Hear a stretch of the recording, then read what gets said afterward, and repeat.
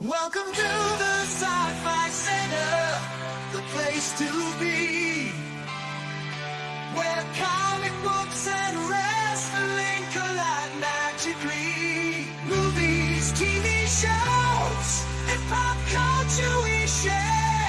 Get ready to rock, we're here to take you there. From superheroes to aliens in outer space, we've got the latest news and reviews in our embrace.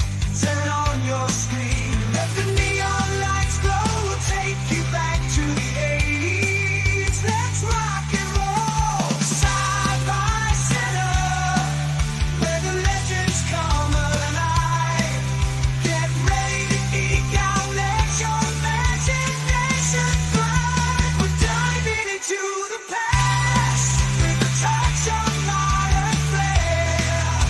Sci-Fi Center, the ultimate pop culture lair.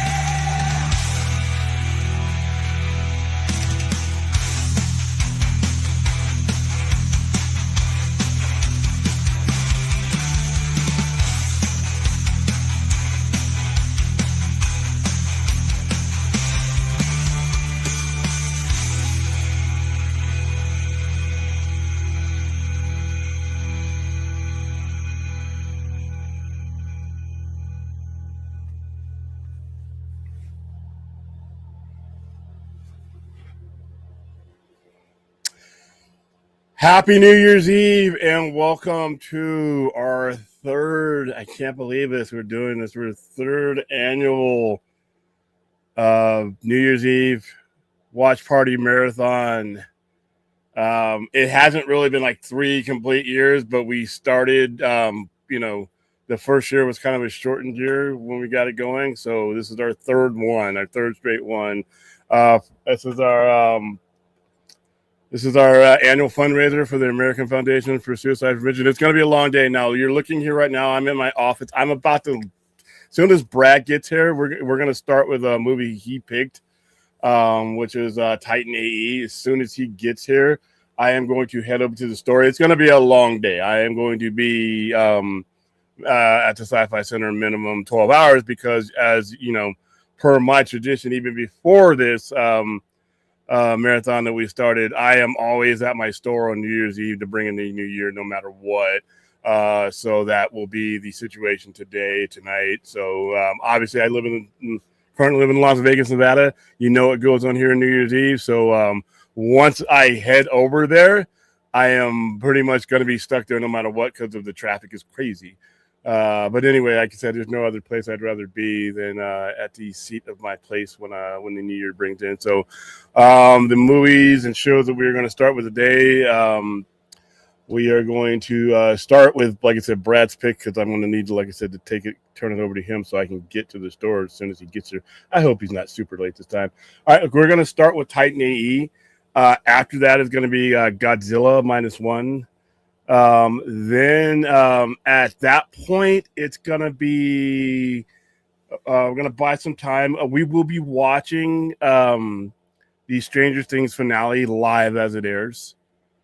So that'll be roughly around 5 o'clock. So we're going to have some time in between Titan AE and Stranger Things, do some talking, do some stuff like that. Maybe give you a tour of the store where we're at repair-wise. So after Stranger Things finale, it will be Xmen Days of Future Past. And then after Days of Future Past, it'll be Watchmen. So we're going to wrap it up with originally when we did this, we did all Zack Snyder films from the original DCEU. This time we're just going to do the one because we've watched all those a bunch of times. So there we go. All right. So once again, let me remind the co-host to do the show today.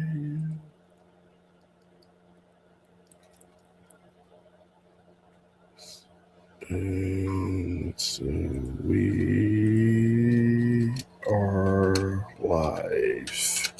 Enter. Aaron, I sent you a link. Let me know if you needed me to send it via something else. Let me say hi to some people real quick. I know Clint's backstage. We'll be bringing him on. Stranger Things. Personally, I don't think 11 is going to make it through. I think she's going to end up sacrificing herself. That's just me.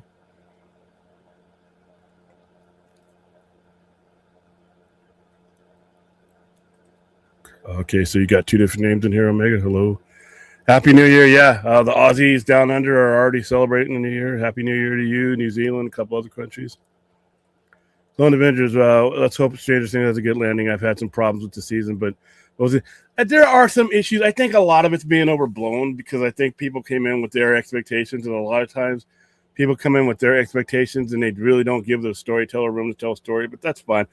I've already admitted it's not as good as season 4, but that was an all-timer. But yeah, I hope they stick to landing. I've heard run times anywhere from 2 hours and 5 minutes to 2 hours and 45 minutes. But we'll be there for it. We'll be there for it. I've been with the show since the beginning. I'm ready to land the plane as well. So yeah, I agree with you. Here's the link. We're going to go ahead and, in fact, let me go ahead and do this. Let me go ahead and put, because our goal here, let's not forget our goal, is to raise money for the American Foundation of Suicide Prevention. Let me get that. Let me get us all set up here.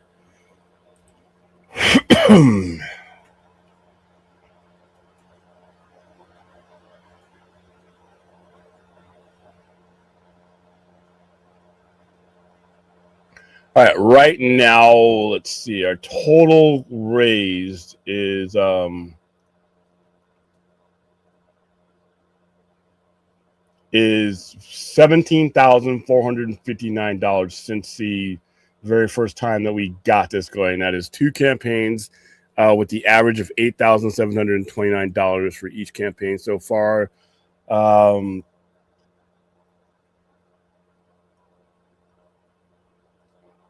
Let's see, campaigns, 2 campaigns.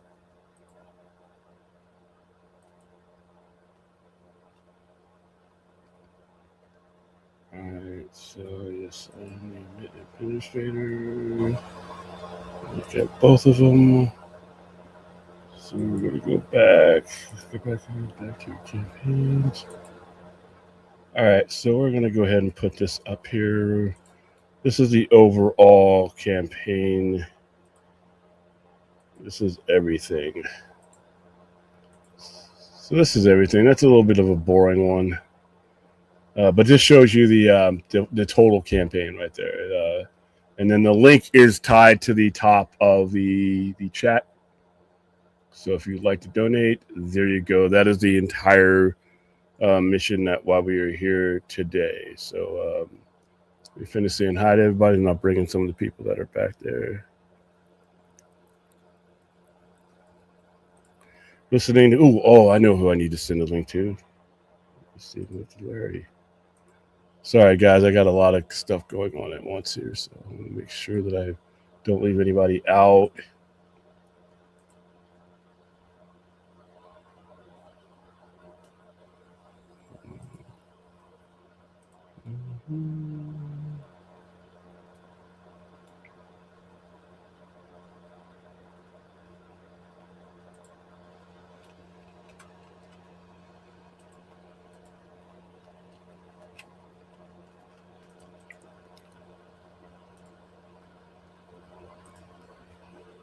There we go. There we go. So let's see. Listening to Black Sabbath, the Tony Martin era. All right. It's so damn underrated. I think a lot of folks agree he's tied with Dio as far as vocals go. The Headless Crosshair. Yeah, Dio's kind of in a class of his own, but I can see where you're coming from there, Azteca. I need to get that Tony Martin era Black Sabbath box set, Anno Domini 1989, 1990. Yeah, that's always going to be an underrated set, obviously because of the 2 lead singers that that it follows. But yeah.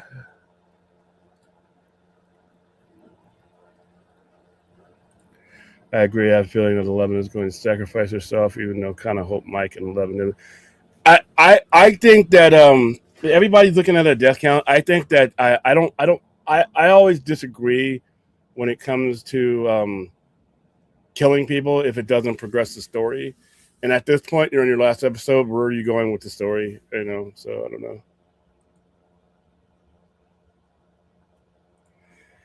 Yeah. Yeah, I saw Titan AE back in 2000. I didn't think it was that good then, but he booked it, so I figured I needed to hand it over to him to begin the thing anyway, so why not? That's right. You're in New Zealand, aren't you? Nice to see you. Oh, you're in India. Okay. Wow, we were heavily represented here. Did I make sure that I sent something?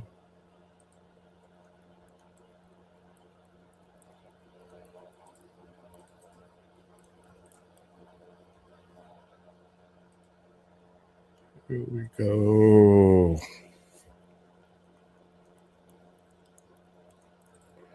Grew up with Ozzy Sabbath, so that's my preference. But I grew up with them as well.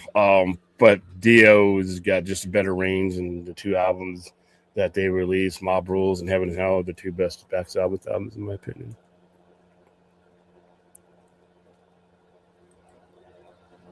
Yeah, definitely granted. All right, let me go ahead and bring in Clint here. How you doing, Clint? Happy New Year's Eve. Happy New Year's Eve. Yeah, I'm just waiting for my co-host because I got a bolt. I got to get ready, and then I got a bolt for the store because I'm going to open up the store at about 12. So I really need my. I was really shocked to see you at home. Yeah, because I got when I leave, like I said, once I leave today, that's it. I'm at the center all day. I will be in the safest place as far as there's only two places that for me that are the safest places to be on New Year's Eve, here or at the center. I got a lot of catching up to do at the center. Plus, I got this marathon. Plus, believe it or not, New Year's Eve, even given the circumstances with tourism, being down a lot, New Year's Eve is a pretty big day, and it's a pretty solid day throughout because you got a lot of people wandering around our area, tourists and locals that are down. I just don't want to play Dodge the Drunk. Yeah. Like I said, I will be at the center till midnight, and I will be leaving when the coast is clear. But yeah, that's why, like I said, I'm spending some extra time getting everything I need, getting my bag ready, and I'm gonna be leaving here, like I said. Soon as I get a co-host, I'm gonna, because I don't want. This is his pick, so make sure that he knows. I'm ready to go with your pick. And I need to leave so I can get there by 12. So come on. All right, so let's see if we have any. So I'll be keeping an eye on the donations. I don't know. Like I said, I had to move a couple of fundraisers around, so we're a little bit behind in our fundraiser, but I would like to make 20,000 going into 2026. But if we get anywhere close, like I said, the people who get this money are not going to be upset for a little bit late on there. Sorry, it's not like it's a bill. But yeah, the link is tied. The money goes into a lot of it comes into resources. Any disease that is out there known to man is only made more livable, more survivable by research, and suicide prevention is no different. So every dollar you guys get goes to them. It does not go to the center. It does not go to me. It goes that button. Once I click that button on you can't see it, but it's on the upper right. The end campaign. It goes directly to the organizations that actually it gets split. It gets split between the Nevada chapter and the national chapter. And I don't know if you've been. Vegas has a high suicide rate. Vegas has a really Nevada really only has a couple of populated cities in it, really. And for the amount of people that live here, the percentage is really high. So they can use it nationally. Obviously, it's an epidemic. I mean, a few weeks ago, we lost two people. Two famous people in within like a week's time to suicide by hanging. Just imagine celebrities don't make up the majority of the population. So just imagine for every two of those guys, there's hundreds of thousands of people that are going through stuff right now. So and it's not just mental. It's some of it is physical. Some of it is, it's not just depression. It's brain chemistry. There's all kinds of stuff that goes into this research. So let me go ahead and pull up. Hold on. I'll be right back. I'm gonna send a text. I'll be right back.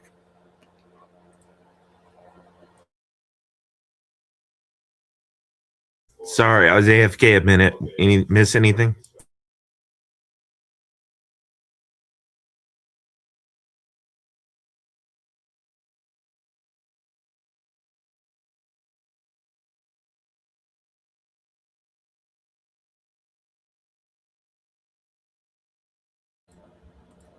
Nah, I'm just I'm getting everything in place, sending out the links, and I need to be out of here. Let's make good bread.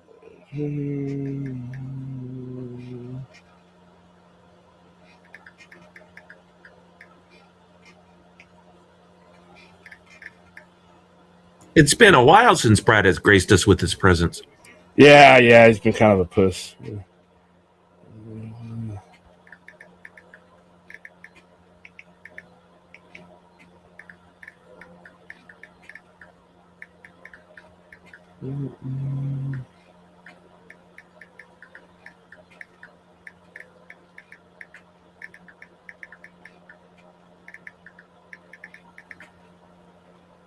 In case he's not on Twitter. All right. Oh, look who it is. My favorite glow-in-the-dark human.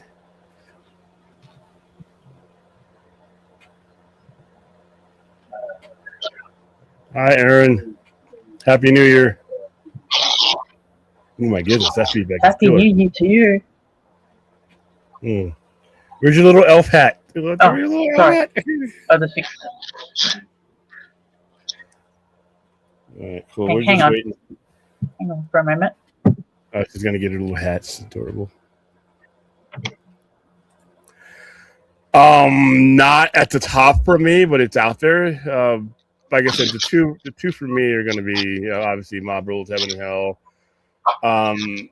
It falls off. I got to be quite honest with you. When it comes to Black Sabbath, I don't listen to a lot of other albums outside of those two because I consider that to be an era, an untouched era for me. So, yeah, I'm currently at the house right now, but then I'm like I said, as soon as I get a co-host, I might have to start without the co-host. You guys might have to give him a timestamp. So the first movie is Titan AE. Don't ask me why he picked that one. So there you go. Of all the movies he could have picked, The Raid or something like that, Titan AE. Yeah, and like I said, I'm probably gonna have to abandon you guys at least for about 15-20 minutes while I make my way or get my bag ready, and then head over there. I really don't want to do that without his official co-host here, but I think we'll be okay. All right. So just remember, guys, if you can't donate today, spread the word. There's Erin. She's so adorable. The most adorable human in the whole wide world there. I saw the head of the day. She had a uniform. She had the hat, and then she had the Mr. Yankee shirt on. It was adorable. And she was in like normal light. She was in like daylight. I mean, I was like, wow. I'm like the Australian vampire was out for day. So, yeah, I can't wait to get to Australia and have our trip to the Outback. All right, so everybody, I don't know. I went ahead and downloaded Titan AE to both my drives, so I have it on the drive. So for this to give you guys some time to queue up, find it wherever you need to find it. Titan AE is animation, yeah. It was. I didn't think it was really good, but all films are subjective. So let's see. Perry Russell Khan, Rich Holland. Just checking my email. Why are we tagging me? I wake up to so many people tagging me to shit, and it's like, what is it? Oh, just wishing me Happy New Year. It's okay, cool, that's great. They want me to buy something or. Let's see. Let's see. All right. I don't even got to tell. I wonder if he's up. I mean, we know. Well, it's 2:00 in the afternoon. Yeah, it's not like it's it's not like it's 2 in the morning. I can understand when we're like when we're doing it at midnight. He's on the East Coast time, but I'm like, come on, it's like this is like a planned event. All right, so I'm going to give it another 10 minutes or so, and then we have not done an interscroll. We can one day, but I'm going to give it another 10 minutes. 10 minutes is probably as far as I can go because I still got to get some stuff ready, and then I'm going to have to get it started, and I'm going to hand it over to you guys, and then I will pop back up in about a half hour or so. Hopefully by then, we have a Brad. Yes, I did. That was big. That was kind of cool. He coordinated that with DC too because they reposted that. He came out to a Green Lantern uniform, Green Lantern logo, Green Lantern light. He had a Green Lantern ring on too, so I thought that was kind of cool. Sorb is really cool. I'm glad he's in the right space now. All right, let's see. All right, this campaign we were still stuck at 1959, by the way. So somebody donated $1 so that we can get right off of that. All right, hold on. Oh, now we're getting a notification that we're live. Maybe that's what Brad's waiting for.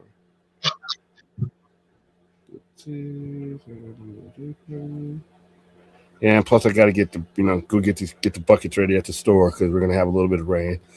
Brad's getting a 2-cup and string internet connection set up. Yeah. Now we're not expecting heavy rain today, but it's enough to fuck up a New Year's plan as far as I'm concerned. Rain on New Year's Eve just sucks. Rain in Vegas is starting to suck. But on New Year's Eve, it was raining here. It was raining here yesterday. Yeah, but Australia is probably more built for the rain exception than we are. In fact, I know that. It's not even a thought. It's a thing. So. Okay, so Las Vegas is a lot more built for rain now than it was 10 years ago. That's not. Yeah, that's true, but that's not saying much. Okay. All right. So okay, we're gonna go ahead. I'm gonna go ahead and get this queued up and get stuff ready because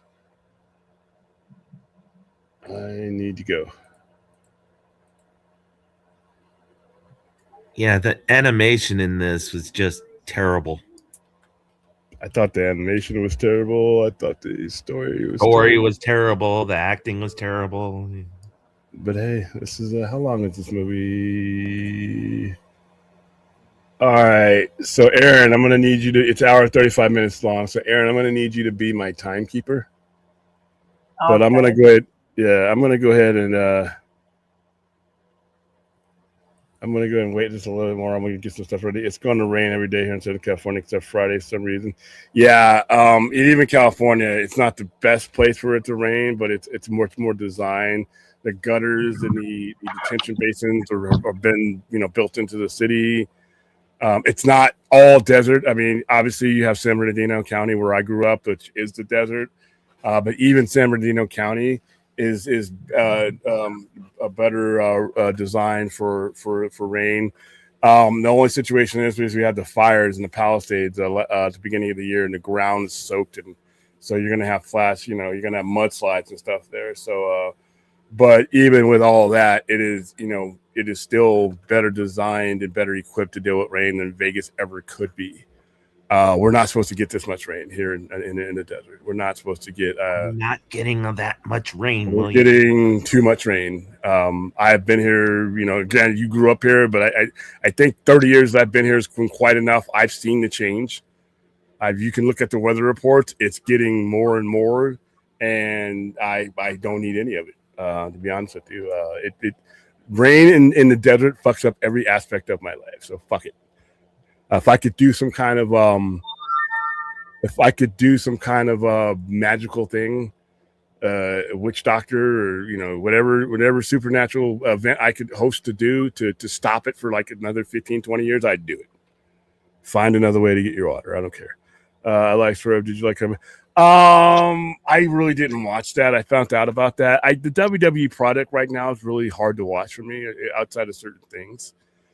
Even their big event stuff is just really turning. It's just not, it's not doing anything for me right now. But yeah, I heard about I heard he won that. Carmelo Hayes is pretty good. I've watched him wrestle, but yeah, not the biggest fan. All right, so okay, so Aaron, are you ready? Yep. All right, go ahead and give us a countdown. 5, 4, 3, 2, and 1. All right. So in the event that the co-host makes his way here, you'll be able to give him the timestamp. I'm going to dip out for a second, then I'm going to dip out for another 15 minutes, and we'll be back. But like I said, enjoy Titan AE and donate as much as you can when you can. And if you can't donate, spread the word. All right, guys.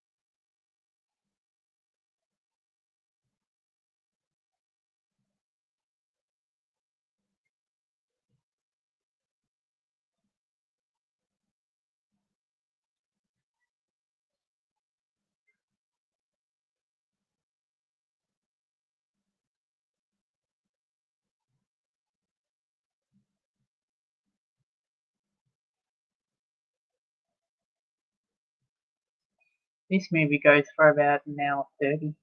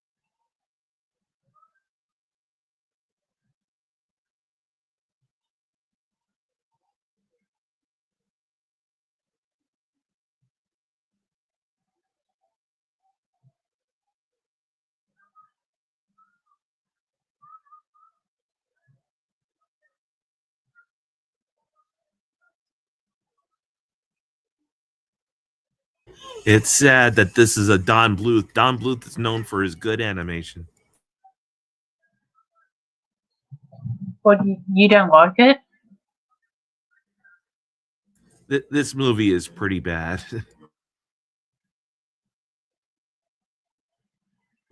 But Don Oh, Bluth did the animation for like Dragon's Lair and Space Ace video games. oh.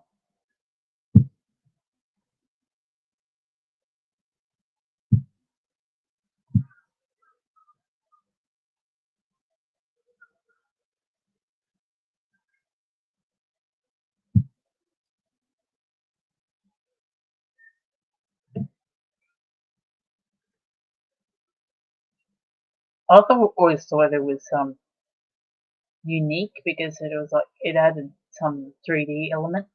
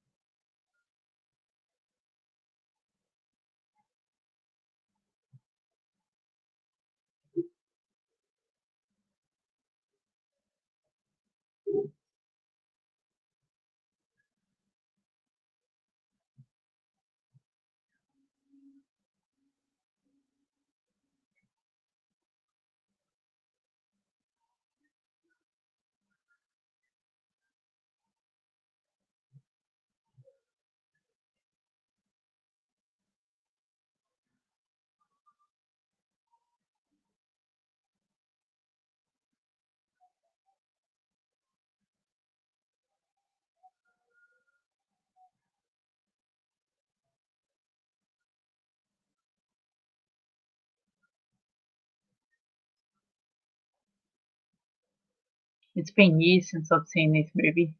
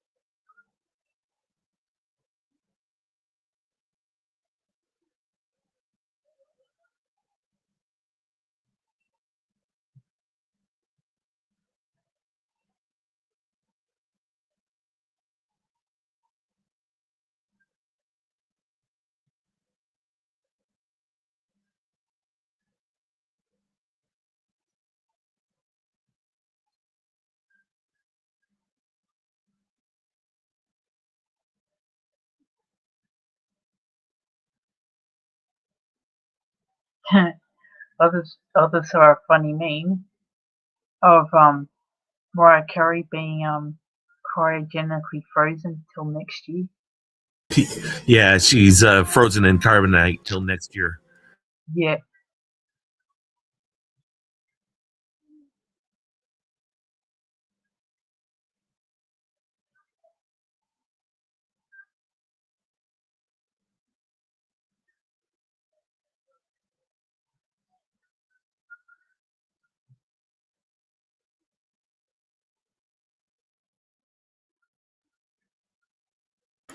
I like the meme when Mariah Carey is a monster and she says, "All I want for Christmas is you," and eats the person.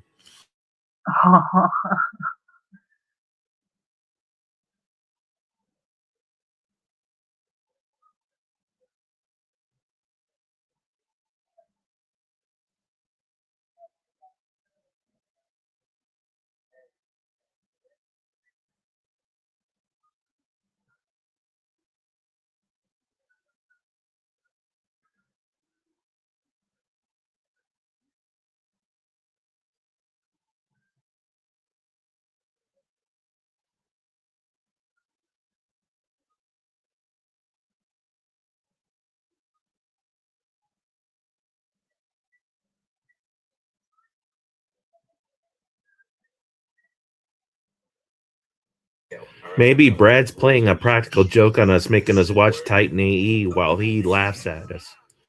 Yeah, probably.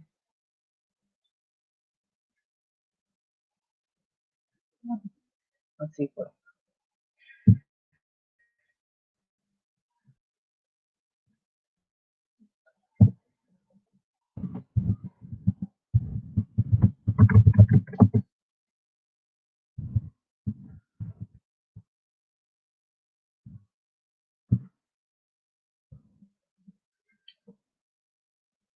Should be almost 3 o'clock over there.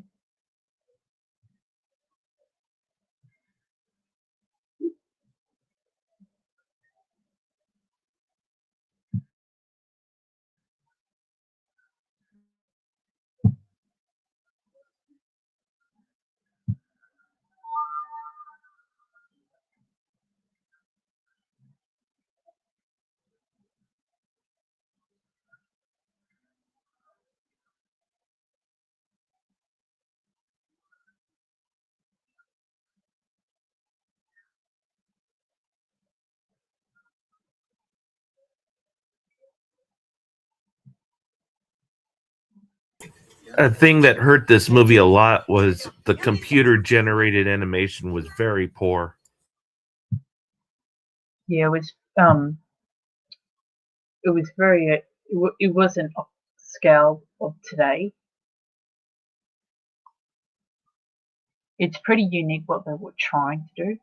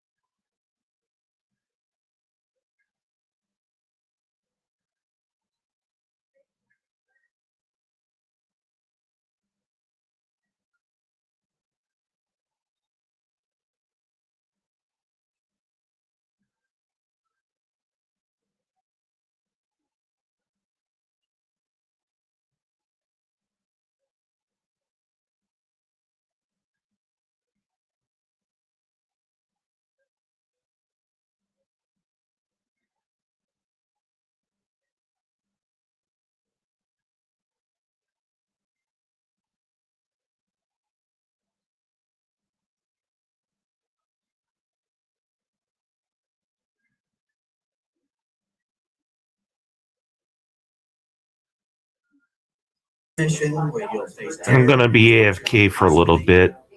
Yeah, fair enough.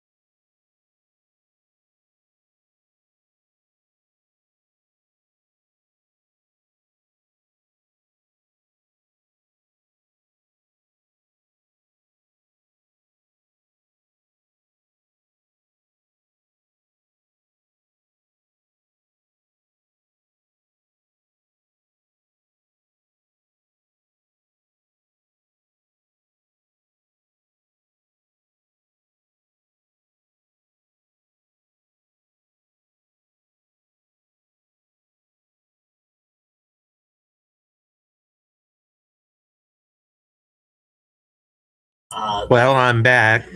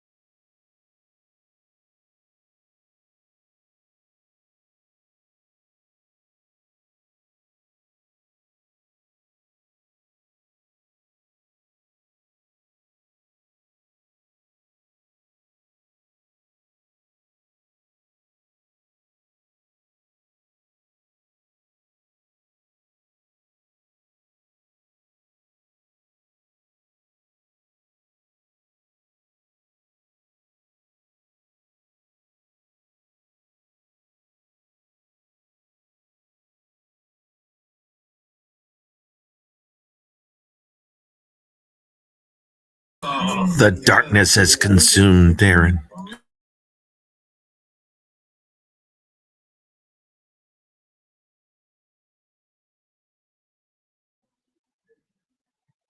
It's very overcast at the moment, so we're not getting any light, and it's just hit 7 a.m. at the moment.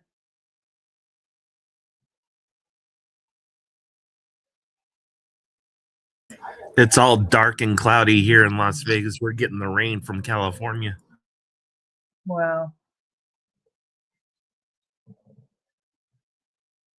And don't believe the hype from William. It doesn't rain that much here. Well, the thing is, you guys are in your winter at the moment, so of course it's going to rain a lot.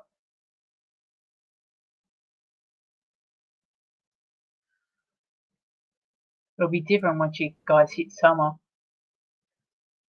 Yeah, then we get the monsoon. That's when it actually rains. Oh wow. Usually we get the monsoon after mid-July to early September.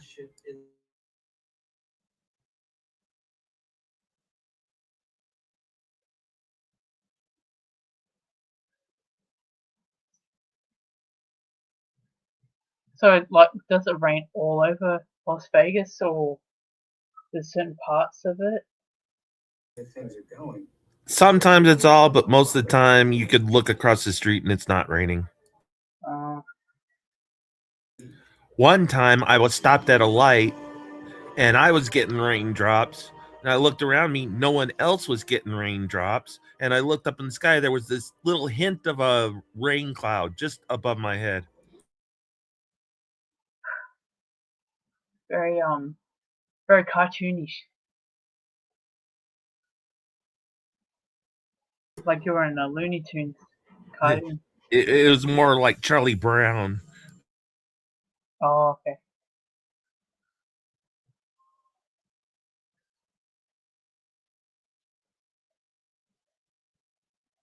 Hey, with Sony getting the entire Peanuts catalog, they're probably going to make a Peanuts cinematic universe or something.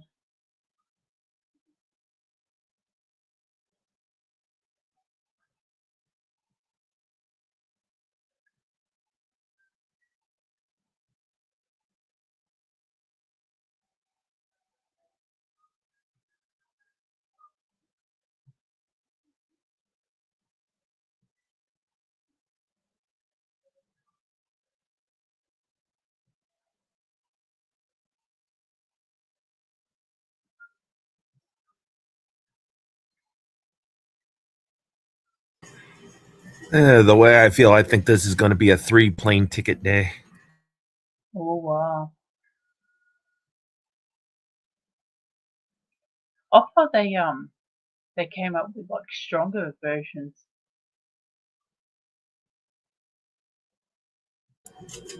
It's not stronger, it's more I need duration. Okay.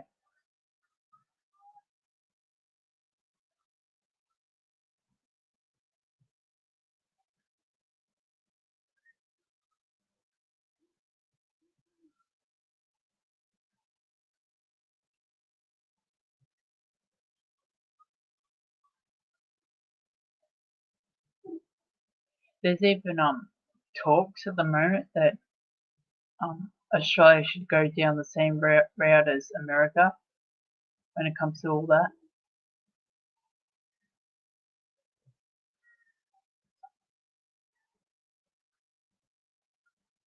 Well, I take it so I can eat and it helps with the pain relief a little bit.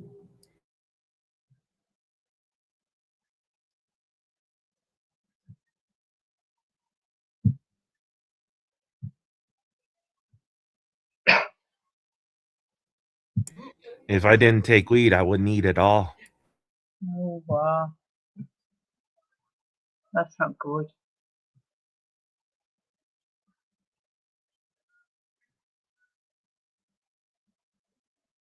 You don't have any like appetite at all. No, I eat more out of habit now. Oh, okay.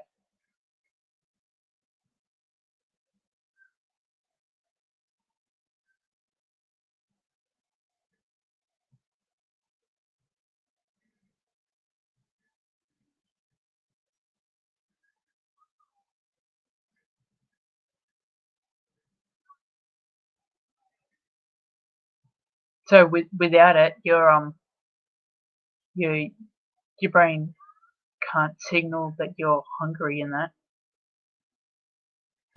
Yeah, that's pretty much it. That's why the doctor gave me the prescription for it too. But insurance doesn't cover it, and it's cheaper to buy it from the dispensaries here and then get a Yeah. prescription.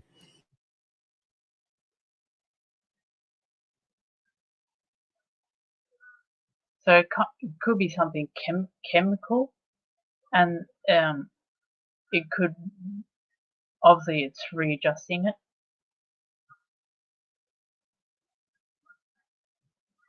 I have no idea, but I know it works. Uh,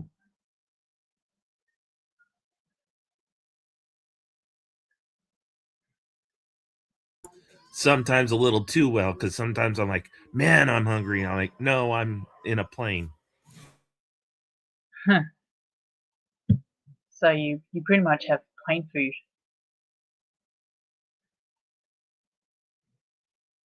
That's one way to put it.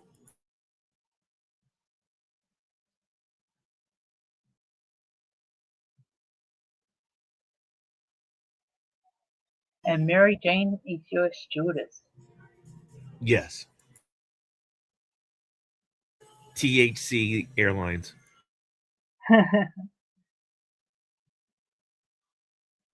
So, do people get insanely drunk in Australia like they do here? Yes, they do.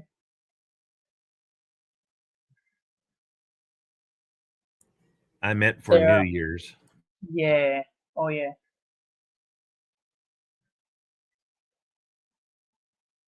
We here like here in New South Wales in Sydney, right?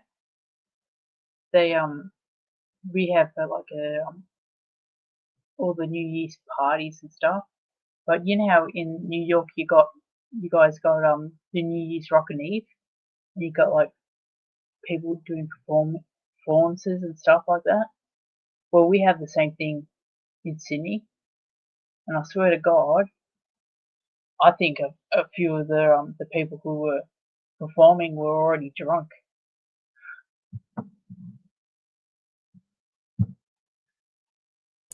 I tell you, alcohol, it's like I got so super drunk one time and that was it because I had a hangover for 4 days. It's probably because she didn't drink any water during that night.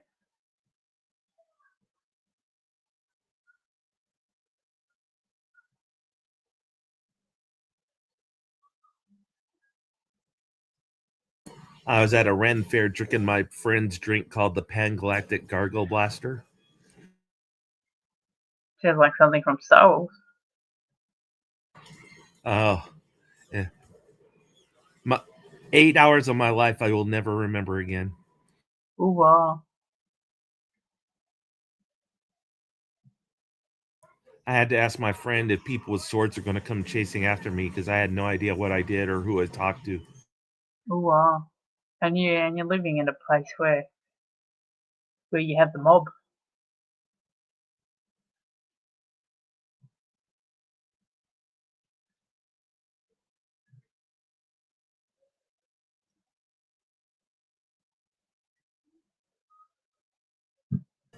I still have the occasional drink now and then, but it's like 1 or 2 times a year. Like a Christmas and your birthday or something. Nah, just if I feel like it, if I'm at a restaurant and I'm like, oh, that looks good.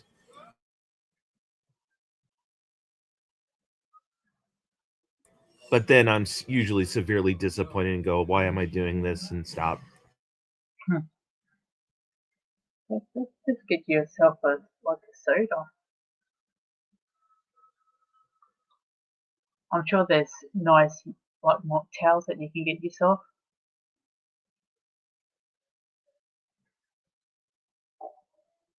The only alcohol I'd like now that I can drink is like Bailey's.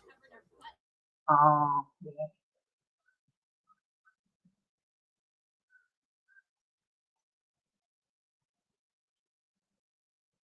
Mainly because you can't taste the alcohol with that stuff.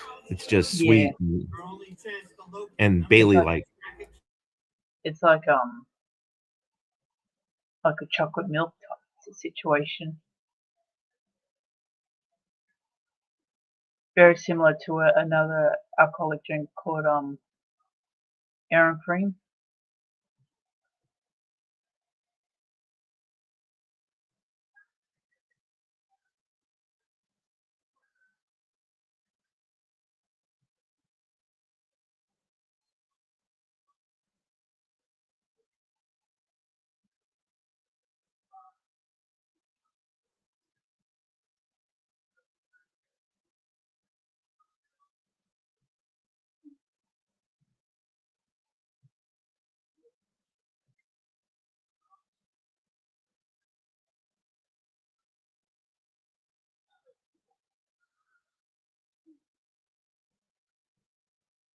Have you had any Coca-Cola lately? Nah, I can't really drink much of that stuff. Every now and then I treat myself, but yeah, if the doctors knew, they'd be like, no. Because I know that they've got rid of the corn syrup and they've replaced it with sugar now over there. What I've heard.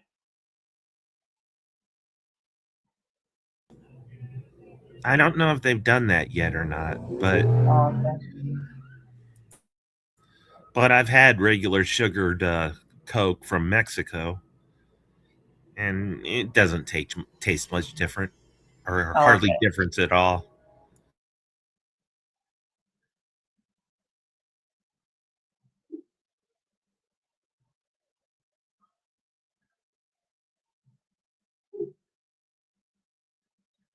I thought the same way when I got the Mexican Coke bottle. I'm like, oh, this is gonna be all sugar. It's gonna taste so much better than the corn syrup I drink. I'm like, it tastes like Coke.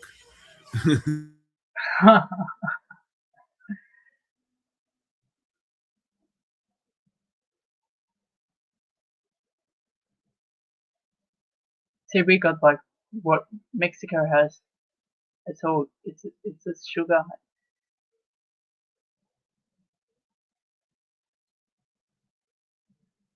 But we don't have the glass bottles. We have the plastic ones.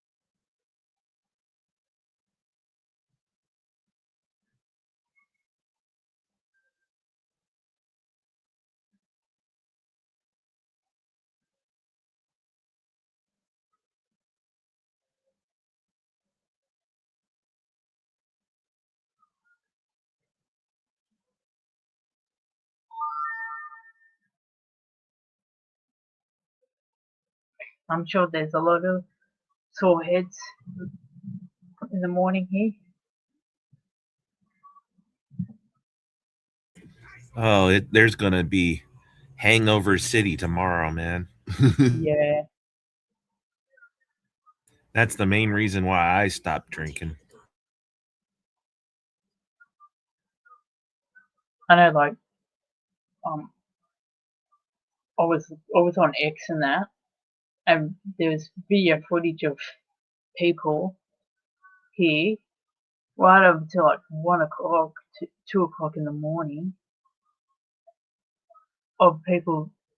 It's like freaking ants trying to get into like their to like public transport, so people can get home. It's like there's probably even some people who have like slept on the ground. Well, Because here in they try everything not to get you to drive drunk here. yeah, Like the buses run for free. oh, that's There's cool. there's a service you could call where they'll drive you home and your car home. I mean, it may be expensive, but it's way cheaper than a DUI. Yeah, that's right. And plus, you don't kill anyone. And yourself.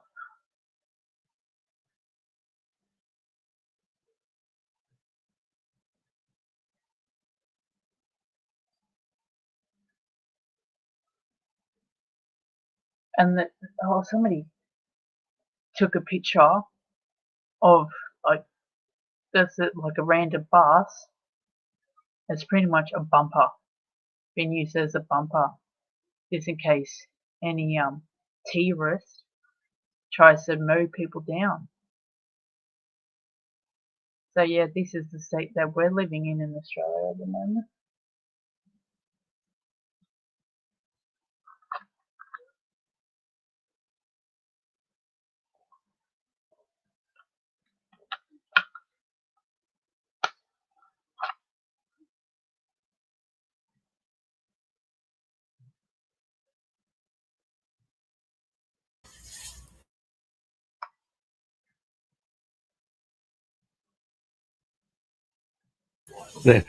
They sweep for nuclear weapons here every New Year. What? That's crazy. Yeah, they before New Year's they have a helicopter with nuclear detection fly over the strip to get a background what it's supposed to be, so that when they fly on New Year's Day, just in case of that issue, which I think is very rare, um, they'll be able to detect a different radiation.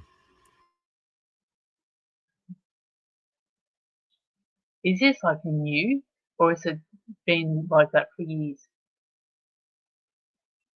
I think since 9/11. Oh,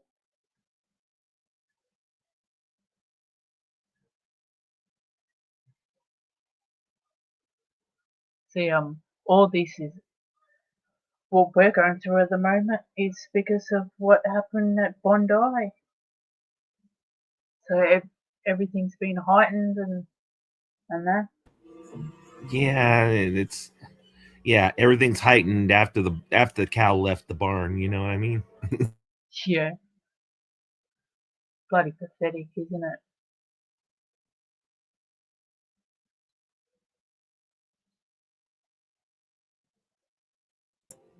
Was it a single ass hat that was shooting, or was it more than one?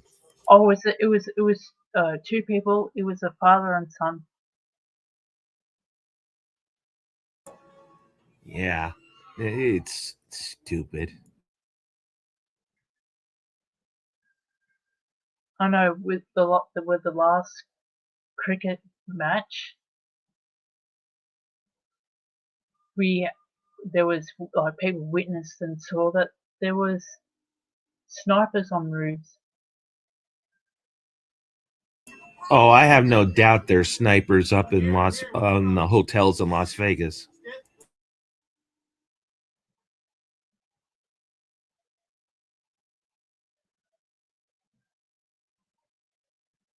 Not that I care, because I'm nowhere near the strip. I would never go to the strip. Does it get really crazy at New Year's at the strip? Well, it's just there's no parking, too many people. You're standing around. People are getting sick from alcohol, and then it's just just like 500 million police are there, and Isn't Nirvana at open carry state?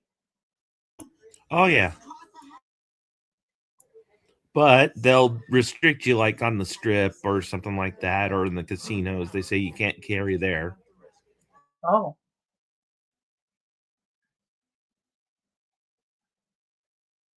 And government buildings. yeah. Well, I always wondered with that, like, is there like I know there's quite a few open carry states, but I didn't know like if you were restricted in some areas and you were allowed in other areas. Yeah, schools, uh, government buildings, casinos, you're not allowed to open carry.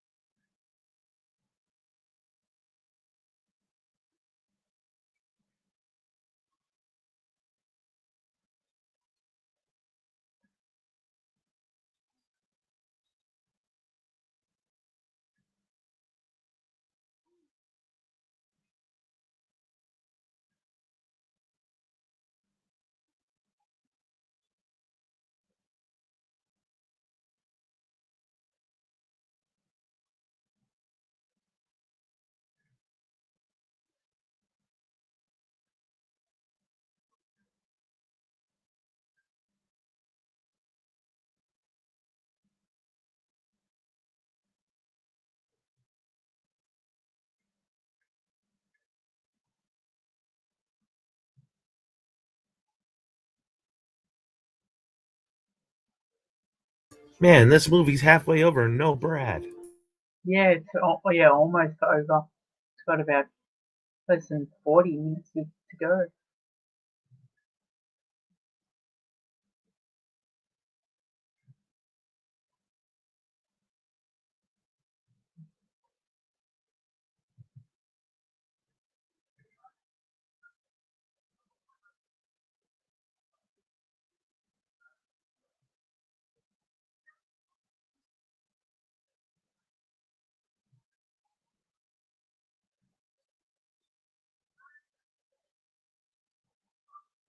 Mm. When this is finished, we got Godzilla -1 to watch. A much better quality of movie. I'm just going by the list that Williams put, and since we're starting off with that, he put down Godzilla -1. After that, so I assume that's the next film that we're gonna watch.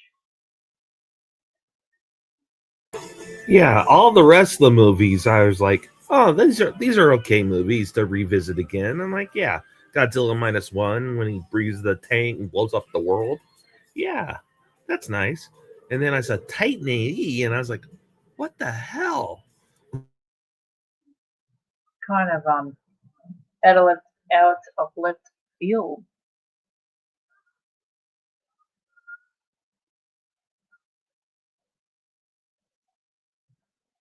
I thought Brad probably would have picked a martial arts movie. Yeah, he could have picked The Raid or something like that.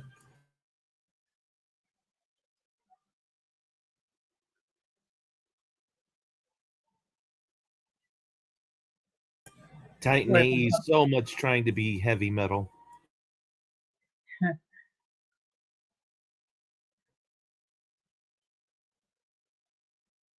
with the vibes.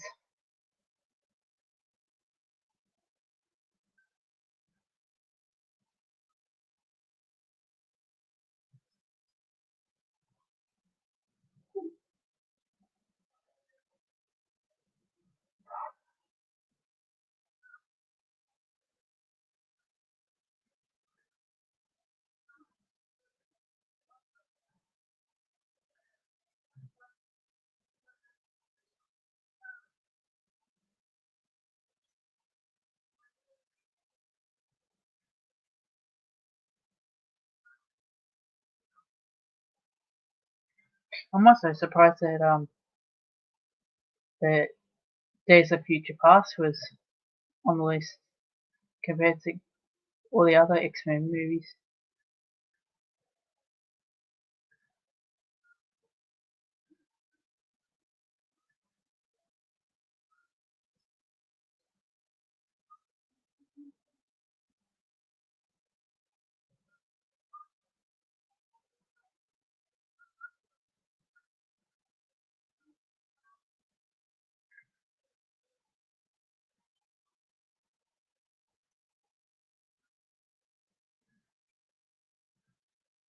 At least Days of Futures Past is a fun movie. Yeah, it is. That's a It, fun thing. makes absolutely no sense, just like every time travel movie, but okay. Yeah. I can There's buy the only premise. there's only one thing that I didn't like about it, and that was the whole Bishop thing.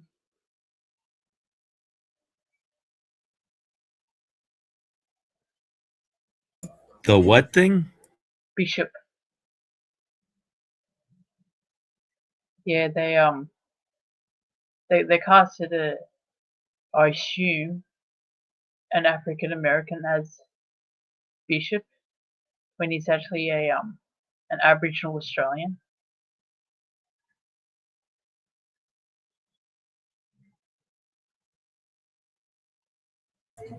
Well, you know way more than I do. It's quite annoying.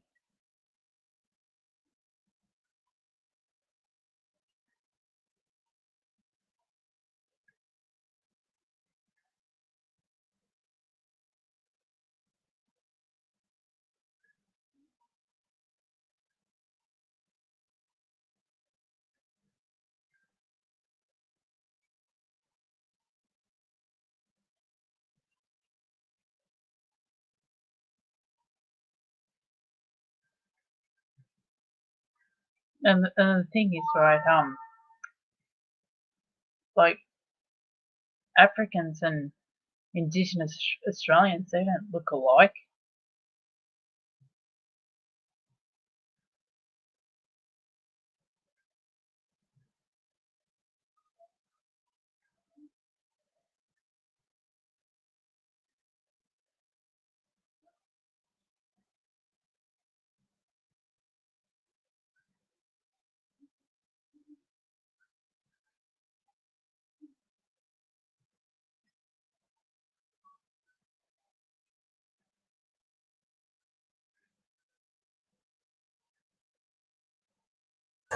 I'm a little more like, as long as the story's good, I'm fine with whoever's playing it. You know, race means nothing to me. Where you're from means nothing to me. Who you are means everything. The thing is, what annoys me about it, like, if they're gonna change Bishop in the like movies and stuff like that, they just might as well just change him in the comic books and be done with it. Like the thing is, the show might lose out on a on representation within Marvel, but the thing is, at least in that not doing a half-assed job when it comes to casting and that.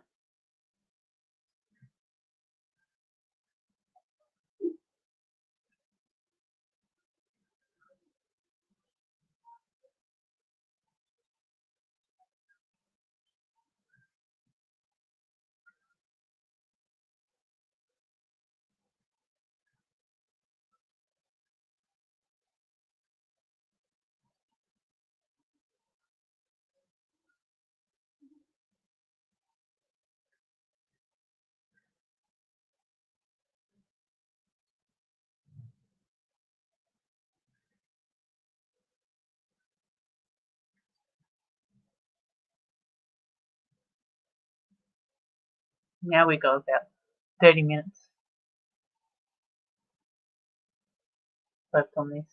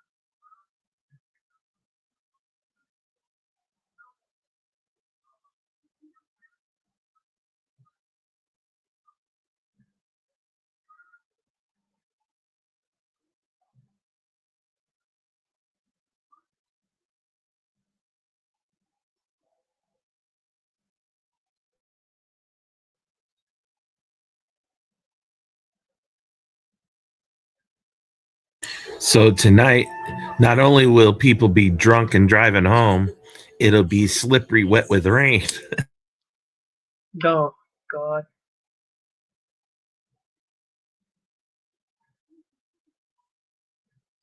That sounds like an awesome mixture. I'm sure the cops are going to have a field day booking people.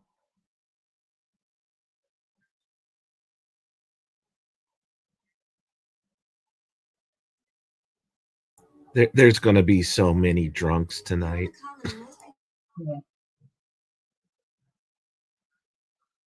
I just hope they're not going to do anything stupid.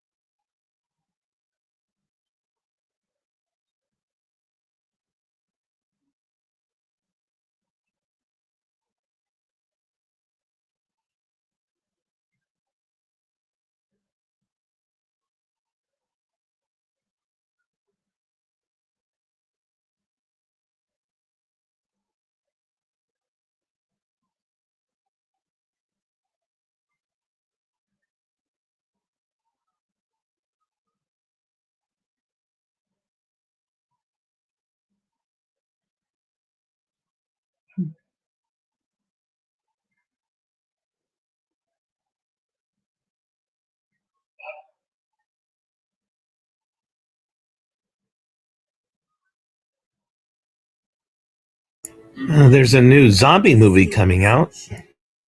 Oh, really? What's it called? We Bury the Dead. Ah. Is it a comedy or something, or? I don't think so. Not from the preview that I saw. Oh. Looks like they're trying to go for the Oscar buzz because they released it just a day before New Year's. Oh. Well, all I gotta say is good luck, because look at look what they did to Substance.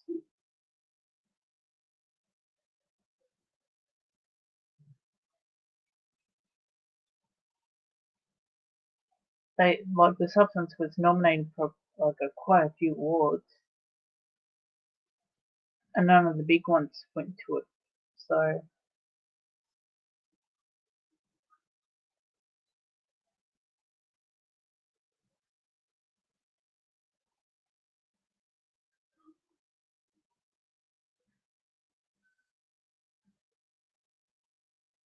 Yeah, they definitely. Now that I'm listening to this movie again, they're definitely trying to try to repeat heavy metal with the kid version of heavy metal.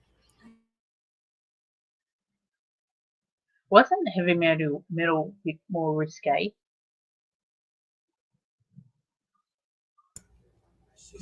Wasn't heavy metal what? Bit risque. Oh yeah. It was definitely rated R. Oh.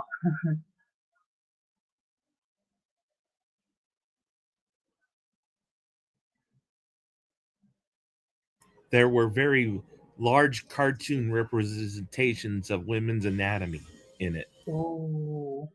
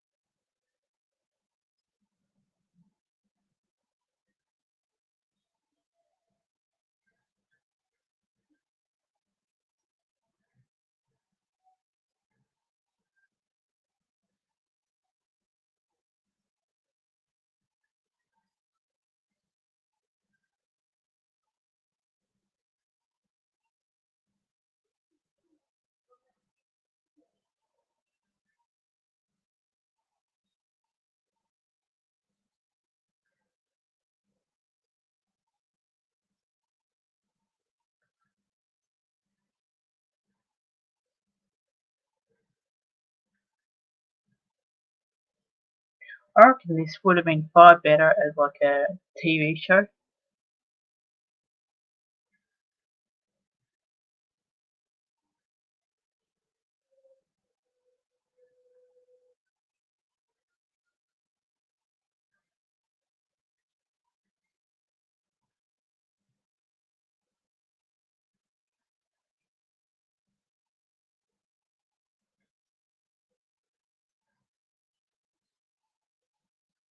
The computer generated animation really hurt this movie too.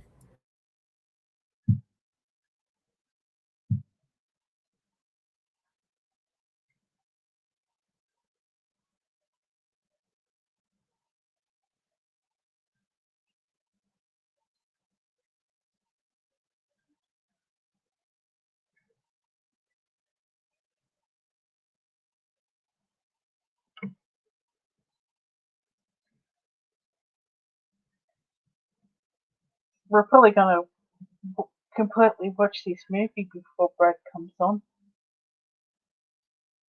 If Brad comes on. Yeah.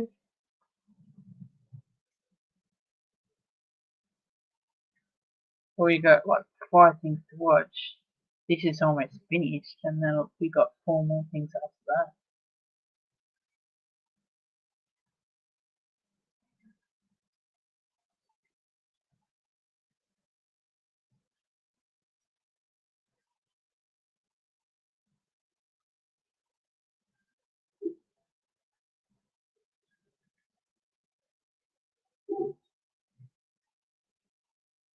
Well, the weather's nice in Savannah, so you can't blame the weather for him not showing up. Did you check the weather over there? Yeah.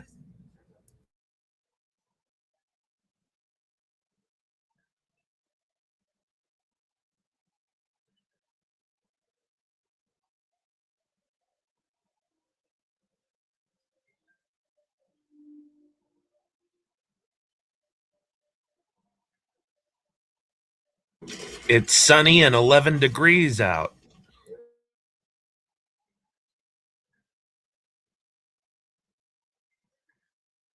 So perfect weather.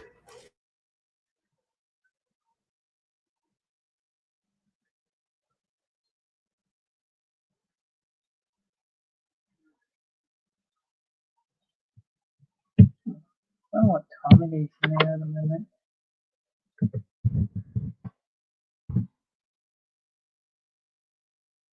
That's almost short almost 4 weather. o'clock. Yeah, almost 4 o'clock over there.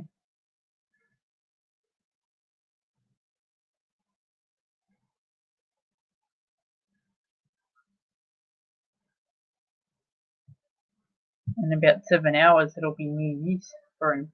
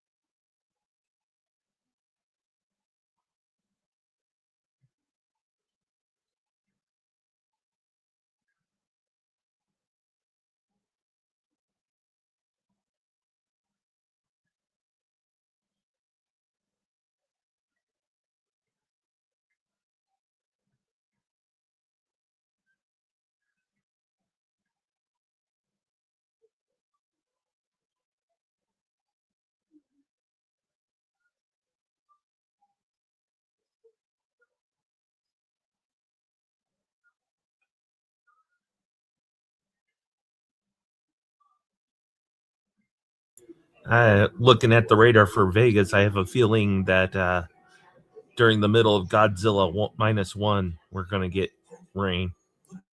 Cool. Do you guys get like hail? Yeah, mostly during the summer when a very bad thunderstorm.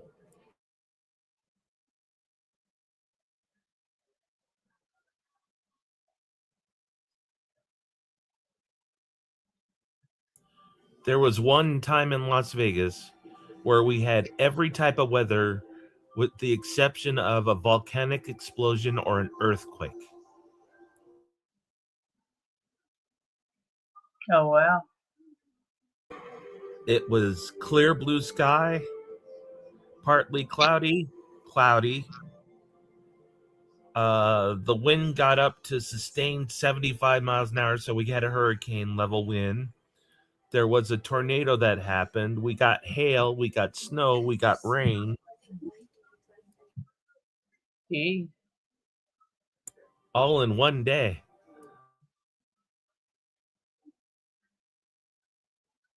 that's crazy.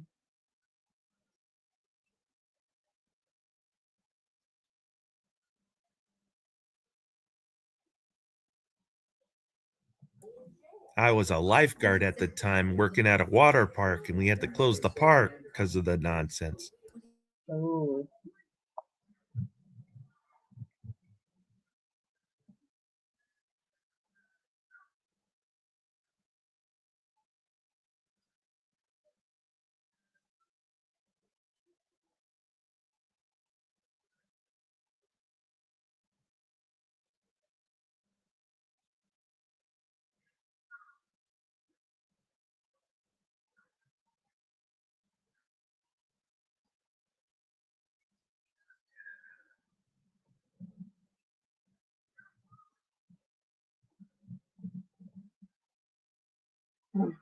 Maybe I should have tried to get a movie on.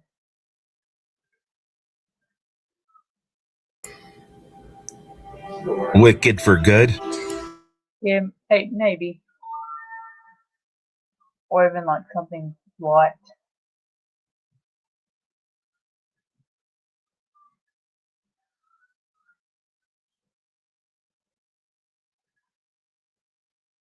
Maybe like a comedy or something, like Zoolander or something. And you notice our host, Mr. William, has conveniently left the building during this movie. Yes.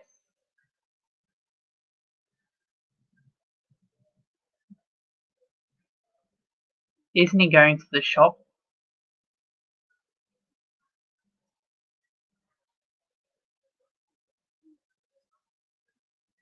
From where he lives to his shop, there's a strip in the way. So once he gets there, he can't leave, like he said. Oh.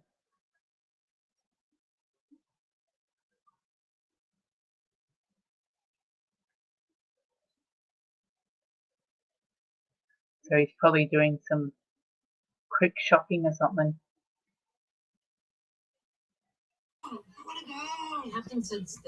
Well, if he's smart, he gets food now Yeah. and coffee.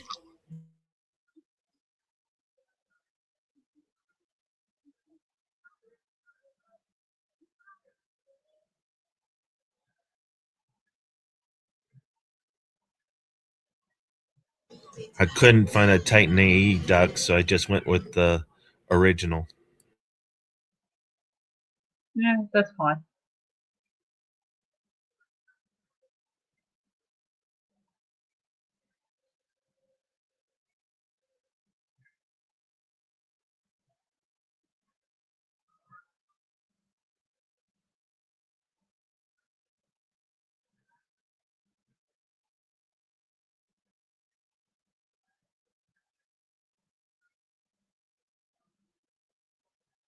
I assume Sister Kim's wouldn't be open. I'm sorry, what? I assume that Sister Kim's wouldn't be open. They're open, but there's another issue. Yeah, they Oh. closed the location that's in my plaza, which fucking blows. So they've moved now. Well, they opened up another location and then they just closed this one. They had two running yeah, at the same time, and then they decided So yeah, that they they have didn't. moved. Yeah, they're no longer in my plaza, which blows. It's kind of sad that I made it to the center and set up and opened up the store, dealt with some customers, and Brad's still not here because he got the wrong time for some reason, and I don't know why. He thought we were starting at 3 p.m. my time when I don't believe we've ever started it that late. I don't think so, but I mean, come on. So, I don't know. Brad special.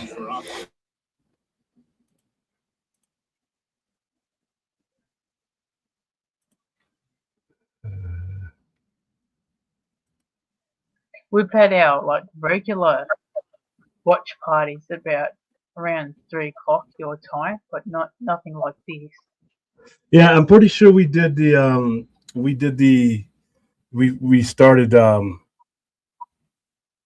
started these last two that we've done much early because the length of the movies we had. I mean, BBS and Watchmen in some cases. I mean, we're like 3 hours. I know that with our like the first one, we had Zack Snyder's Justice League, and that goes on. Yeah, and that was 4 hours. So yeah.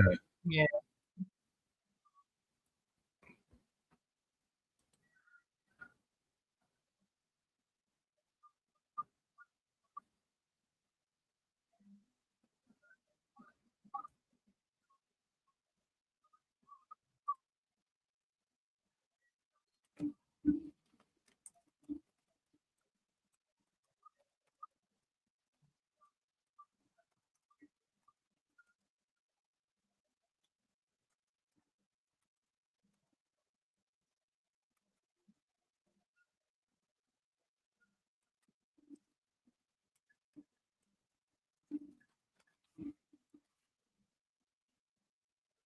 Can't go that far. Let's see.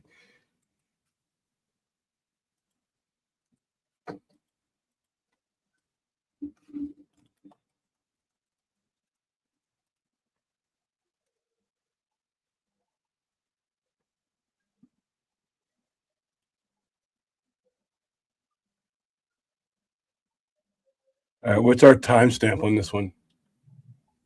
Anybody know? It is an hour and 18. Okay, so this movie's almost over because it's an hour and Yeah, it 35 is almost over.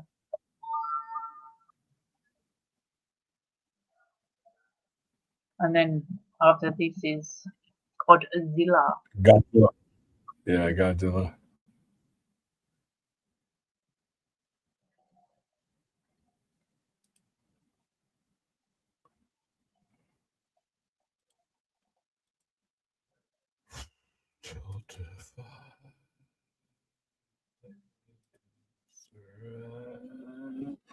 We are still at 1959 for this particular campaign. We need to be at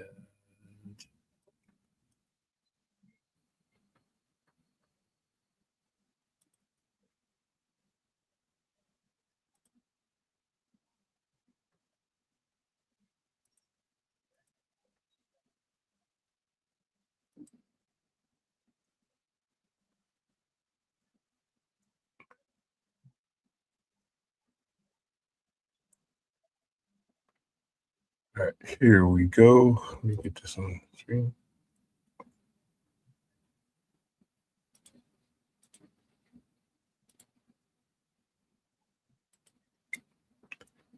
There we go. Oh, There's here we go. A Godzilla duck.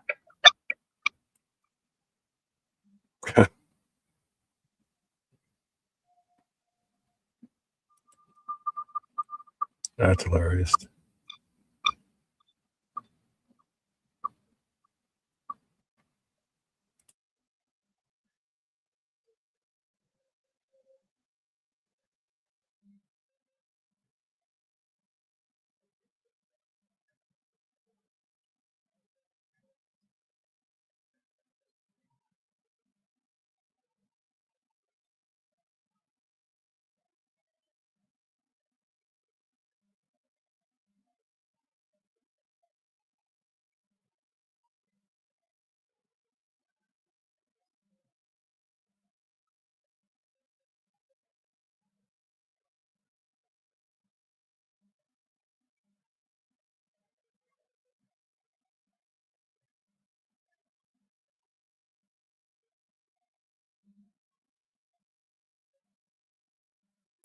So, Aaron, in all your life, did you ever think you would ever utter the phrase Godzilla duck? No.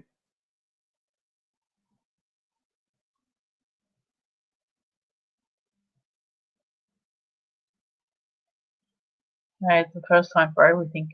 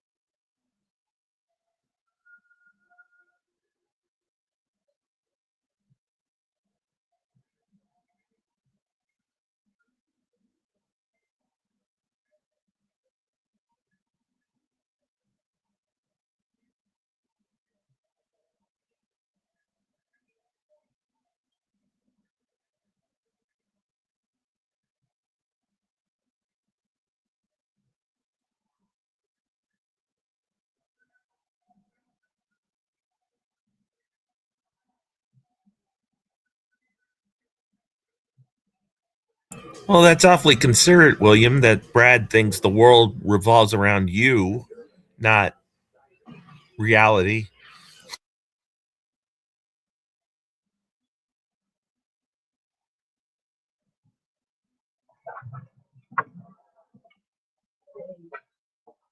Because I'm sure you told him 3 o'clock your time.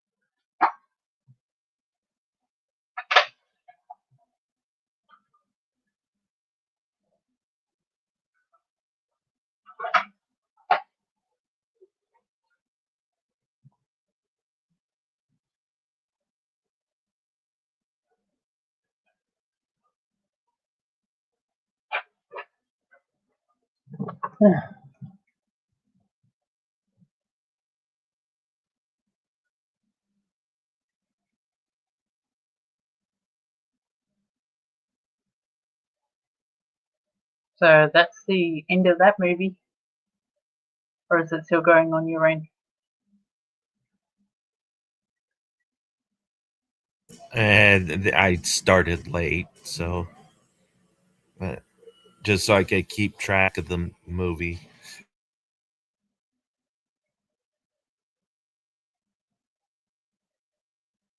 Well, guys, tell me when you finish so I can play Godzilla.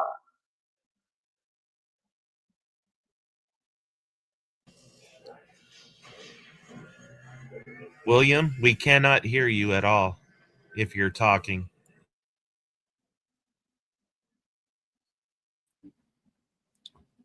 Yeah, I'm just gonna give it a couple minutes and we'll go into Godzilla -1. A far superior movie to this first one. I've got a far. Every movie we show is probably gonna be I mean, I that movie was kind of weird when it came out in 2000. I remember seeing that in the movies.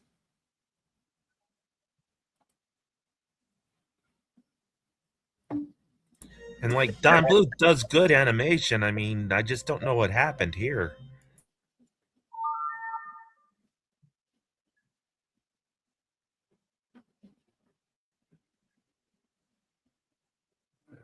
And this is an Oscar-winning movie too that we're watching. Yeah, Aaron wanted to watch Wicked for good. I mean, for as much as Brad showed up, we could have done that. That one's a long Yeah. one. Yeah. I also said that maybe we could have watched like a comedy or something light.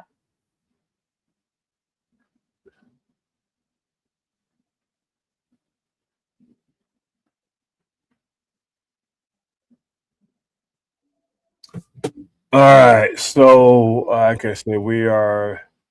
What's my schedule? So we got that one out the way. Choose watching. Oops, that's me talking with myself. Delete that. I guess we could have started a little bit later, but hold on, come on. All right, Godzilla -1. It's for. 125 minutes. This is a long time of it.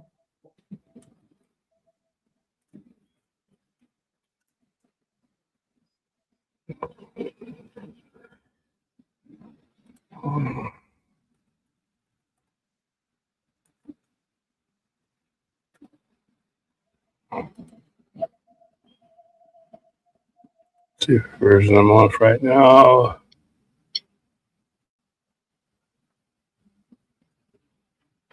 Yeah, 2 hours and 4 minutes is this one. So we start this one.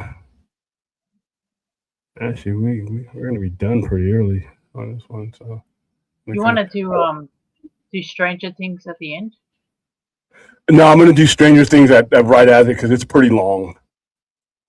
It's okay. It's about 2 hours and 45 minutes according to some reports. Oh, okay. I didn't know. So that's why I kind of wanted to give a space. Oh, look what does Brad have on his head? I was anticipating that it was. Oh, dude, it looks like you're wearing some kind of apparatus on your head because of the way the light's hitting you. Right behind. Yeah. I'm like, dude, did he fuck himself up? You look like one of those guys who had to wear the mask because they broke their nose. That thing.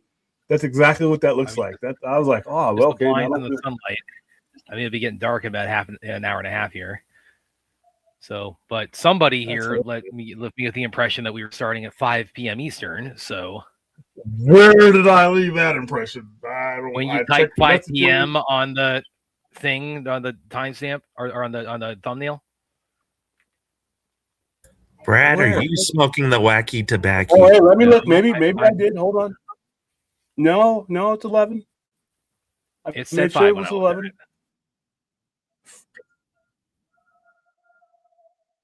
Did it? Yeah, because you have when you do something on StreamYard and YouTube, you have to make sure you get the time right. Or it'll default to the next day. So I made sure that I did it for 11 a.m. Because. So I'm assuming this means that the movie I requested I have missed. It will automatically jump you to the next day.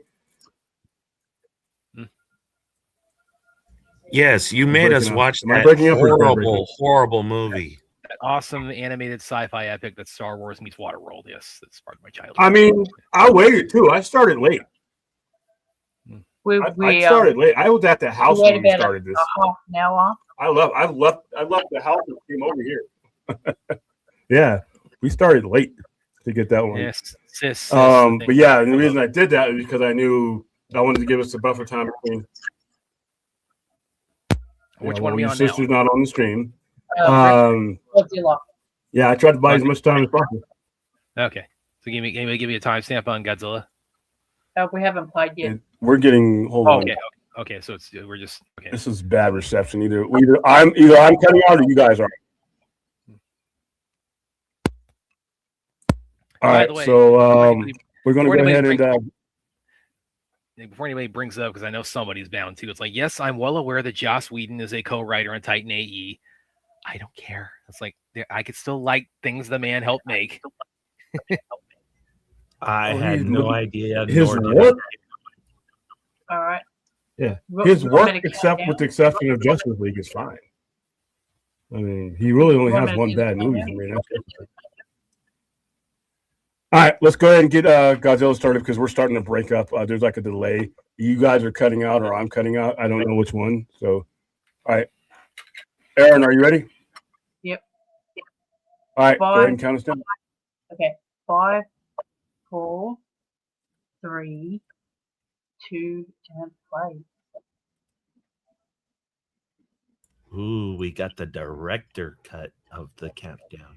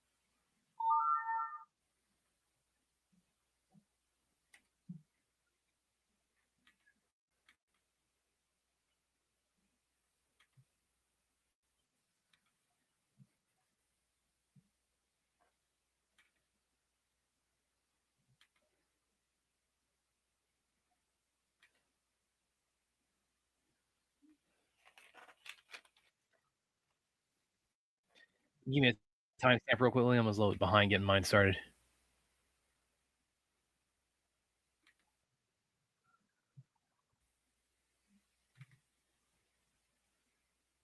You're still mute, man. I'm a minute. I'm 1 minute and 32 minutes in. 1 minute and 32 seconds. Okay.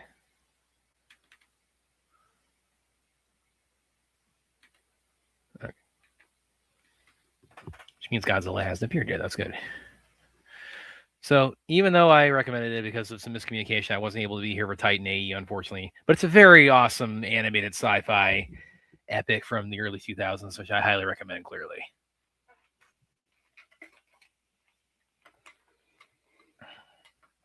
It's actually, I think, the last animated movie that Don Bluth did.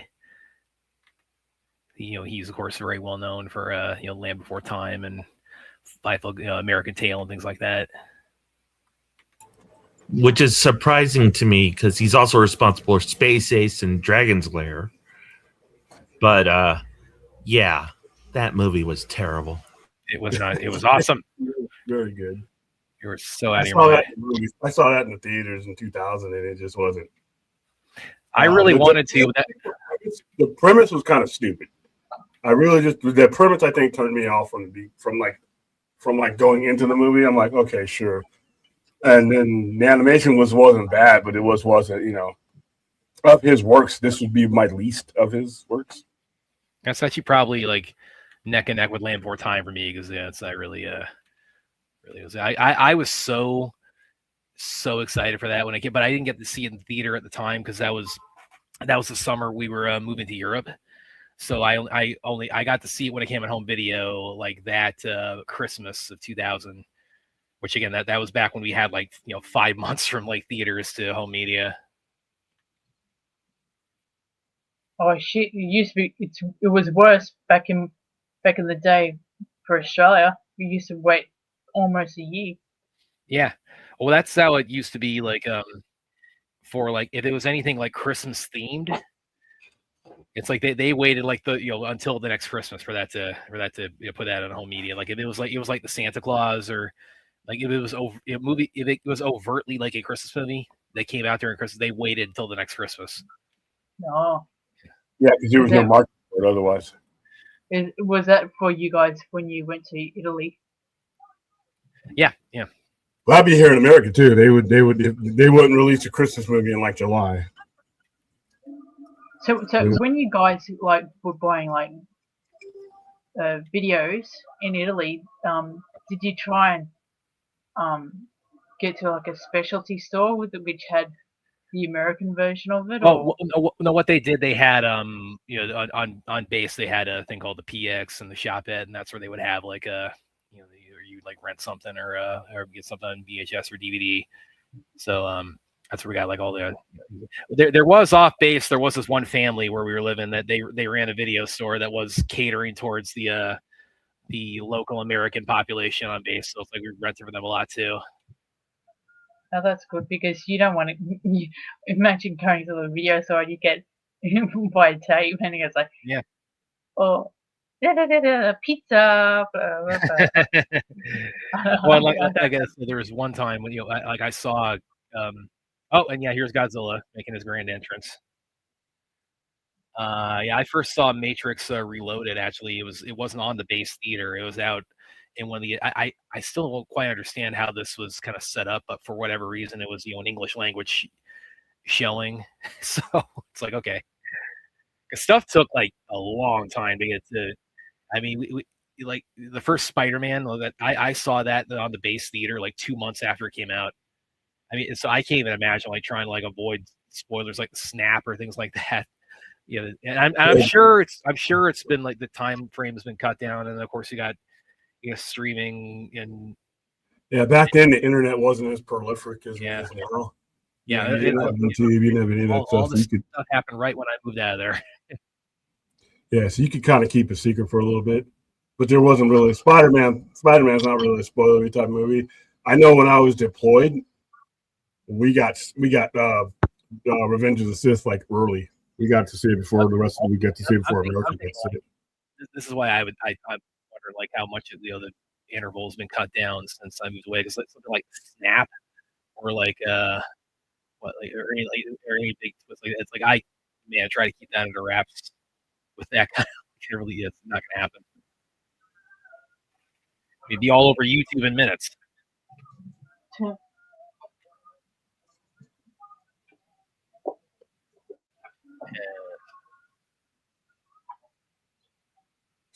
Small Godzilla. How big I is don't this know Godzilla? why they thought that guy's plane, the gun on that plane, was going to hurt Godzilla even at that age. Yeah, how about how big are they like? Because typically Godzilla is portrayed as being about like 320 feet tall. They said like canonically how big this Godzilla is. They did it on a couple of websites. I forgot to look up though.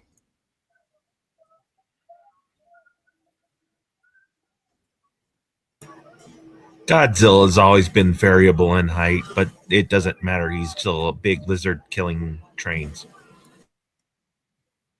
Well, especially in this one. I mean, Godzilla is a psychopath in -1. I mean, usually he's portrayed as kind of very indifferent to the human population, or whenever he's stomping through Tokyo or fighting other kaiju. But like in this, he's active. He's aggressive towards like the human characters in a way that he just never is in anything else. I'd be aggressive too. You're shooting at me. Well, no, but he takes the first shot. Like right here, he's stomping on these guys.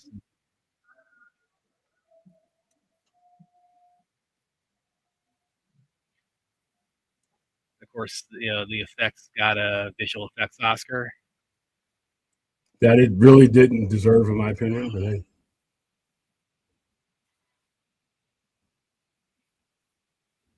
It's the Oscars. Who knows?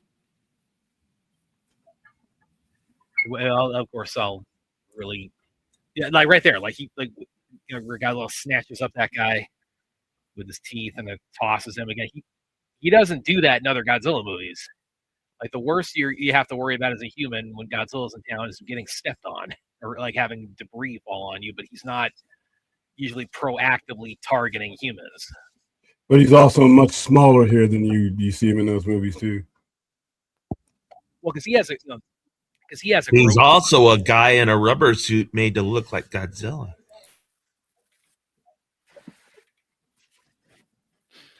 Actually, since we're watching Godzilla -1, I'll go ahead and do a little bit of a personal / professional plug here.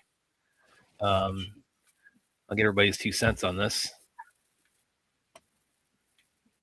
Something I You wrote for interviewed the Fortress, actually, second director. No, it was an editorial I did on Fortress where I said, is it coming up? Oh, Aaron, you're back this time. Yeah, because this is something I wrote about at -1 right after it came out. It's like Godzilla -1 never would have worked with an English dub. And my basic idea of that is that this movie's like tied into like the history of post-war Japan, and just a way that no other Godzilla movie really is. Godzilla was conceived as a character as being, he was very much born out of, the post, war shock of Japan being the only country that's had, nukes dropped on it, in a wartime. And Godzilla is, a kind of a cultural offspring of that.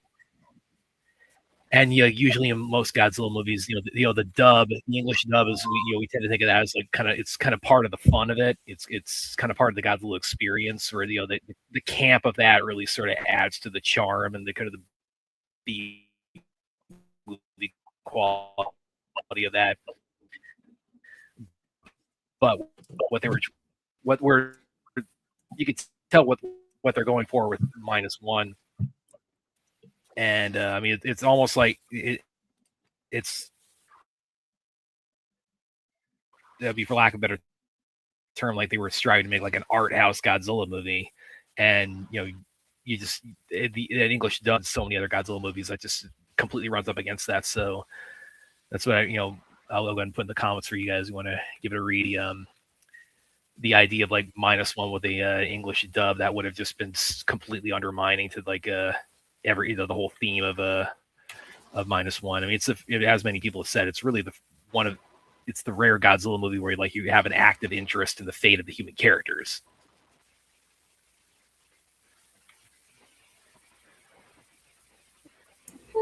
I've listened to the Godzilla with the English dub, and it works fine. I mean, unless you speak the language of fluent Japanese, it's still an English dub. You're just reading it in your head. That's what subtitles are for. Yes. So, yeah. That's not a dub, but that's subtitles. What's the difference? You in your head. It's in your head. It's not over the movie. So anyway, yeah. Put this back up, and so we got somebody else joining us. Hello, Mr. Saladia. Hey, what's Happy up, New Year, man. Hello, Aaron and William. Hello. Happy New Year to you guys. Hello. Happy New Year to you. I know you're with me in the Future 2026 at the moment. Not yet. I still got Not 3 yet? hours. Yeah, Aaron's already 3 there. hours, okay. You're almost there. It's about 20. Yeah, this is the first time me and Brad have finally got the stream together in a long time. Yeah, in a while, yeah. Yeah, because I haven't been on the Vodka stream in a while, and haven't been on the William stream in a while. Yeah. Well, I mean, there's this thing called the holiday season, and even William's had a few things where we've been a little bit more sporadic these last 6 days. I think William's going to refer to you as a cat soon. As a cat? He does that all the time. No, there's another word for cat. He's talking about. We did spend 11 hours last week watching the Harry Potter films. Oh, Yeah. That was for part 2. Yeah. Yeah, I wasn't able to And make those, but I mean, I would have been like the fifth wheel anyway, because I'm not really you guys are way more Harry Potter aficionados than I am. Oh yeah, we're both Taladia. We got a $10 donation. Oh, from who? Yeah, both Whoa, whoa. Taladia and I we're pretty much educating the normies about it. Yeah. You're playing education. Let me guess. The donations like Brad is the biggest scary movie fan or something. Yeah, I gotta find it. Clone. It looks like Clone Avenger did it. Thank you. It's from who? Clone Avenger. Cloned Avenger. Clone Avenger. Yeah. Speaking of Avengers, what's everybody thinking about these little Doomsday brief teasers we've seen for all the the different characters? It's crazy. Don't I like care. the Cyclops one. The Cyclops one, I'm pretty excited for Cyclops in Doomsday. I'm excited for the X-Men in Doomsday. Yeah. I hope it's a good story. So which version of Days of Future Past are we going to be watching? Are we going to be watching the theatrical or the road cut? Yeah, I meant to ask you that, William. I think you're going to just say theatrical is what we're going to do. Because there is Probably an theatrical. Which one is available on the streaming service? Disney Plus. That's probably going to be the theatrical version. Yeah. So those of you who aren't aware, X-Men: Days of Future Past has an alternate cut of its own. It's actually it's not like an alternate. It's more like it's an extended cut. It's where they work Rogue back in. So it's not like a night and day difference of like other superhero alternate cuts, but it does nonetheless add something pretty significant back into it. I think Anna Paquin will probably be chuffed that she has her own cut Yeah. of her X-Men movie. Yeah, you didn't have to hashtag for it either. No, you didn't. But there is one hashtag that I won't mention it, but there is one hashtag that I think that needs to be acknowledged. Yeah, what's that? You and I both know what it is. Oh, yeah. It's funny. Actually, speaking of that, I'm going to share this on my social media a little bit later, but I ran into, this is a true story, guys. I was at the mall yesterday. I bumped into a guy, the guy I knew, we when I was my first year of college, we used to work on Johnny Rockets. We were food service there. And so I've known him about 20 years. We run into each other periodically. And we got to talking, and he asked me what do you think about the whole Netflix buying Warner Brothers thing, and we talked about that. And he said, "Well, I just want them to finish the Snyderverse." Oh, he brought it up. Oh, my heart. Yeah, so I will definitely be sharing. I even told him, I'm going to be posting that out there. So, Jeff, if you're watching, yeah, there you go. But I thought I'd share it here first. But as we all know, that's not the most important hashtag. That's not the only hashtag that matters. Is of course, it's my fault. It's all my fault. Whatever it is, it's my fault. We all know.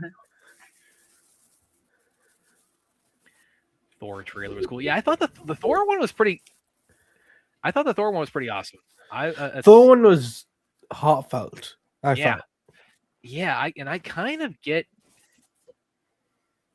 I'm sure I'm not the only one who's gotten the impression of that one, but I get the idea that this whole thing, like Thor has a daughter, and I'm kind of almost getting the idea that they want to wrap up his arc with like he becomes fully human and becomes like just a single father.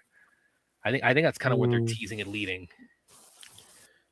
Yeah. Like who's the mother of his child?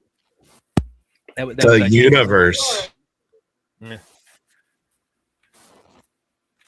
I don't remember a damn. I put Love and Thunder out of my mind as much as possible, but I like Love and Thunder.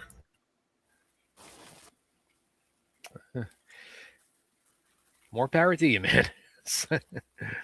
only Clint, the odd one out. I like the story of it. I could see why you guys are going, "Oh, that's horrible. Oh, that's horrible." But if you look at the story, it's a good story. It's just poorly executed, in my opinion. The premise was fine. It was poorly executed. It was the way they did it was annoying. Russell Crowe as Zeus was. I never want to hear that again. Oh yeah, me neither. This is I remember I don't know if you Yeah, saw I this. mean, It's the kinda- God Butcher. That's a good story, but oh, Bale is in a whole completely different movie from everybody else. I don't know if you saw this circulating when Love and Thunder was approaching, but there were, I remember like across Twitter, people were like, seeing the trailers, and so they put out images of like Zeus from Zack Snyder's Justice League and Zeus from Thor: Love and Thunder, and it was one of those like DC's Thor, Marvel's Thor. And a lot of people like dove on that to defend it, saying it's like, what are you talking? This like that's Crow's Thor. It's like he's like closer to like the actual Thor of Greek mythos. And like he's gonna be awesome. And then the movie came out, and then all those people got really quiet. Just saying.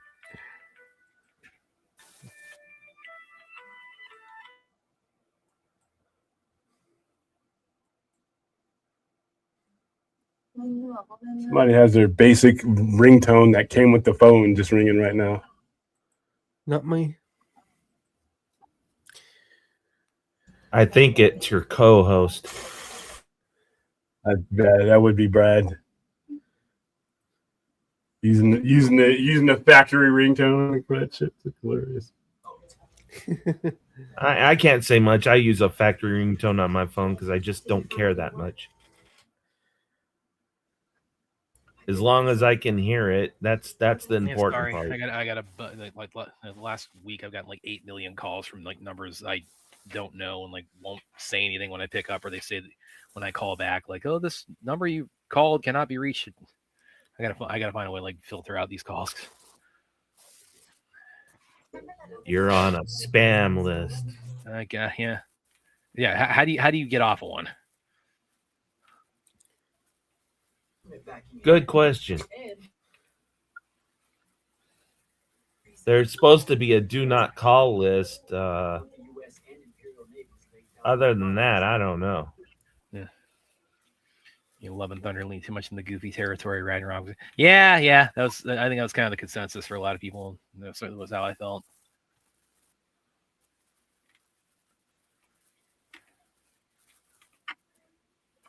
By the way, Aaron, quick thing.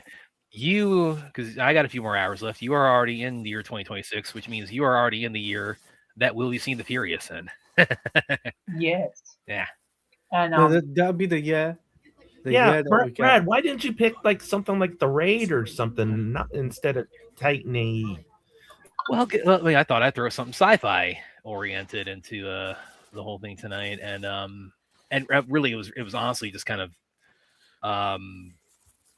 almost on a whim. I was when I asked William about that, because I was just kind of scrolling through Amazon, and I saw Titan AE was on Amazon Prime, and I thought, oh yeah, it's one of those things where you're like, you come across something you really like but you haven't seen in a long time. It's like, oh yeah, this is awesome. And then like a couple minutes later, that's what I tell William, yeah, can we either do this for the watch party, or can we do like at a subsequent watch party after years?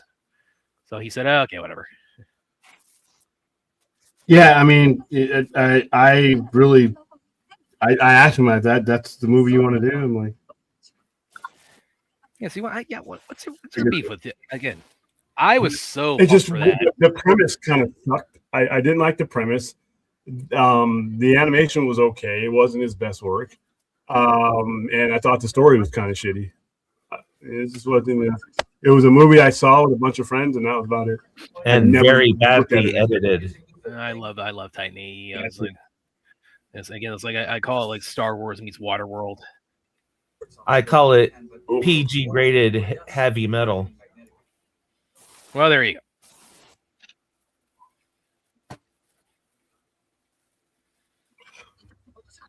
And again, before anybody brings it up, yes, I am well aware that Joss Whedon was a co-writer on that. But no, wasn't he bring it up. Ghost Rider? His work is not his work is what it is. What he did in his on behind the scenes and all that kind of stuff. That's not what I paid to see. I just know somebody's gonna like come into my mentions or my DMs and it's like, well, you like this and like Joss Whedon contributed, so you gotta forget. I like the usual suspects. Yeah. I like Seven. I like everything that Kevin Spacey's been in, but I understand that the man has some issues. Can't support him beyond that. And just to put it back straight, also William likes Tom King, so shout out Jared, Tom King. Yeah. Yeah. Yeah. Aaron, what are you trying to say? I actually like I actually like Tom King. Most of Tom King's work. He's had a bad day at the office, but hey. The thing with the thing with Kevin Spacey, he went to court. He won both court cases, both in the UK and in America. Yeah. So he should be cleared in that. It proves that he was telling the truth. Yeah, by the legal standard, yeah, he's free to go on with his life and his career. It's like, because it's we don't convict on they probably did it. We convict on guilty beyond reasonable doubt, and that's there's a reasonable doubt. I'm sure I wasn't the only one. I was still kind of waiting around on Christmas Eve. Like, is he gonna drop another one of those videos? Yeah.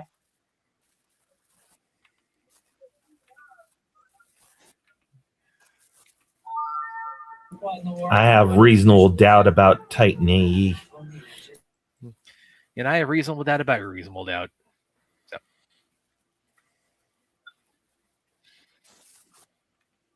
Yeah, before you came on, Talati, I shared a feature I wrote for Fortress of Solitude where I mentioned that Godzilla -1 is it's so steeped in like the identity of post-war Japan. It's like you just couldn't do this. It wouldn't have the same impact with an English dub. So it's like it's best really they released it subtitled.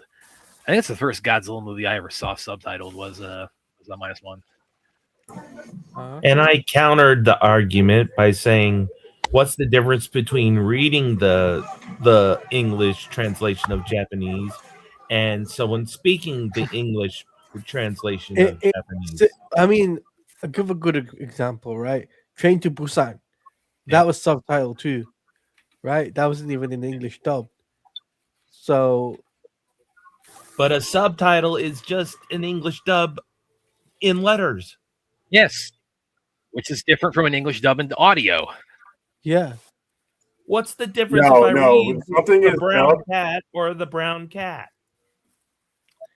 Huge difference. Huge difference. You're setting the tone and the tenor when you do a voiceover. You're not getting the proper inflection. And a lot of times the words, especially when you're translating in a different direction, they mean different ways, things in different sequences. And you're actually hearing that. Reading the subtitles. But you're not getting a voiceover though. The voiceover is disruptive. The voiceover is disruptive. I'll have to agree there. When you're hearing somebody speak their own language, and you're reading it, it's being brought to you in the same sequence. It's just a different process altogether, in my opinion. Yeah, and what I was saying earlier is that. Well, I'm just saying because unless you speak fluent Japanese or whatever language, it's gonna be different. Because they're always all different. Well, that's what I was saying earlier about but the dubbing is just your voice, Clint. You talking to me right now. Nobody can give me that like you can. It's your voice, it's your tone, it's your tenor, and it's just the substitution is not good in my opinion. That's why I like to have it as subtitle. What I was saying earlier is that the thing about with English dubbing in Godzilla movies that's become for so long that was seen as kind of part and parcel of the Godzilla experience, and the cheesiness of the dub, and lips not matching what they're saying, and the translation being so it repackaged from what from Japanese to English. It's that added like a campy quality to it that became just part of the the whole Godzilla package, but with -1's aspiring to something just so completely different from that. It's aspiring to be this is about Japan recovering post World War II.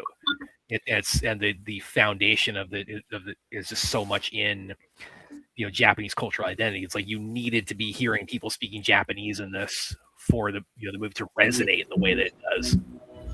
The movie is actually a super conservative ideology movie, to be honest. How? Yeah, how's that, man?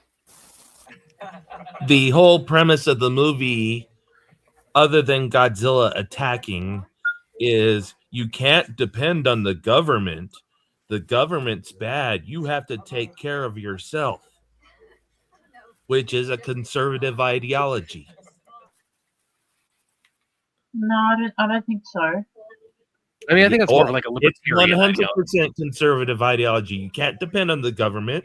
You have to figure out things for yourself, which is fine. That it doesn't make it a less of a movie, but that's what it's about.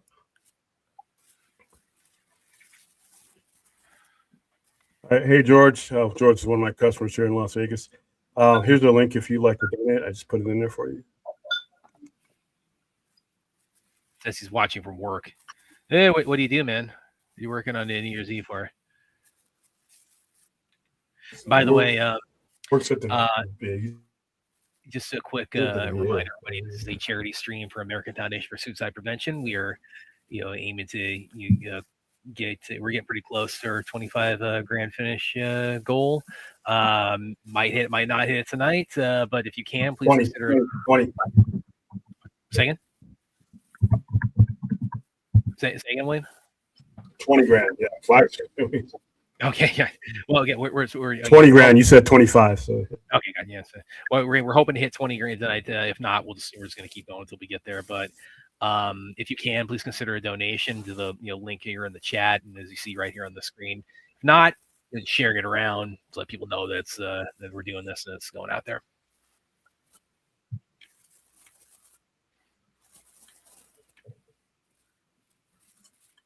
So yeah, what do you do, man? What do you do, George?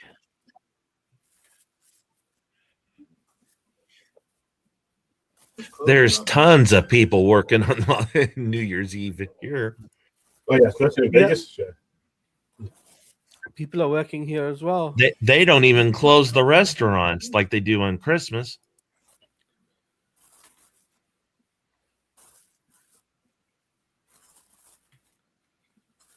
It's almost like New Year's Eve. New Year's and New Year's Eve has become not a holiday. Mm-hmm.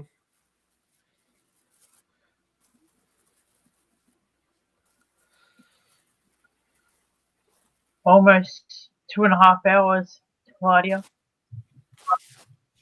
Yep. Till I'm 2026. Yeah. You know what else I was thinking about suggesting for maybe we'll do it next year is this perfect New Year's Eve movie is End of Days with Arnold Schwarzenegger, where he has to stop Satan from giving birth, from impregnating. Dude, where are you, Chappie now? Yeah. Have you turned into Chappie? How is that? Because you like Titan AE, and now this one. What's next? Yeah, I pick all the awesome ones we show on here. You The next thing you know, he'll say, "No, William." Next thing you know, he'll say, "Scariest movie 7." Yeah, I'm like, Claudia, wow. don't you dare will that into existence.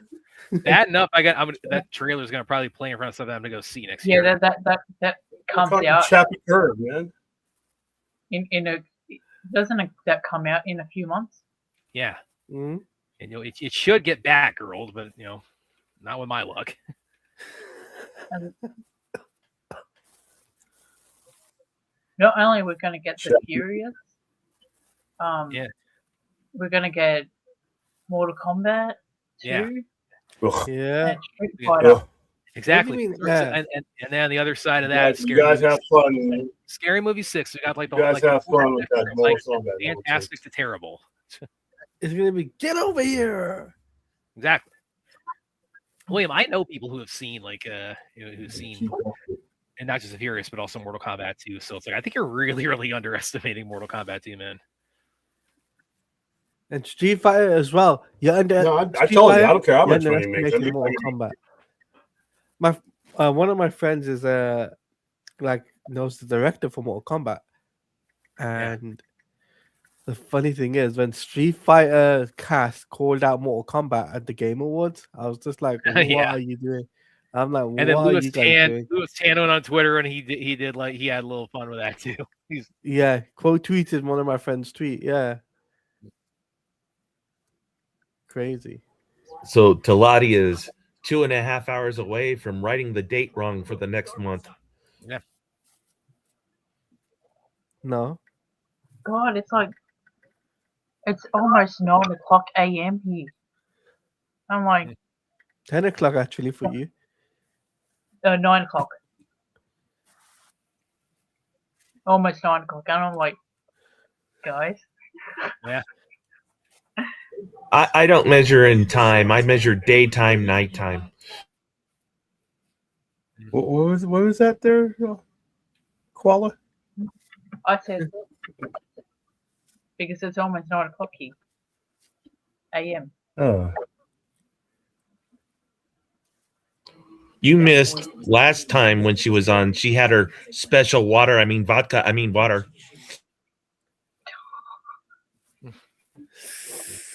what'd she do? She crack up? She had her special water that she was drinking last marathon. With me. Well, she's in the outback, so it's hard to come by water there. I think she has to dig. It wasn't water. It was /vodka. Oh, she's getting hammered? Okay.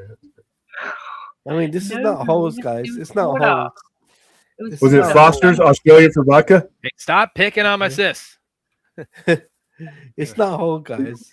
Hose Tell you what, is Brad, the- you invite your sister onto the show. She's right below, right here. You do not have a creepy sister on the show. You're just creepy. So you had a flask, huh, Aaron? All right, cool. You're welcome. Yeah, she kept saying it was water, but I've never seen water in a shiny bottle. Yeah, I got a Dark Knight Returns shot glass here. Nice. Cool.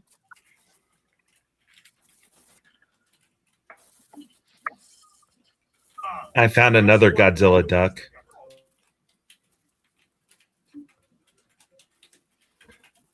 It looks like someone where. Let me make this. Hold on. Yeah. And this happens in the movie, by the way. And I am gone when I see him coming. I'm out of that train. Like, I'm not waiting. No. Some of these people, they took a little unusually long to get out of that train when you get to the relevant part here. And he'll be like, "Gonna pasta." Oh. How do you get off a moving train that you're on? The train wasn't moving; it was stopped because they see this big lizard walking. Hey, timestamp, Aaron. Timestamp is 36.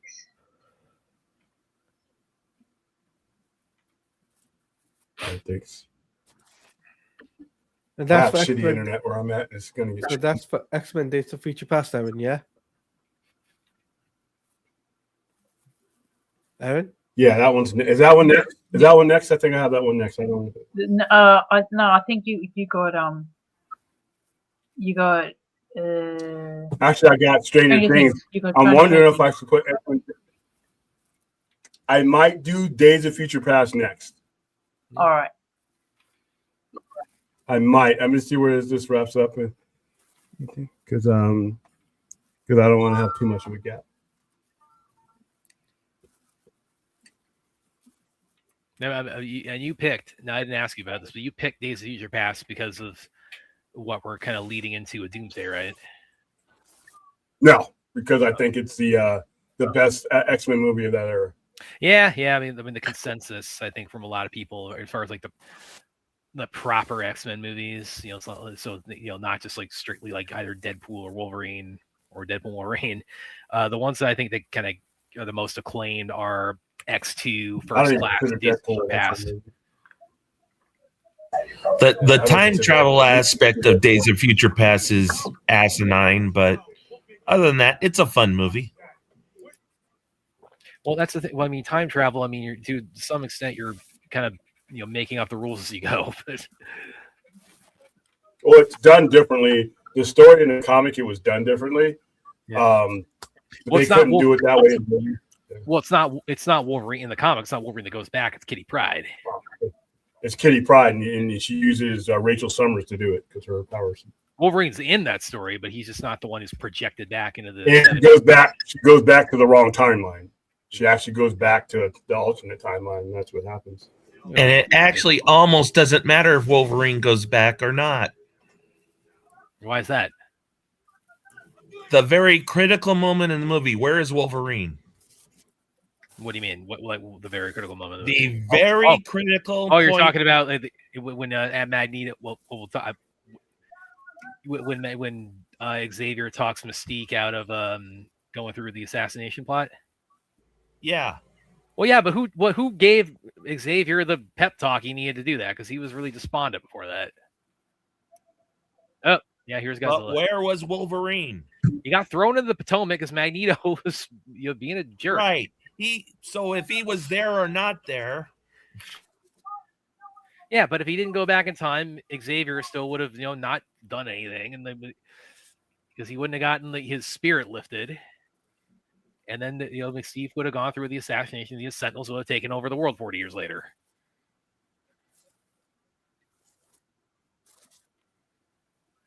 Okay, yeah, see Godzilla. Yeah, so we're coming up because Godzilla's attacking the fishing boat now. We're coming up we're pretty close to the, and William, like, you know the one I'm talking about, right? Where the image that was just all over the marketing and like all the press about like Godzilla's head right behind this boat.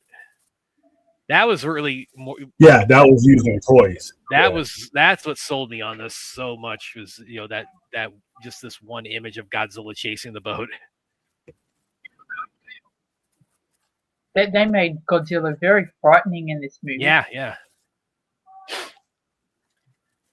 Oh, because I think this is pretty clearly like this part of it's definitely influenced by Jaws.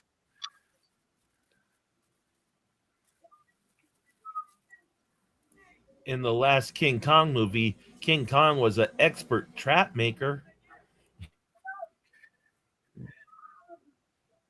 I have to say that they it was well deserved that they won an Oscar for this movie.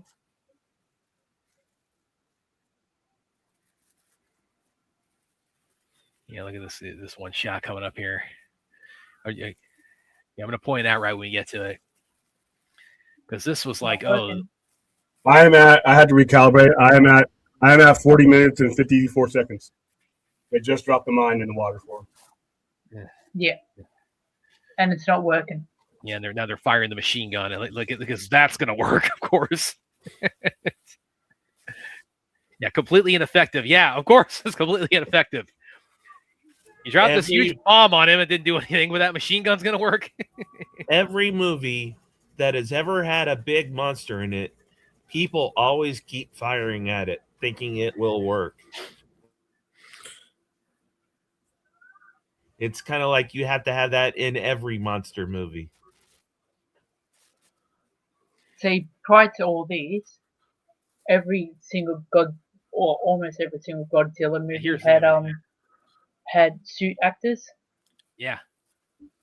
And this is the first time the Japanese have probably did CGI, a CGI. And look what happened. They won an Oscar for it. Yeah.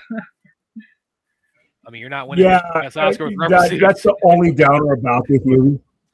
That's the only downer about this movie because I'm sorry, the creator Godzilla -1 was a better movie than the creator was, but the special effects and creator were way better than this. And well, like kind of on that topic, I mean, you get this part coming up right where they shoot the bomb and it blows half his face off, and because this is I think the first time we've seen. Well, because this is like the first time I think we've seen Godzilla like showing like regeneration powers. So that was a really cool kind of touch. I thought it was the healing factor because I've never seen Godzilla do that before. When he does this shit. Would you, William? Would you have then prefer just to win the Oscar for best foreign film? I think Godzilla -1 had a strong argument and a stronger argument for best movie than it did for best visual effect. And it was nominated, wasn't it, for best picture? No, it was. I don't think so. Nominated. It was nominated and won for best foreign film and visual effects, and that was it. Did it win for foreign film? I think it got stiffed there too, didn't it? Take a look here. You might be right, but I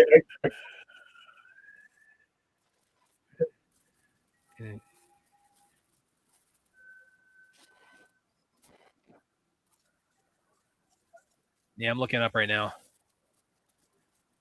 Oh yeah. It didn't even get nominated for best international feature film, which that's.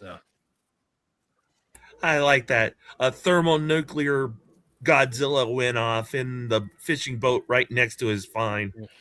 Yeah. But of course, I that know would have been kind of fun. this same year. I know there's a black and white version of this film. Yeah, it was Godzilla haven't minus seen one it. minus color.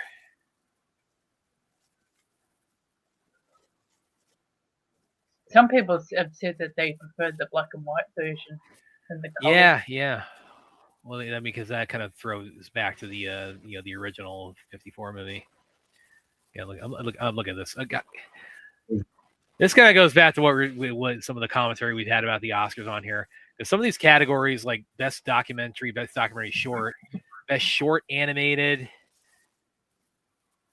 Sorry, it's like how do you think they? I mean, I don't think we need to like have that report come out saying they're not watching most of the stuff at the Oscars. I don't think they are, but that's just. Yeah, I mean, that's you really right. think they have watched? And again, They sure didn't watch it last year. Yeah, It's all. It's most of it was bloody political bullshit. well, now it's going to be on the YouTube now. I can't Well, that's wait. not until 2030 or some shit. 2028. I'm just not watching it. 2028, I think it goes Yeah. over to YouTube. But I can't wait. I can't wait till people Listen, are watching it. I'm not at going to home. knock the movies that they want to choose. Oh, and you get a copyright strike? I can't wait till everybody's watching the Oscars at home on YouTube, on their TV, and next minute the feed cuts and there's a copyright strike. Oh, that would be hilarious. Oh, well, the amount of tea. Yeah, I think I'm going to skip. I will watch the highlights of the Oscars this year, but I'm not going to. I'm done. I'm done watching the ceremony because most of the movies that are getting nominated, I don't care about. I tried to get through one battle after another. I can't do it. The movie's just not good for me. I tried twice, and that's going to get nominated. So it's like they're holding a party where I'm not invited. So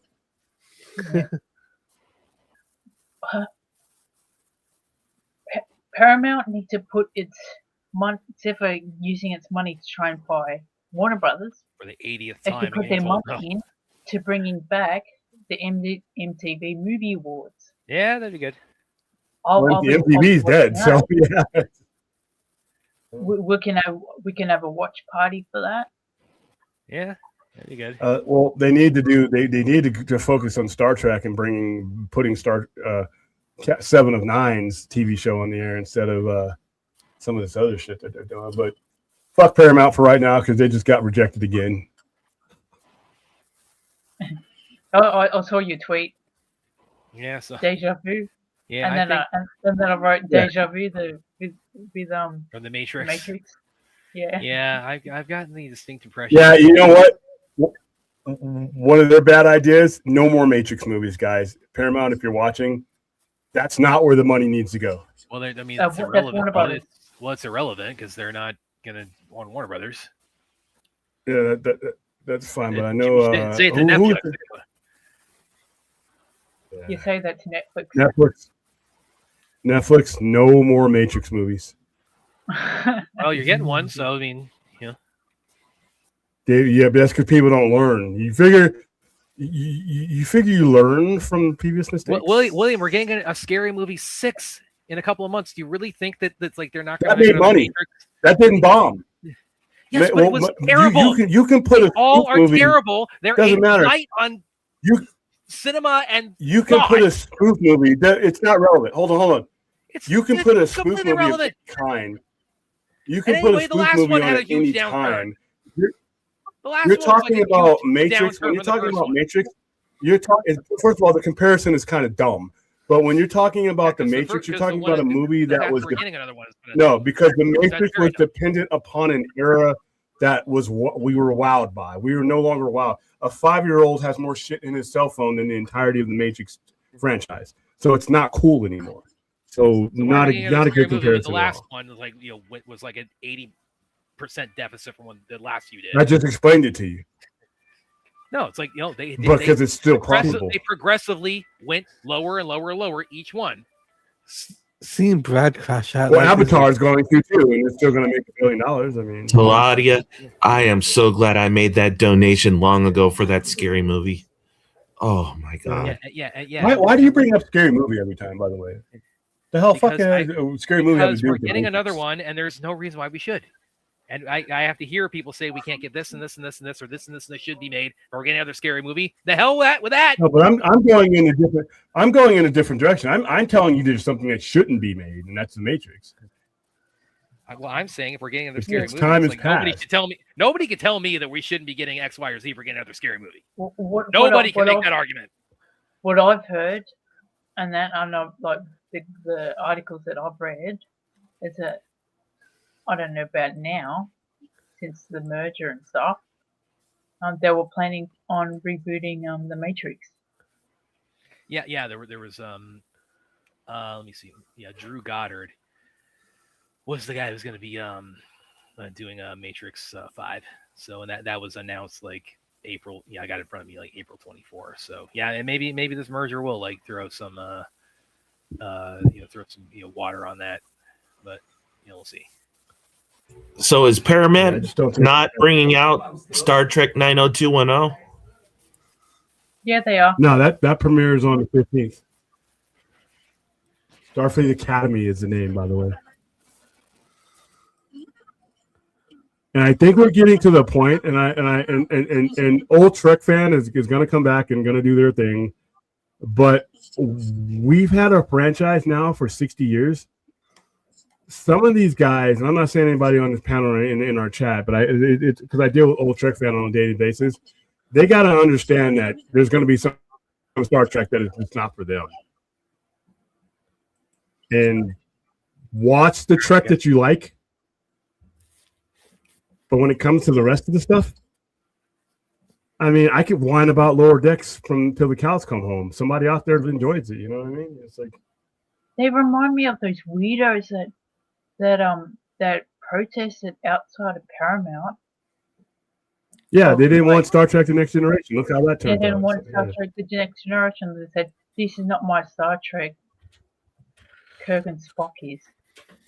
I'm an old school Trek guy because I started on the old stuff, but I mean I like the new stuff too.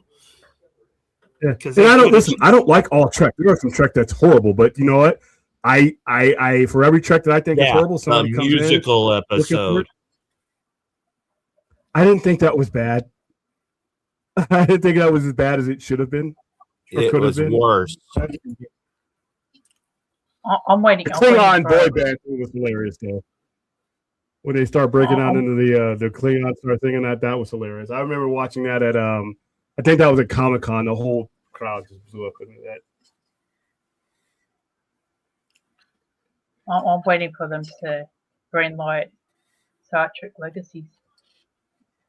That's the one I want to see. Yeah. I need them to drop that name, but yeah, I want to see that show. I'm sorry, I didn't hear. What show was that? You know how the end of Picard season 3? Yeah, that he set that up for a new show. They just haven't gotten around to making it, and they really need to.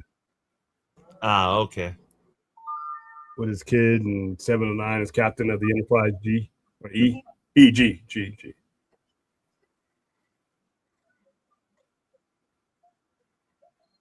I've got a pretty cool name for it. Star Trek Future Generations. I like the title of the episode. Remember the episode title? The Last Generation? That made it feel like so many people were going to get wiped out in that episode.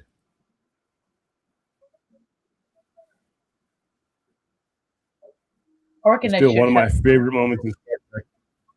you should have like the generations in it, but have something in front of it.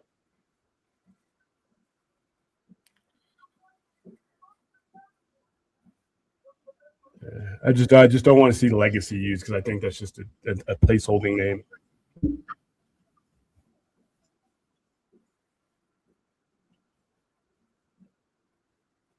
It's just a factory mode title. Yeah, it's just a working.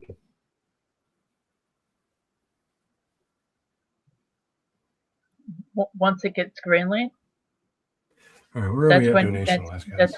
that's when everything gets customized at your home.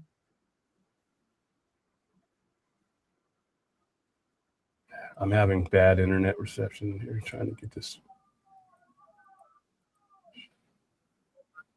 Is it moist outside yet? It's overcast. Yeah, I was looking at the This is radar already earlier. now. Like the rain should be here now. Yeah, fucking up New Year's Eve. Yeah.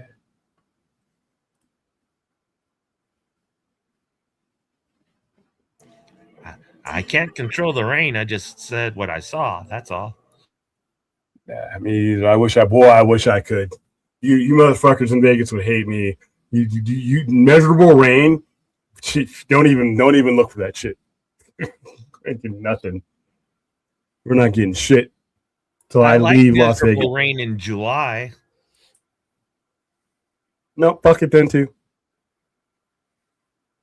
If I want measurable rain, I'll get on a plane and go to Portland.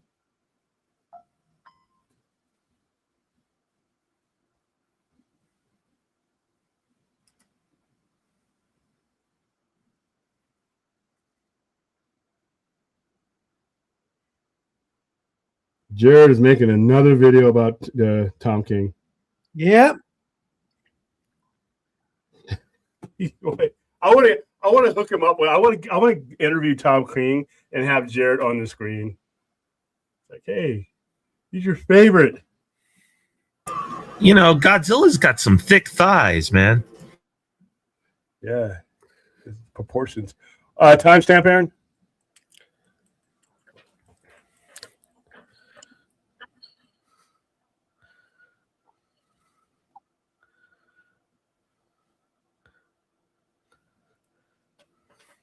Did Aaron go away too?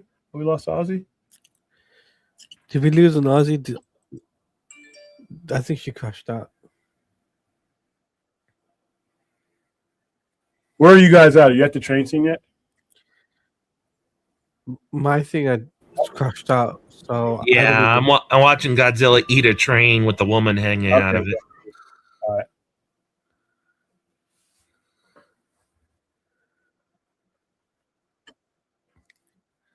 Did you watch AEW then, William? Yes. And I'm watching Wrestle Kingdom on Sunday night. Nice.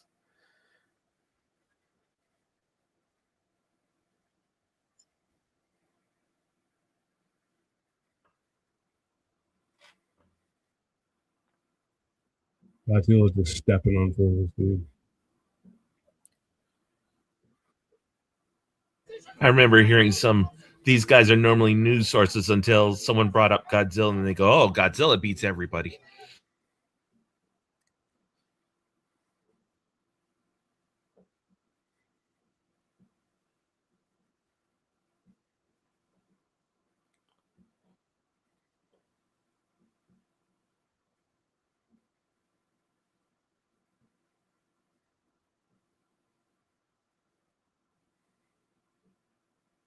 I like how she's walking all slow, but everyone else is panicking out of their minds.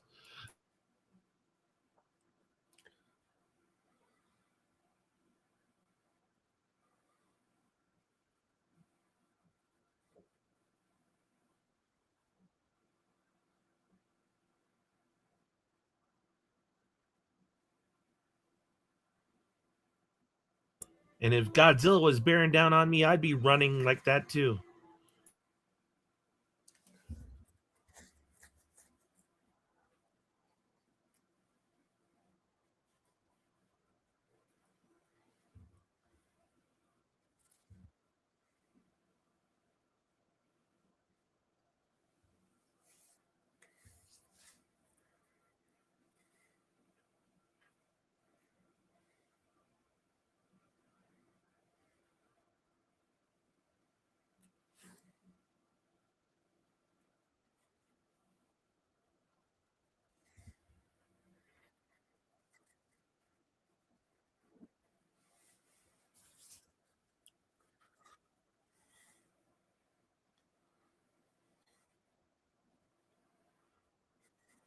I don't know why those guys were on such a high building, knowing that that thing was around there.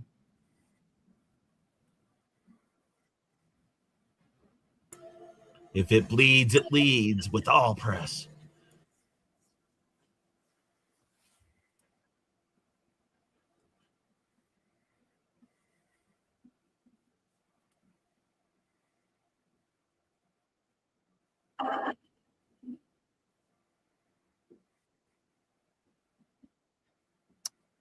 I think he's buffering.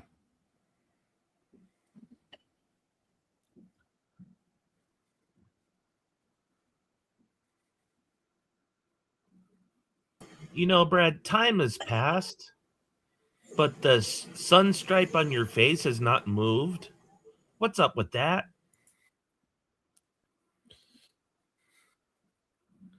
I don't think it's there.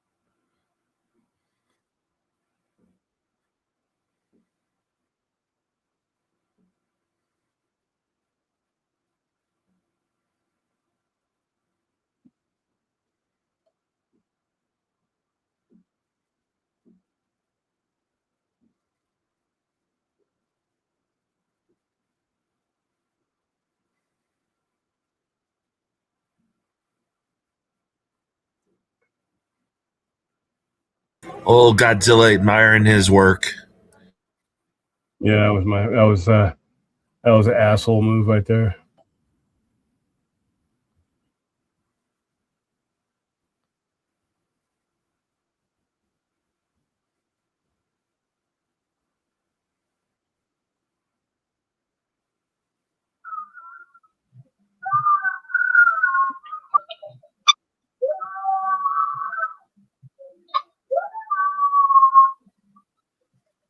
What's that in the background? Somebody's screaming. Oh, sorry. It's a Japanese man. Oh.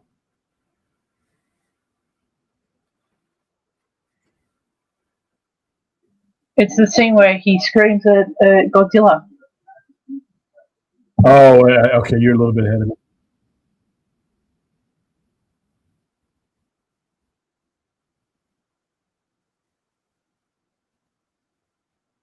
Aaron was busy getting some vodka for her tea.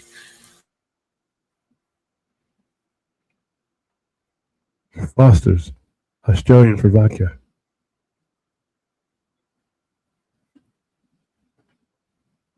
She's ringing in the New Year's correctly.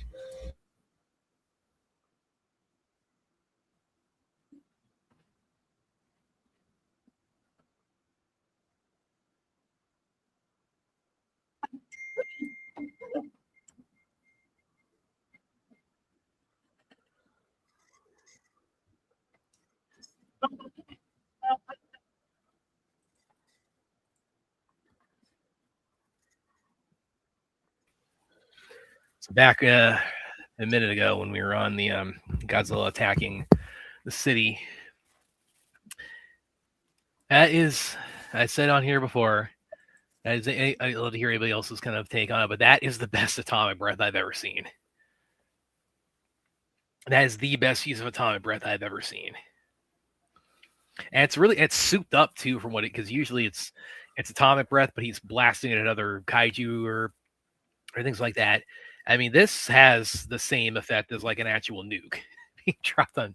So, in the context of Godzilla -1, Japan, it's equivalent to them getting getting hit with a third nuke. Well, that's what Godzilla is anomalous to, a nuclear bomb.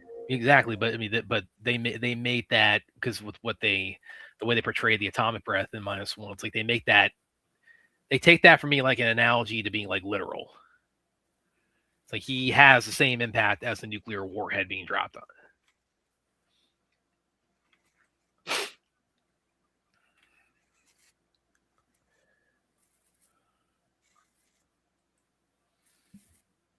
And in the King Kong and Godzilla like crossovers, Yeah.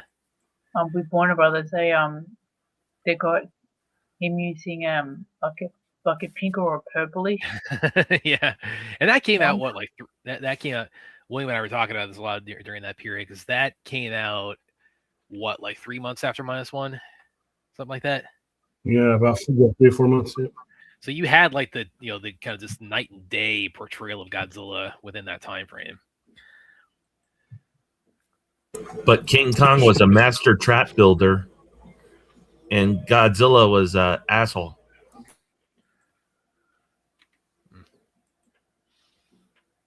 Godzilla made a bed in the Colosseum. The Coliseum, yeah, I love that part. He's good, and he doesn't. He's actually very considerate there because he knows how he kind of curls up in there, but he doesn't topple over the Coliseum. He's like, it's. I'm not going to destroy this building. He's somewhat considerate about that, that landmark. I love that all the memes that was going on, like trying to portray him as a cat. Yeah.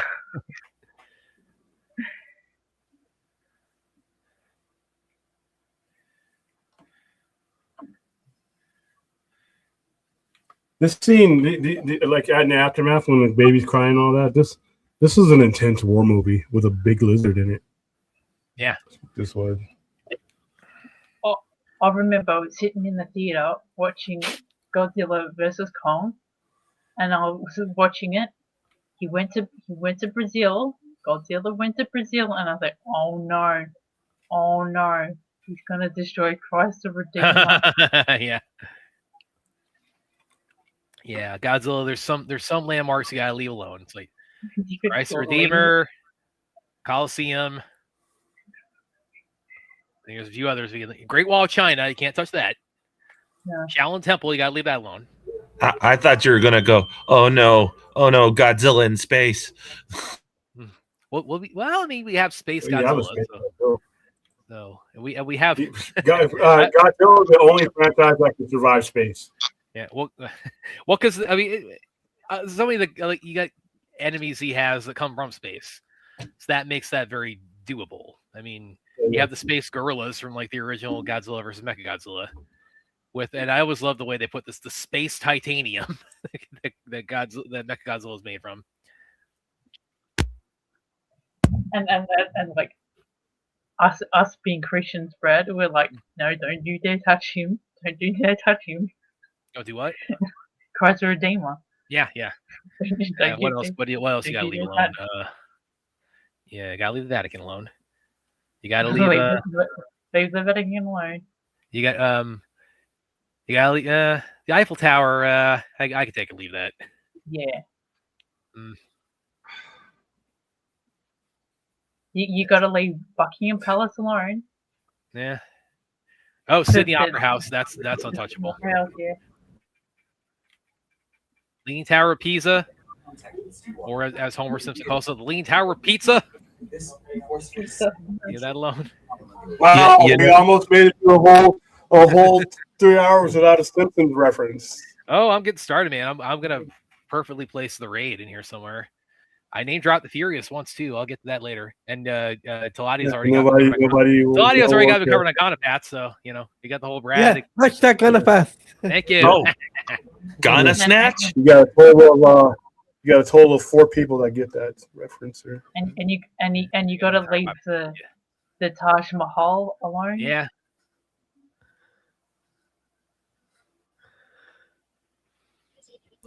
You know, that monster movie, what's that one? Cloverfield Monster? Wasn't a very Yeah. good movie. Wasn't a very good movie, but it did get something dead on right. What's that?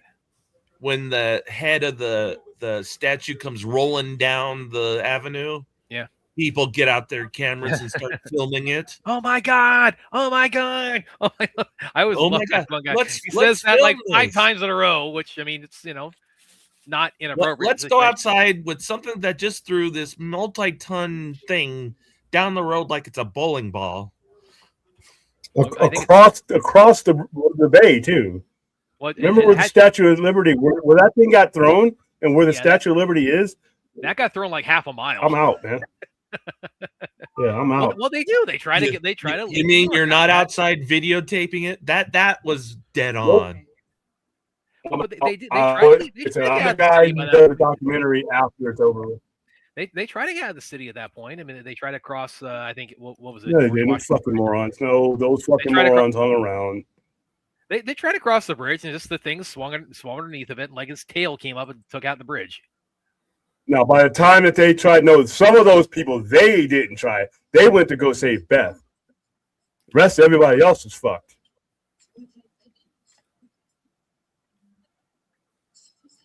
Like where would you go?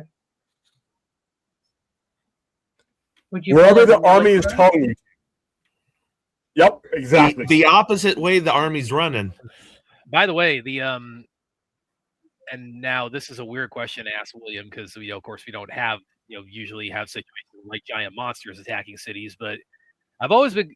It is impressive, like the turnaround time in terms of like when the attack happens and how long. Now, probably a lot of those guys are Army National Guard, I imagine.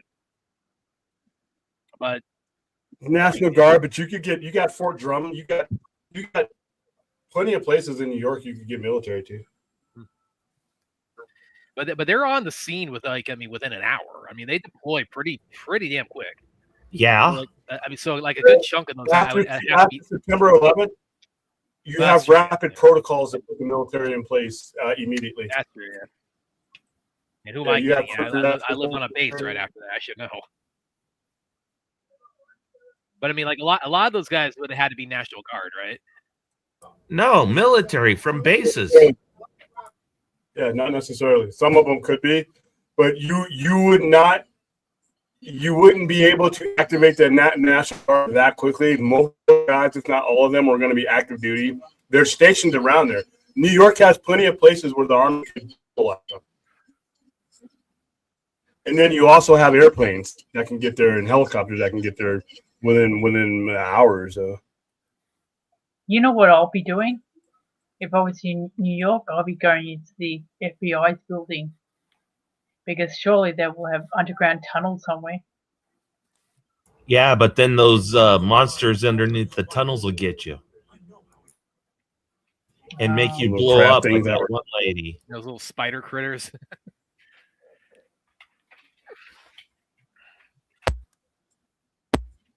No, I like Cloverfield a lot, William. I'm gonna have to part ways with that. It was just too stupid going to rescue Beth in those buildings that are demolished.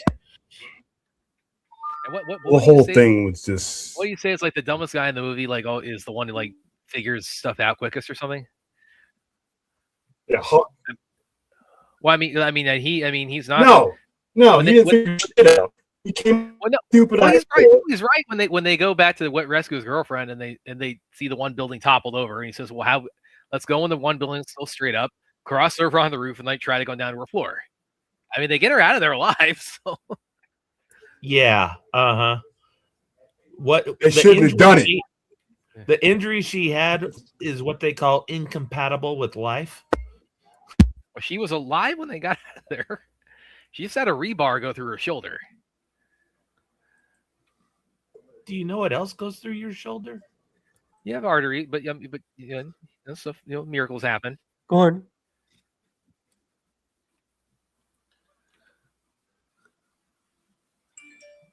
Oh, they're the next Godzilla and King Kong movie should be coming out this year, I think. Oh, it is? Let me look that up. Or is it next year? Let me look that up here. I'm not sure. No, they make them really quick. Yeah, the Godzilla X Kong, and now no, that's going to be 27. That's Okay. March 26, 27 is a Godzilla X Kong Supernova.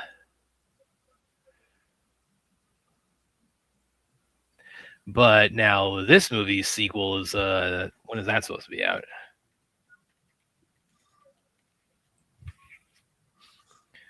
Look at that.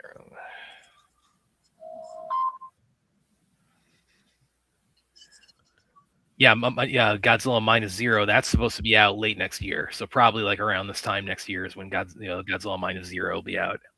So we're gonna have 2 Godzilla movies coming out in the same year. Yeah, so the pattern it keeps going. It's like we got a Godzilla -1. We got like have an Oscar bait Godzilla movie come out during the holiday season, and then 3 months later we have the MonsterVerse one with Godzilla and Kong. So that's like their. Did you just say Godzilla and Oscar bait in the same sentence? Well, Yes, he did. Well, this one definitely is, and it won an Oscar. So.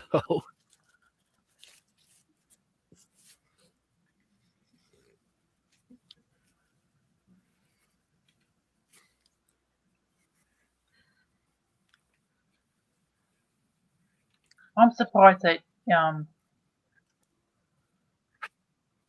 that we haven't done a watch party for Shin Godzilla. For what? Shin Godzilla. No, the Oh one no, no. no. Well, not necessary. No, Vomit because Godzilla.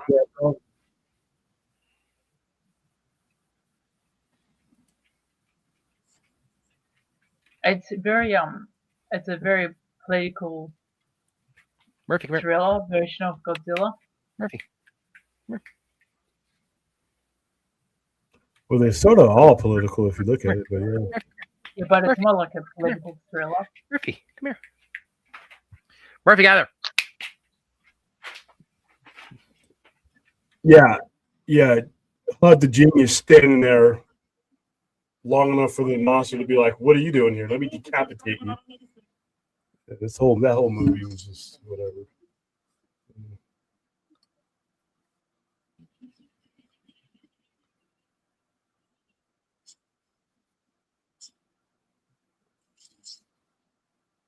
So is Murphy going to make an appearance tonight?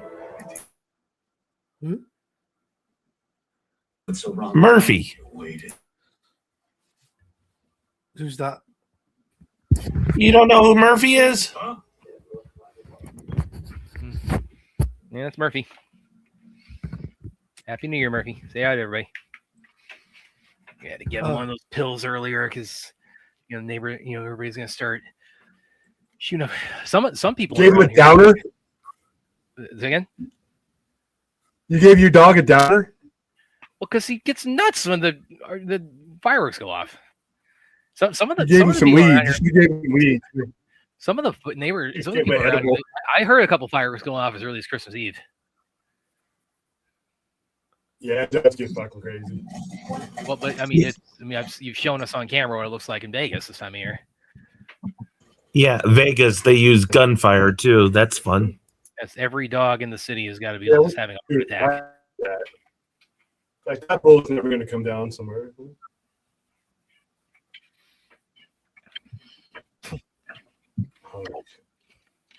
An hour and a half till Adia. Yeah, like Taladia's going to rip off his shirt and running around screaming Happy New Year. I'm not drunk, so I don't go drunk. So I'm not. William. Even better if you did it not drunk. William. Also, it's like we now they probably couldn't. It's very likely they couldn't turn this around by July of this coming year, but we're heading into 2026, which means we are heading into 30 years. 30 years since Independence Day. 30 years. Shit, movie ready, to be honest with you. 30 years with that summer blockbuster masterpiece. I thought it was 250 years of Independence Day. Yeah, we're talking about On this Independence. we're talking about we fought the aliens. That's hilarious.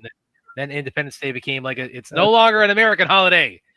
Today we declare in one voice. We will not go quietly in the night. That's the only time and place that cheesy ass speech could have worked. I heard that during July 4th that that Prince William could be going over there. Oh, really?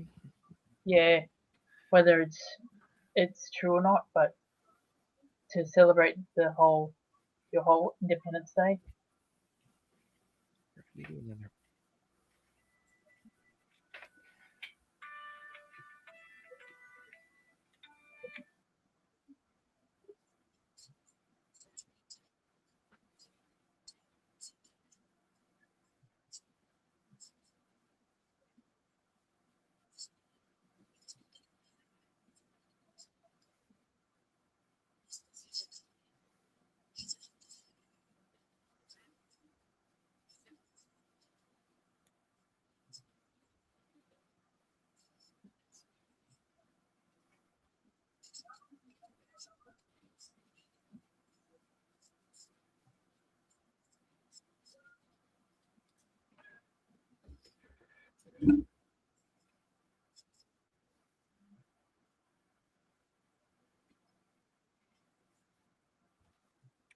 Hey, timestamp, Aaron. Time frame is an hour 20.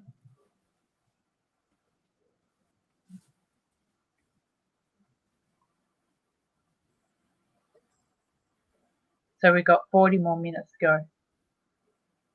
go. I have to see if I want to put Days of Future Past for the minute. How long is Days of Future Past? It's I'll not that go have long. a look at the runtime. Guys, I gotta Hold step on away for a from second. I'll be back in about 15 minutes.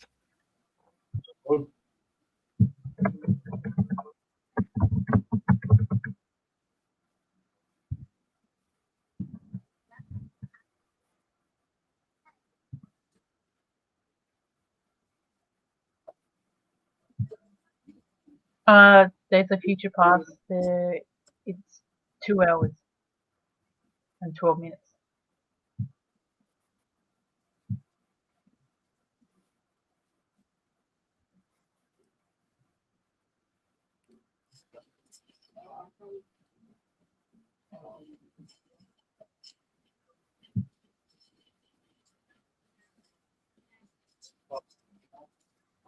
Yeah.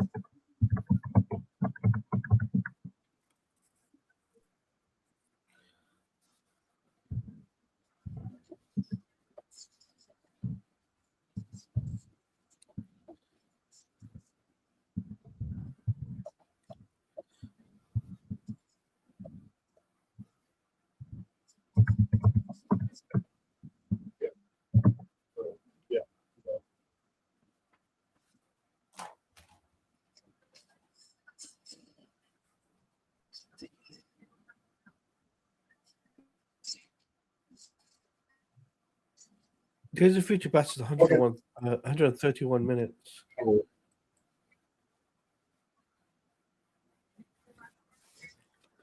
3715.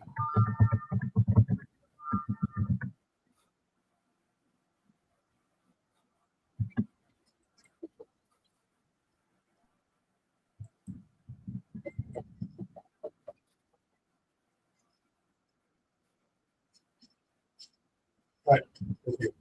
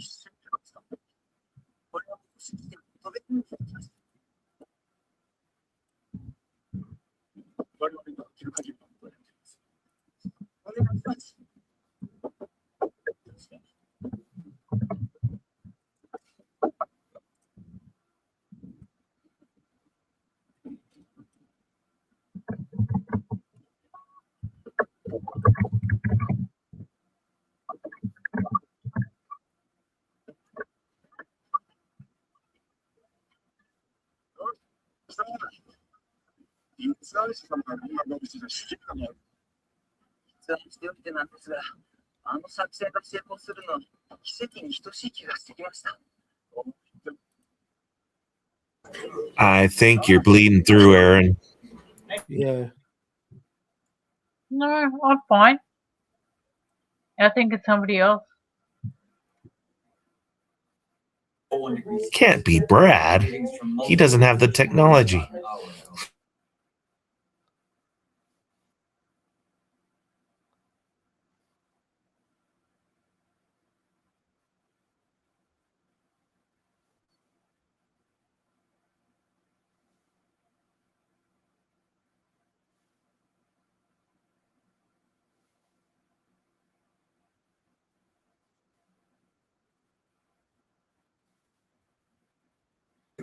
Man, it's 2:30 in the afternoon. I'm already yawning. Get off my lawn.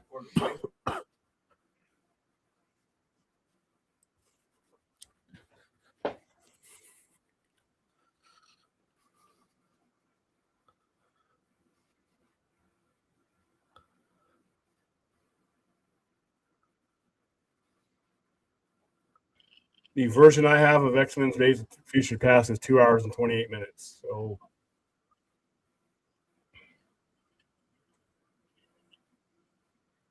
yeah, we wouldn't be able to pull it off.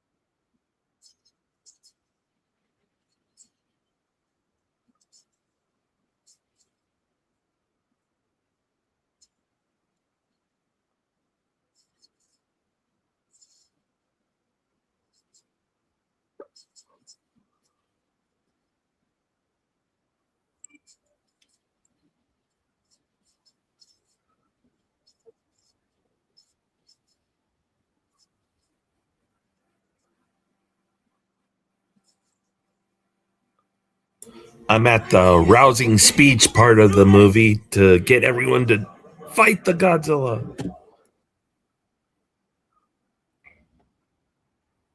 The doctor's talking.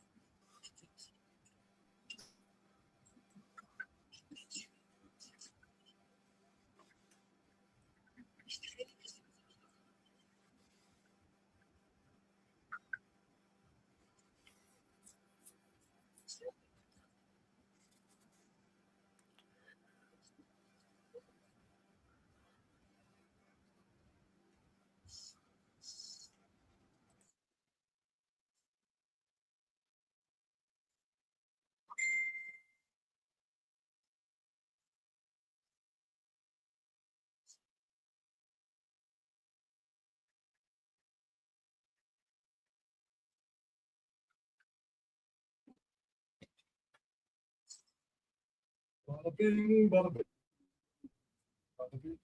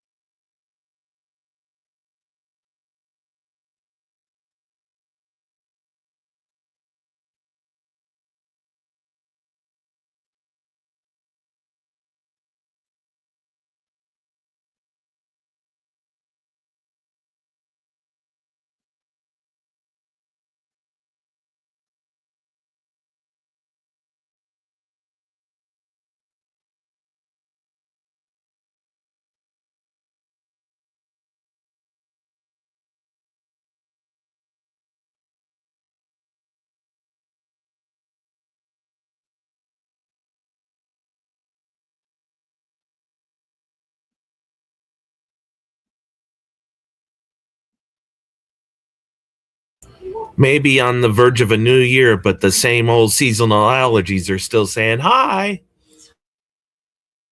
Yeah, that's an added bonus.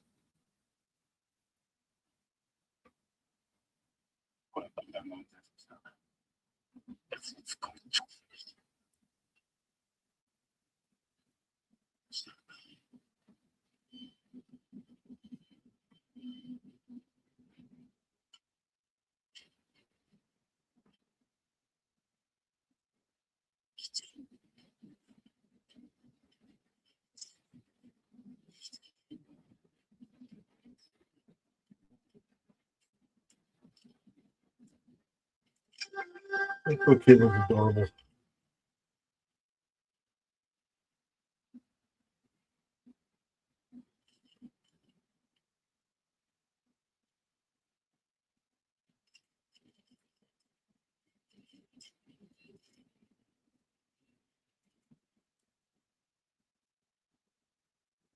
Thank goodness we have the loudspeaker guy telling exactly what they're going to do to Godzilla.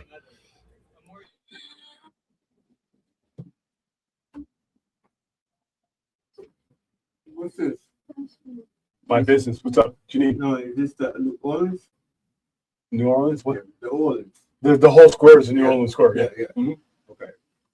What is this shop right here? That's a sci-fi center. Okay.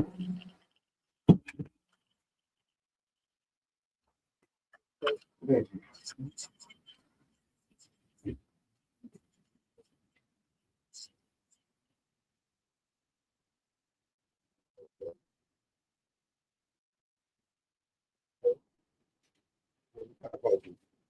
Movie posters, framed artwork.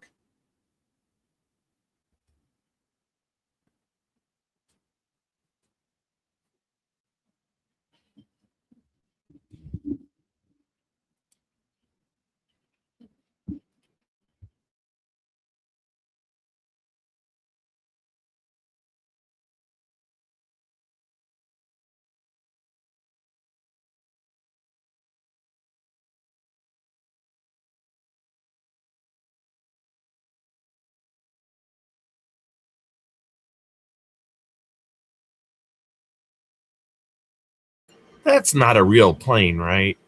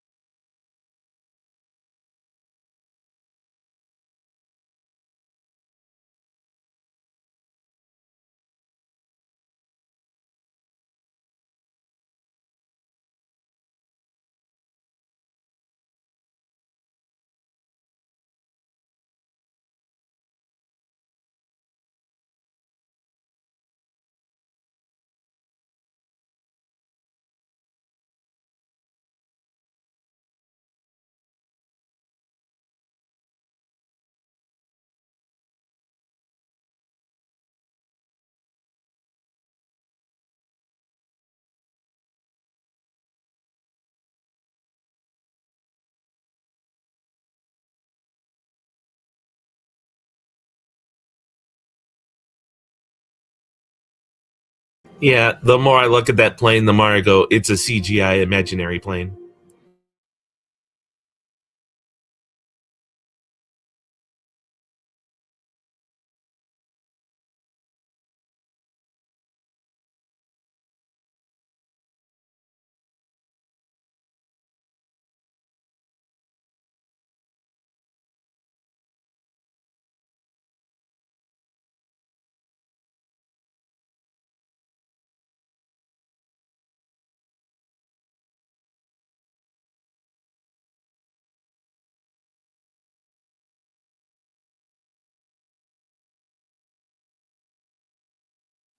Timestamp, Ozzy. Aaron, what did everybody's gone to Avatar? Everybody's AFK. I was talking to you. You weren't talking to me either. You said something about the. I had a customer story. You said something about the plane CGI, whether it was a real plane or not. Yeah. I was like, is Yeah, I that a think it real was. plane? And I go, no, it's a CGI plane.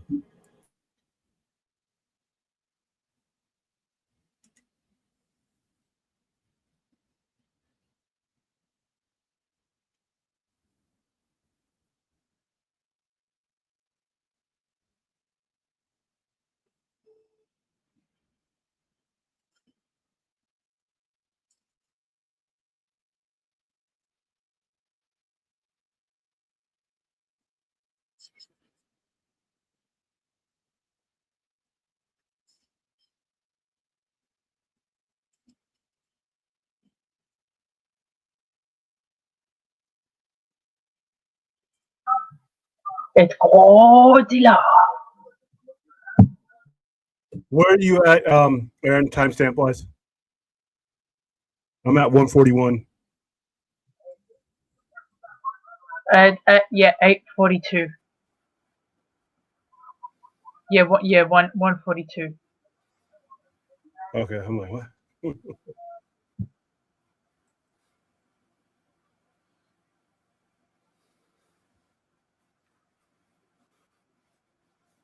And apparently Godzilla is very buoyant.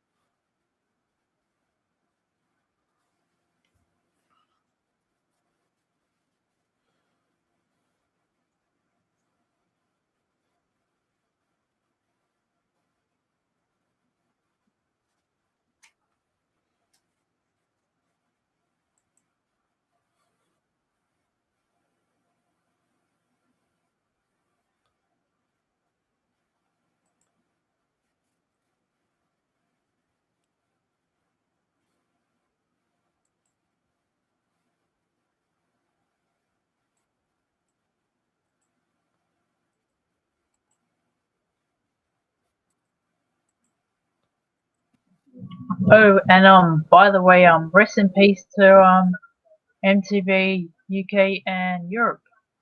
Mhm. Gotta love that good old school Godzilla music. Dun, dun, dun, dun.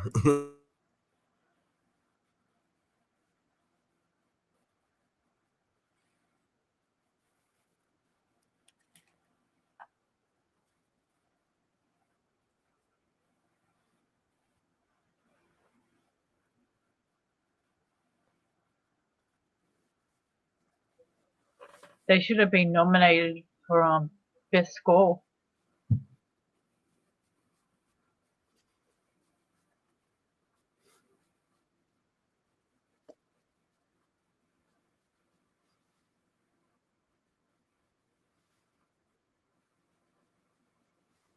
Yeah, for this plan to work, Godzilla has to be very, very buoyant.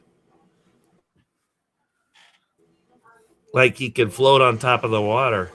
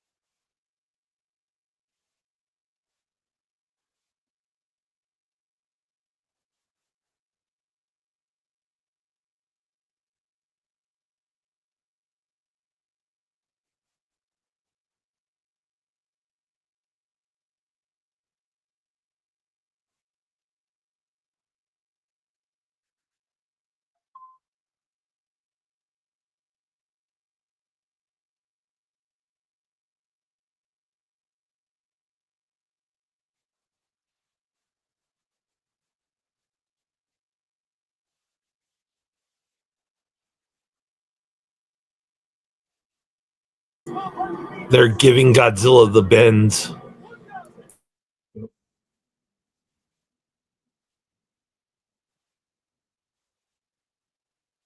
Even that didn't stop his ass. As an avid fisherman, how plausible is this? It should have worked. Yeah, If give it under the bend. normal If Godzilla's a breathing animal, he'll have oxygen or he'll have nitrogen in his veins, and rapid acceleration from pressure will cause bubbles to form and they will kill you.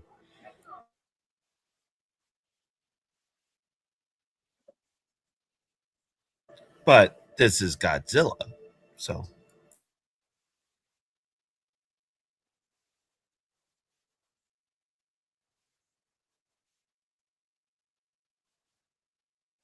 I mean all the dead fish you see in the ocean earlier in this movie with their air bladders popping out of their mouths, that was pretty realistic. What would happen from a deep sea fish rising too fast? They would get the gases in its blood, and then its stomach would expand so much it'd come out its mouth.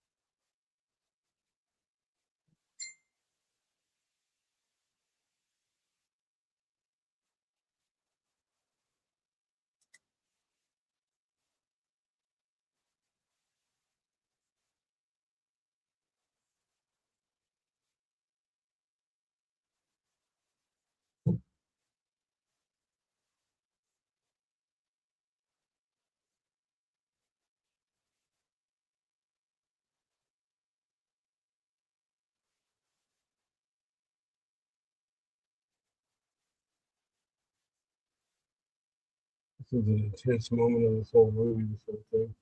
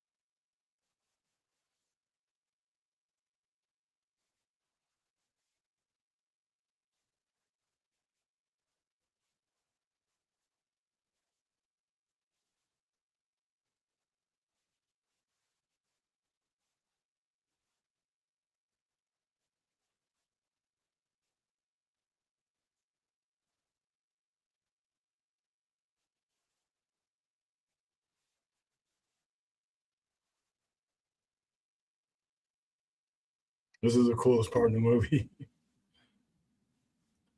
He flies that plane as well.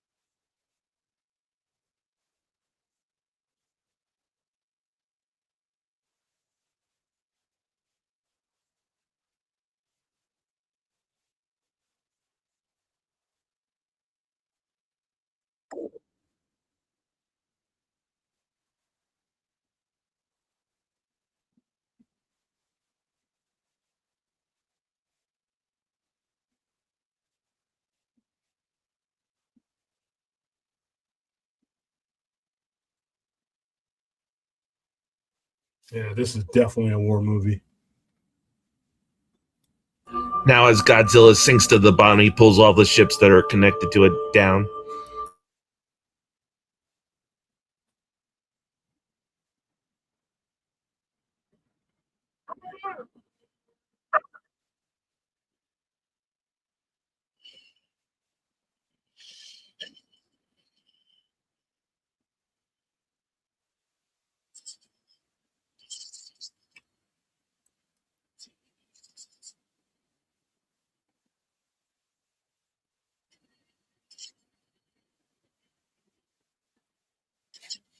I love this part. This reveal where he reveals that about the ejection sheet was kind of cool too.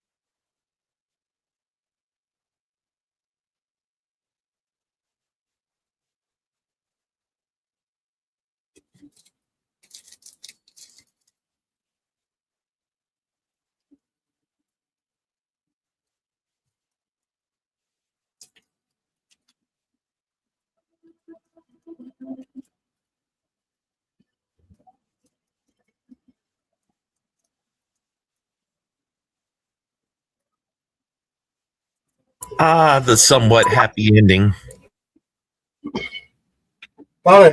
Yeah, it's about the happiest ending you can get for this particular. Yeah. Yeah.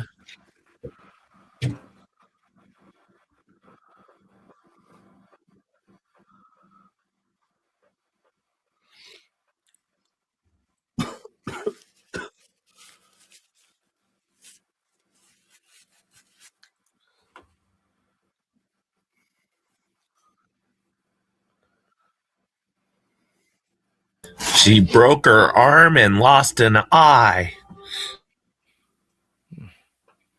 Well, I She's mean, got that's some pretty radiation good. burns. Yeah, it's pretty good when you had Godzilla breathe, where he had the fire in your direction.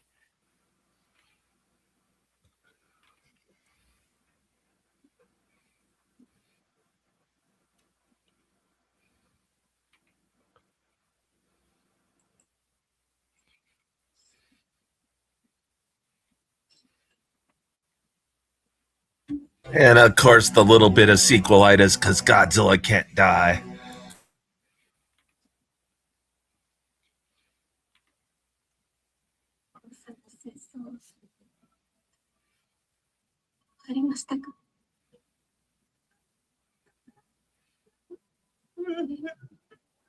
And that was Godzilla at -1.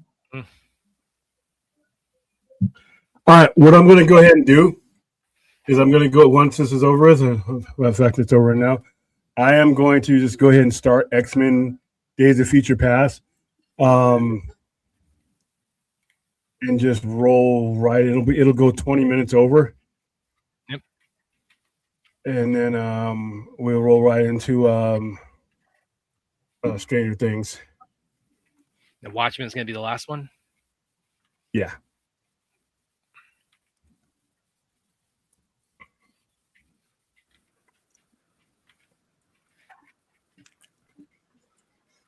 Right. Do you want me to do a countdown?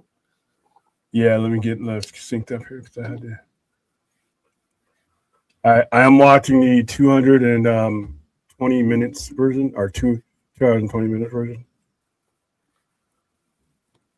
Okay.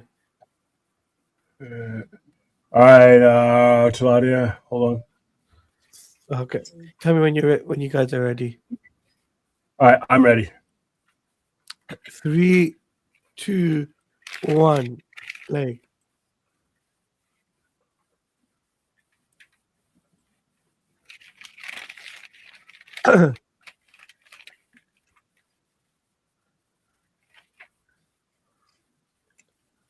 So when Aaron does the countdown, she does a normal countdown. We got the economy countdown from Taladia today. Well, it's not my fault I'm not well.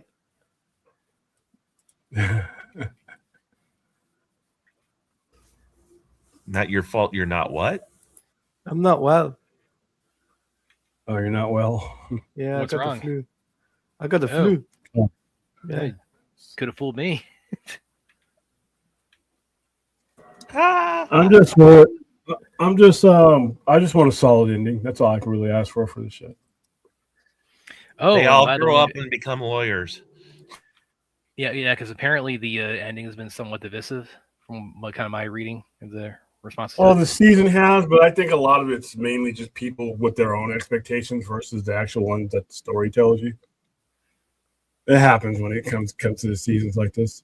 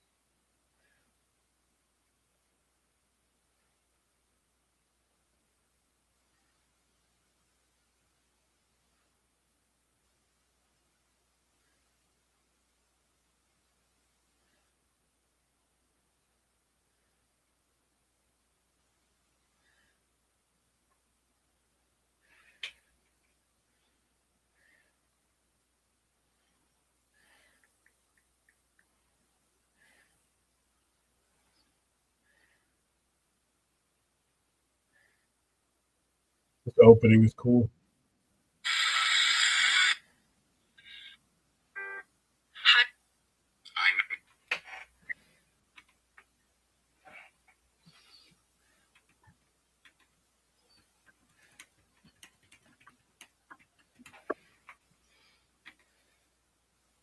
By the way, everyone, this is the theatrical version that we're watching.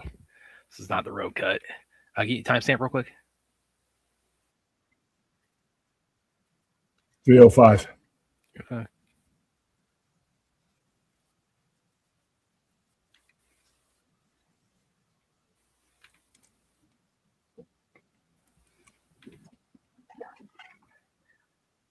This was the return of the X2 theme to the franchise. Yeah, anything, dude. I'm so fucking sick of that. I'm like, Oh, that say. Listen, I whatever you. I can tolerate whatever you think about the animated series, but that theme is Noted. that theme is iconic. That thing makes me think of that soft That core theme is cartoon. rad. There is no counter argument. E-rated X-Men, just what I always wanted.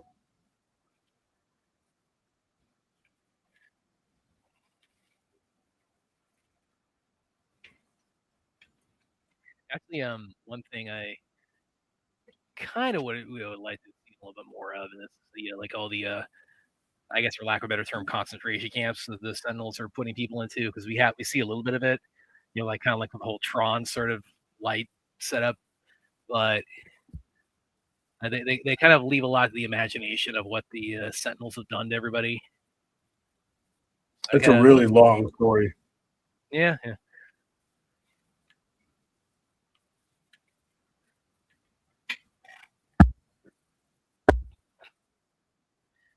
By the way, there's a that is actually one area where I think the road cut benefits this movie, because there actually are a fair amount of X-Men in this movie in the beginning who because you have like this like 10-year interval from the Wolverine to now, so there's X-Men here like Sunspot and Blink and a few others. Blink was not a part of the original storyline. Even Colossus is really up until like actually really wasn't until Deadpool that he kind of became like a major player in the franchise, and that's completely different Colossus. I don't consider Deadpool part of the franchise, though. Deadpool is different from Deadpool is kind of in its own thing. It's got X-Men all over it. It's got the mansion. Yeah, but it's not part of the lineage, though.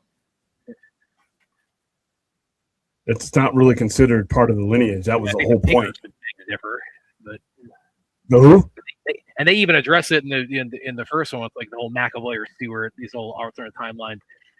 And actually, this is also this one too. I think one of the things about Days of Future Past is that it was trying to kind of reconcile some like the continuity flubs, but even then they didn't quite achieve it. So I think after this they kind of gave up on that, and they just said, okay, they just stopped. They just started telling stories. Which was fine. Everyone's kind of dancing with their own drum at this point. That's where Deadpool could say, okay, McAvoy or Stewart. I actually do kind of prefer the look of Colossus in the proper X-Men movies a little bit to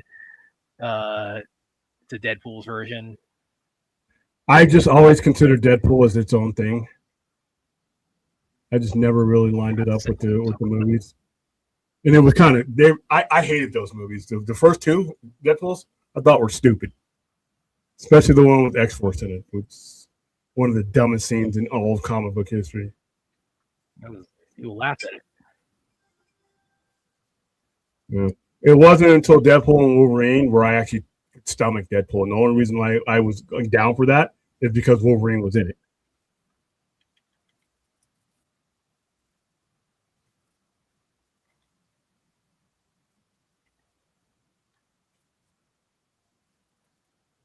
Yeah, and Blink didn't appear until the 90s.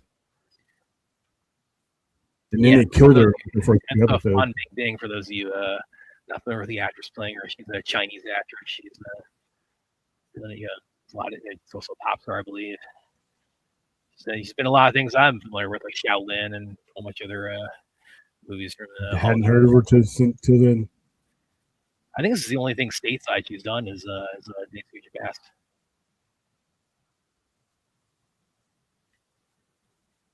But yeah, anyway, a lot of the it's a setup by the ending of the Wolverine, which I think is very underrated. I think the Wolverine is actually one of the more underrated installments of the whole franchise. But so this takes place like 10 years after the whole at the airport with Wolverine and Xavier Magneto. So a lot of these X-Men weren't like even in the prior movies. So you got to go by the fact that they've met as the resistance force they've become in that 10 years since then. Well, they just scrambled whatever X-Men that they could use to tell their story. Because, like I said, half these X-Men were not part of Days of Future Past. By the way, the Sentinel there, with his face opening up, it's like I love to ask Andy Muschietti if that provided like that look was the influence on the Deadlights with Pennywise, because that actually looks pretty markedly similar to how the Deadlights look in the movies.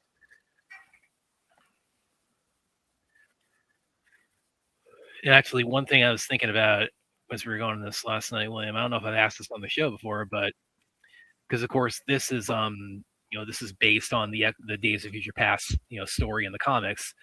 So one I was kind of thinking of, and I think this, especially in the last couple of years, has become a much more relevant question with DC and Marvel movies. Or what are some of your favorite CBMs that are based on specific comic book stories?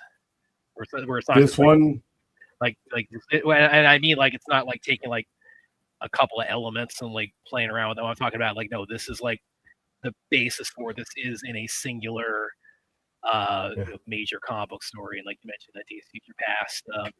there aren't very many, but this one, Civil War. BVS. Of course, mentioned BVS. That's two actually. BVS is Dark The Knight Returns. Killing Joke.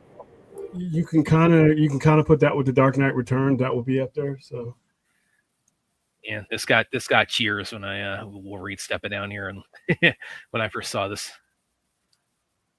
Wouldn't the Killing Joke be on that list? There's no live action Killing Joke though. I don't count. Oh, I thought you were the cartoon. No, I don't acknowledge those. Really, people are mixed on the Flash, but that's based on Flashpoint. Not really. I mean, first of all, it has to be based on a story that's good. No, that's not the stipulation I'm making. It's like it doesn't. I'm saying it's like it doesn't matter if you like the story or not. Just the ones that's based on something specific. Well, once again, I mean, they could do something based on something you hate, and they it wasn't. No, I'll answer your question outright. It wasn't a good adaptation at all. Flashpoint was not. Like a really good example of that is like Spider-Man: No Way Home.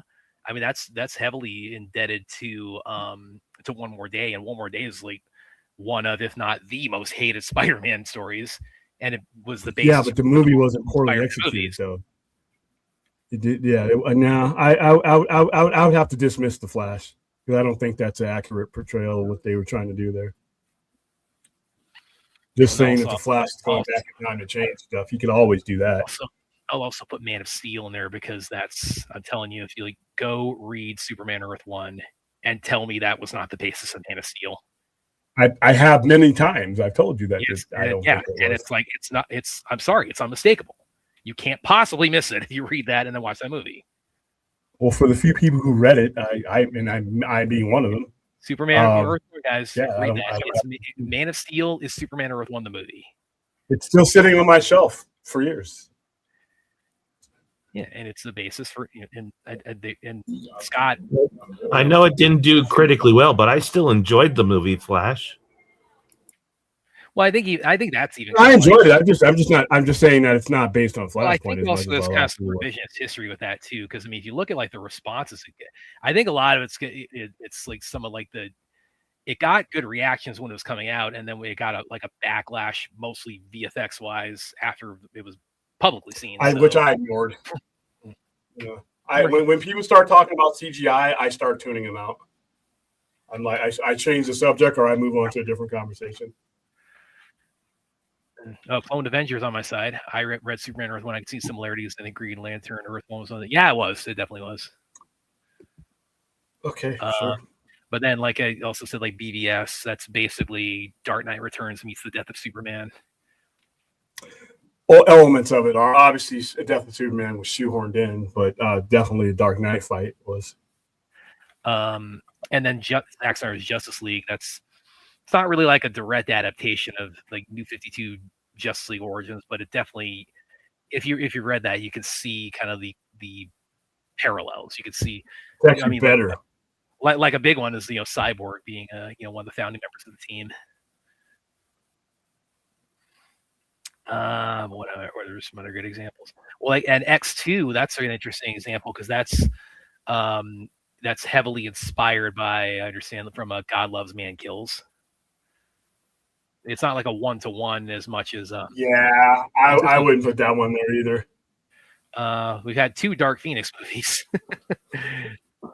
and they were both. Neither one of them were actually. I don't even. anything, There aren't really any X-Men movies I dislike outright. Like the closest. No, one as for long me- as you don't judge them on a 1-to-1, you're fine.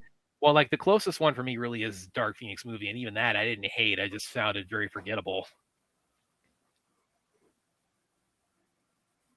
It's also it's interesting too that we're going to be seeing the X-Men so prominently featured, in Doomsday and in Secret Wars because of the way, with Dark Phoenix and New Mutants, they both came out that year, kind of under the shadow of Endgame, and I mean, Dark Phoenix. I have never gone into it. Well, it was the shadow of the merger. Remember, Fox had Well, just that been too, bought yeah. out.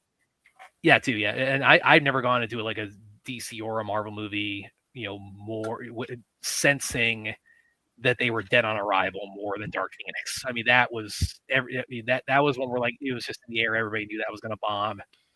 So, at the time, it felt like the X-Men franchise really kind of just sort of petered out with that, and then we were just waiting on them to be like rebooted within the MCU. And now what we're getting with that is, this integration of the franchise, kind of as it was left off, as a parallel world that's being streamlined into it via multiverse storytelling. Well, no, you're seeing an ending to that. I don't see it's not being streamlined into anything. They're ending the Fox X-Men. That's done with. Well, yeah, but again, the way it ended in 2019, that wasn't even like an ending. That was just like, let's just get these last couple movies out because we're giving up on this franchise because we got the merger happening. We got the MCU that's going to do their own X-Men at some point. Well, and they run its course, dude. By the time you got to 2019, they made like too many movies at that point. That was the one thing about the X-Men franchise, is that they really should have stopped at a certain point. You started in 2000. You had almost 2 decades of X-Men movies. They were done. They didn't give up on the franchise. The franchise, everything has its course, and there was a lot of circumstances. The merger was happening. They had made one too many movies, to be honest with you. The X-Men franchise was done. All you're seeing right now is a goodbye to that franchise. Well, this was like probably like this was definitely the peak, Days of Future Past. But then like New Mutants, that got that release date shifted around like 5 times. I mean, I saw it. Because it was not supposed to be. It wasn't supposed to be a one-off. It was. They had a whole plan, and then the merger happened, so there was no use for it. Which is why people who think that franchises cannot get disrupted by mergers, we've seen that happen. Just saying. Like I said, it was kind of pointless. The whole reason why you were purchasing is to get those IPs, so to do what you wanted to do with those IPs. And I thought so. I remember like when I first saw Logan, because the way Logan ended with he's getting the kids out of captivity and then he dies and then they make it to the kind of the promised land up in Canada. I mean, I was thinking at the time like, oh, this is like a perfect setup for New Mutants. And I thought that was it. And it didn't end up taking off from it that way. But I mean, like New Mutants, I saw that was the first movie I saw theatrically when theaters opened back up, after the lockdowns. And I saw that. I think there were 1 or 2 other people in that theater with me. And that was back when we had like the crime scene tape on every other aisle. You had to wear the masks. And my only thought was like, I have been cooped up in here for so long. I'm getting out of here on a Friday night. It's like, I don't care what I'm seeing, what I'm doing. It's like, I've had enough of this. I've been waiting. This thing's been rescheduled to high heaven. Let's do this. Yeah, I saw it on streaming. I waited. And that night, by the way, that I saw New Mutants, that night was the night we got the news about Chadwick Boseman passing away. Because I got on the phone with Mike, and because he saw it himself that same night. We were talking about it. Then I get the text from my sister. And then the conversation goes a whole other direction. And it's all about Chadwick Boseman. Wolverine for the ladies. I did appreciate that they had enough attention to detail to remember, okay, that when he pops his claws out in a minute here, that this is pre-Weapon X, so he's not going to have adamantium claws. Got Hugh Jackman. Yeah, my hope for the X-Men, as far as MCU X-Men, is that they go entirely their own direction. this is cool that you're gonna get a good send off to these characters you've had for 25. Will be 26, 27 years by the time that these movies are done. We're probably gonna finally get like some justice done for a Jimmy Mars and a Cyclops.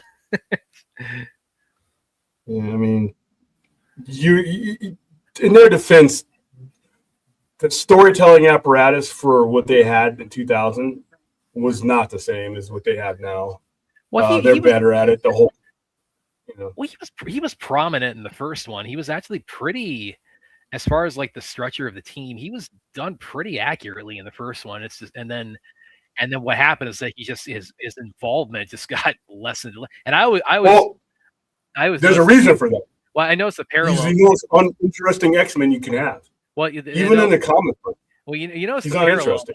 Like when that was going on, the parallel of that, like watch the original 3, and even like this, I would even include like Days of Future Past and that. So watch that, those 3, and this.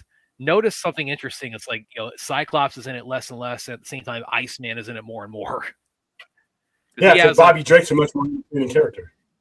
Well, but why do you think that during the 80s you saw Iceman on a cartoon? What I'm talking about, just like by the way, here, just real quick, here's the bone claws. Again, you're behind. I just appreciate the. You're ahead of us. I'm ahead of Talati and I'm behind William. Okay. What was I saying? Oh yeah. So, I don't know. But I just look back on the original where like Cyclops is very prominent, very much a leader. Iceman, he's got like 5 he makes that little like ice rose for Rogue, and then he's Mystique in one scene, and that's kind of it. And then he becomes he kind of almost becomes like the Cyclops role. He takes on a pretty substantial leadership role within the team. And Cyclops, just kind of ends up moping around over Jean Grey. Yeah, I really never, be honest with you, I never really thought there was a cool way to write Cyclops, because he's always going to be outshined by anybody around him, no matter what version of X-Men you have, going from the original all the way up till now. He's always surrounded by people that I'd rather much see written about than him. I mean, personality-wise, I've always kind of looked at him. He's kind of like to the X-Men what Captain America is to the Avengers in terms of like personality, in terms of being the very stalwart. Captain America's way cooler. Second. Captain America's way cooler than Cyclops, though. Yeah, but they also they're both again they're in their leadership position. They're both their morality is very black and white. It's very and then with Wolverine, it's like you kind of have like almost like a Tony Stark kind of thing where he's a lot rougher around the edges. He's got he's got more of a chip on his shoulder. I mean, Wolverine way more so. Yeah, all those characters are, like I said, if I have a story to tell, for me personally, I'm probably not going to tell it with Cyclops. I mean, he can be there, but you look at every instance he's been in, he's like the least coolest person. Well, he's paper or film. He's as far as the X-Men, he's the most excited, the one I'm most excited to see in Doomsday. That teaser we got for him, it's like. By the way, yeah. it's like, are you what odds would you give to Hugh Jackman? I think everybody's pretty much expecting he's going to be, if he's on Doomsday. You're going to see every X-Men that's ever been. If he's on Doomsday, he's got to be in Secret. You're going to see everybody. You're going to see everybody who's physically capable of saying goodbye, because you are saying goodbye. You are not going forward with this universe. You may as well get them out. Well, you said Anna Paquin might be like the one, because I wasn't aware she has some health problems. It's her health issue. What's I think she has health issues. Okay, because that I wasn't. But everybody else, everybody else, you're saying goodbye to this universe. Why leave anybody out? If that's alive and physically able. Yeah, and it needs to be a goodbye. By the way, the new X-Men that result from this need to be new. They need to be, their story needs to start within the MCU. No carryovers from the Fox universe. I love the Fox stuff for the most part. There were some bad movies, but for the most part, I loved it. But it's time to get buy some new clothes. You know what I mean? Yeah, the only one I really that just didn't leave like the closest I Buy have some new clothes. I like that. buy some new clothes. Yeah. You buy some clothes. Or you might say it might be time to get some yellow spandex. Huh? What do you think of that, sis?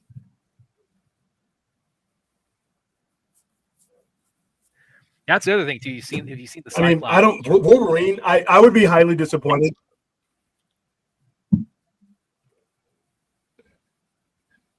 What, the uniform from X-Men days, the Jim Lee era? Wait, I'm sorry. I think we might have had a hiccup there. You're talking over, but you're talking about the trailer had the costume. Well, because it's got the comic accurate Cyclops suit in it. We've already seen the comic accurate Wolverine one. So, I mean, and now we've got the comic accurate Gambit one too with So, I mean, kind of at this point, I think it's funny because Cyclops didn't get that costume until '91. He didn't get that costume until the very first time. I think his. I think like in 2000, I think he could have done his like because they gave everybody kind of like a uniform, black leather. His I think could have flown pretty easily in 2000 because it's a blue suit with like the yellow. No, he's got draws on. He's got yellow draws on outside of a blue uniform with some weird looking useless contraption going across his chest, which I never for the life of me figure out what the fuck it was. Oh, by the way, also like one character they clearly didn't care about continuity wise was Toad with the first movie because we got Toad in this movie, and he's if anything he looks older than he was in when we saw him as Ray Park in 2000. Ray Park, yeah, they were clearly not caring about matching up Toad at all.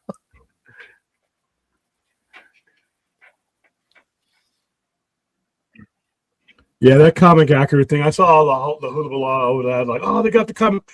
Cyclops has like 14 different outfits. He literally has like 14 different outfits, and that one didn't come along until literally existence. That it created. Didn't come along until Jim Lee and Chris Claremont did X-Men #1. And even with that costume.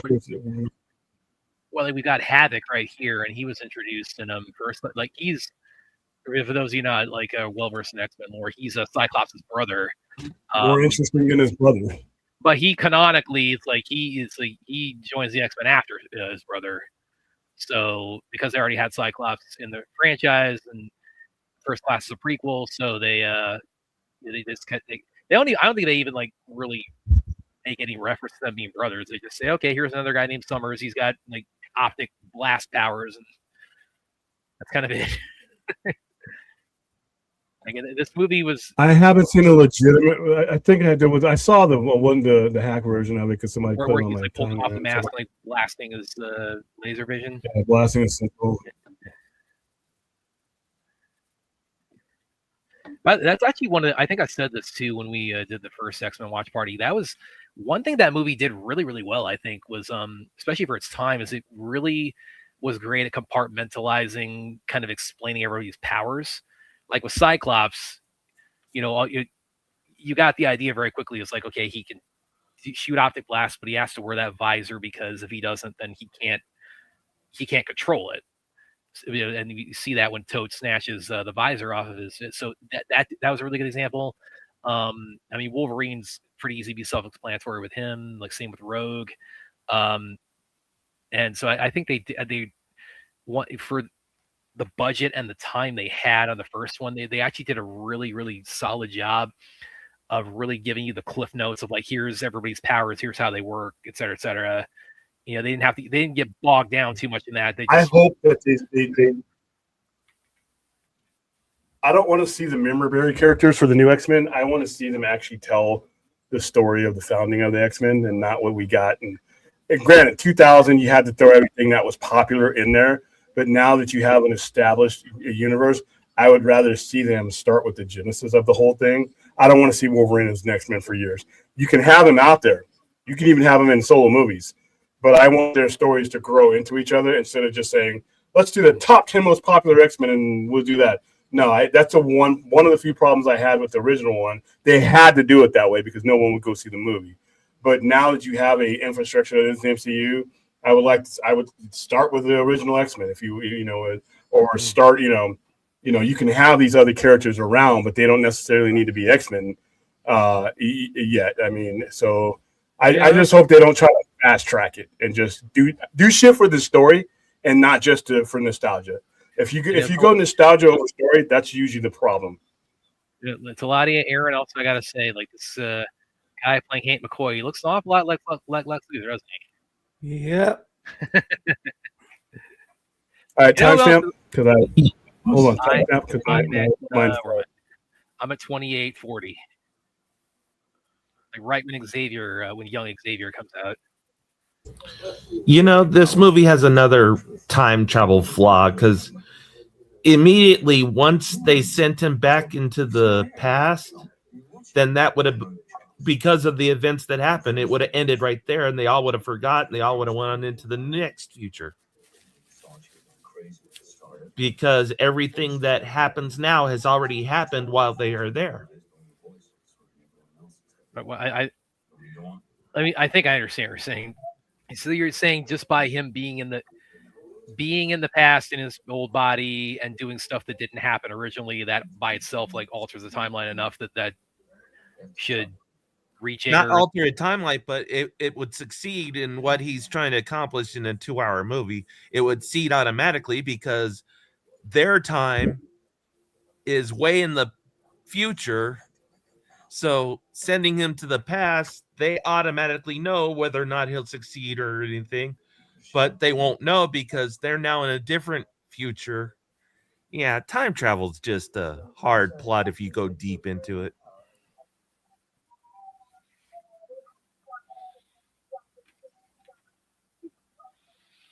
It's just like It, when they added the time travel to It, which is fine, but it means everything he did, even trying to stop himself, still resulted in him dying.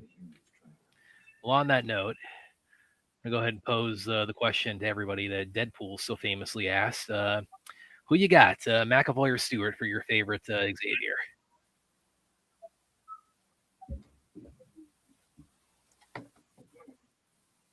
Yeah, William just came back when I asked. Stuart. I just never really thought of the question because they both had different purposes. Because you said you prefer Fassbender as Magneto. Yeah, I prefer Fassbender, but I think he's augmented by the stories that are being told alongside him. As far as McClellan's, the stories that were being told with him weren't as good as Fassbender's stories. So he has the advantage of better storytelling between. Well, and they also, because when they started doing after Last Stand, the plan at that time was to branch off and do a bunch of origin movies. So they did Wolverine Origins. They were also going to do a Magneto Origins.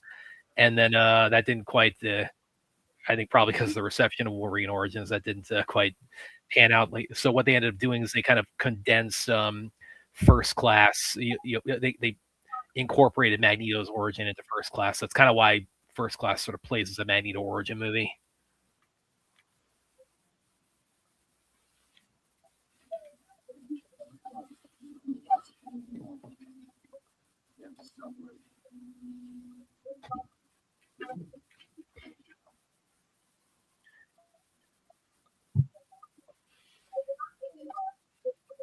$20 till audio.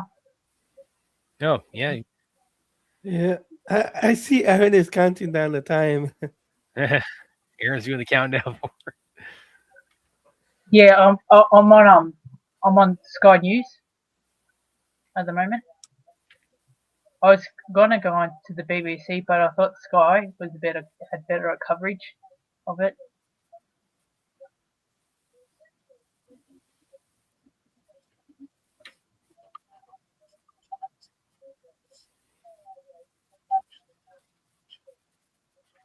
Xavier's got good memory too. He remembers the Wolverine cameo in First Class, and his specific choice of words.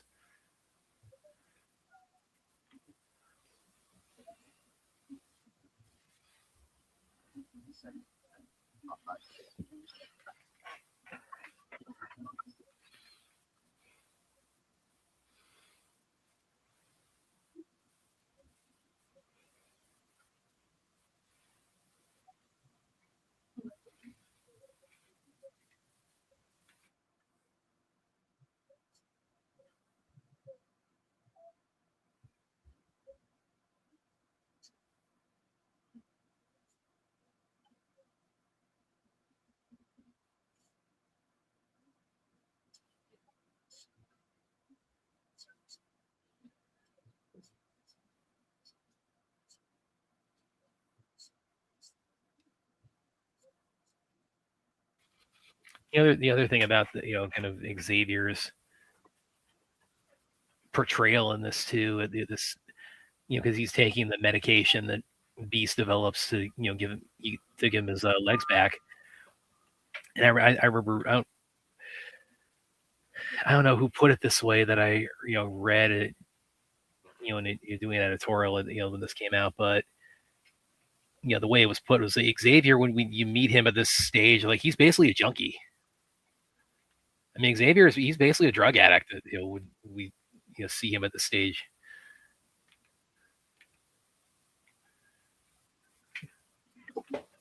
What do you want? Well, there's a lot of truth. There's a lot of people that self-medicate.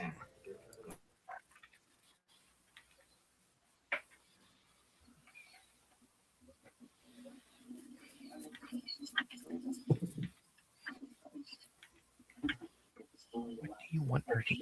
You want to come on? All right, guys. Remember, we are here for charity.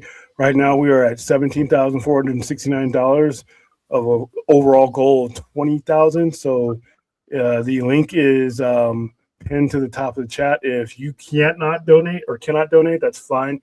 If you could spread the word and put it in the laps of somebody, you may be able to get us close to that goal tonight.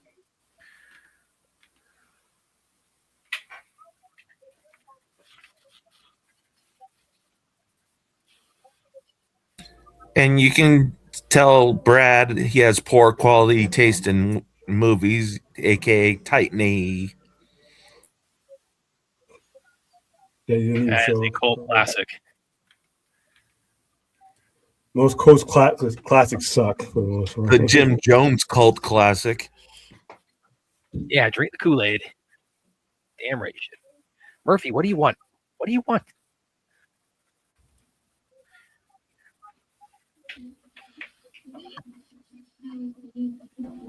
If I'm guessing right, he wants a snack and or attention. No, he's getting attention. Murphy, come on up here. Jump up. Come on, camera. Come on, jump up here. Yeah.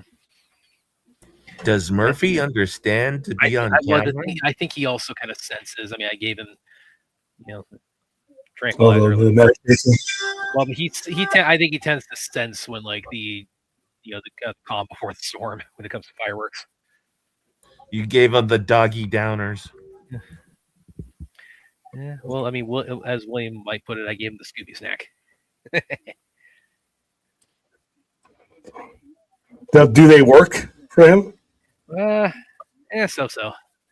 I mean, he's not like losing his mind. I guess he just kind of wants to be close.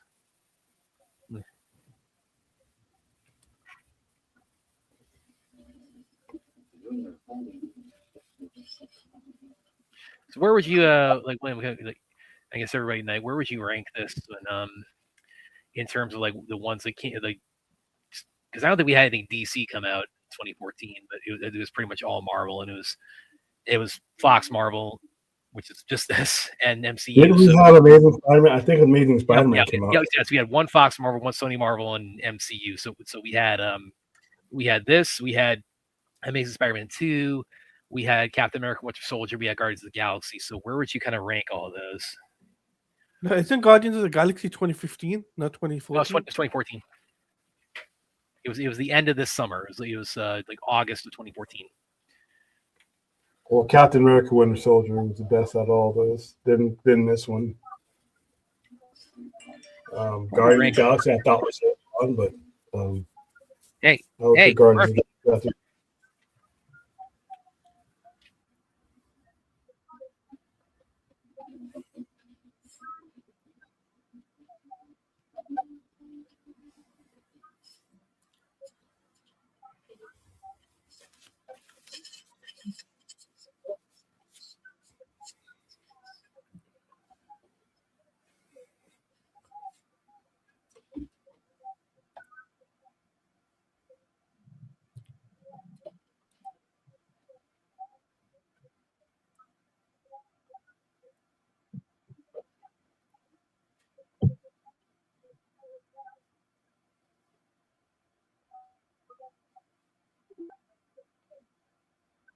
I wonder if Peter Dinklage thought even back then, gonna be in another superhero movie called Toxic Avenger. And he's in Thor. Actually, no, he's in Avengers. Yeah, he was a giant. He actually played the giant, which is hilarious. Yeah, he did Infinity War. He was the big giant that was helping Thor to kind of align that sort of like planetary like raid to get him to so he could zap him to Wakanda. Oh, and here's something else. Like we got in the span of about a year, we got 2 Quicksilvers between this movie and Age of Ultron. We got the better Quicksilver in the X-Men movies. We just did.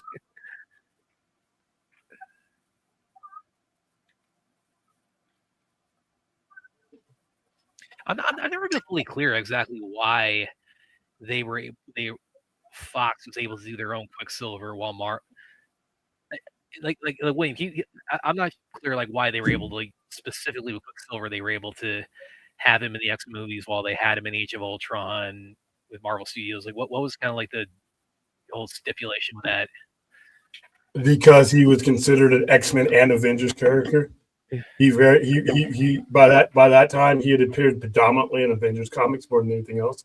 After the Brotherhood of Evil Mutants, he joined the Avengers. Him and Scarlet Witch joined the Avengers in issue 16. So I guess it was considered that he was, as long as they were telling an Avengers story, Scarlet Witch and Quicksilver are more associated with the Avengers than they were anything else.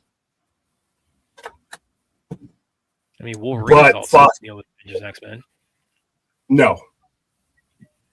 Not predominantly, and that's not what he's known for. And he didn't become an Avenger until like 2006 or something like that. And that was just dumb bullshit gimmick. Because remember, that was when they put Spider-Man as an Avenger. Spider-Man was not an Avenger until after Secret Invasion and Civil War and all that. That's when they started doing that shit.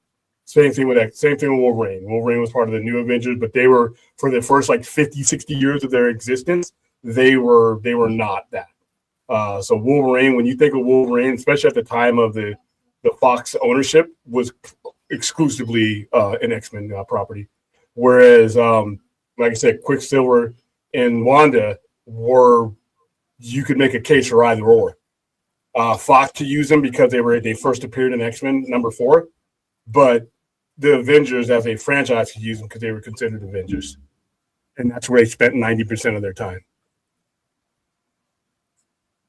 As a matter of fact, Quicksilver wasn't on another team until he joined X Factor in the 90s. So that's hopefully answered your question.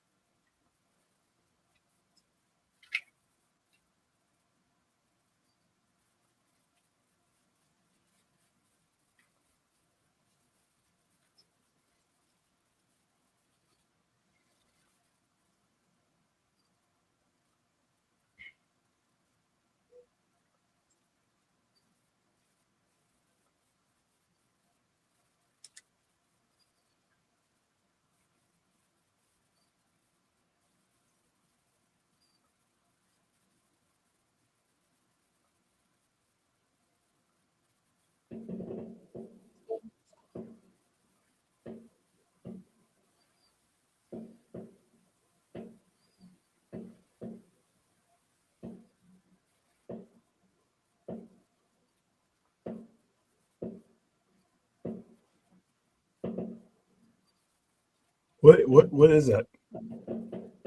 Fireworks. Somebody put somebody Is that fireworks? Yeah, fireworks. Already?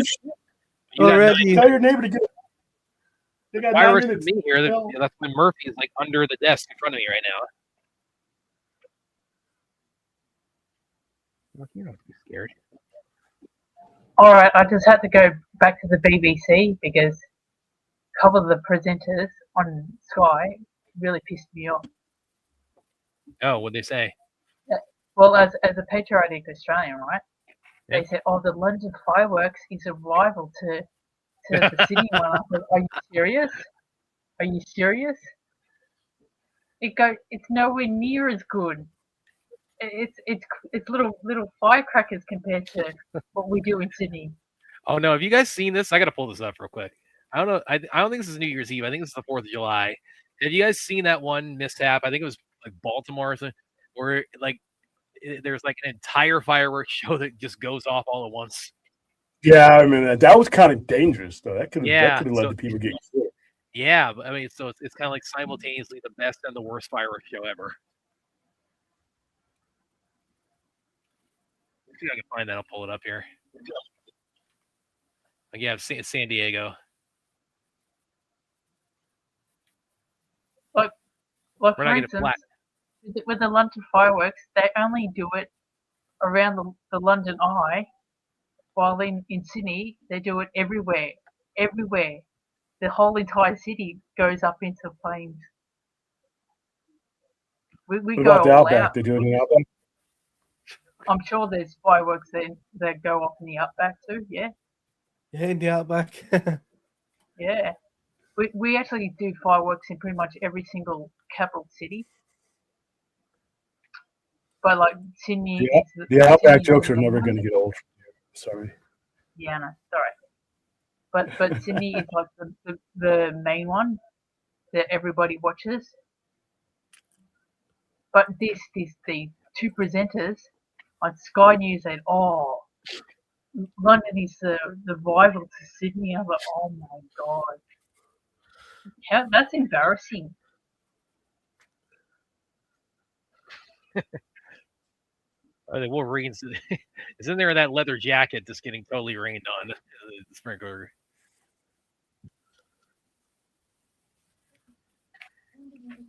Yeah, this was a big like moment for my audience, and Quicksilver says like, my mom knew a guy once who could control metal. Huh.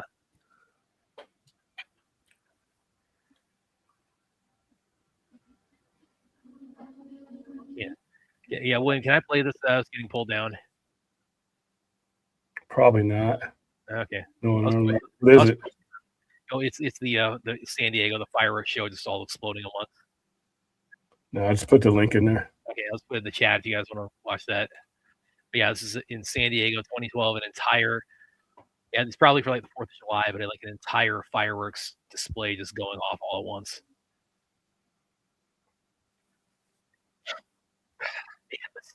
I mean, really, it looks like a mushroom cloud, guys.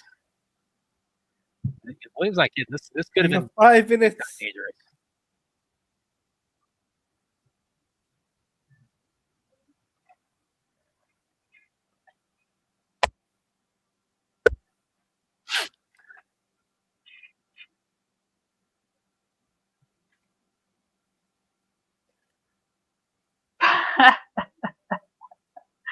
Oh my god, it looks like Godzilla could come out of that. Yeah.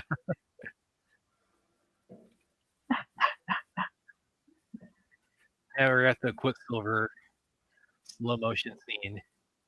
I actually, I didn't like Apocalypse all that much, but that Quicksilver scene that was pretty awesome in that. Like that, the best parts of that. This is why I say there's really no X-Men movies I outright dislike, because I think even at their weakest, they've always had at least something memorable in them. And in Apocalypse, How far ahead of me are you? Where are you at? I'm right when he's like sniffing around the whole kitchen and like moving guys around and stuff like that. Yeah, where am I? You're in the kitchen scene. Yeah, I'm at 4804. How far am I from you guys?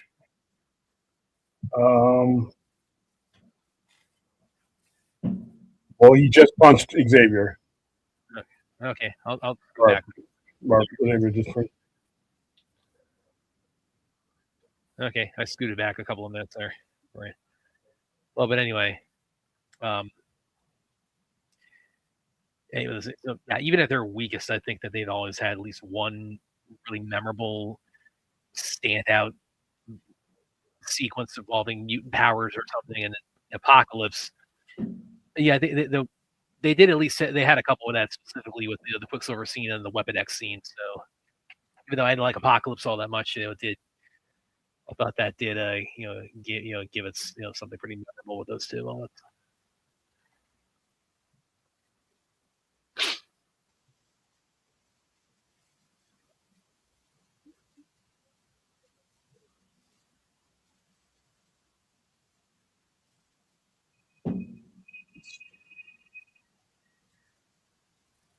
Okay, now you guys are at the Quicksilver part.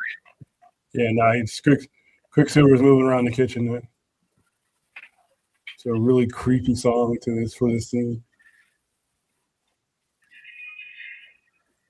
BBC is doing Ronan Keaton right now. You got about 3 minutes, Taladia. Yeah. Yeah. That's why I want to see the 5X.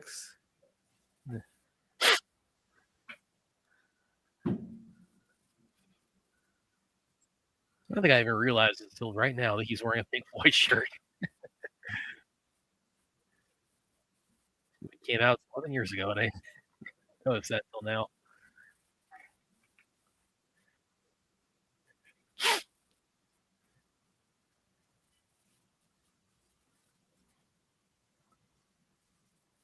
Makes that one cop punch himself in the face.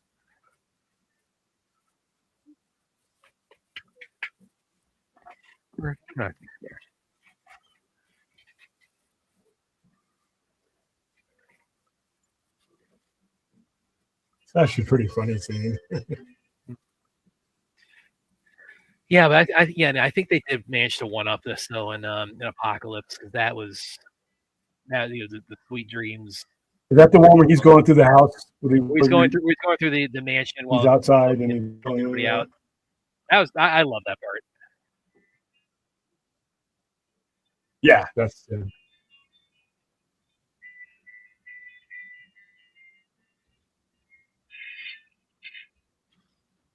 fucking buffering again. Goddamn. By the way, to kind of go a little bit more into like comic book lore, now like William, like Quicksilver, he has super speed, but his top speed absolutely pales in comparison to Flash, doesn't it?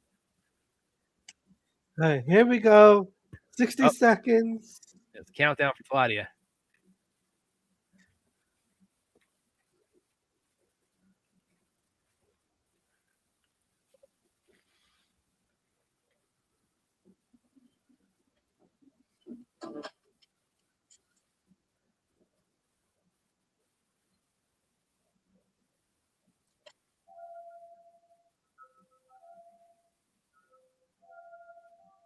I'm gonna grab something to eat. I'll be right back, guys. Mayor of London. Oh, present. happy New Year! Happy New for Year, Happy New Claudia. Year. Happy New Year. Happy New Year! Happy New Year to everybody across the pond. Happy New Year, Yeah. Ruth. Yeah, Happy New Year, Ruth. Happy New Year, colleagues of mine. Fra. Over in the, yeah, Yeah, Ruth. Happy New Year, Ruth. yeah, I thought Ruth would actually be dropping in with us tonight.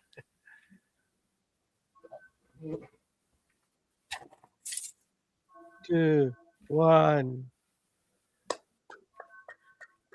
Fireworks. Wish you a very New Year, Ruth. Yeah, it's Fra New Year. Happy New Year.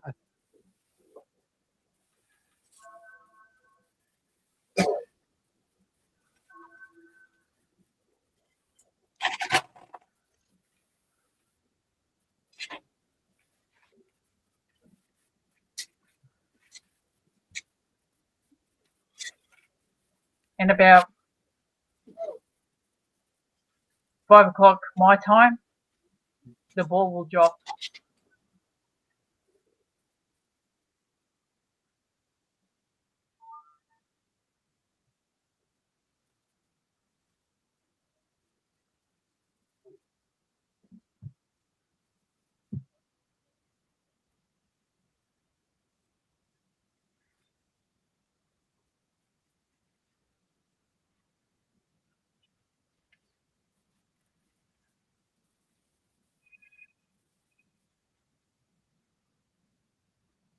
You know those fluorescent lights that Magneto was in? Yeah. When his prison cell? Yeah. There would have been metal in those lights. There's no way to avoid it. Oh, yeah, that's Yeah, right. yeah.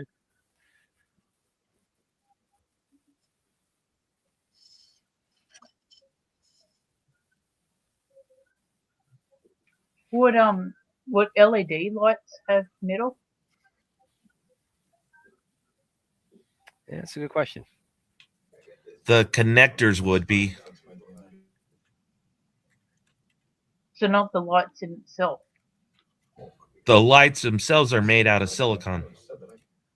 Yeah. So you could hide the connectors.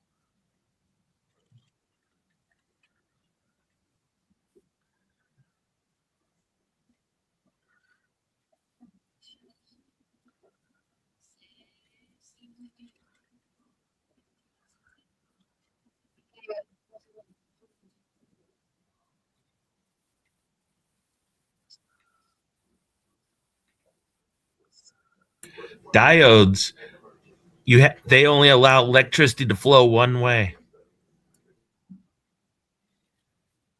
What's diodes? It's an electronic component, like a resistor or an inductor, Yeah. except for the diode only allows electricity to flow one direction.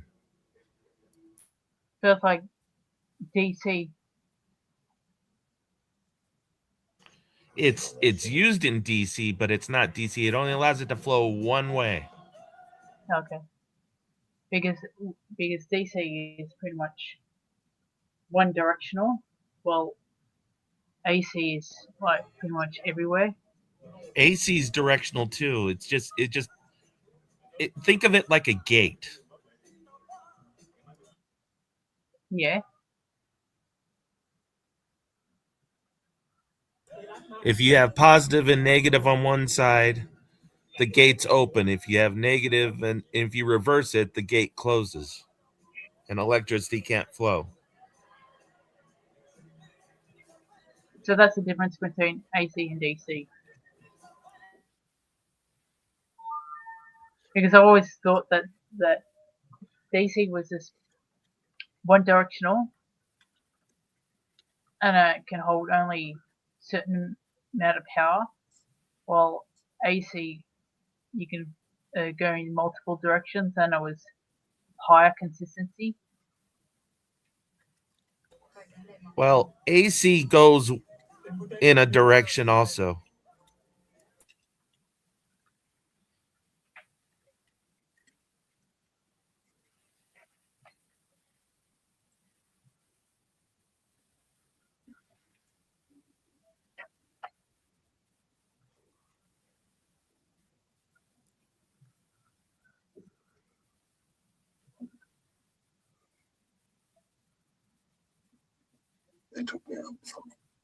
See, they're only doing it in one area.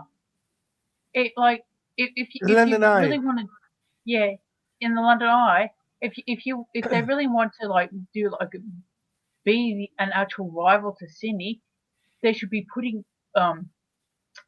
fireworks on the houses on the top on the roof of the Houses of Parliament right there, They and maybe put did. some maybe put some fireworks on top of Buckingham Palace as well, and the London Bridge. If they really want to become rivals to Sydney, this is what they've got to do. They've got to put it everywhere. not just in one place.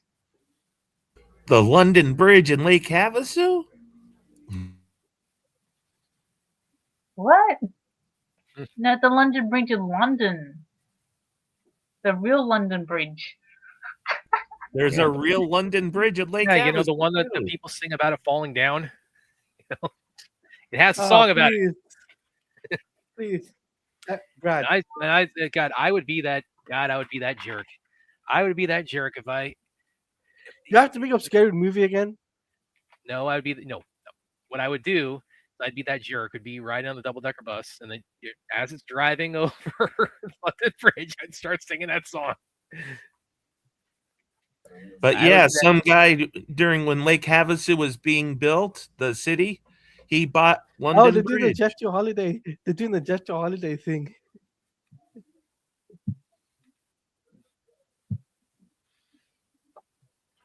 And had it shipped to the United They States just brick by brick. I did Wicked.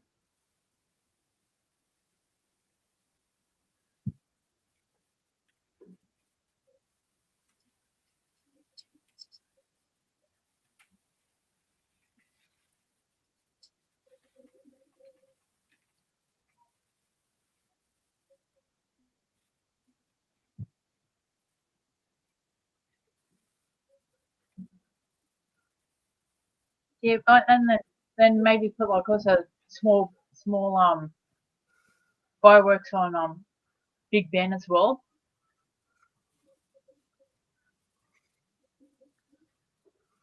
You can't keep it in this one area. Do it everywhere.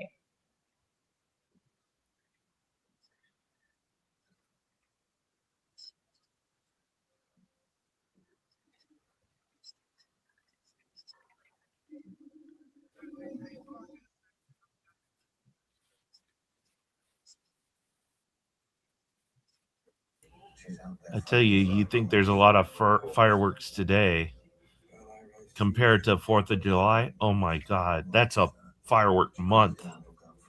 Yeah. Is that why you don't put all that much fireworks on like New Year's? You just save it all up for 4th of July. Oh, there'll be a lot of fireworks going off tonight, but compared to the 4th of July, it's nothing. Are the fireworks trying to like mimic like the firing gun?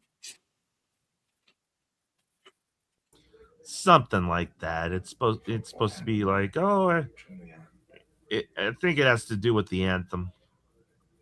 So it's more so it's more symbolism that way. Yeah, but people like to blow things up and lose fingers. So Well, during like during in China when they were having their dynasties, they used fireworks as a weapon.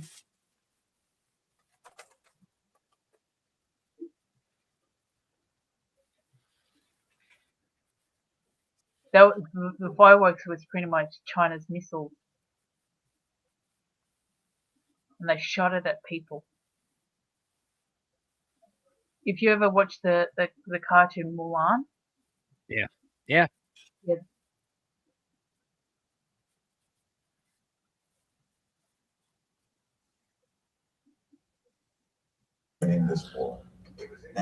I know Disney is the second largest buyer of explosives in the United States. The first one's the military. What was it? Did you know that Mulan is pretty much based on a true story? Now it's nothing like the Disney cartoon. Nothing like that. No, it's a lot darker. Hmm. And there was no like love story or anything There's like no that. Mushu.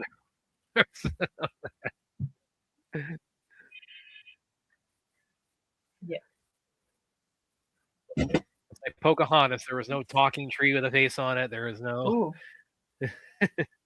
Pocahontas. That's a one. That's real. Like that diverges in like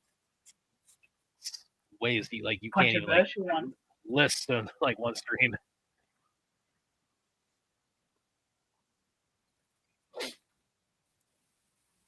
Like, hello, she didn't hook up with John Smith.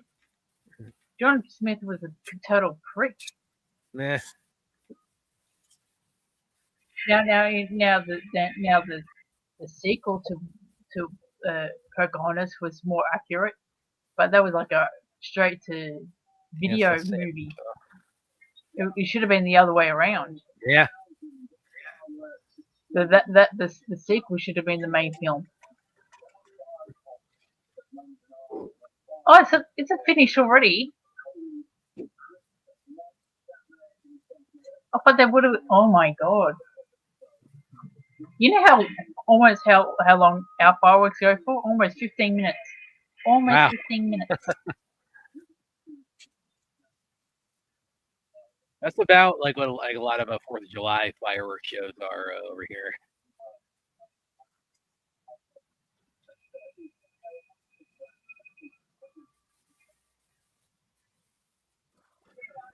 My mom just called. She says Happy New Year to you guys. Happy years, Gladys mom.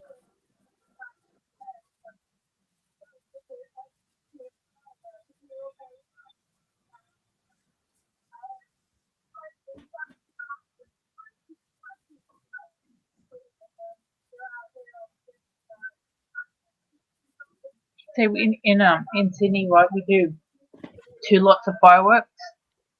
We do one at like 9 o'clock because it's for like the kids. Yeah. So they get to experience fireworks and that before they go to bed. And then we have our main 12 o'clock fireworks. They did something very very interesting to, like this year. They around 10 o'clock. They lit the Harbour Bridge in blue as a way to like to talk about mental health. And then at 11 o'clock,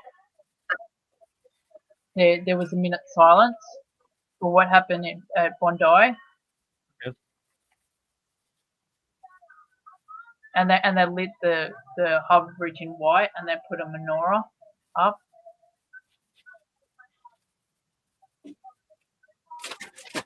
Sorry, I saw the part where Wolverine like he's losing his connection. And he sees he's like, "What the hell is that?"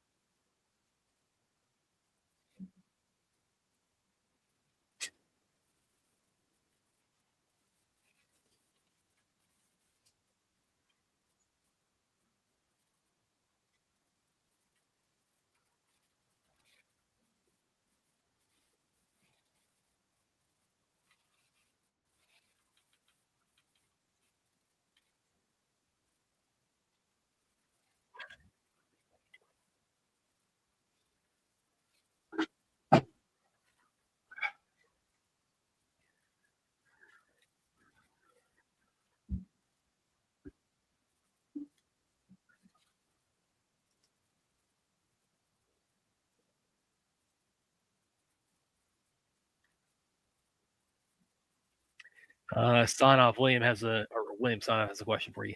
Hey, how does Stranger Things? Well, we're gonna be watching that a little bit here, but I mean, is it great or underwhelming? Yeah,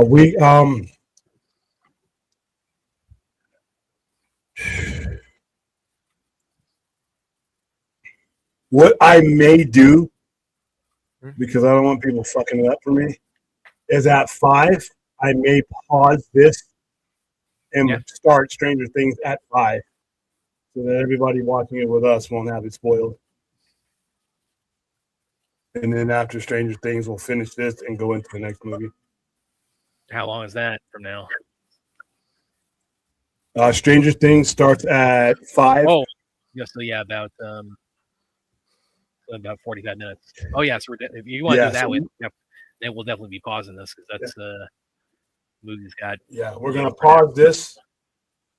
We'll pause this. We'll timestamp ourselves, and then we'll. What was that again, Todd? About 45 minutes to an hour. I have to dip. Yeah. Yeah. Not because of you guys, So, because I promised someone I'll be going on the show. Thank you, man. oh, you're gonna go. Okay. Yeah, no, that's understandable. You're in a different time part of the world. It's not like when Brad fucks up time. You know, he's like literally. Oh, stop it! He's like here. You know.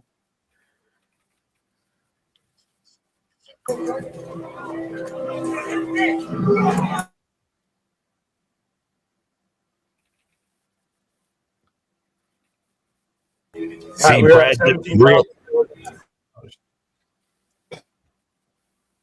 Brad doesn't realize we can tell time, what time it is on the East Coast, so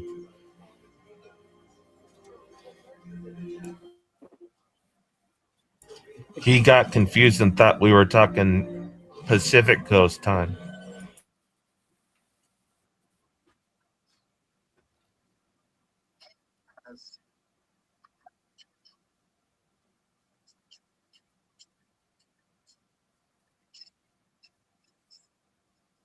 He made sure to miss Titan AE, though.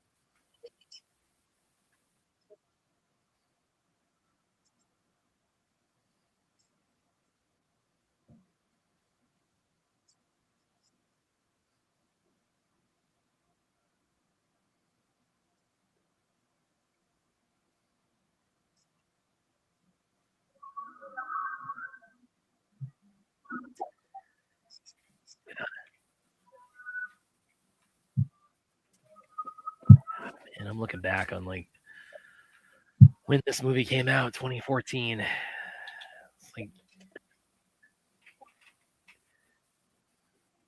there's a lot of stuff that came. I mean, like this is also the same year that John Wick came out, the first one. Like that's been so, so it's near and dear to my heart since then. And Aaron, this is also the year in Assassin. I know I introduced you to Assassin's Fist, but this is the year it originally came. Street Fighter Assassin's Fist dropped. It's crazy when you look back on. Sometimes you just look back like how much time has passed. I didn't know Assassin's Fist came out that long ago. Yeah.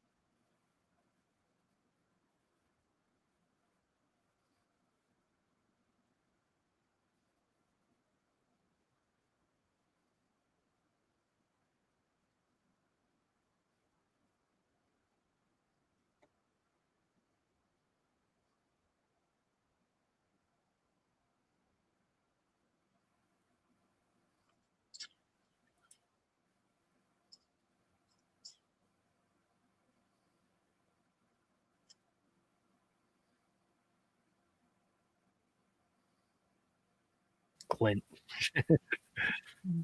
It's Ah, not so you- duck season. Duck season's over. It's rabbit season. No, he's not. That's gonna be his Oh my god, I like that. She had one for like Wolver. Saber. That's a Wolverine Wolver Saber duck or duckurine. There we go.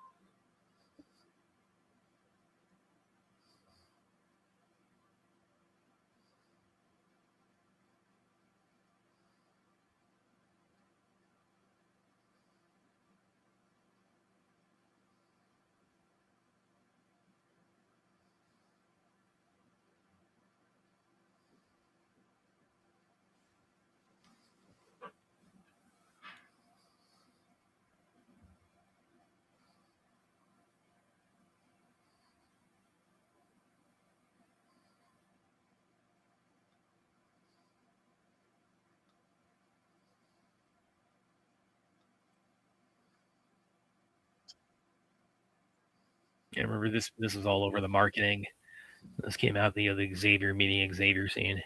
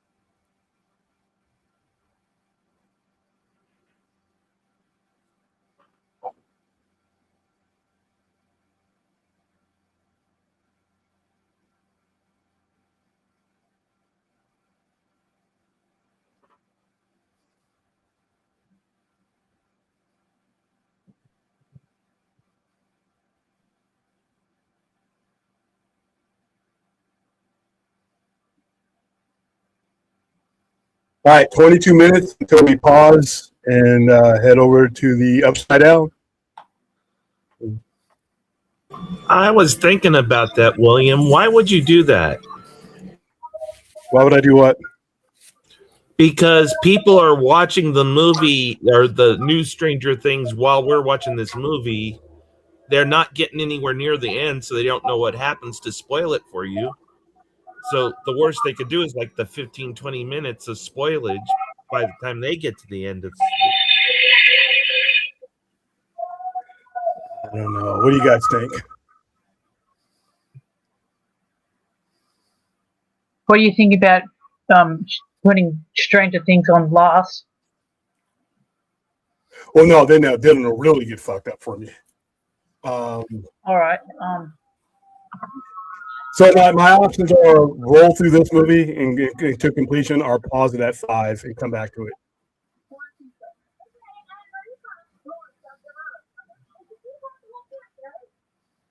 How much time we got left in this one? We got an hour left in this one.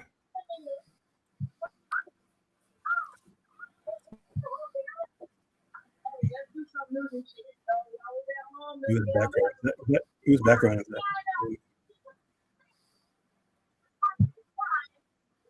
Oh, sorry, that's me. On.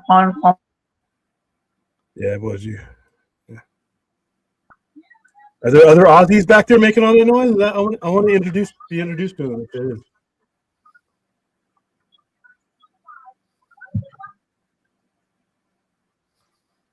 I want to meet the kangaroo family. Kangaroo. She promised me she was going to take pictures of the family. Who, Erin? Yeah. She went on They a little use holiday. kangaroos like we use horses. Oh, picture I know. some I'm watching the stuff that's going on in New York at the moment. No.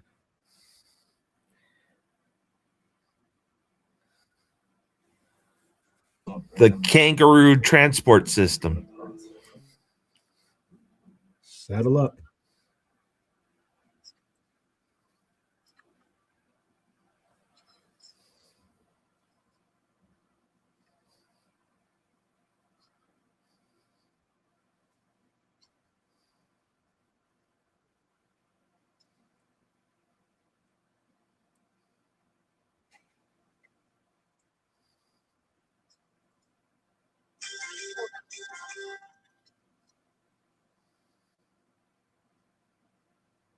This was a cool scene. Yeah.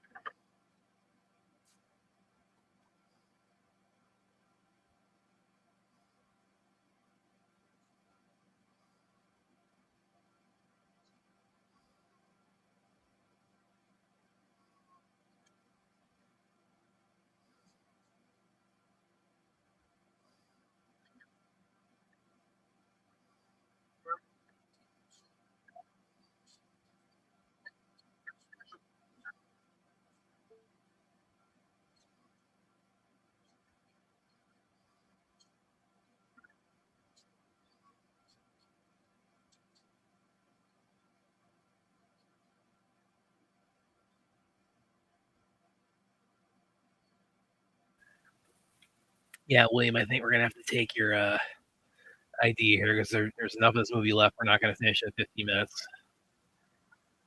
Yeah. I think we're gonna go ahead and we But got what I'm saying is other people can't spoil it for you because they can't reach the end of Stranger Things, right?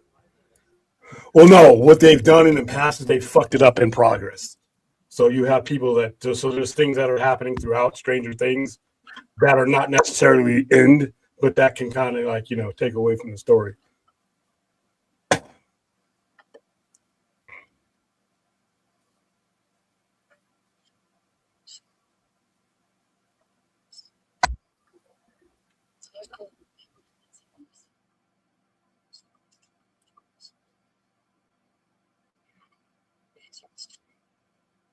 Yeah.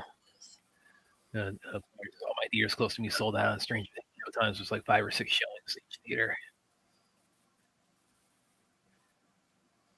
I don't think I've ever seen them do that for like a show's finale.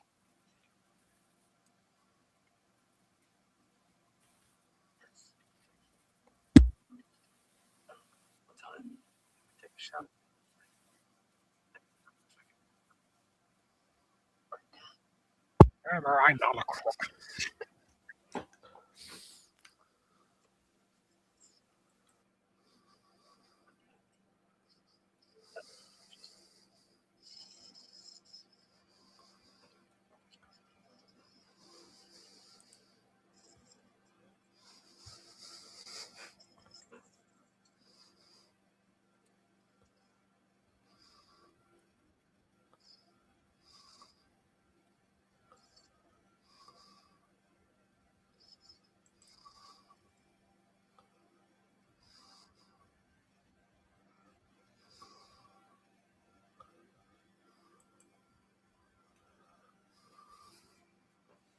Blue people sex. It's Avatar.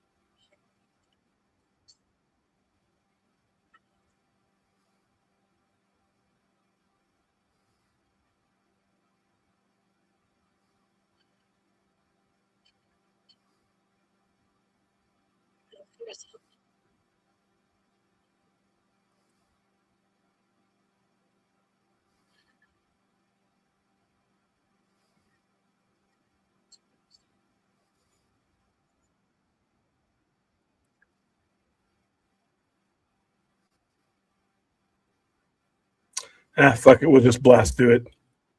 We'll go full Xmen, and then we'll go right into Okay. yeah. That way it won't be so confusing for people who are watching along, and we can timestamp it properly. In post. By the way, all right, everybody, this is charity stream for AFSP. We want to, our goal, we're trying to reach $20,000. We're what, about 2,500? Yeah, I doubt we're going to reach it tonight, but as close as we can get, we'll be all right. So yeah, if you can, consider a donation, please. And then we have the link right here in the chat. This is also here on the screen, or to share if you can't share around, let people know about it.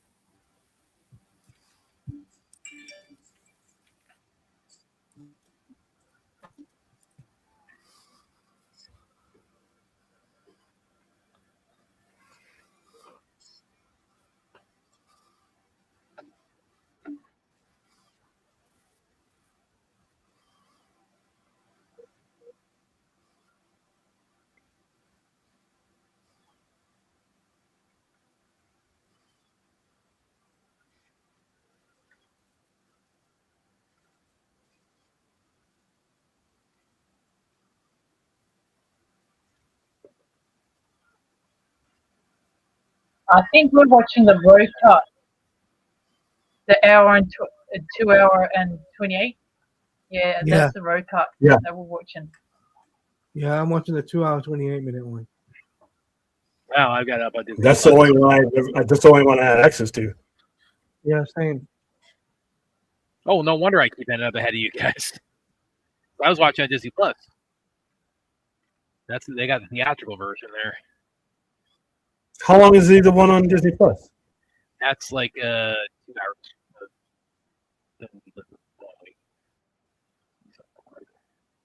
Sort of the road cut is like 17 minutes longer.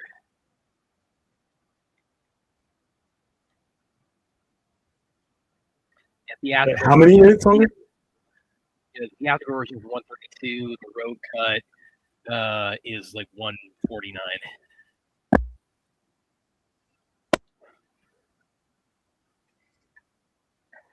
I got a 2 hour and 28-minute version I downloaded from Amazon.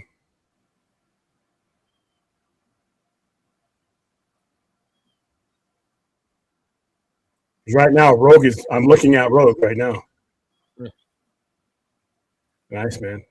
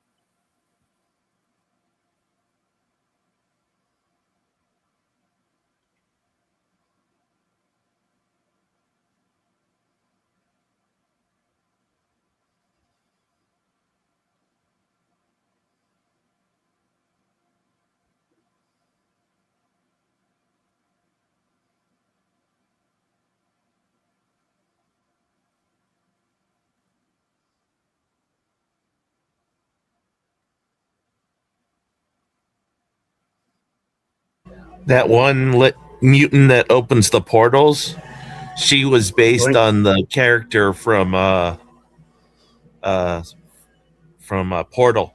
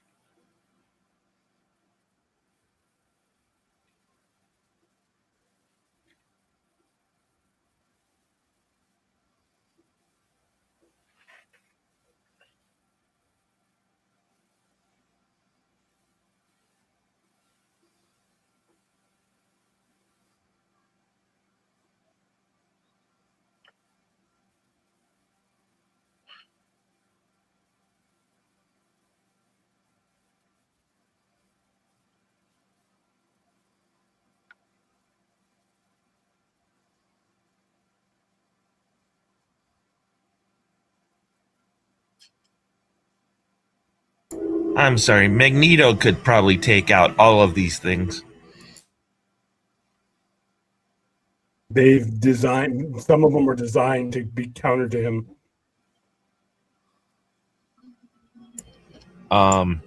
He can do it with a necklace.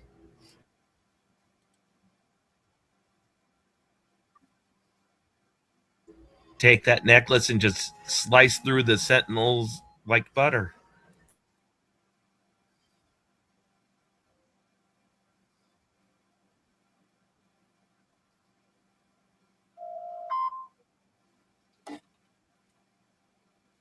But you're right. The writer can make it for anything, but from what little I know about Magneto.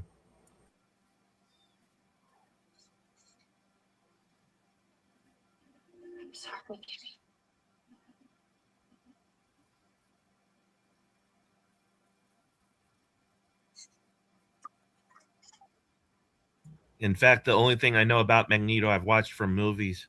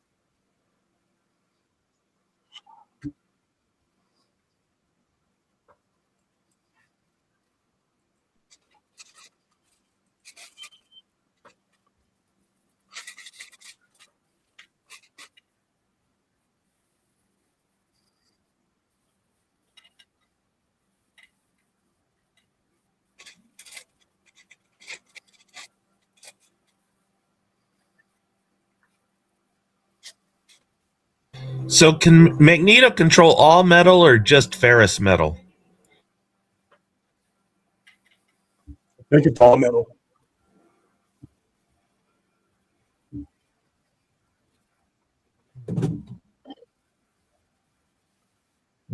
So like he could like control gold and lead and Oh, that one I don't know. Yeah, that one. Look that up.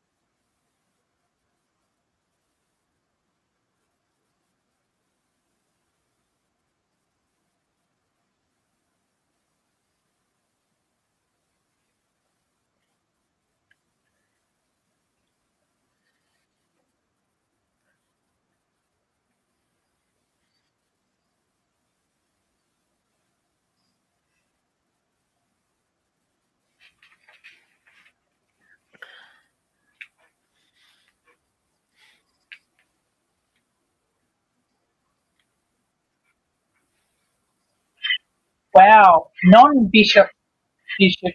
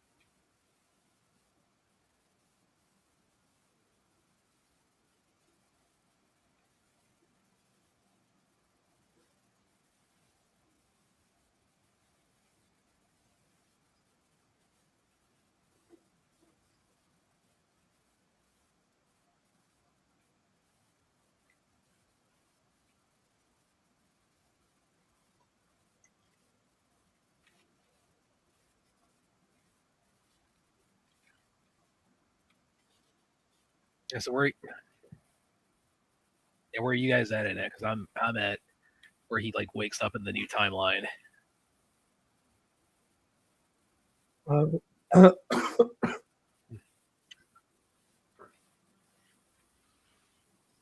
right where I think I told you about this when I saw it in the theater with Ashley. It's right where he sees Jean, and then a hand comes on his shoulder, and turn around, Cyclops. I'm not there yet. No exaggeration. When that happened, she sees Cyclops and goes like that.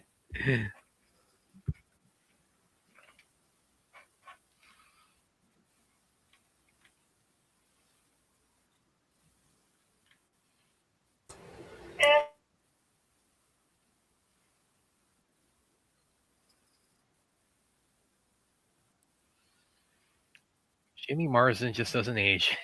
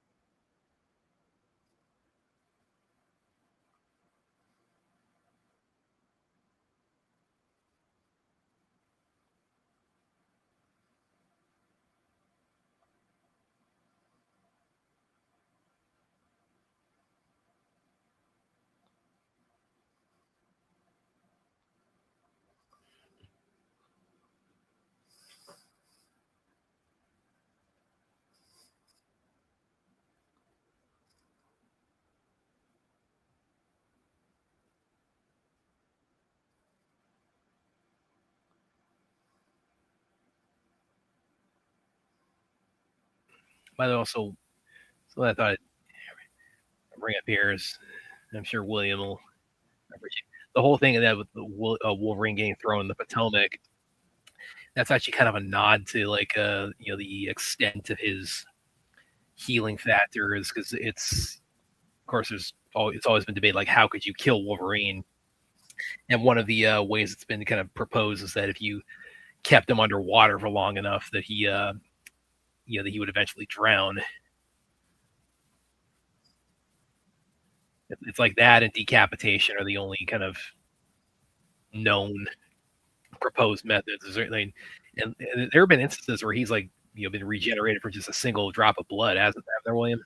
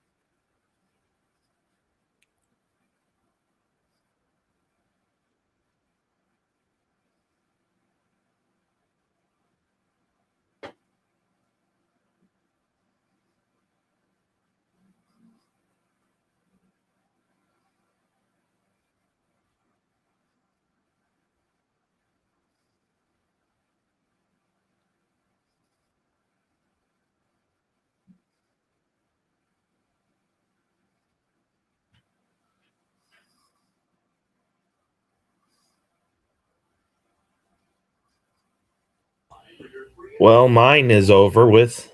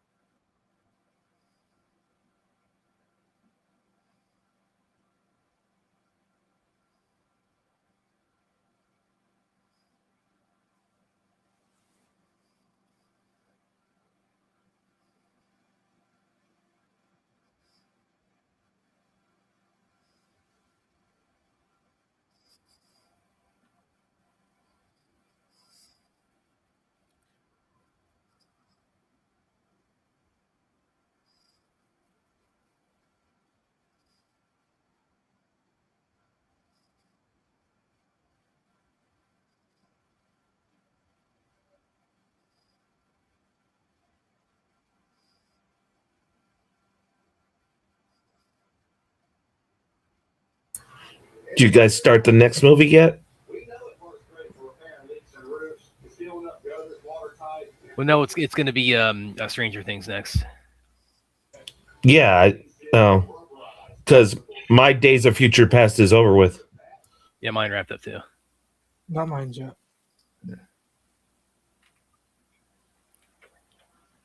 We'll just wait for William.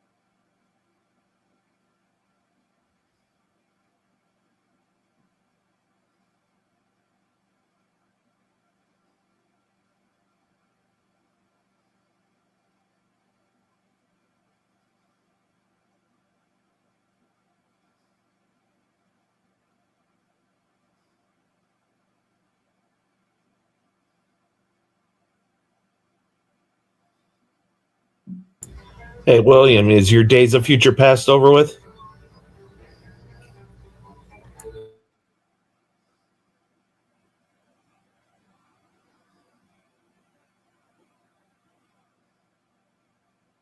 Your mute's on if you're talking. I got about 12 more minutes left.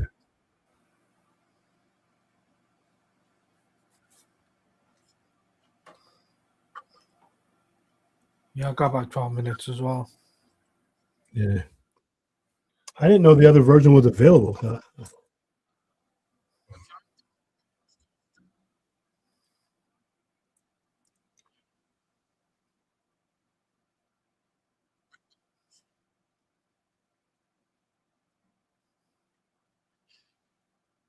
This is my favorite X-Men ending to any of the movies that they've done. The Fox era.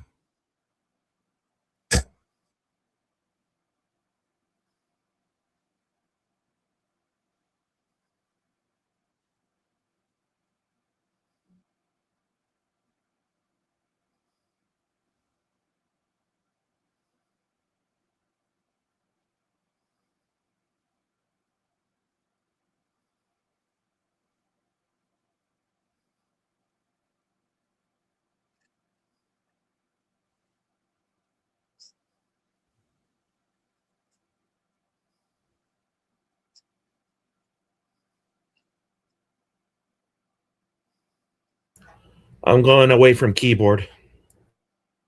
Okay. Once this is over, I'm going to go use the restroom. And then give everybody time to calibrate. And then I'll run back and we'll start Stranger Things. Beginning of the end. Yeah, after this, I've got a dip after this. Okay, cool. All right, man. Well, thanks for sticking with us for as long as you did. No problem. It's always special. Okay. Even where you're at, it's kind of tough. It's always a pleasure.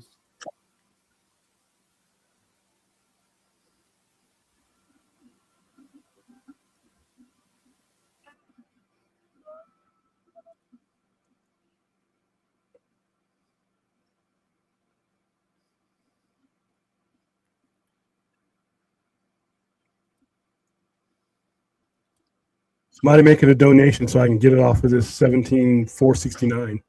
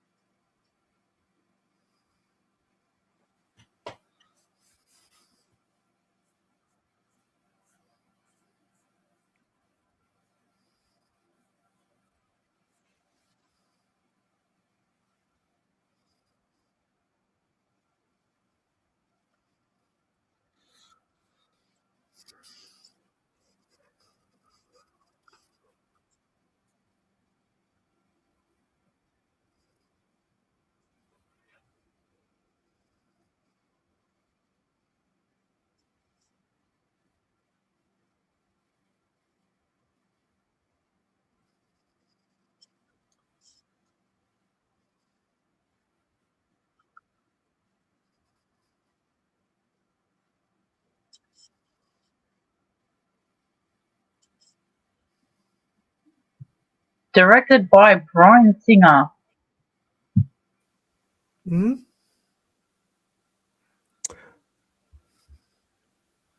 All right, guys. So that was X-Men Days of Future Past. I got to go use the restroom. And when we come back, so everybody be prepared if you're walking on the road.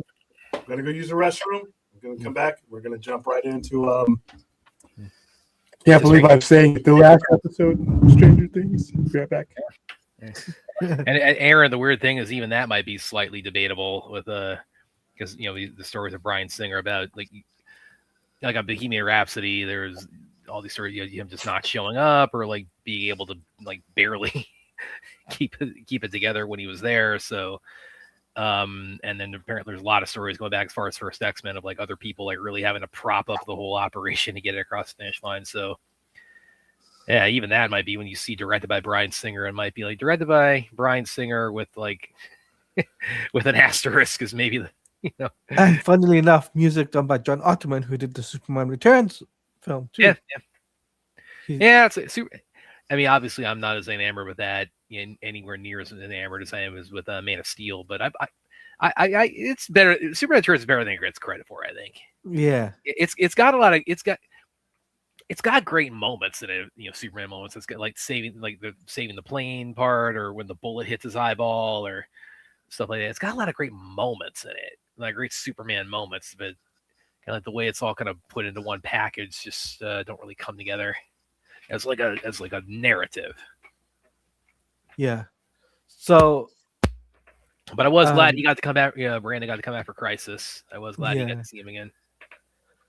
well, what I was gonna mention is, Brad, it's been an absolute pleasure. I actually finally get to come back on the panel with you there. Yeah, good. Because I really have missed you. Yeah, personally. likewise, man. Yeah, I mean, a vodka stream is a lot harder for me these days because at the school I teach a couple Yeah. private lessons, and that my Saturdays start earlier than they were a year ago. So that makes Fridays a little bit difficult. yeah. So it's, I mean, basically, it's like I can go out and catch a movie on Fridays most nights, but I usually I don't want to like, even though I'm pretty close to school, it's like I don't want to be like 2 is kind of like my cutoff point as far as like anything. No, I get it. That's why I'm on the vodka stream. I wish Brad was there. It would have been nice to have a conversation with him about a few things that happened in the week. And Jared joined that too as well, if you must know. Yeah. Well, and he's of course Jared, the biggest fan of Tom King. Yeah. Oh, he's as big a fan, if not bigger, than Aaron is of Denny O'Neil. And again, both of them so enamored with these different takes on Wonder Woman. Yeah. So I gotta say though, there is something you might want to make a video on or article on. What's that? Lego Batman Legacy of the Dark Knight. Canceled. Yeah. Nope. What do you mean? Cancel that? Any live action Batman? We ain't doing. No, it's kidding. It's 80 years of Batman basically in a video game form, and it's over 15 hours of game story I've seen time. that where they've. I mean, and it's like packing like his entire history into it, like from like It's Detective crazy. Comics 20. Yeah. So, and it's got like different nods to like everyone who's portrayed him. So yeah, I'm looking forward to seeing how that all holds. Well, on that note, guys, I'm heading out. William, Yeah. thanks All for right. the invite. Yeah, If good you- seeing if you, you- No buddy. problem, man. Happy New Year to you I guys. got it. Happy New Year, man. And take care, everyone. Happy New Good Year. seeing you, man. Aaron. See you Yeah. guys. See ya, Eladia. Okay. Hold on for a second. I need to fix my account. My account has the commercial things, and I don't want that. Enter. I got you. No, it says the episode's only 49 minutes long. Because you said it was No, it's 2 hours and 8 minutes. 2 hours and 8 minutes. Oh wait, oh no, I must be. Oh sorry, yeah, I must be in the first episode of the season there. Okay. Account. Standard ads with plans. I want to change that. Change plan.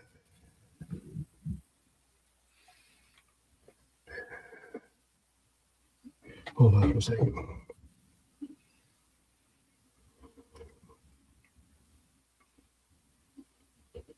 Forgot about this. I have a membership, but I have one commercial one, and I don't want to do that because it'll fuck up my timing.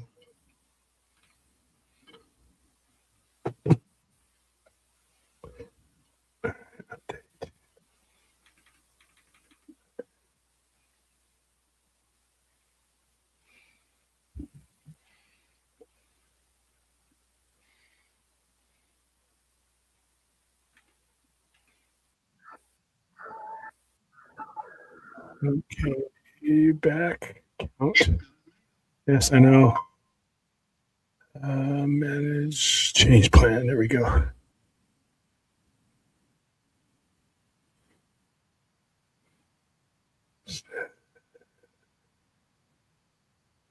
This one.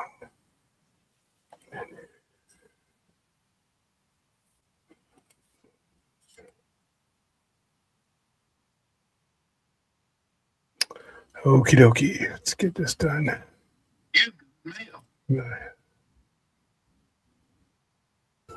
I'm back. All right, we're about to roll into it. I just had to update my account because of I didn't want the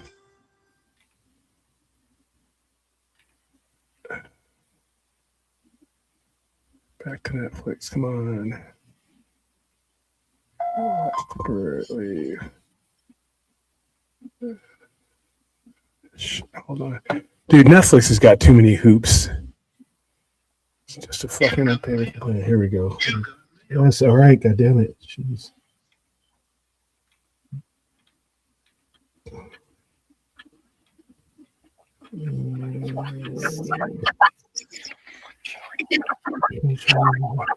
All right, hey, somebody mute themselves, please. I can hear whispering in the background. Get code. Yes, I want the code. Thank you. 9979.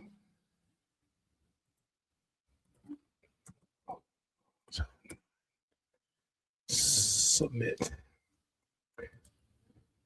All right, so let's go on. Just gotta make sure. Nope. Go back to Netflix. Oh, more info. All right, the right side up. 128 minutes. And all right, I am at pretty much all zeros. Is everybody ready? Brad, are you ready? Aaron, are you episode ready? 8. Clint, are you Episode ready? 8, right? Episode 8, the very last one. Episode 8. All right, Aaron. Yep. The Yeah. right side up should be the title. Hmm. All right, guys, here we go. Go ahead and count us down, Aaron. 5, 4, 3, 2, and 1. Wow,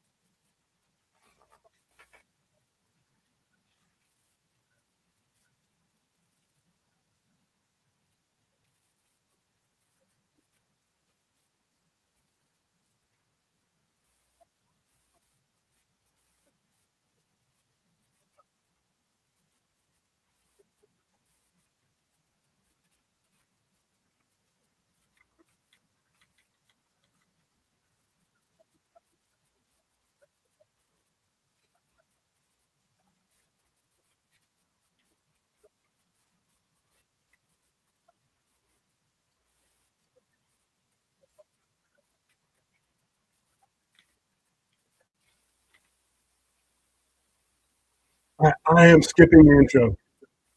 Right. That puts us at 203.44.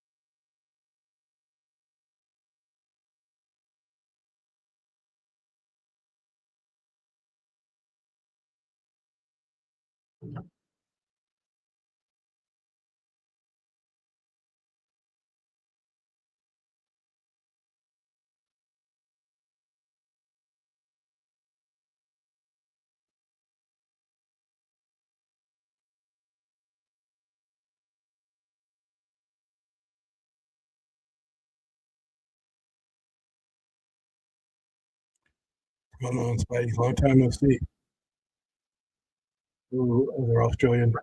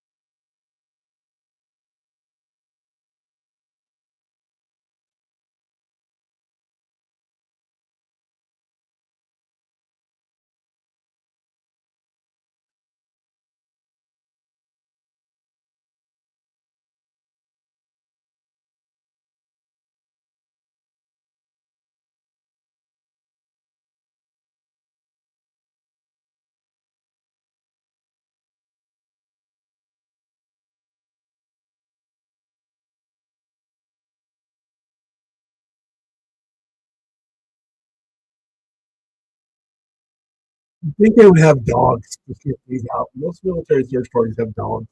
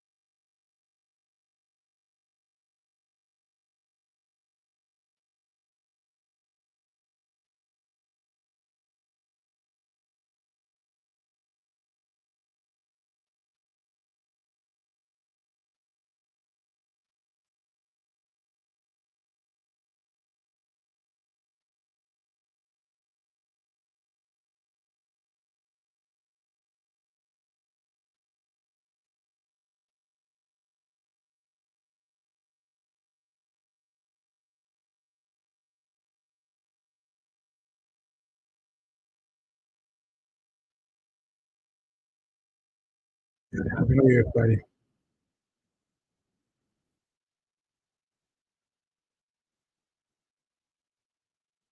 They sort of really did make a Stranger Things movie. So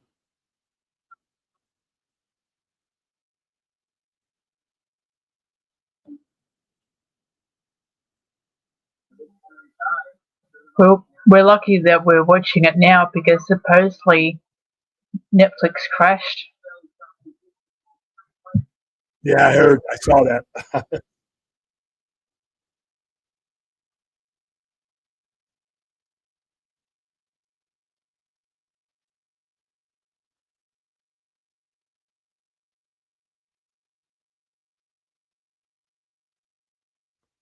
Oh, I think I might have spoke too soon. Damn it. Oh, there we go.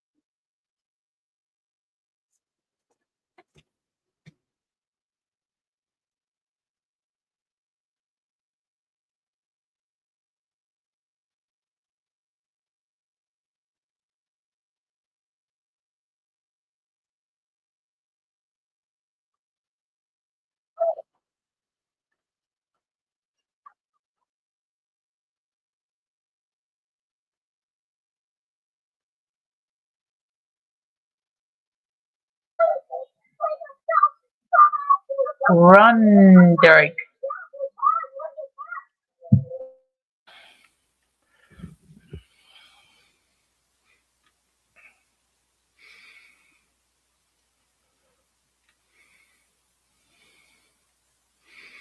And speaking of Spidey, how's it going, man? Yeah, I think he's already gone there. Second?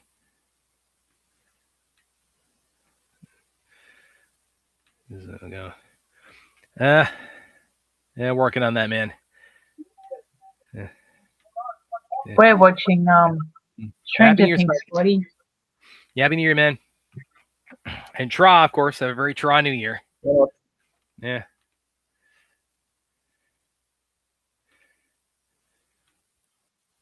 He's doing the fireworks already. It's fucking 6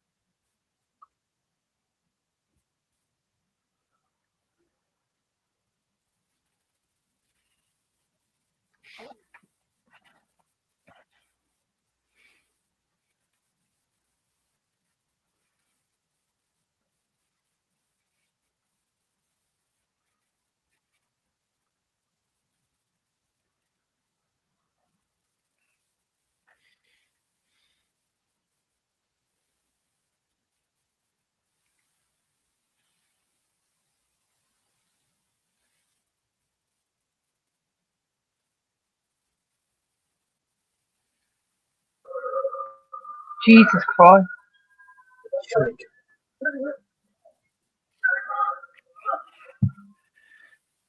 By the way, David Harbour, you're going to see him again. This next upcoming holiday season, his return as Santa Claus in Violent Night 2. Can't wait for the trailer for that. By the way, do you remember? You guys remember that story that came out about like a month or a half ago, where like him and like one of the other, I think it was Millie Bobby Brown, one of the other cast members, there was some kind of like this rift between them, and then like literally the next day they were at the red carpet event, and you could tell they read that story and they decided to like really debunk that. So they're like, they give each other like a big hug, and they're clearly really they don't have any bad blood. But you remember that? You ever seen that story, William?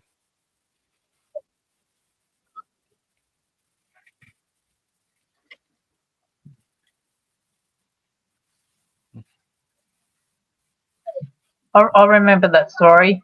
I think Oh my God. Variety put it out. I'm seeing this for the very first time. No.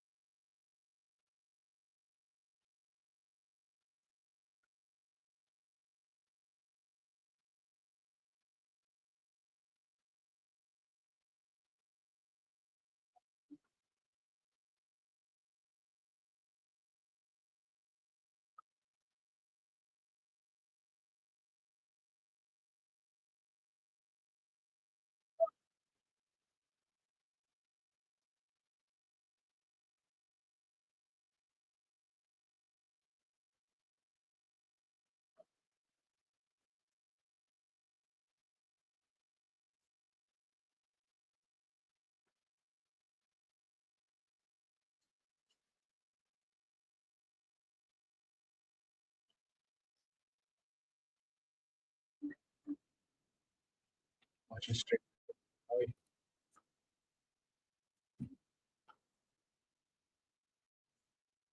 That's the Batman.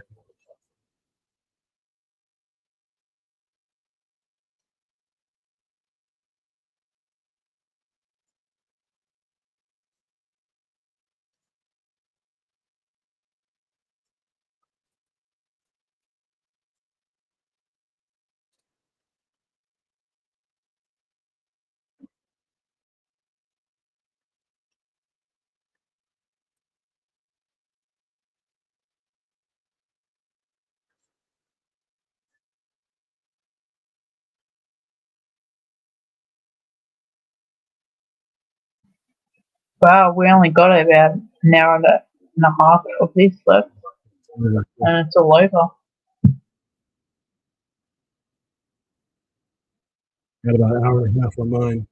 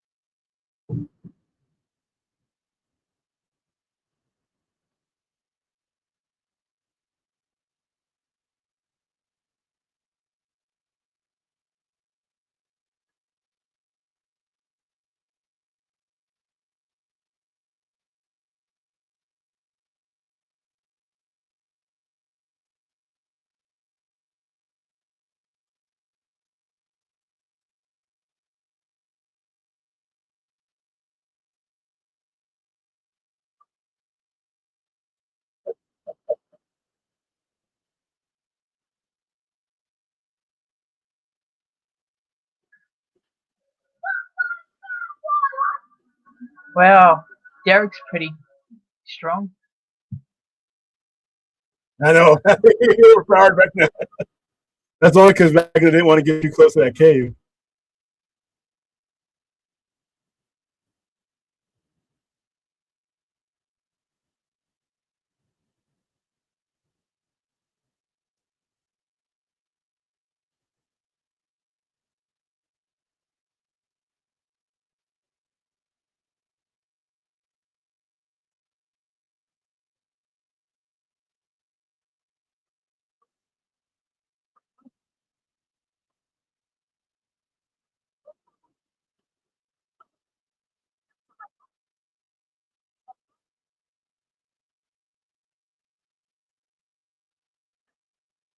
She is pretty armed up.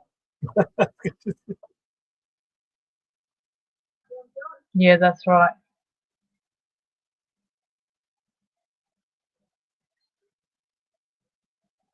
All of them should be having like firearms.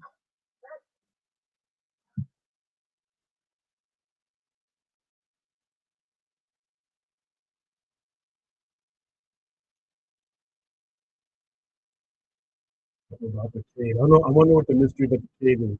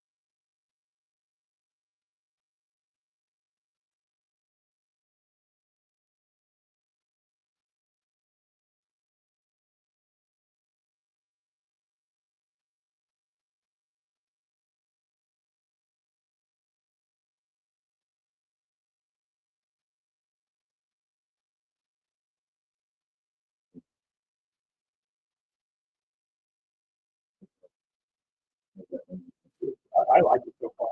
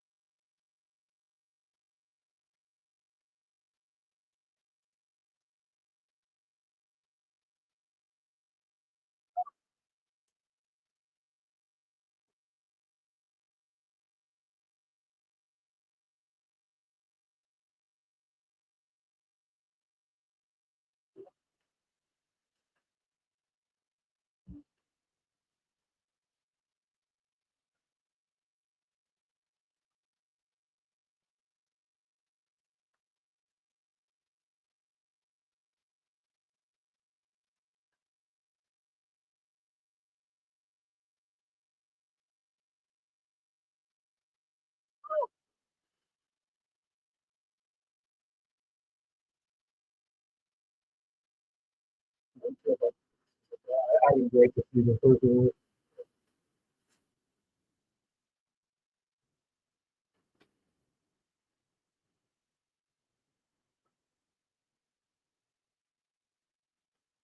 By the way, guys, these soldiers are worthless, and this is coming from a former soldier. They've made the U.S. Army or whatever military force they are look good.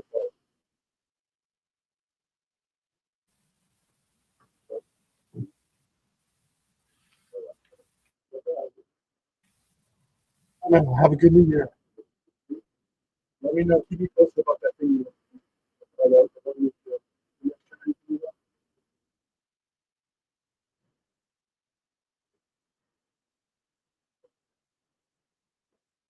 Okay. Let me know if you need me.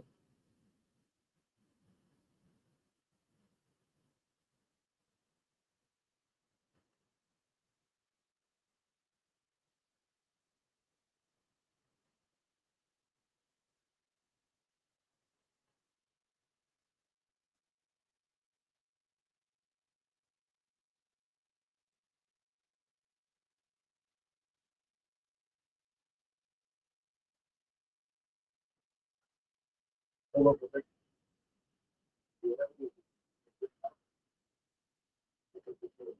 No, I can get them. I just don't have any.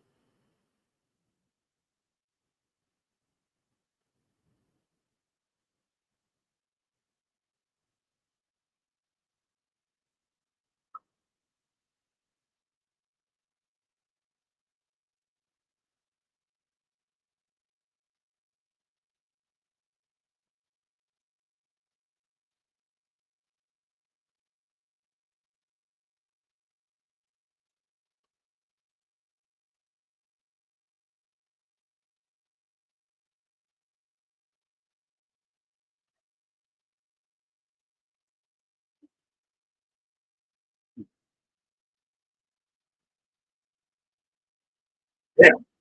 Full on fucking close quarter combat.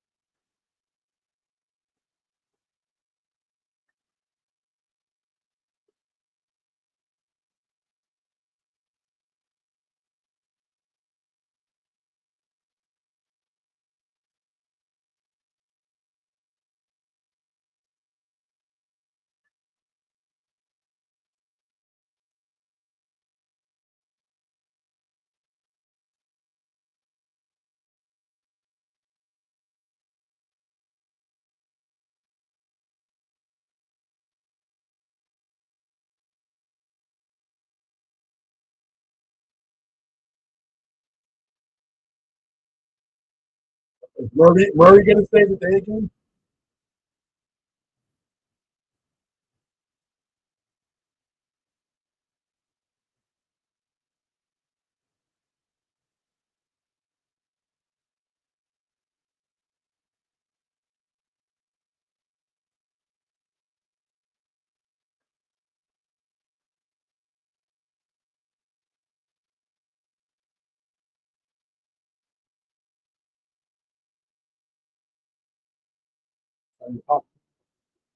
I'll look for it.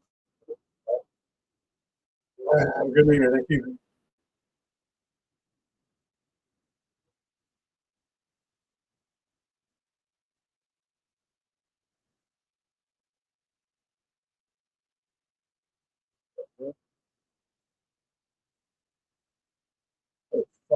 Oh, wow, the helicopter.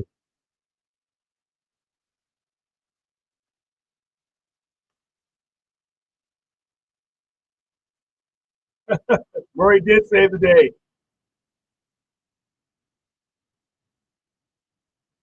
Thought this character was going to be the most annoying, worst character when he first appeared. He ended up becoming one of my favorites of the whole show.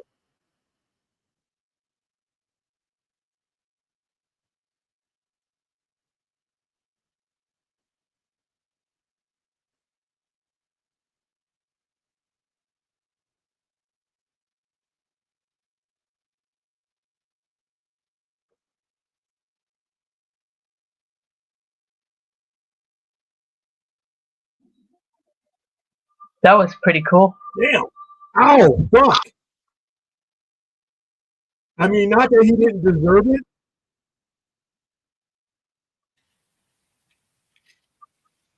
Yeah. It's almost like the raid here, isn't it, Aaron? Well, they are in an enclosed area. And Exactly. In a high rise.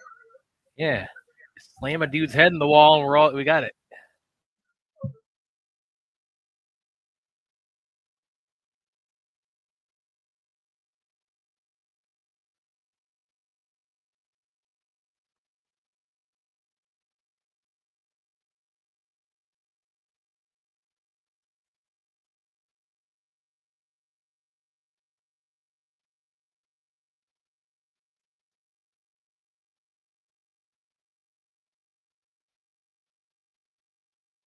That was an acceptable death because I knew she was going to die. There was no way the story was going to wrap up with her.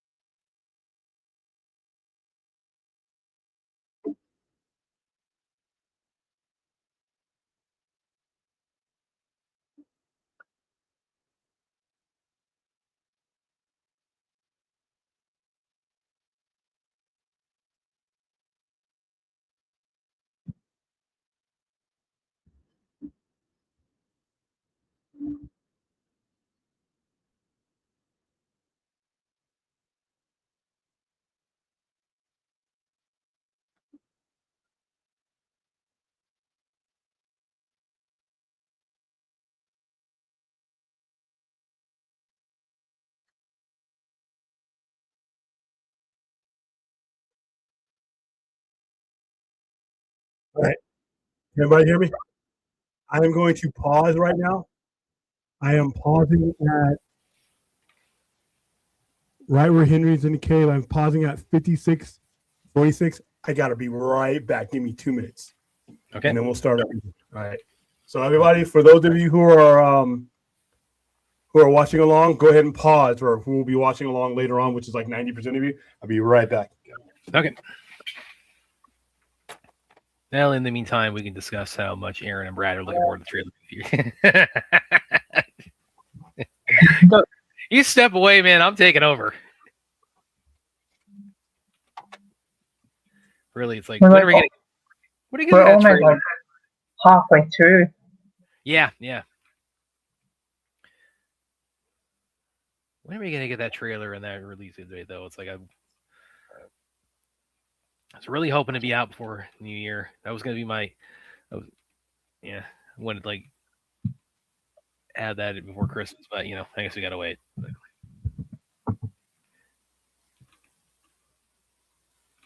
But yeah, let me pull this up real quick. Violent Night 2. David Harbour. This is, I think, probably his next thing he has coming up. Actually, Yeah. after this is Violent Night 2.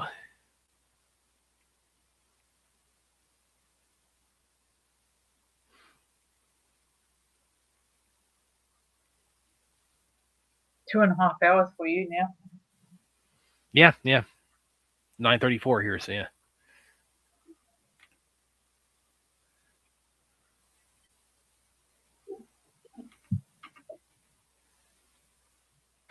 Oh, he's also gonna be in Avengers Doomsday.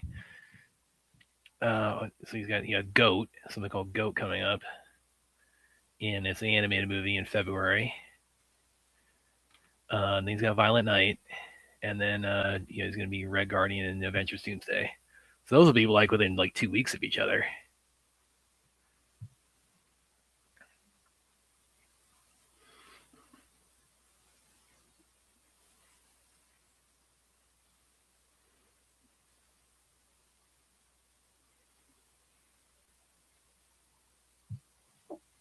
I didn't know that he was going to be in Avengers Doomsday. Yeah. Again, I mean, they got. If you've been in a Marvel Comics movie, you're pretty. Again, there's still going to be people who are just going to be denying it. But again, it's like you're never going to replicate that with Andrew for No Way Home saying, "No, I swear I'm not in this. I swear I'm not in No Way Home." And I remember looking back on that. It's like because he got that question all the time. I don't remember Toby getting asked that too much. He got asked like once or twice, and he just denied it. But they always went to Andrew. They always went straight to Andrew to ask him. What are you guys talking about? Yeah.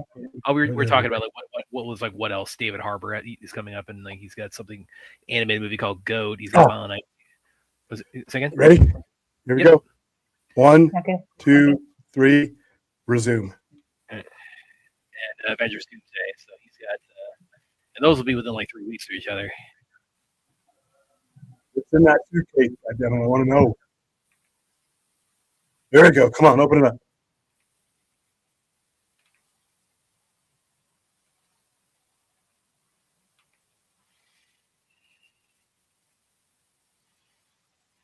Just kill the guy who's going around.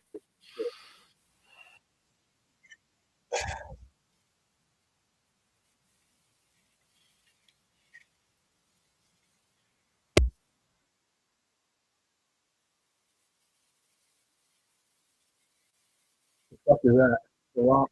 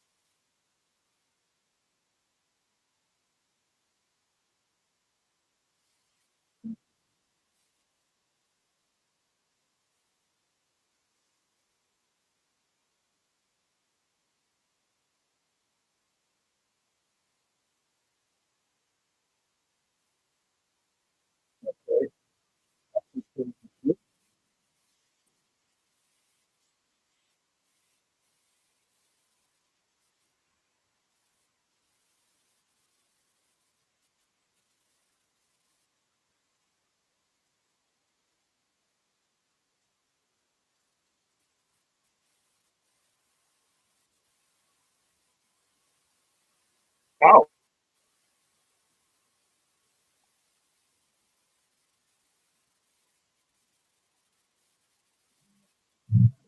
He blew that man's mind. Thank God. Sis with the gallows humor. What up? Yeah.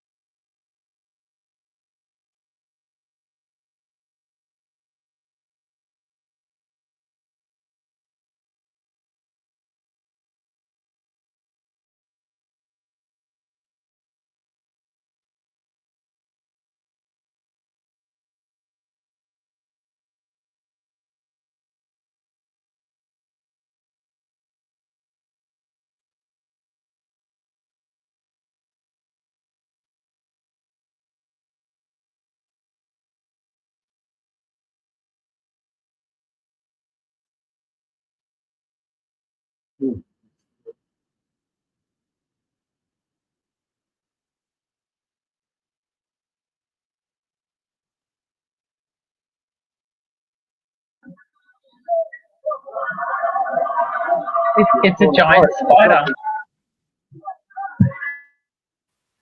Well, that was the giant spider. That means that this looks like a job for Superman.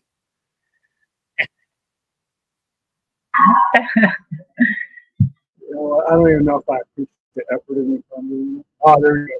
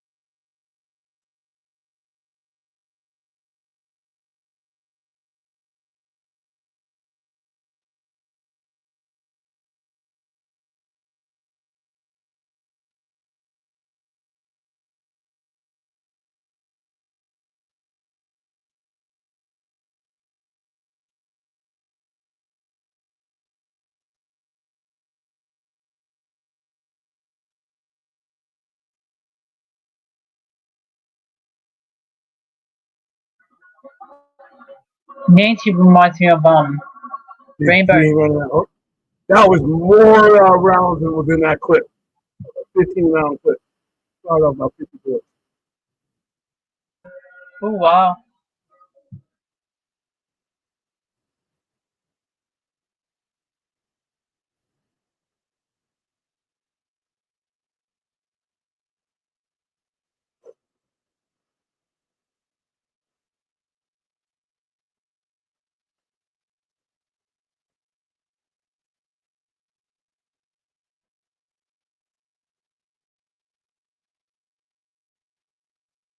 Up to the play. Oh,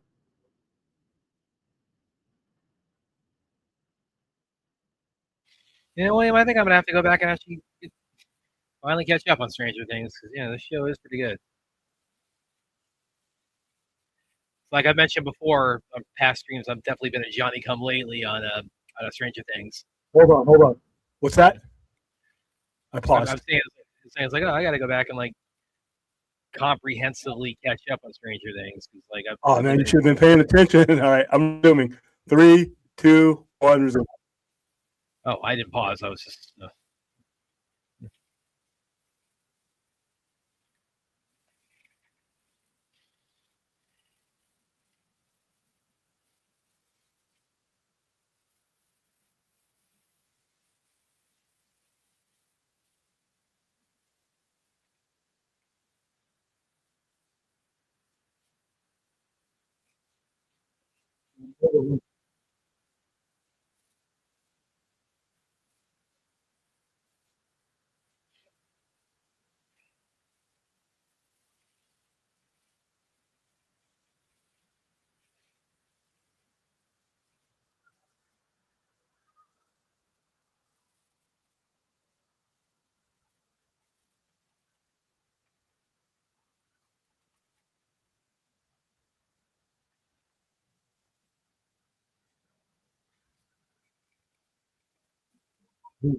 This kind of reminds me of the mixed match in AEW, World's End.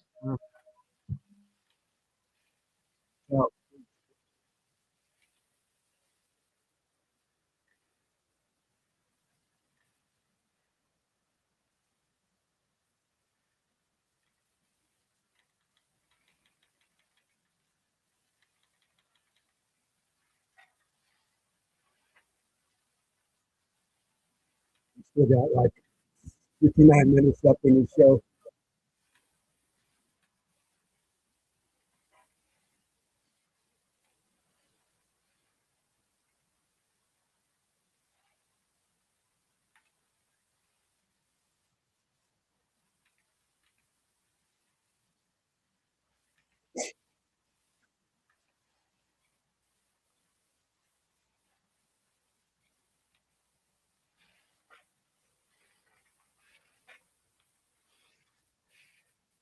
Yeah.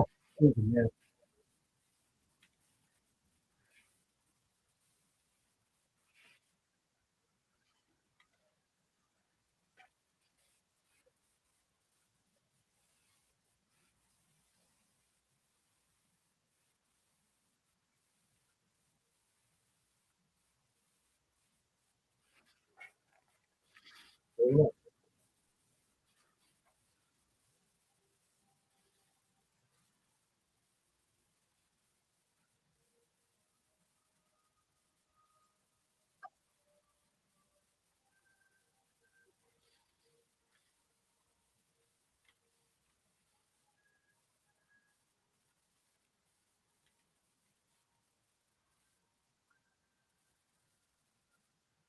We got almost 50 minutes. This can't be the end. This is not good.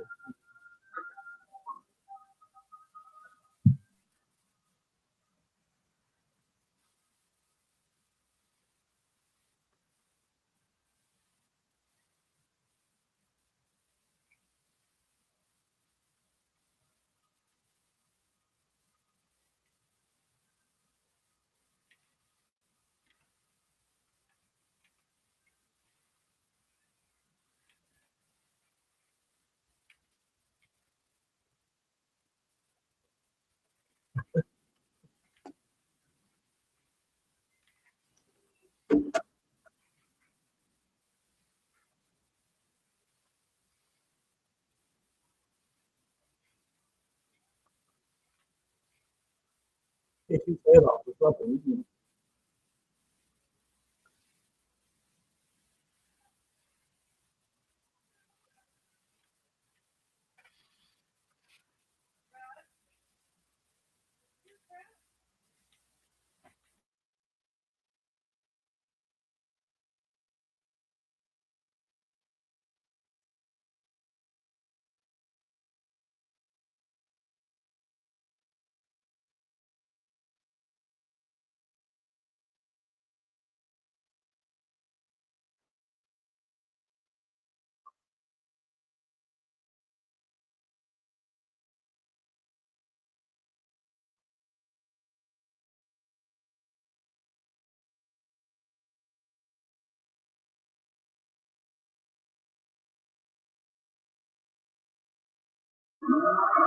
Oh, Joyce.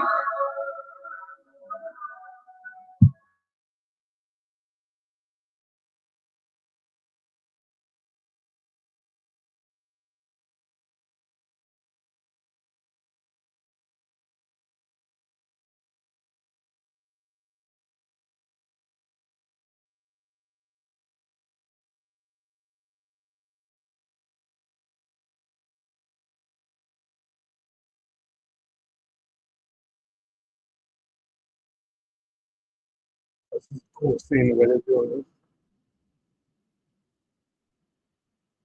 Just in case anybody was feeling sorry for little Henry.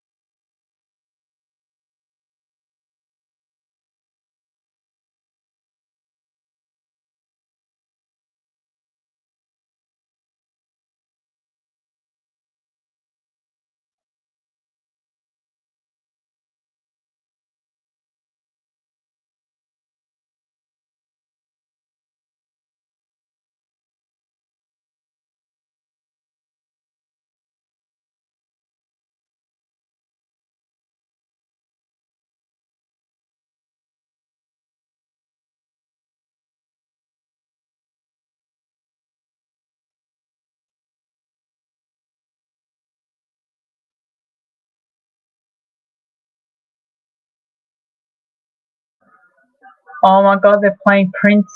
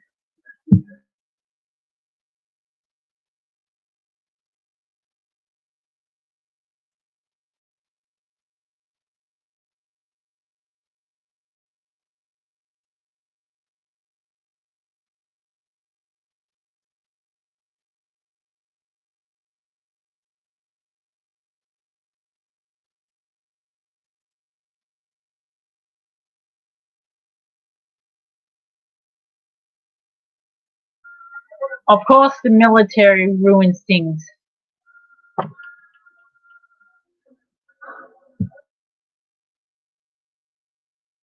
Yeah, I knew these assholes weren't done.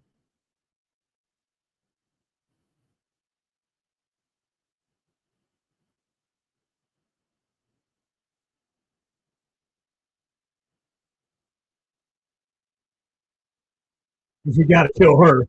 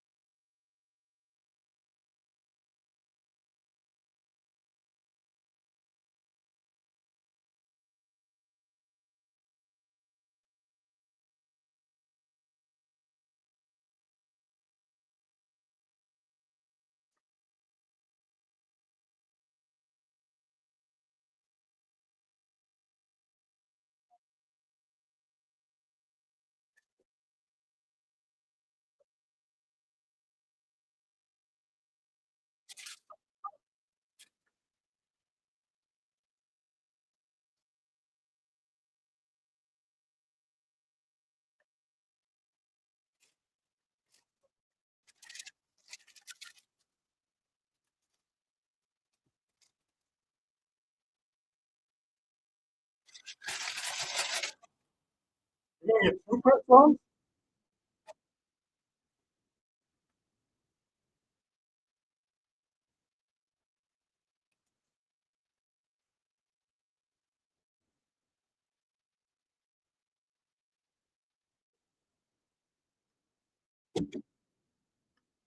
You found from the same print album too.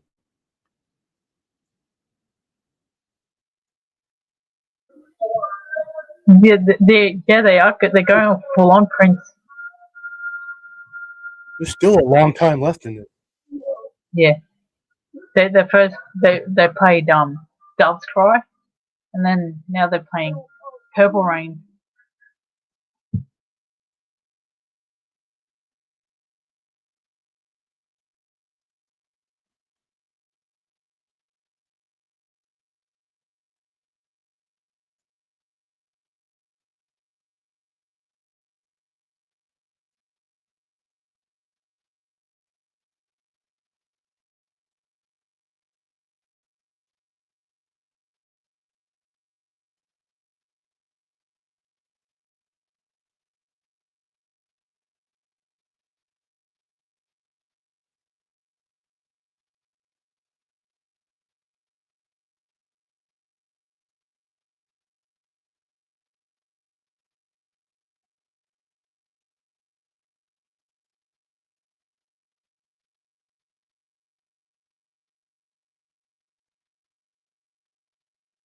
This is probably the most predictable part of this whole series because there was no way.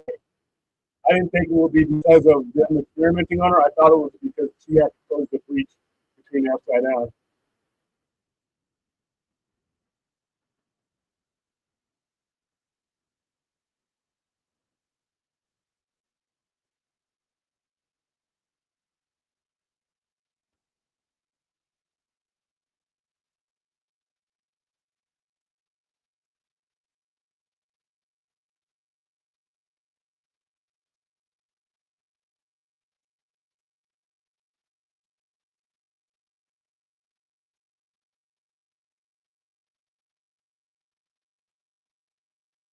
Goodbye, Upside Down.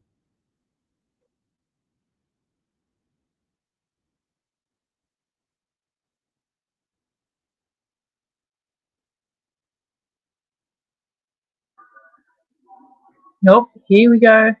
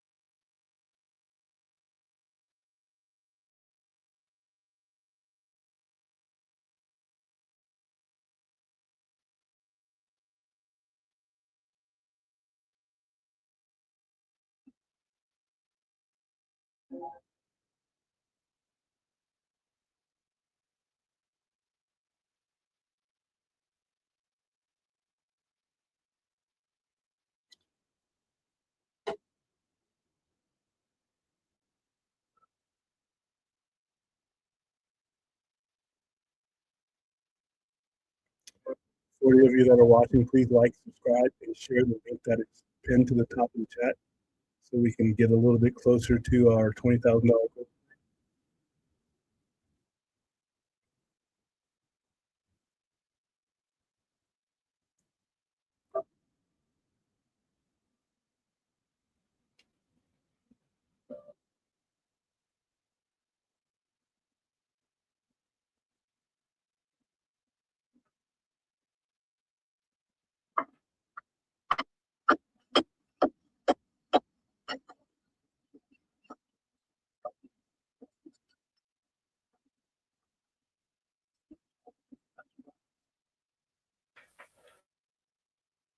Great earthquake. That's what they're going to call it.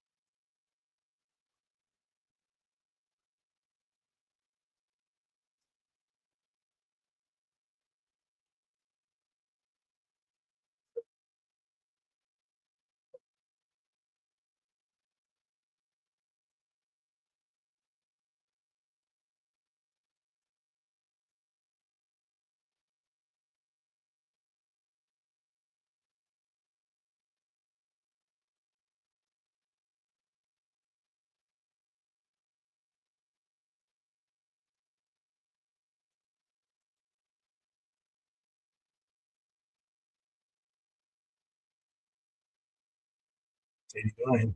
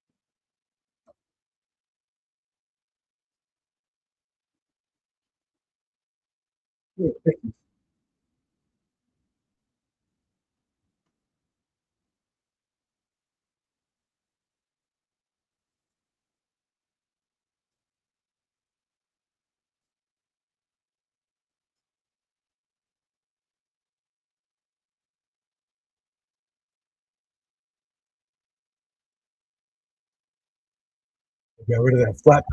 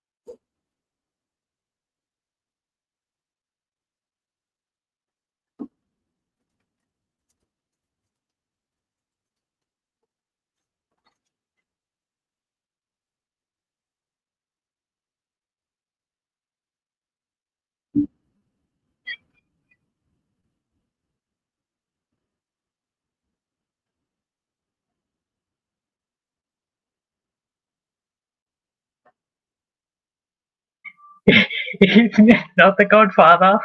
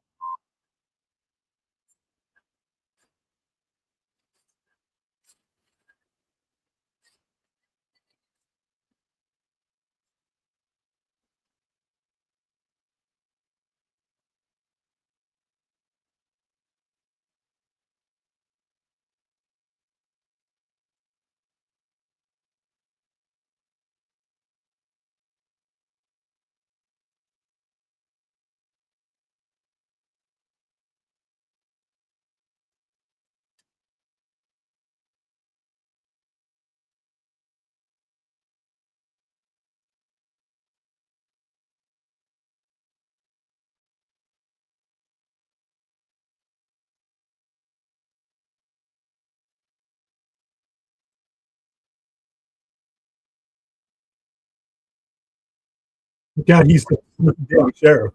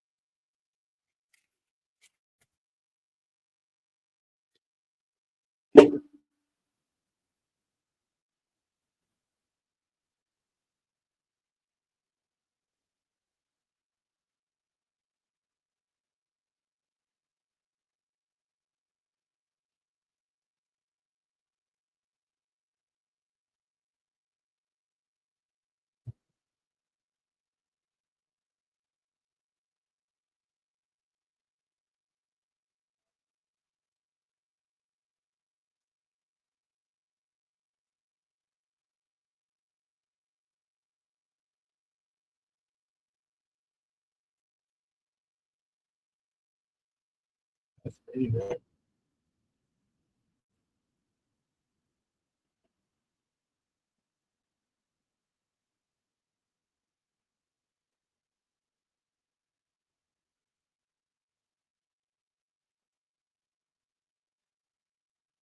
old star on it.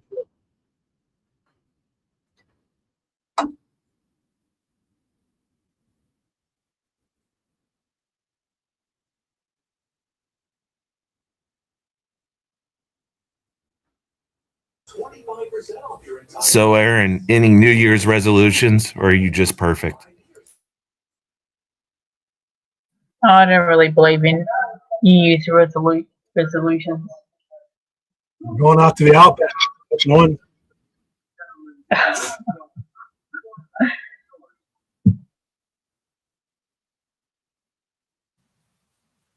I thought You she should was have done my already stuff in for the you. Outback.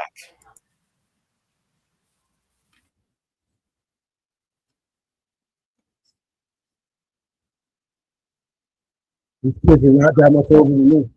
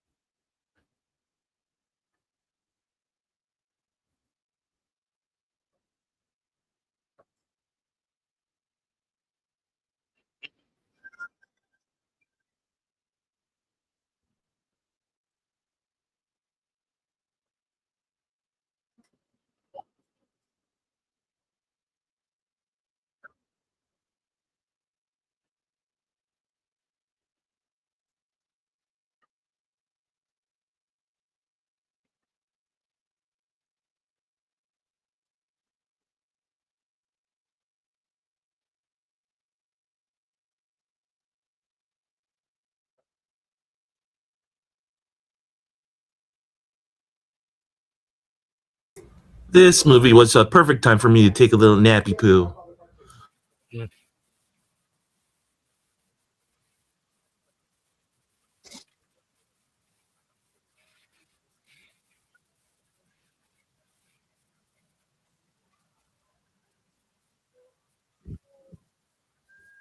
Ooh, oh man, I wish I could give a commencement speech this unhinged.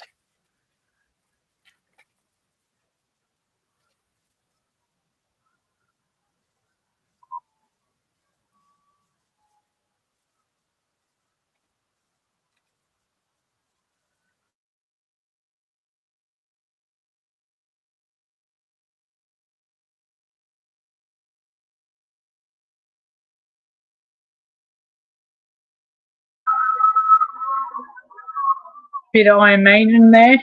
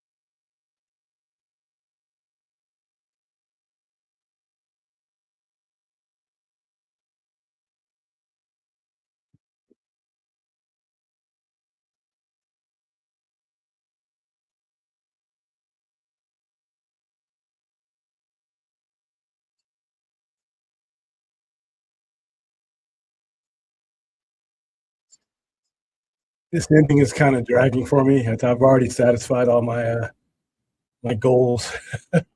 It feels like the end of Superman and Lois. It's kind of pointless.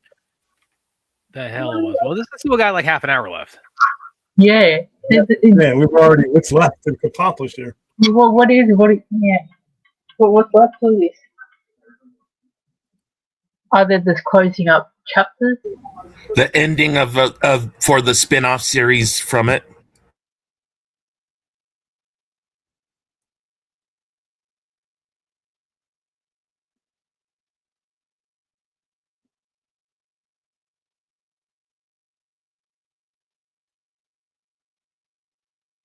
You think they're gonna let this cash cow die? I don't think they're going to kill anybody, but I don't really think Elle is truly gone. But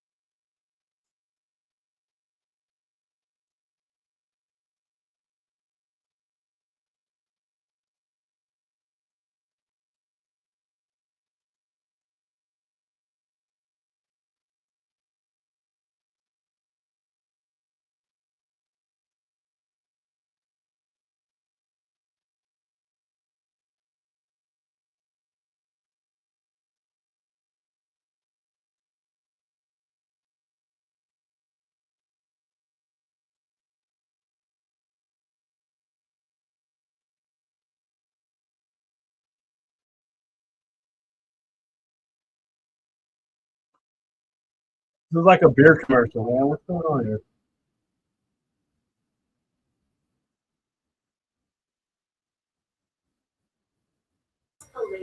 Man, with one movie left, are you gonna make it to midnight? To me? Oh yeah. I'm just saying, what are we gonna watch till midnight? Watchmen is the last one. That's the last one. Watchmen, which is a 2 hour and 45-minute movie, and then that should put us in time to start, counting down to the balls after rain. Stuff is sprinkling right now. Not as bad as rain as I was advertised. This is good. Hopefully, we made a couple of bucks. Right now, we're stuck on a 17,469.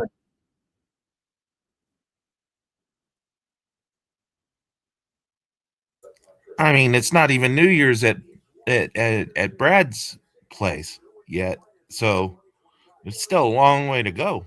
Yeah, got about an hour and a half here. Well, we're going New Year's Pacific time. I'm sorry, you East Coasters. I'm just saying, 2 hours and 45-minute movie, and it's not even New Year's at Brad's place. That's quite a bit of ways from New Year's Day. Now, if we start Watchmen at 8, it puts us at 11:30. Actually, 2 hours. 10:30. So, oh no, we'll fill time. Running our mouths about geek shit will not be a problem. Yeah, I can talk all about how much Aaron and I can't wait for the trailer for The Furious. Okay, we're gonna actually talk about relevant shit that people care about. That's very important. That's like 2 years. We can always have have like a little break before Watchmen. Like we can go to the bathroom or whatnot. Yeah. Maybe like a 5 to 10 minute break. Yeah, you're right, William. This is actually this is more Return of the King than anything as far as the really like letting the ending breathe, let's say.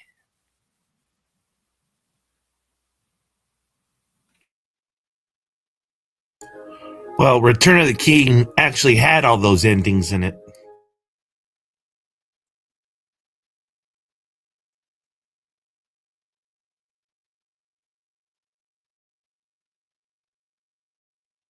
Oh, he's gonna pop the question.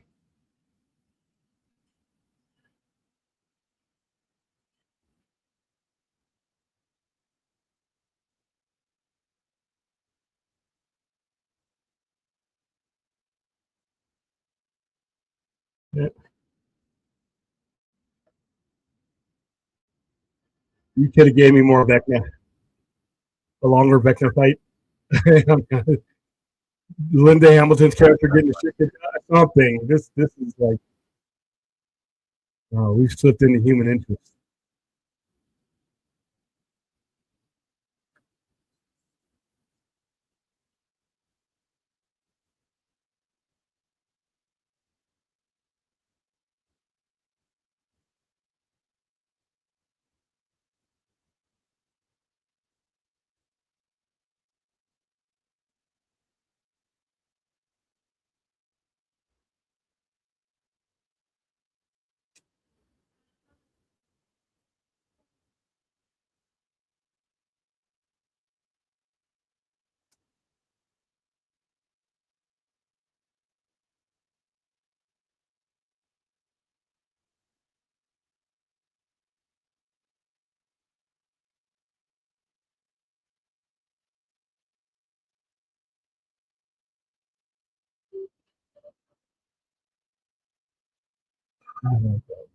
They could have done this in a postscript.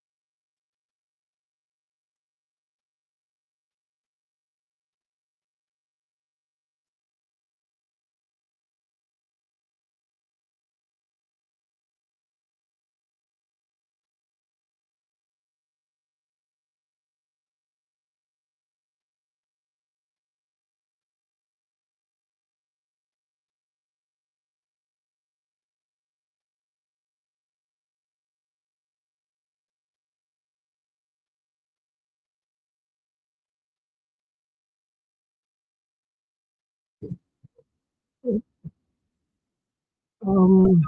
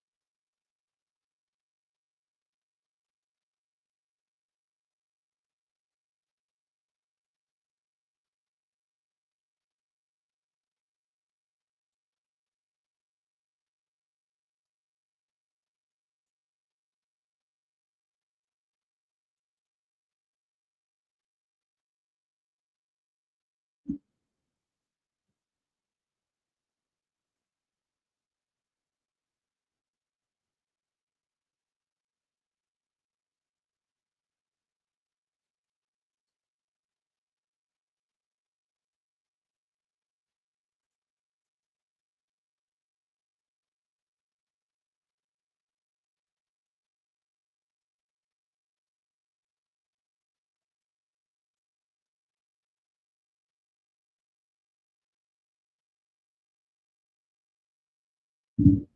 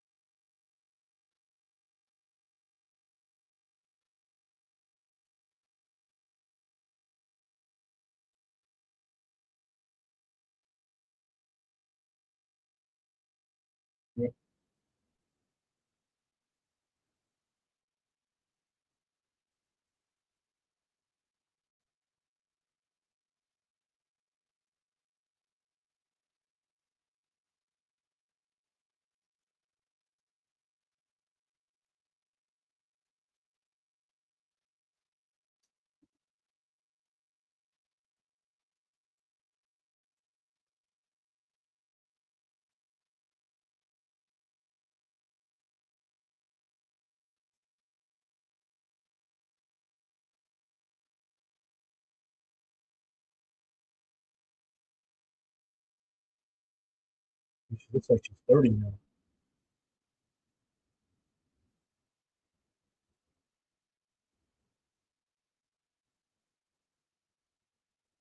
They could have kind of just skipped to this part. Hey, there's your waterfall.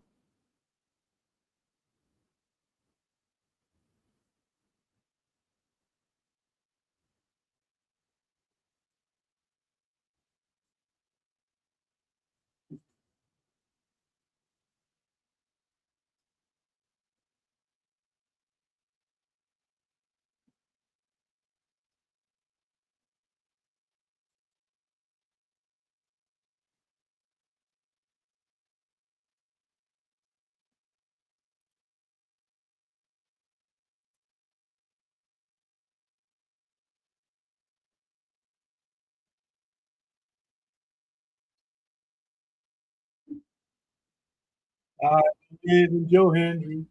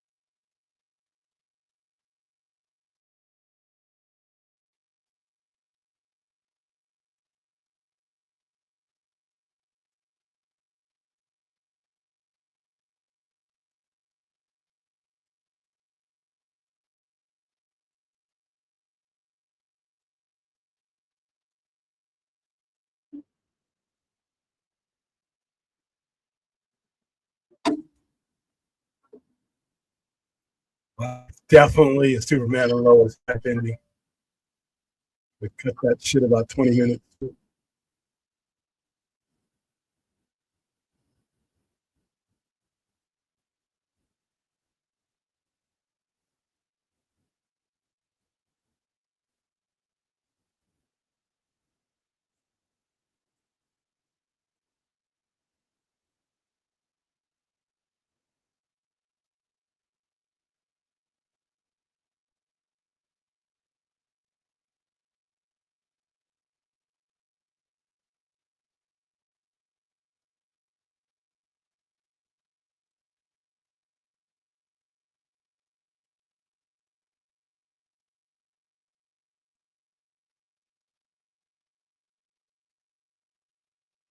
New generation of nerds.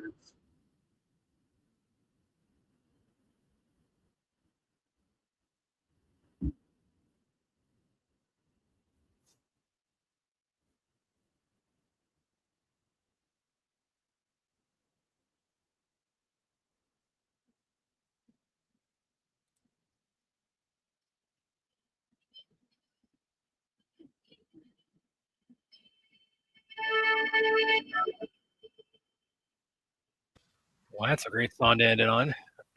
All right, that is the end. Let me make sure there are no questions. Okay, listen. My preference is that I've been with this show since season 1. Before it even got really big, I enjoyed this season for the most part, even though a lot of people were like, oh, this and that. This last fucking 25 minutes was fucking painful. I'm sorry. I hate when shows do that. I don't need the happily ever after shit. You can cut that down. You can give that to me, but damn, that was. I'm waiting for something to happen. I'm waiting for Vecna to punch through the table, and it's like fucking Freddy at the end of Nightmare on Elm Street, where he grabs the mother through the door and they gets over it. It's not. I'm waiting for something to happen, and nothing ever happened. Yeah. Right, well, you got It a was David Bowie. a commercial. You got a David Bowie classic. That's what happened. We have David Bowie's signature song. That's what you're waiting on.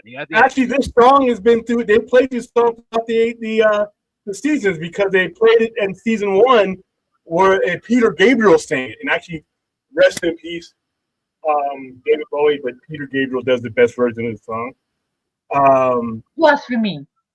What song? No, he does. Heroes. Actually, I think the way I first heard it was actually the Wallflowers cover. The Wallflowers. A lot of people heard it through the Wallflowers. Yeah. But I think that because he does it. Peter Gabriel does it with an orchestra, and it's the version that Stranger Things uses in season 1. I think that was actually the version or some of that they used in the marketing for Justice League of 2017. They may have. The Peter Gabriel version, it's got an orchestra behind him, and like I said, it's the version that they use. So it's not a mistake that they're using it in the final, the rollback scenes, because they used it in season 1. And they also use Moby's "When It's Cold, I'd Like to Die." They use that. So there's a couple of songs in here that were used in and out throughout. I enjoyed this episode. I just didn't need the last 30 minutes. I can just forget about that. That was an absolute gut-wrenching, like the graduation, the D&D game. I understand the relevance of it, but we could have cut all that down. This was like one of those How I Met Your Mother shit endings. I didn't like that. But the episode was still good, though. I mean, everything that was supposed to happen happened. They didn't need to kill anybody off that didn't need to die before that. I mean, the one girl, I knew she was dead from the moment she came back. There's no way they were going to let her live because her death was the only one that furthered the story. Even Elle's death, Marvel fake cinematic universe death, was kind of useless at that point. And yeah, so let's see anything. I just chat. There's no end credit scene. No, I just all right. So that is that for that. All right. So that's such a that is that for that. that was a strong episode. I think they use that now when we wrap up our watch party. That is that for that. Yeah. Thank you. It's a strong episode, but like I said, I felt like I was watching Superman and Lois. It was. Oh, stop it. Yeah, no, because you had about 10 minutes. What was that? 10 or 12 minutes of unnecessary shit that I didn't even fucking care about. I didn't need nothing that they showed you. Nothing, not 1 second that they showed you in the last scene of Superman helped that episode. Piss off! I was bawling in those last 10 minutes. Okay, if you're a pussy, I guess I don't know, but okay. Williams decided to retire early on this New Year's Eve, so I'll be taking over all pro sci-fi. So. It was weak. You didn't need any of that. And this, I feel the same way here. I love this show. I was okay with Superman and Lois.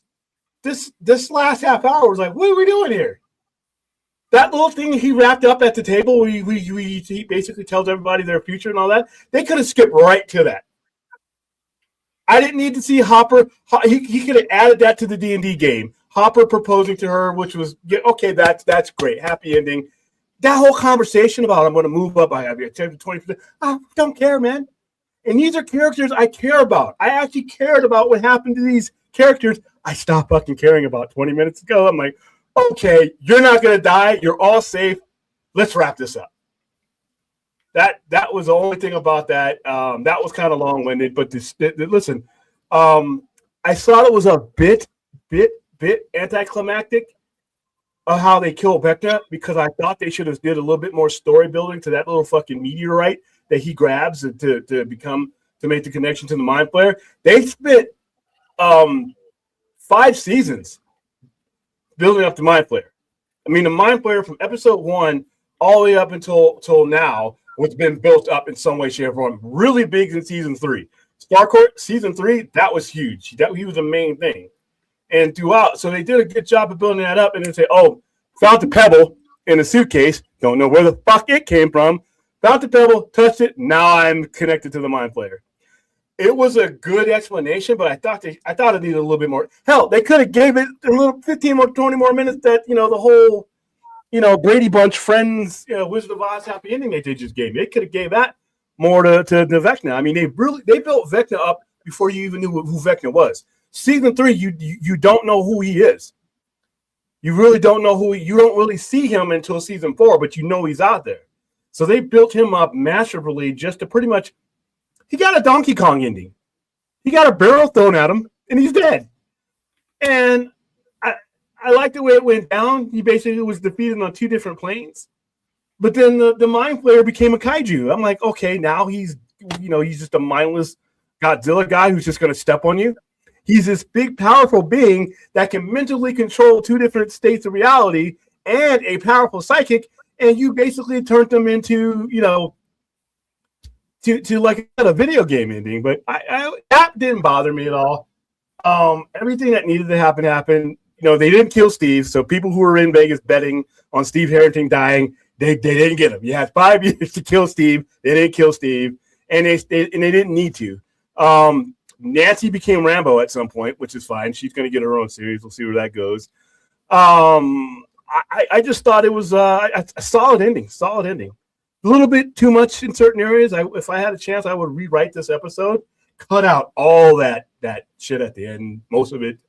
And we're going to have a knockout, drag out, extra 10 or 15 more minutes with Vecna, with him. And finally figuring out why he was in that cave. I thought that was cool because that's where he was created. But the Mind Flayer ends up being the biggest enemy of the whole thing. And we really didn't get, I didn't get a satisfying ending to that, other than the whole Clash of the Titans thing where he basically holds up Medusa's head and freezes the Kraken. I mean, that's basically what that was. That was the Kraken. But, the graduation, skip that speech. Skip the whole beer commercial at the top of the roof, wherever the fuck they were going. I'm like, what's going on here? I thought a Demogorgon was literally going to pop through the ceiling and snatch one of them. I'm like, okay, I'm waiting. I'm ready. Nothing happened. We're going to come back here and meet once more. I don't fucking care about that. So the ending was kind of goofy. Once again, solid episode, solid series, solid things I like this season. I know a lot of people were disappointed, or not. It's not a lot. Some people were disappointed.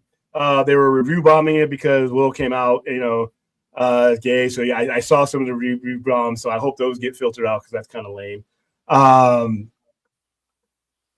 I thought this could have been an hour and a half episode, man. It's seriously. Okay. I'll start with Aaron. Aaron, what did you think about it? I thought it wrapped up halfway through. I thought, oh shit, there's like 50 more. Yeah, it's like we got a lot of time left. What's going to happen? I was in a state of confusion, and I kept going. And I thought, okay, they're gonna tie in some loose ends. I'm fine with that, but they just keep going. Why is Linda Hamilton's character still alive? There was some things I didn't understand. Like, and then Dr. K. Dr. K's still alive after all that shit. After all the fucked up shit she did throughout this season, she gets to live. She didn't get eaten up by something. She didn't get ripped apart. She didn't get her head blown off. Or nothing. Yeah, I was a bit sad about that she's still alive. She deserved a horrible death. Yeah, exactly. She deserved Alonzo from Training Day death. She didn't get that. Like eaten by a demogorgon or something. Or stepped on, killed, shot, something. That I kind of left unfulfilled with that, but I could say fine. Linda Hamilton did okay. She kind of ends up being pointless though. Hey, she'll be back. Oh, Jesus Christ, that was horrible.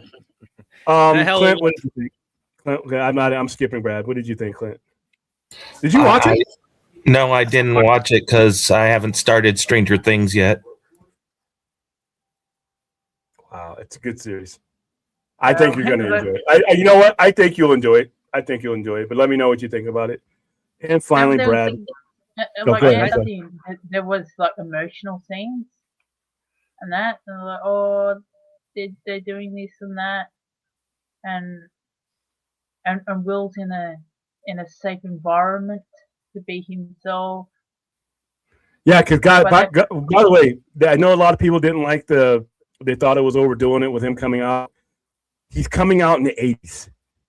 Yeah, exactly. He's coming out in the 80s. It's not 2025. Coming out in the 80s, no shit could legit get you killed. Yep, that's right.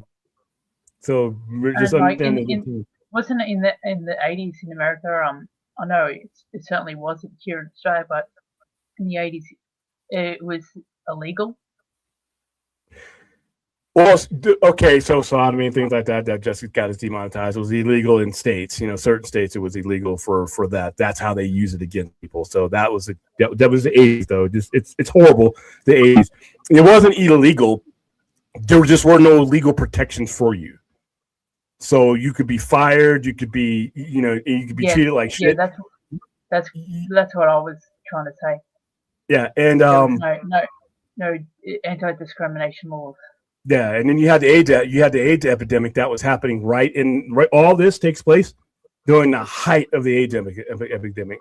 So you had that stigma going on, and everybody about that, and then even well into the 90s. Hell, if you guys want to know how dangerous it was to be out like that, look up Matthew Shepard. Oh yeah. That was in 89. Yeah. I thought it was the 90s with Matthew Shepard. It was the 90s, but that's what I'm saying. 99, he came out. So you're talking about Will doing what he did in like 1986, 1987, 1988, 89. That was like deadly. I knew kids who were just suspected that had people gang up and try to hurt them. So that wasn't a small deal, but I thought, and they gave that away season 1, and then season 2 they kind of like started creeping towards it, and then it started blowing up. So I know a lot of people were hate bombing the reviews for that, and then some people legitimately just didn't like the pace of the show. Which up until the last 15-20 minutes, I wasn't seeing what they were talking about, but I can forget the last 15 minutes. It ended the way I thought it should end. It ended with the defeat of Vecna. Nobody that needlessly, they didn't Game of Thrones anybody and just kill people just for the fuck of it. And they had their little moments, and that's it. I'm glad I started watching the show back in 2016. They landed the plane. Okay, they successfully landed the plane. They just sat on the tarmac a little bit too long for me. But the story is I'm happy with this story. I'm happy with this show, and that's not a lot. There's a lot of time I spent 5-6 years on the show where I just feel it in like that. Well, they kind of fucked that up. And then sometimes I get halfway through a long run of a show, lost, and I feel like I'm being torn away from satisfaction. So it's not a Sopranos ending, huh? You know what? I don't like the way they ended that show, but he successful wise, that's one of the most legendary, endings of any show. It pissed me off because I'm like, wait a minute. I've been with you guys this whole time, and you're going to give me a black screen and no resolution. I'm just supposed to assume what's supposed to happen next. I wasn't a big fan of that. But as far as like the whole, in fact, I was watching The Sopranos the other day just because it was on, and And I was, I still love that show. That show got better with each season. If that show could have lasted 3 or 4 more years, then it would have gotten better with season 7, 8, 9. But then, people got rich; they wanted to end it. But I was okay with Sopranos. Star Trek Enterprise, nah, that pissed me off. Star Trek Yeah, Next that was- Generation, that Star Trek Next Generation had one of the best endings of all time of a TV show. I have no idea what this is a reference to, Clint. Dr. Manhattan Duck. Well, I mean, I was the first time I was thinking it was Billy Madison. I've never seen a blue duck before, so I just thought I'd draw a blue duck. That's quack-tastic. What part of this show would ever think that anything Billy Madison would ever be relevant here? What's the first thing that jumped in my head? Blue duck. It's like, oh, who's Because your mind is on blue ducks? Billy Madison. your mind's not right. I tried to find the right color blue for Dr. Manhattan. I got it. Bonehead just. Well, that has to be like neon, like I mean, literally, he's radioactive. So, William, do you think they should make a Stranger Things movie like the Peaky Blinders movie? Wrap things up. Well, they did. They just basically did. What you watched was in theaters tonight. So yeah. yeah. This was a movie-length episode, Yeah. and they promoted it like that. Yeah, it's in theaters right now. It's selling out. There's theaters in Vegas right now that are showing that have sold out. I saw. I looked at because I saw that it was playing. I didn't see it playing anywhere close to me, but yeah, I saw on Fandango. Yeah, it was playing theatrically. So as I made the decision that I wanted to finish this show the same way I started this show, which was so I was cool with it this way. I thought the dad died, but he showed up at the graduation. Oh no, yeah, they said he was alive. Yeah, they actually mentioned him being alive, and it was kind of funny because it was underscoring just how useless he was. Even in that situation, he was fucking useless. He had a golf club against a Demogorgon. That wasn't going to work. She was. she came up. Karen. Now there's like a meme, and even Netflix is showing it. Karen fucking Wheeler, because that's twice now. When she came out there with that wine glass and fucked that Demogorgon up, I was like, wow, because you didn't expect that from that character. That character was the epitome of uselessness, but they built her up that way. So when you needed her, she was she was there. I enjoyed the blowing up the jar thing, and then her stumbling through, because that character evolved. My biggest satisfaction with the series is the evolution of each and every one of the characters, even the ones that were only there for a season. Eddie resonated throughout this entire season. He's not in any of the episodes, but that whole thing, about him, and his was a meaningful death. His wasn't a Game of Thrones death where they just fucking did some shit. His propelled this season. It underlined the relationship between Steve and Dustin. Because of that loss, they were basically that's the kind of fear that they had to worry about, of losing each other and being mad because people who didn't matter were just getting wiped out. So I really, like I said, I enjoyed the episode. Could have done without the last 20 minutes, but Stranger Things, it's over. That's it. I can't believe Stranger Things. It took 9 years to get 5 seasons, but. I mean, it's over. Well, like Clint said, are they really going to let their cash cow die? So it's going to be like Stranger Things. Well, with their face, Nancy's getting a show. Nancy's getting a spinoff, though. They already announced that. That's how I kind of knew they weren't going to kill anybody meaningful. Well, I mean, Aaron and I, we're still waiting on our Zara Malik spinoff from Cobra Kai. So when's that happening? Yeah, that's right. And do not try to look me in the eye and tell me Cobra Kai was not popular. There's I don't care about it. There's 3 spin-offs that they're that they're going to be producing. I'm one of those let the 80s die people. It's like 3 spinoffs, and one of them better be about Zara Malik. She's the best character in that final season. I can't wait to hear a familiar person's thoughts that Vince is obsessed with. Hear a familiar person's thoughts that Vince is. Oh, are you talking about Clint? Because Clint. No, who are you talking about, son of? I got to start back on Stranger Things season 12. Wow, dude, how did you? Season 3 I thought season 3 was really good. I thought season 4 was epic. Season 4 is I think that out of if I'm rating these seasons, number 1 is season 4, and it's a long distance between the next one, which for me would be season 3. This season right here will be next, and then season 2 was probably was okay. It was very relevant, but it wasn't on par with season 4, and that's what I think a lot of the indictment goes against this season. Because if you're a diehard like me and you watched all the seasons that they were released, and you come off of season 4, yeah, this season 5, which we just wrapped up, season 5, Stranger Things, was nowhere near season 4. But in all fairness, there's a lot of TV shows I've watched in my lifetime that won't reach season 4 level of Stranger Things. So that's what I felt. Yeah, get back into Stranger Things, guys. And if you haven't started watching it, hey, start watching it. It's a good series. And it's for those of you who are just starting watching it, you ain't got to wait 3 or 4 years in between episodes or seasons like we did. People love the dreadful Sopranos endings and all the theories. Yeah, I'm not a big fan of open-ended theories. I appreciate it. I appreciate it up until that moment, and the show still is stellar for me. But what happens? If you were in an apartment building, you heard everyone going, "What?"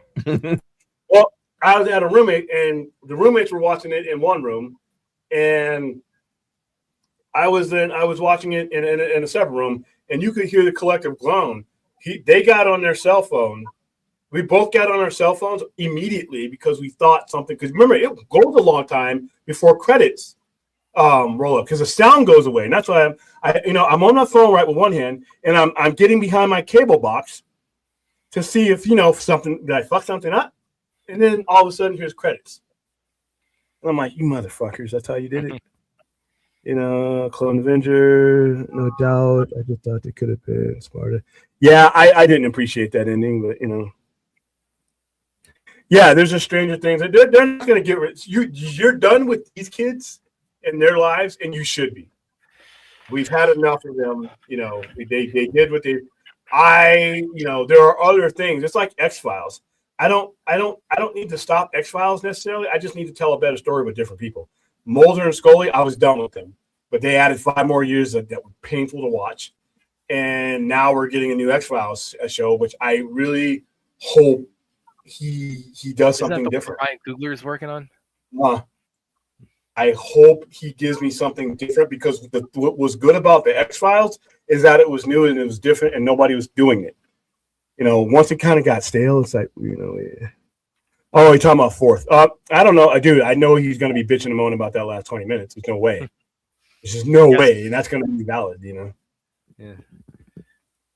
Season 4 is the best, but Eddie, I talked to some people today that came to the store, and Eddie was their favorite character in the series. I know a lot of people who believe Eddie was, and the reason why, and I can feel it, Eddie was the most relatable out of all of them. Eddie was probably, and Joseph Clinton, the way he carried the role was part of it, but the situation that Eddie, either you knew an Eddie or you were Eddie. And as soon as I saw that character and what they were doing the same shit that I was doing at that age in the same place I was doing at that age, except they were in Hawkins, Indiana, and I was in LA. That's it. The only difference, I could immediately connect to Eddie and the whole thing. And that's why I think Eddie was one of the most popular characters they've ever done. And Barb, who's is killed immediately, but she's more of a footnote. That's what introduces you to the Upside Down because the Demogorgon kidnapped her. So, all right, guys. So we are at 8:02. We have one more movie left? Is that it? One more movie? Yeah. It's a pretty long movie. So I think the worst ending to a TV show would have to be How I Met Your Mother. And I remember. Seinfeld. I remember when I was a screener at there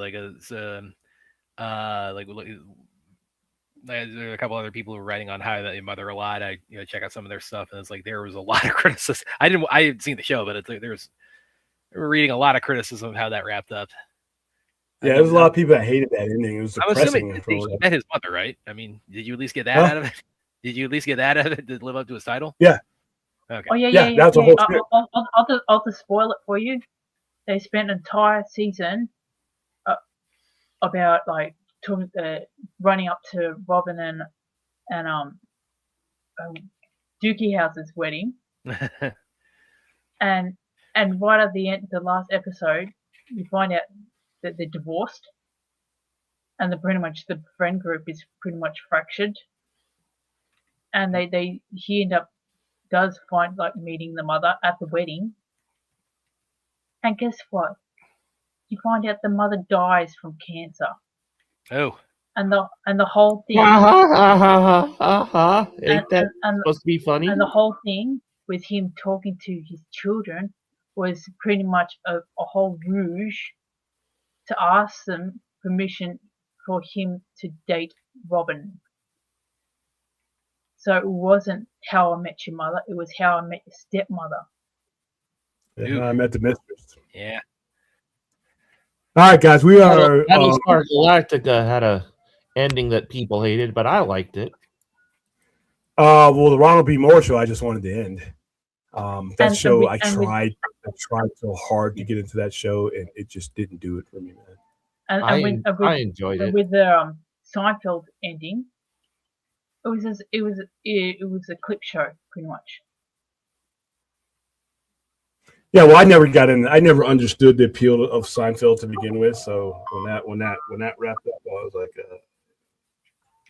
the end proved that there was a higher power, and the higher power didn't like the Cylons.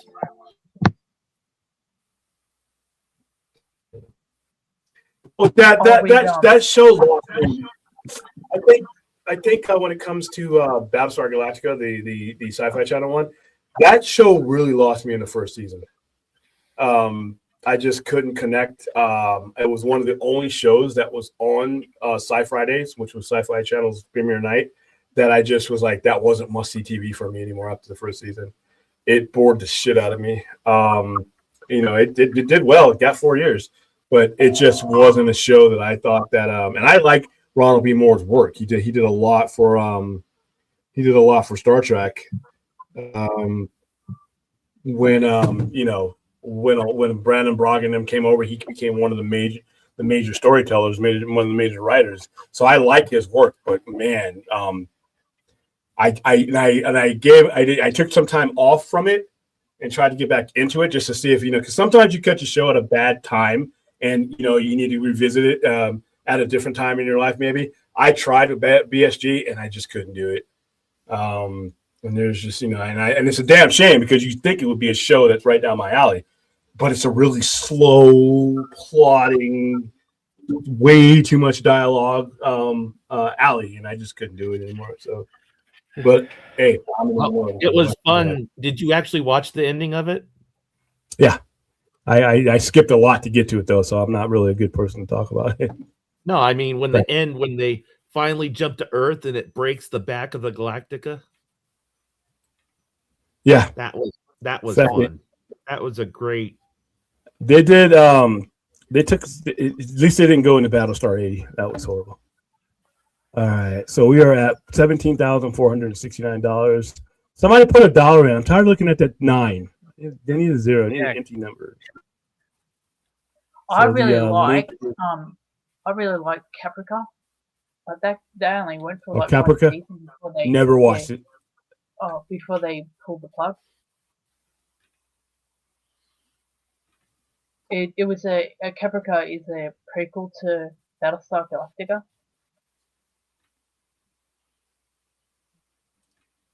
Yeah, and that show didn't get pulled necessarily for bad. It got pulled because the Sci-Fi Channel lost their balls and became SY, and all that stupid Sharknado shit. All right, so we're gonna go ahead and find.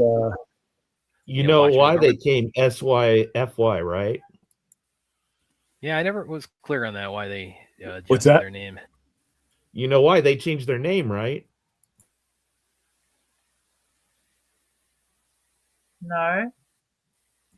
They couldn't copyright sci-fi, spelt sci-fi, because that's not copyrightable. Yeah, but they did it for like the previous 20 years of the channel, though. What happened then? Is there a statute of limitations on copywriting something that's embedded in the English language? No, you just can't copyright it. I just thought that they lost their way. They lost their minds.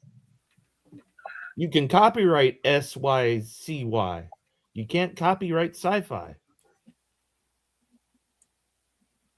Because it's shortened for science fiction. Hold on.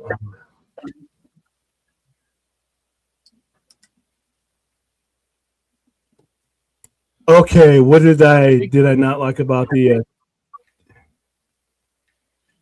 TNG ending? I like the TNG ending. No, I like that. I didn't like the Enterprise ending. Scott Bakula. Yeah. So the ending of Enterprise was the episode of TNG. One of the Well, the worst last episode of episodes. Enterprise was the formation of the Federation, right? Sort of. Half-assedly, yeah.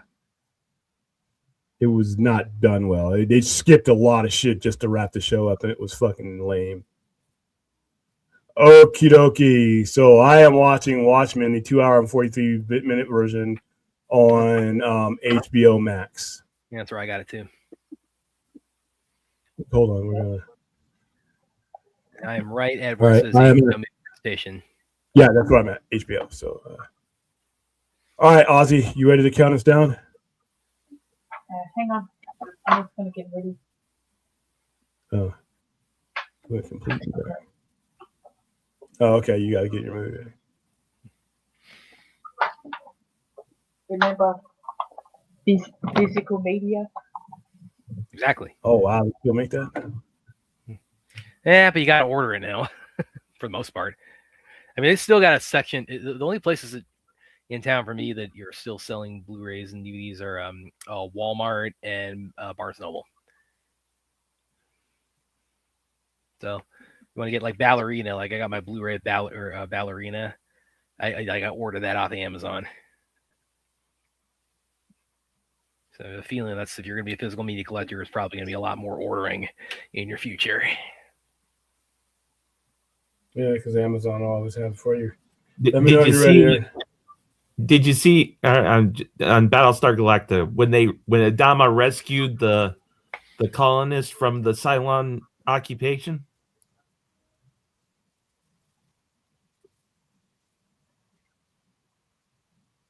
Are you talking to me? Yes. Yeah. You talking Okay, about the end of season 4? The one where Oh. he warps into the atmosphere, launches the Vipers, and warps out. Yeah. It's been a That was while. a- Well, it's fine. All right, I'm right, ready. Okay, you ready? All right, go. 5, 4, 3, 2, 1, and play.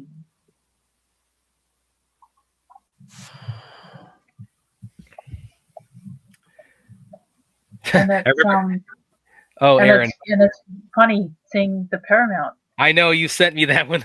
It looked like Paramount was going to be the new owners. And now it's Netflix, so it's like, I mean, one way or another, you got some kind of Zack Snyder connection there. I grew up watching this show, McLaughlin Group.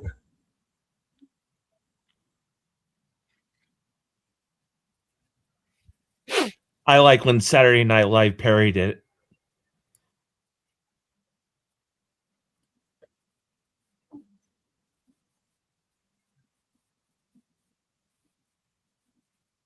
And by the way, there's a pretty overt not Zach's immediately previous movie when the fight starts in a minute here. I'll point it out when it happens, but I mean, I don't know how you can miss it.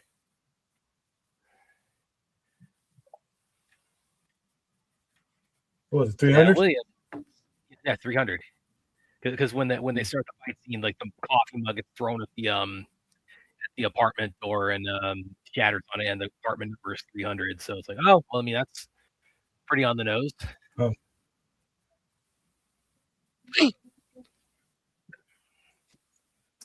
This is his best film, in my opinion. Say again? This is his best film, in my opinion. Well, and it was one that took like, I mean, went through how many directors and like took what 33 years to get off, or how long? Like it was deemed unfilmable. Yeah, for a while it was, and they went through like so many people for Can't Hit for Dr. Manhattan, like like Arnold Schwarzenegger, I think was attached at one point, and then Tom Cruise, and then Keanu Reeves. Yeah, can you imagine Arnold as Dr. Manhattan? That would be interesting. The world's smartest man poses more threat to me than the smartest Bill might. He probably wouldn't sound like that. Oh yeah, MTV right there, rubbing in our noses.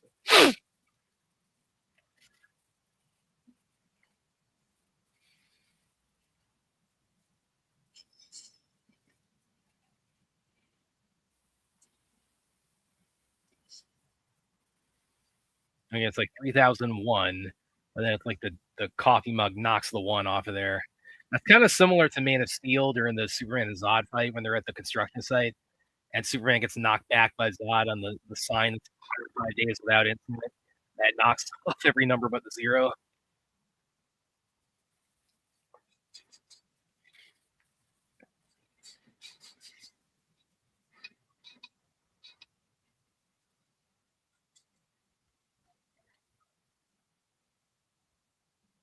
Yep, see, 300.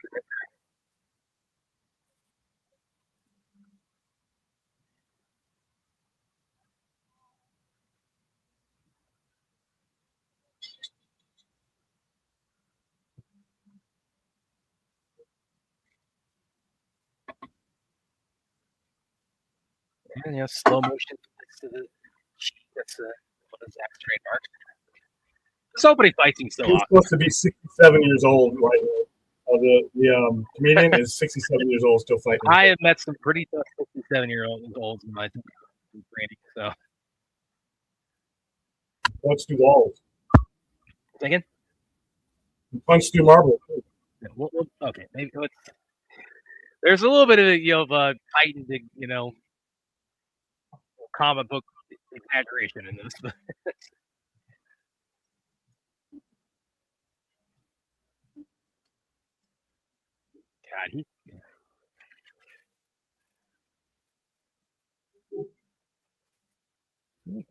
this man, Zach and his stuff when they're doing Taro, they could do a fight in the both of them.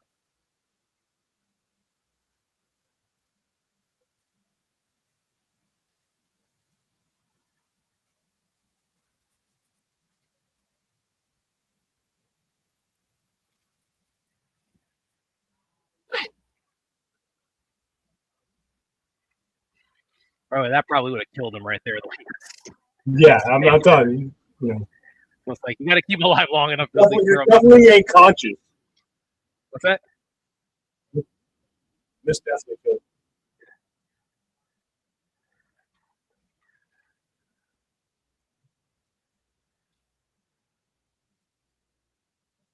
This also, I think, was I'm going to see his credit here in a minute, but I think this was, or was it 300? It was one of them. Like Zach's worked a lot with Larry Fong. He DP'd, his director of photography on this, on I think Sucker Punch and BBS.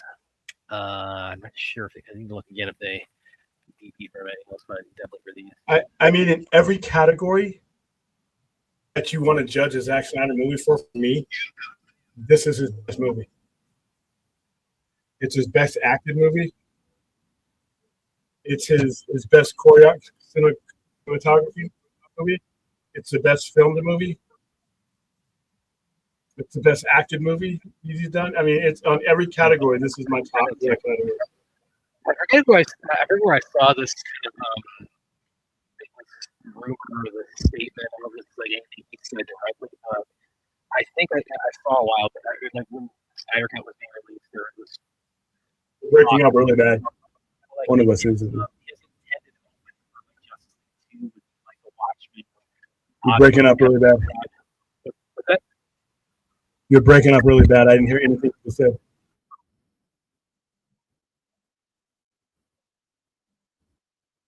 And this opening, by the way, is one of the best openings of any movie I've ever seen. The way it tells you a story. I would argue Saving Private Ryan, but No, I'm talking about opening credits wise. Yeah, and I think I remember hearing this somewhere. I forget where I saw this.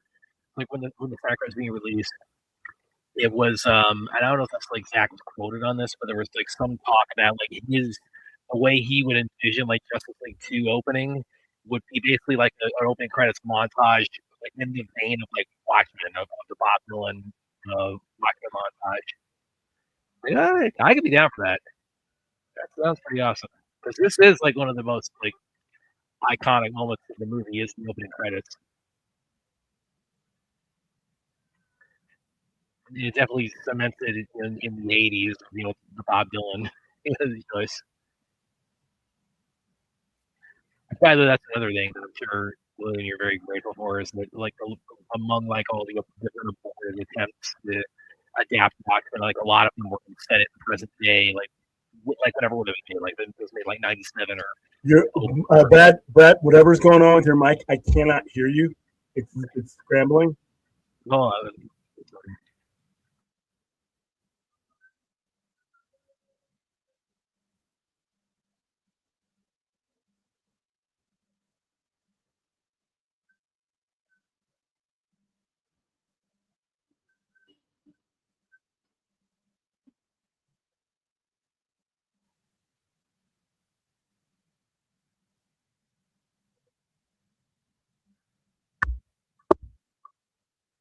is that better? Go ahead and say Well, something. Can you hear me?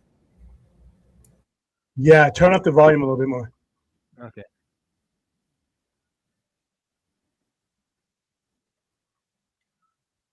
this is a sad marathon. I don't have any chocolate ice cream cones left.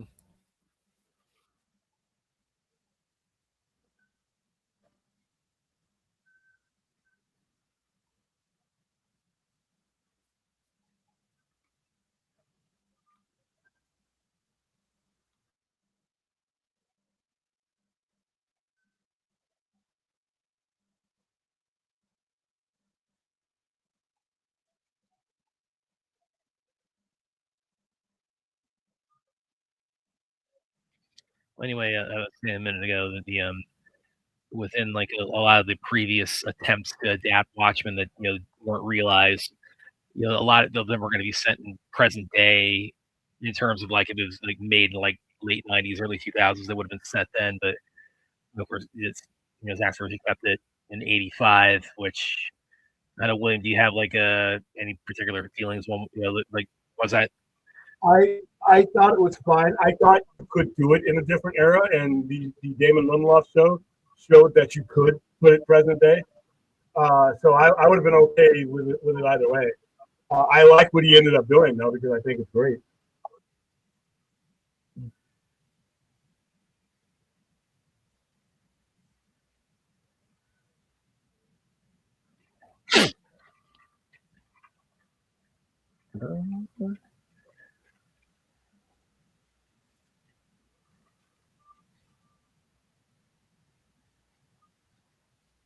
There's Ozymandias.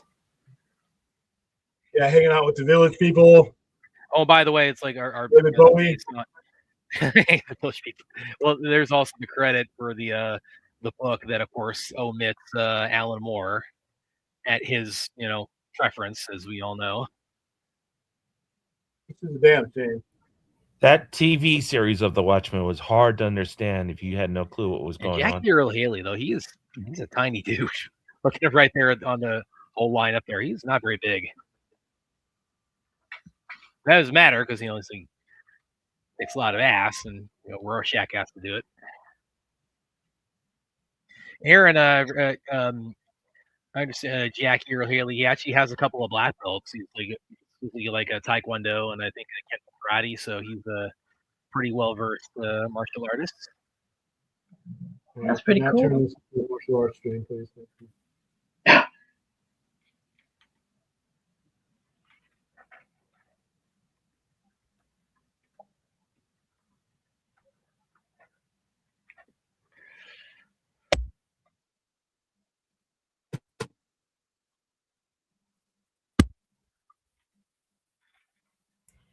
This is the last movie. Open your wallets. Donate. Donate. Yes. Yeah, please. I want to get that that $20,000 mark. Probably not going to do it Oh, tonight. 1999. Somebody just gave us one. Hold on. Hold on.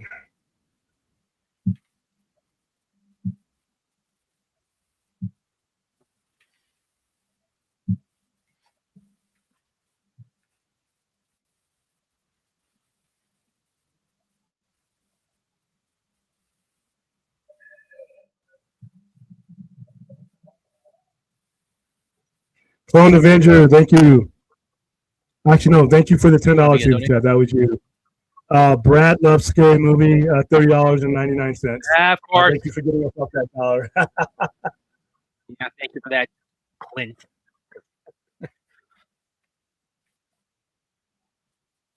I'm sorry, I couldn't resist when you said you hated that 9. Look how many 9s are now. Now we got 3 9s, 290 some.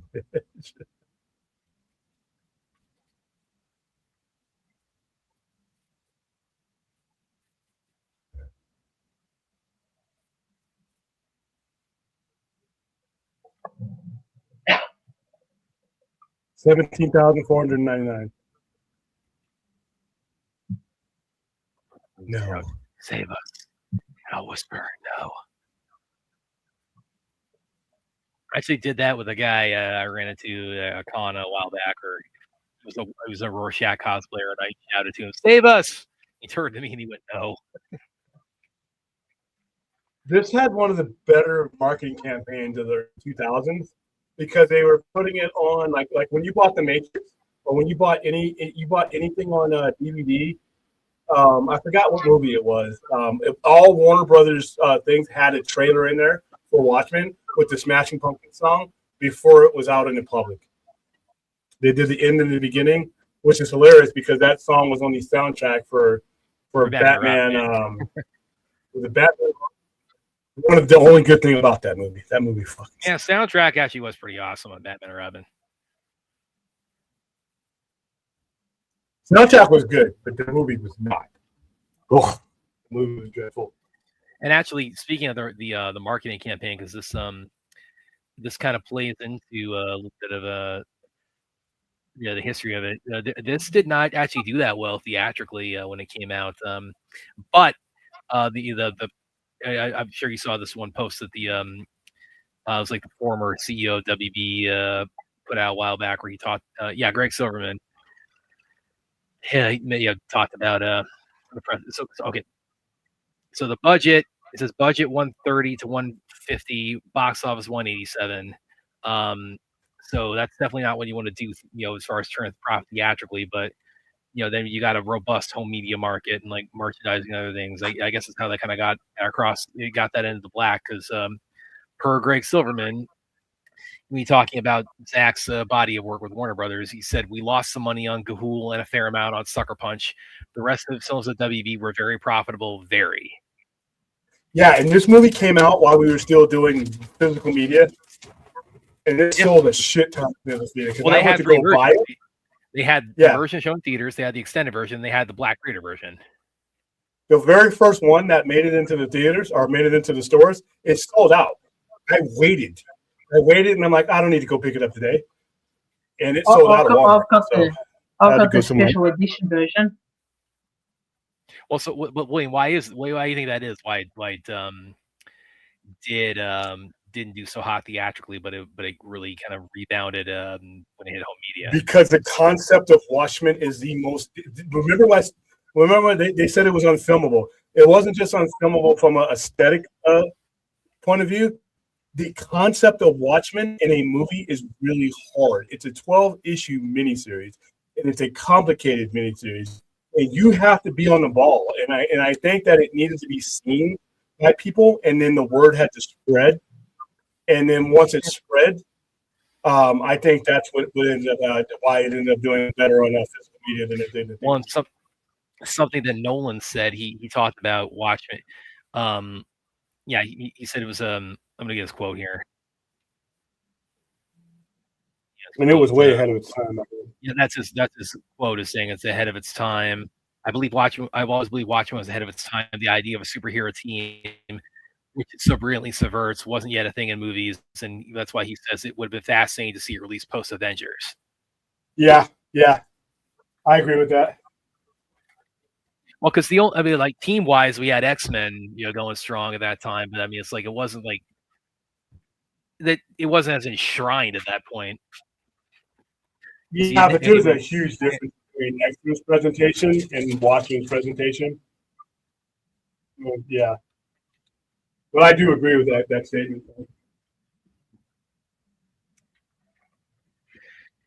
Of course, we have quite a number of people in the cast who would go on to appear in some of Zach's, in either Man of Steel, BVS, or Zack Snyder's Justice League. Specifically, Billy Crudup, of course, Dr. Manhattan. We would go on to be Henry Allen. Who else we got? Carla Gugino. She would went on to voice Keylor in the Scout Ship in all three movies. She was also in Sucker Punch too. They actually go way back. Patrick Wilson, he's interesting because he plays Orm in the Aquaman movies, but he also has a little bit of a voice cameo in BVS. He's the voice of the president on the intercom when Superman is carrying Doomsday up into space, and they're like, "Let's go ahead and nuke them both." So he's the voice of the president in that scene. And let me see who else we got here. Would go on. And you got Jeffrey Dean Morgan, who played. Would go on to be Thomas Wayne.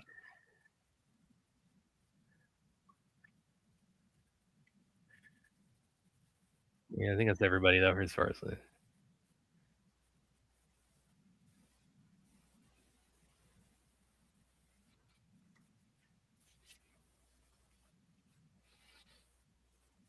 I remember one of the San Diego Comic Cons, they did a panel for Aquaman.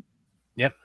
And you had Patrick Wilson and Nicole Kidman there, and they were like both talking about how they both were in previous were DC movie alumni movies. You know what else? When the I think it was when the first the Snyder Cut trailer was released, and it has Hallelujah on the soundtrack. I remember because that's pertinent in a certain scene in this movie. Patrick Wilson, he quote tweeted that or something. He said like, "Hey, I remember that song." It's not just in this movie, but it's in this movie at a kind of a interesting moment.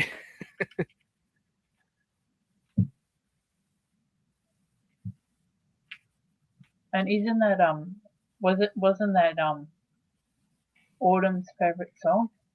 Wasn't what? Autumn's favorite song. Yeah, it was awesome. Yeah, song, yeah.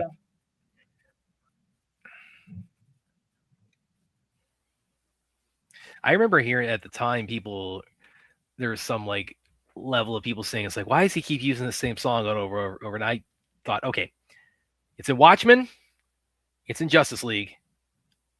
That's twice. I think you might, you got to do a little bit more than that if you're going to tell me it's repetitive than doing it twice. Exactly. You know that child actor who played Matilda. Yeah. She's all grown up now. Yeah. And she was one of the ones that tweeted out that bullshit. and people try to explain to her why he used the song. She was doubling down, wasn't she? And she went full nasty. She's not a very nice person. I mean, yeah. I ain't gonna do. You quit. You quit what? I got this movie memorized not only because of this movie, because he takes so much from the actual text that I have sitting here. Oh, yeah, I see. You're quoting Rorschach there. Well, and that's the thing too, is that he like this in 300, and even to a certain extent in BVS, and I mean, Zach talks about he storyboards everything, before they before they start filming. But I mean, particularly with 300 or Watchmen, I mean, he basically uses the graphic novels as the storyboards. I mean, there's so many instances where you can like pick like the exact image out and say it's like that's pulled right from the book. Or look, the Twin Towers. Oh yeah. Yeah, that's always. You know. Sin City did a really good job of making a movie look like comic book. Yeah, you might say comic booky, even though William was not a fan of that term. Didn't Rodriguez direct that one? Yep.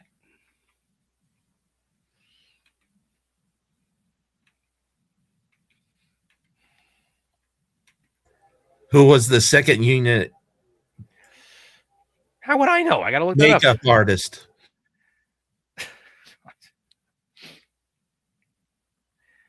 Know these things off the top of my head, man.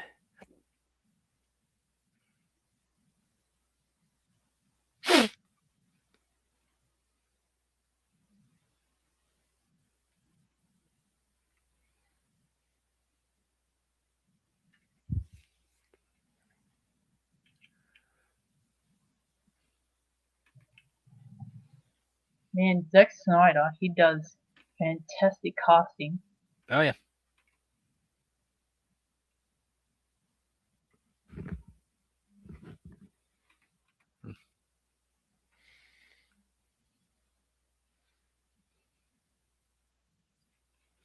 Doomsday Clock isn't. Yeah, and of course that would become later on a Watchmen-based DC story that could have gone one way, but it didn't. Yeah.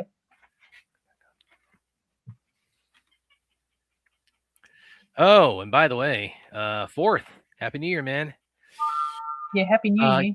Yeah, we're watching Watchmen right now. This is actually the last movie on the watch party tonight. I don't think Watchmen was too early for the mass audiences. I feel like they reject cynical ideas that presented as it's not where people want to go through the superhero lore, and the movie was too early for context, so I feel it underperforms the same no matter what era it's released in, but I'm happy it's made. Yeah. I mean, it's very... I remember when BVS came out, I remember thinking like this actually... I felt like that was really on the same wavelength as Watchmen in terms of like they're both very deconstructionist. They're both they're not I mean to give the kind of the stereotypical answer. I mean, they're not MCU movies. They're not the happy-go-lucky, one-liner every other minute kind of.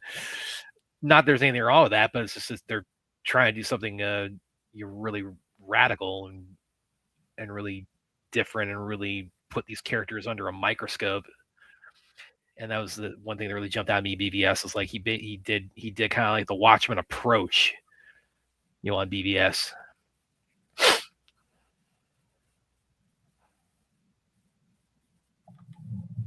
Supposedly AOC's favorite movie is this. Oh yeah. I remember one time she tweeted out as like during like some kind of like it was like Senate like stalemate or something. She tweeted out the gif like, "I'm not locked in here with you, you're locked in here with me."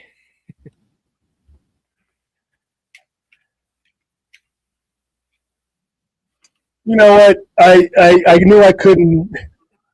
I was saying a second ago, it's like when BVS came out, I remember thinking at the time, like it's like he kind of did with those characters, he took like the Watchmen, or it's on the Watchmen wavelength in terms of being very deconstructionist. Well, no, he didn't do that though. Alan Moore did that. Yeah, but what I'm saying is like he took that and applied that to the Trinity. Oh, you're going, okay. I don't know if I call it 1 point. I don't know, dude. I don't think Watchmen is too early for mass audience. I feel like they rejected cynical ideas and presented as it's not what people were. Yeah, that I can agree with 100%. That was kind of one of the things that didn't hurt it when it first came out on paper, but it was one of those things that you had to like. Other geeks had to tell you, hey, you need to pick this up. You need to pick this up. If you like this, this, and this, you need to get in Watchmen. Well, When it comes to comic books, we're a lot better about getting our fellow geeks to buy new shit than it comes to movies. Like when this movie came out, I mean, the only other Watchmen thing was the graphic novel. You know, you hadn't had Doomsday Clock, you hadn't had before Watchmen, you hadn't had the TV show. You know, Watchmen, this was the first real expansion of Watchmen outside of strictly comic books. Yeah, because it was once again, it was hard to write. So yeah, it was. This is why. By the way, another personal plug here. When I was at Screen Rant, I got to actually interview Malin Ackerman. It was about 3 years ago. It was for a movie she did called Slayers. I actually got to do a few interviews. I got to interview her. I got to interview Thomas Jane. I got to interview quite a few people. I would have liked to have asked, because she, her having worked with Zach on this, so her asked is her kind of like thoughts just on how the Snyder Cut came about, and like because I now that we're behind all this cloak and all this cloak and daggers behind us now, it's like if I'm interviewing somebody I know they worked in that movie, or if they worked on something else with them, I'm asking them about that because it's like it's the impact of that and the story of that. I really like get people's take on it, but I had like a 10-minute window with her, so it's like I had to keep it very succinct. But maybe next time.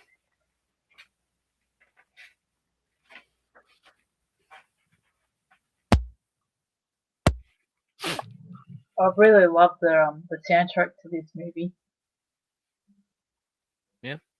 Yeah. I mean, it kicks off Bob Dylan. Oh yeah. And his Billy Crudup's this portrayal of Dr. Manhattan, his voice is so unsettling, and it's perfect.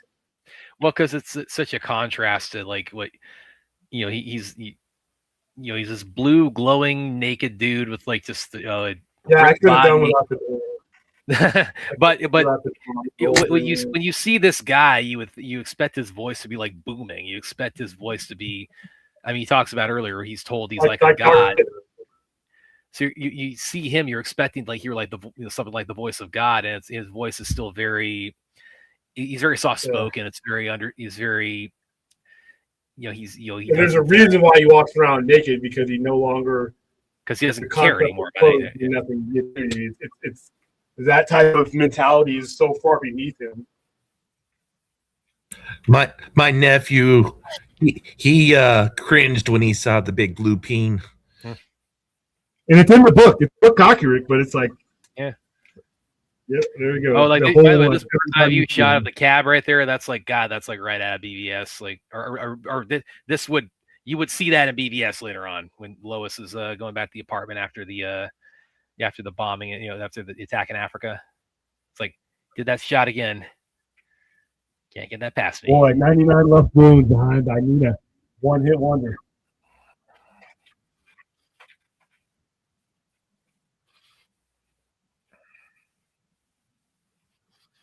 Patrick Wilson, yeah. Another thing too, Aaron, you're talking about Zach's good eye for casting. Well, another thing about that too is like he casts a lot of big stars before they're famous. It's like he's got a real. You could tell that he really sees when people have potential, because like a lot of people he's cast, like they go on after they've worked with him to become like big time A-listers. Yeah, you look at Gal Gadot.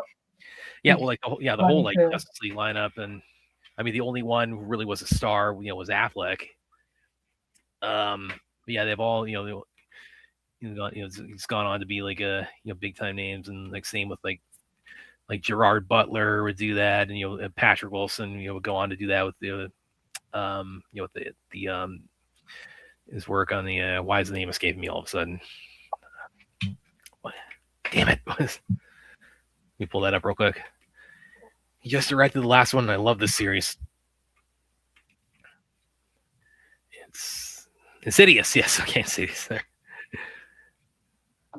Oh, by the way, off topic and completely out of left field. Spartacus, House of Asher. Yeah. That show was really good. I've heard good things about it. Yeah. And I've heard it's kind of influenced by 300, isn't it? I was skeptical about, okay, he's dead. I mean, he died like no doubt about it, died. There's a body, there's a head leaving that body, and the way they bring him back. And I'm thinking while I'm watching that show, they could do the same thing with Game of Thrones and undo that last the last couple episodes of season one. Aztec asked, wasn't Tom Cruise attached to a Watchmen? Yeah. At one point he was, and I think it was gonna be Dr. Manhattan. And of course, knowing him, it's like he's gonna do like the whole we have to like radioactively like charge my body and like. Yeah, Tom Cruise is he's attached to everything until you get the price tag, and then he's not attached to anything. Well, yeah, but also I don't think he was like quite as big at the time. At the time this was being developed in the 90s, I don't think he was like quite as big a star. So at 2009, oh fuck yeah, he was. No, but I'm talking about like when this was being developed in the 90s. Oh, you're talking about oh, dude, I don't know. Top Gun was after Top Gun, he was a big star. Everything after Top Gun, he was massive. Interview with the Vampire. Interview with a Vampire. The Mission Impossible. Yeah, dude. There's only been like one movie where he wasn't a massive star, and Risky Business, and I think maybe The Outsiders. After that, Tropic Thunder. Huh? Yeah, he wasn't the massive star in Tropic Thunder. Yeah, Tropic Thunder. Yeah, at that point he was just doing the movie. They need to make another one of those, by the way.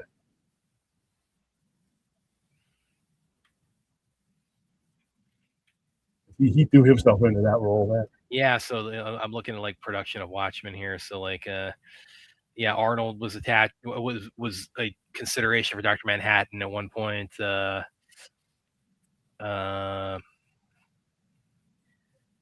right, guys. Somebody donate $1 so we can get off of these 9. Goddamn. Yeah, Tom Cruise and Jude Law were both. They both went out for. I can see Jude Law. All someone has to do is donate a penny. Oh yeah, I don't think it'll let you. Oh, I did it. Well, I did it. To donate a penny up there. Yeah, I'm pretty sure I remember reading like Keanu Reeves was attached at one point.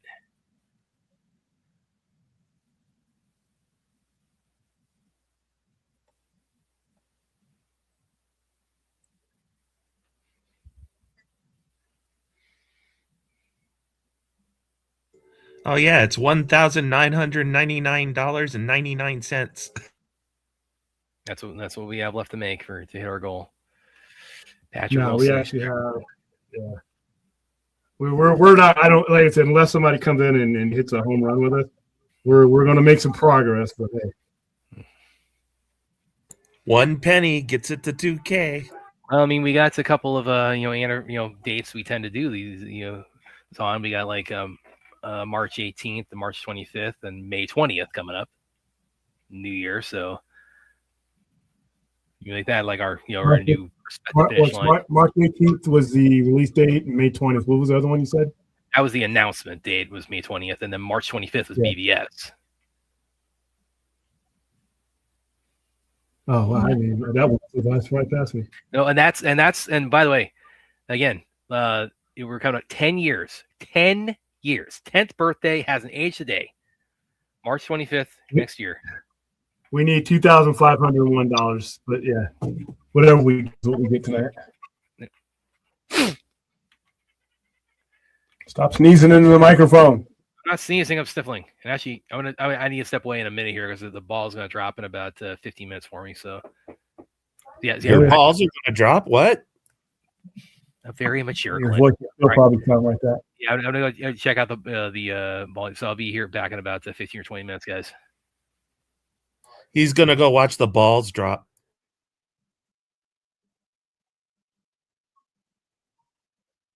Oh, I hate this scene. I really, really hate this scene. Ugh. Sometimes I fast forward it when I watch this movie.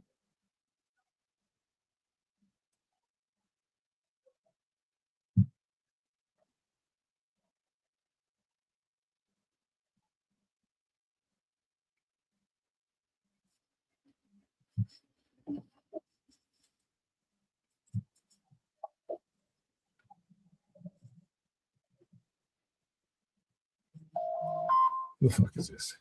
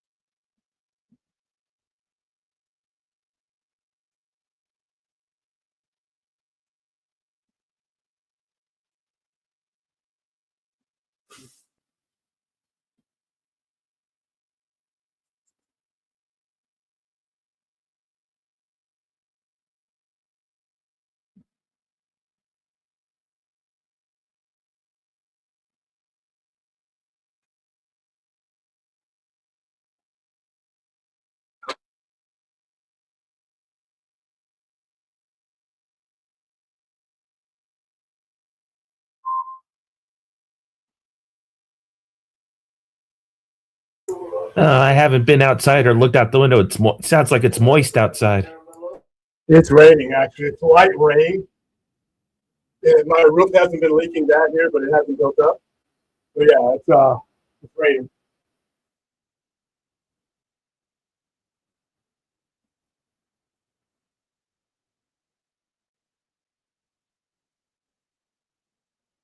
I know it needs to fucking stop.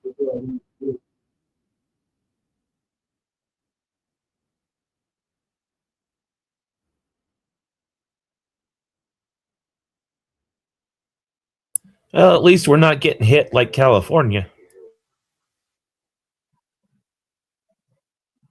Shit, a lot of this shit used to happen after the Vietnam War. A lot of soldiers had a lot of babies and left them behind. Oh, fucking sick of this weather.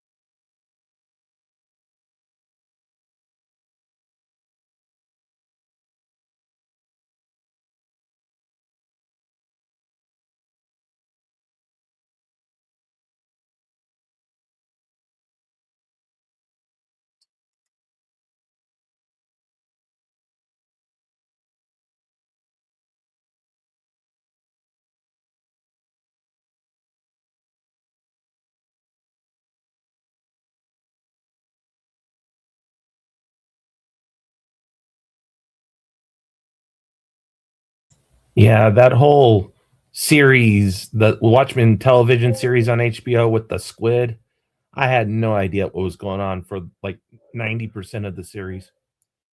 That was one weakness about that show, is that you had to be informed of Watchmen lore. It wasn't a show for outsiders. That was the one thing. It was not as accessible to a lot of people, but if you did know the lore, man, it was a beautiful show. But yeah, it was very complicated if you didn't know.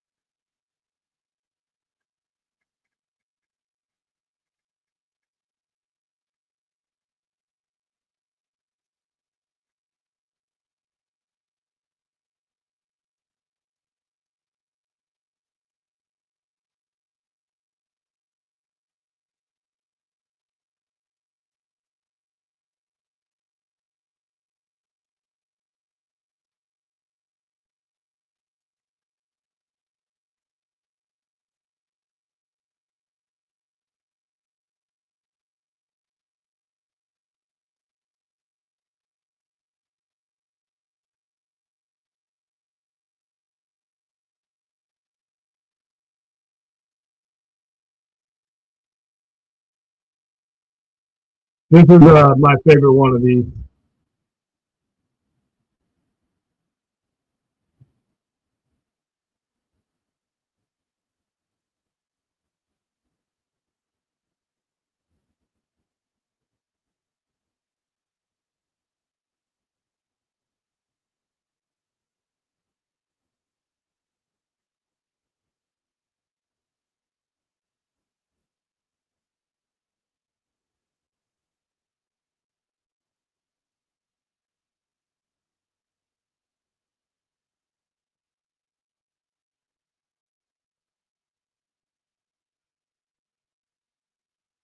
I remember this from the trailer.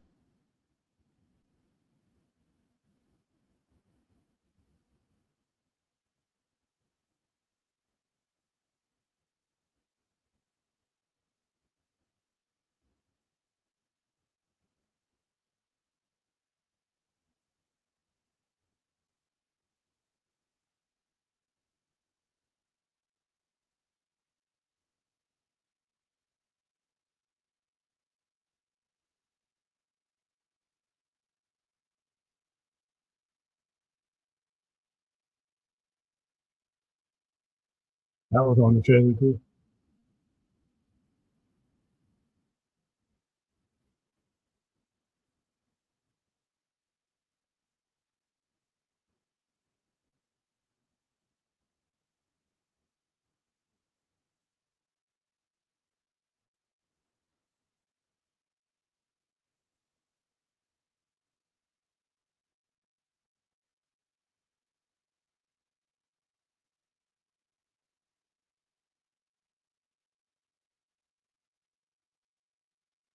What happened to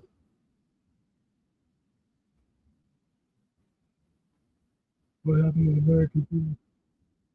Favorite quote of the whole series. You looking at?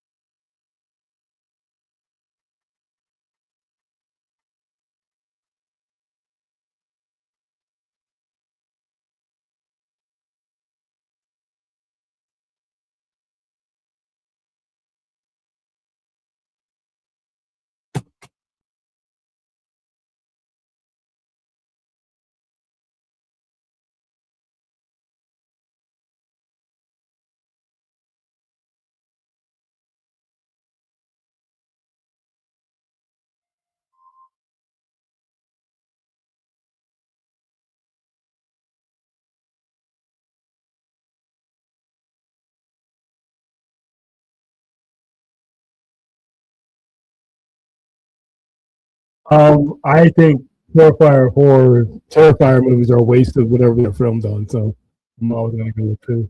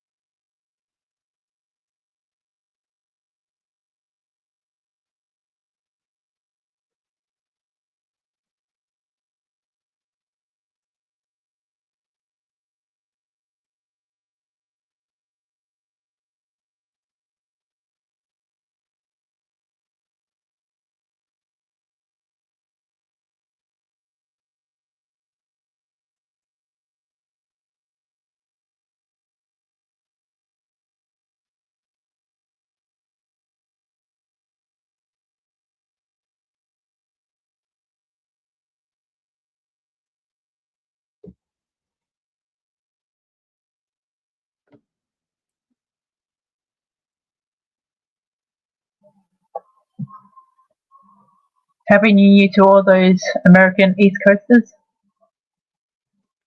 Happy birthday. Happy anniversary. Hey, your birthday's in February, right? Yes, it is. What day? The 25th. Okay. And this is going to be the big 3-8, right? Yeah.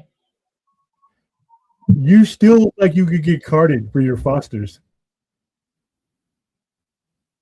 You a baby face. There's no way you don't even look like you're, you know.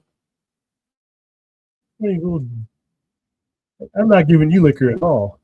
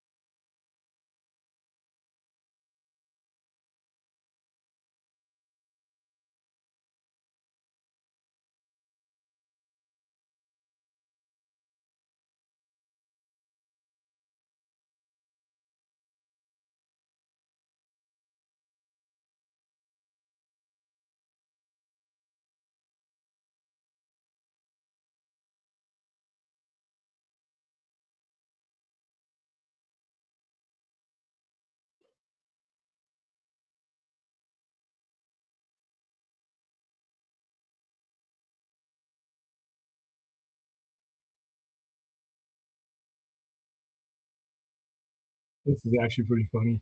It's in the comic too.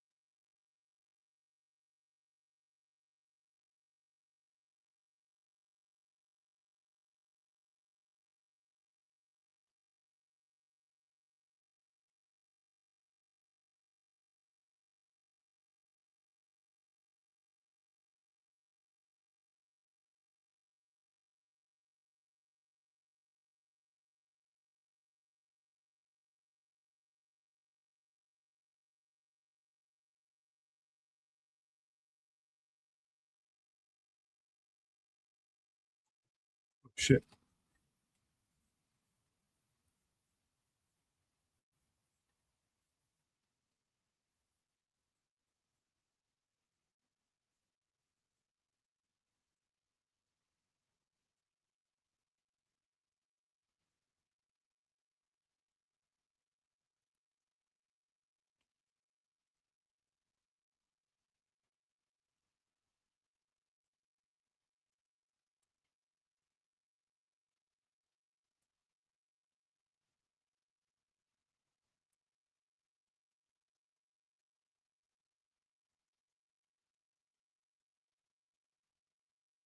Mm.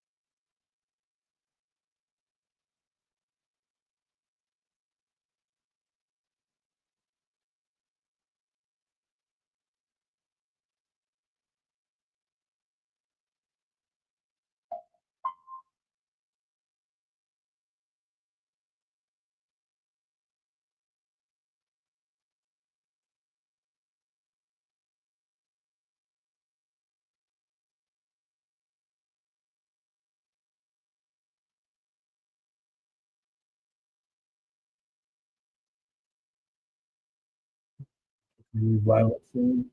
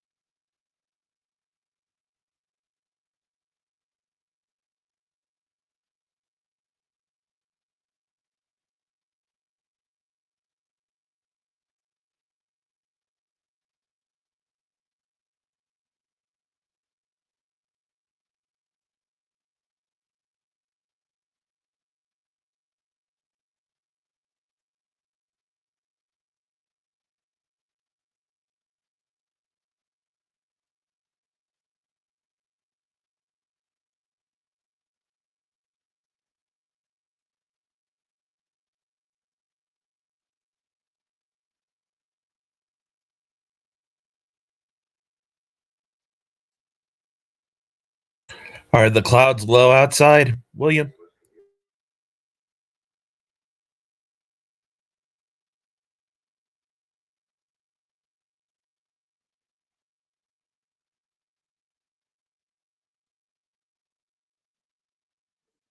Not really. Still raining though, but this cloud. This is really fucked up. Think they're going to light the fireworks, or did they light the fireworks at 9 o'clock? I haven't heard any. Not here.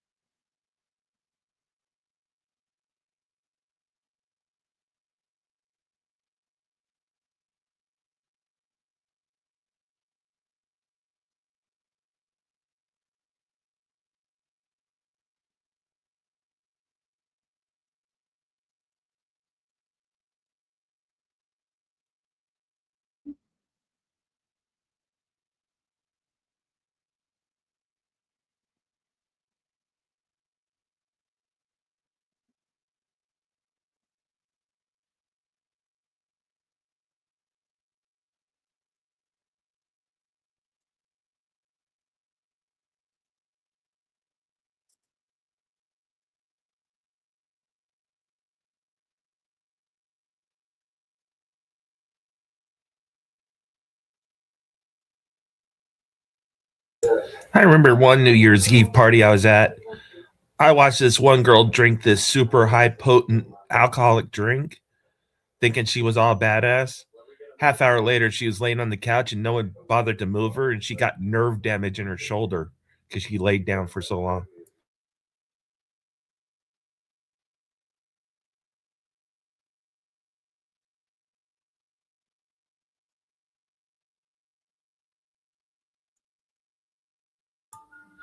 And I watched my friend cajole her and tell her you really shouldn't drink this much of this drink, and she goes, "I can drink it."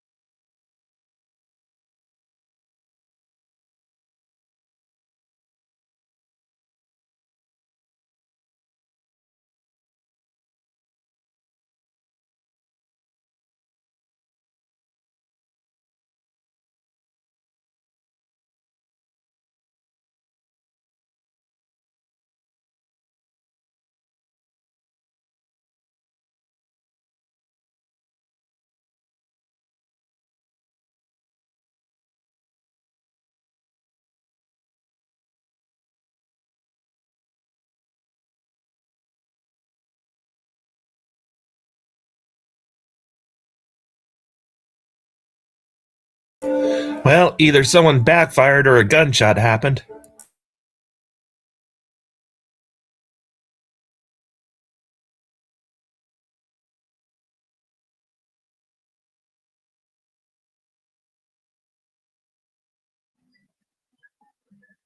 Oh, wow.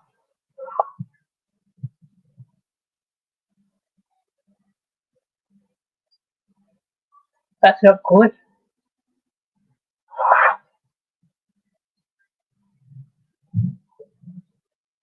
Would you get another shot of vodka? No, I'm going to made myself a cup of tea. With vodka in it, right? No, that'll be gross.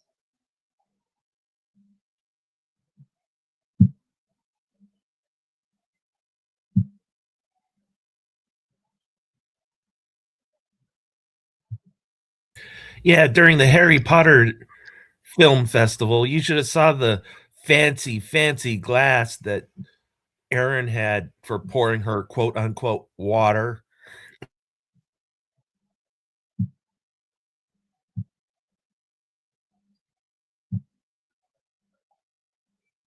It was a shiny bottle that she poured into a glass.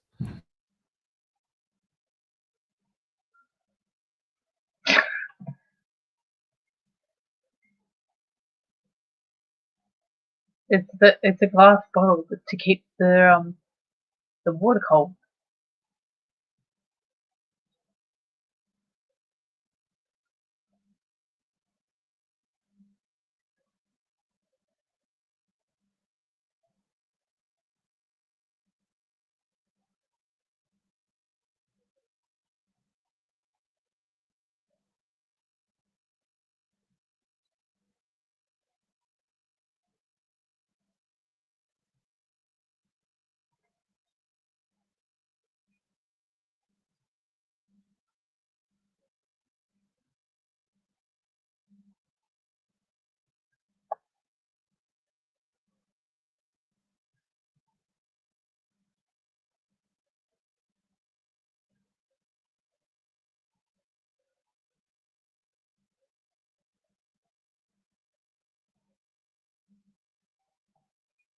This scene always reminds me of Doctor Strange.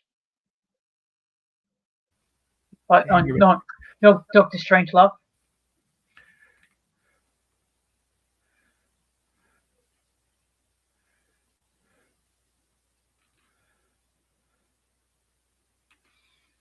Doctor Strangelove's is a great movie.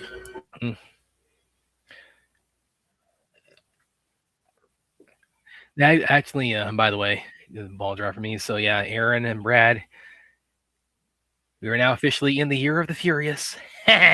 Awesome. But anyway, Welcome. So why does that make you laugh like a lunatic? because I can't wait for it. Once you going back to now, because now we're at the Dr. Manhattan origin montage, and like this actually, I remember when this cyborgs, the kind of origin scene in Zack Snyder's Justice League, I thought was kind of a real callback to this.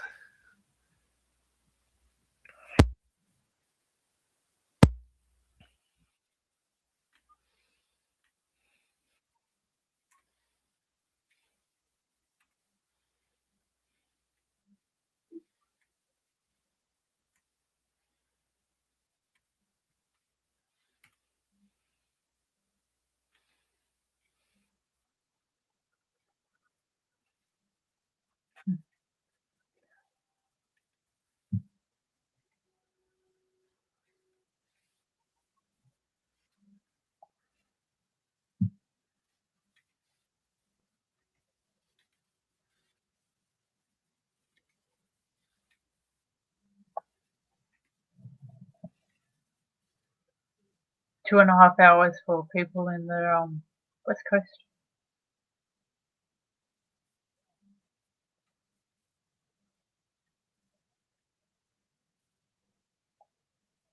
So, Aaron, have you ever been intoxicated with firewater? No. Wow.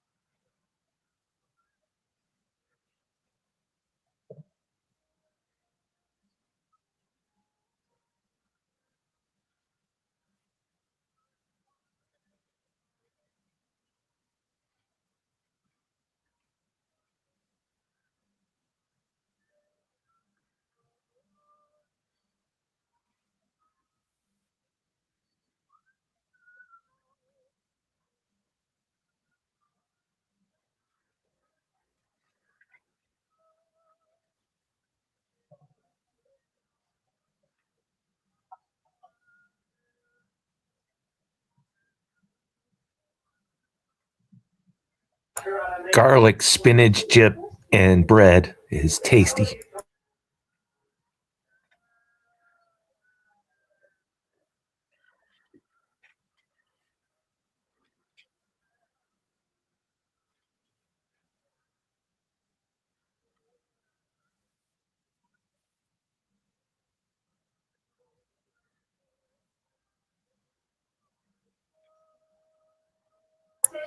So where are you getting food now, William?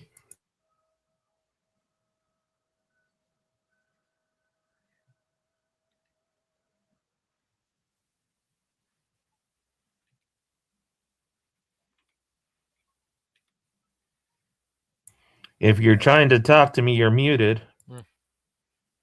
Yeah, mute man. Either Subway or Fatburger, one of the two.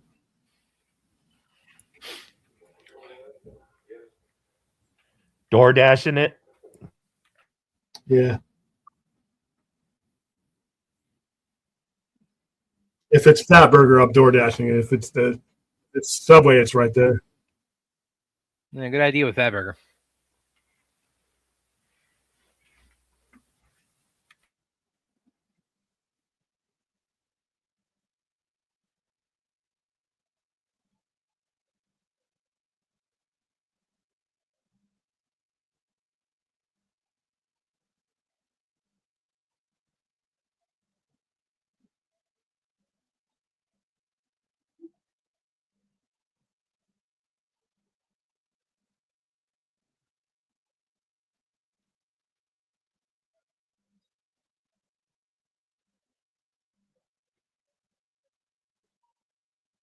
I don't remember a Subway being near the place, but what do I know?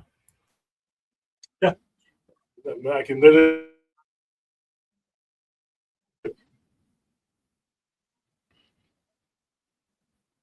I know there's a McDonald's on the corner, and It's right across from that. So that McDonald's you're thinking about, the Subway is right across the parking lot from that.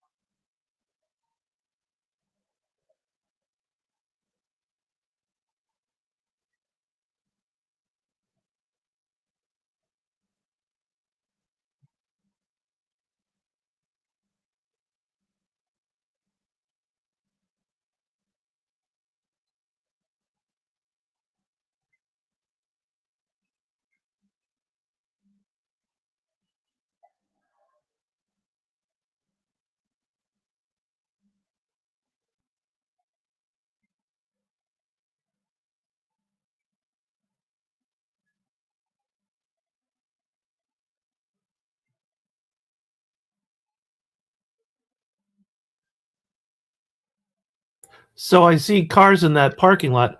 What's left there to go to other than your store? You got the nunnery, you got the restaurants that are over there. You have to get a haircut still, violin outlet.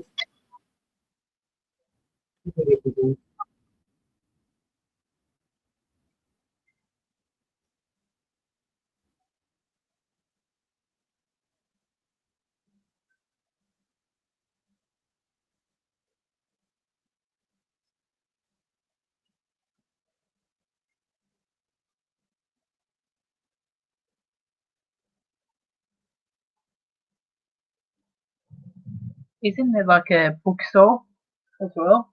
Yeah, they're gone. They're gone off.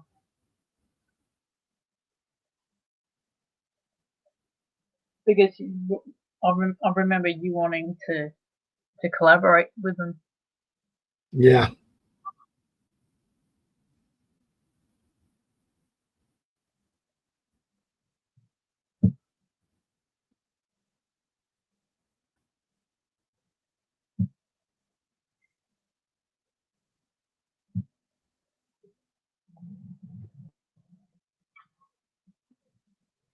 So are they all like all the stores that have gone and places?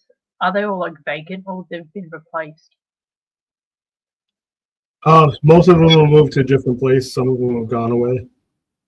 Yeah, but like, are there like vacant areas or people have gone in there? No, they're vacant because they can't re-rent them until they've done the assessment of the building, and that's going to be a while. Oh, Oh, the They Sat ever Burger's get- out of They ever get your elevator inspected? No.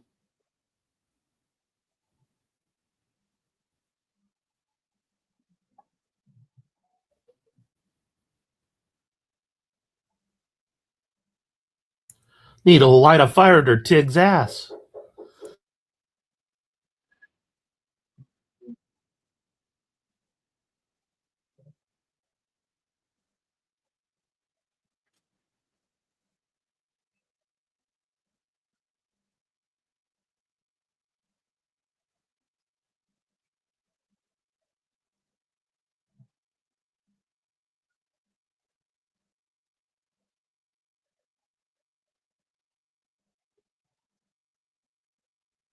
Isn't Tig Sigerbloom the councilman? Yeah. I mean, we're going through the whole process.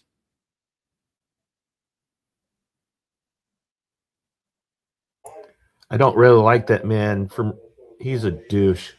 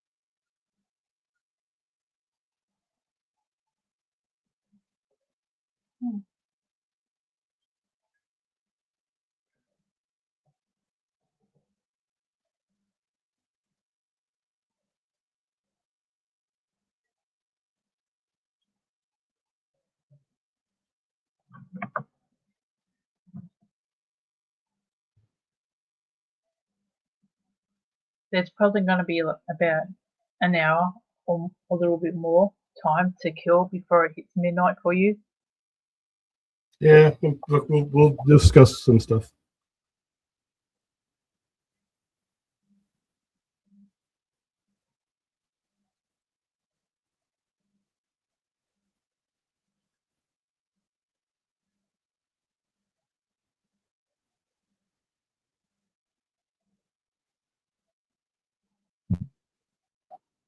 Give me back my face.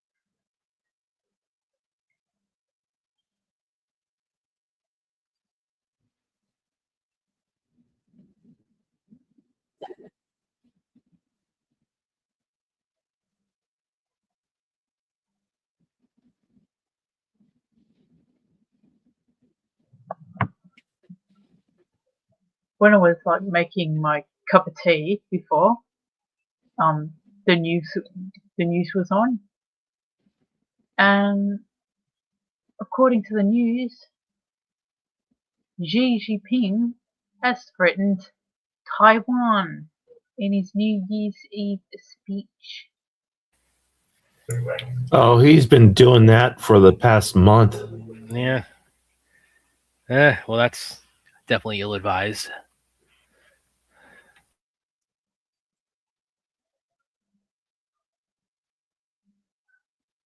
They've been having war games around Taiwan for the past month. And war games around Taiwan for the past couple decades. Not really past couple of decades, but it's been ramped up this month. Yeah, that's right. And not only with them, but they're playing stupid games with Japan too.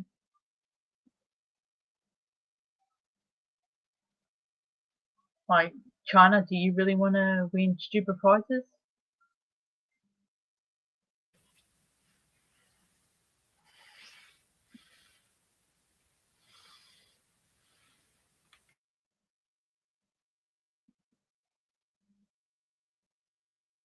Oh, I love this part.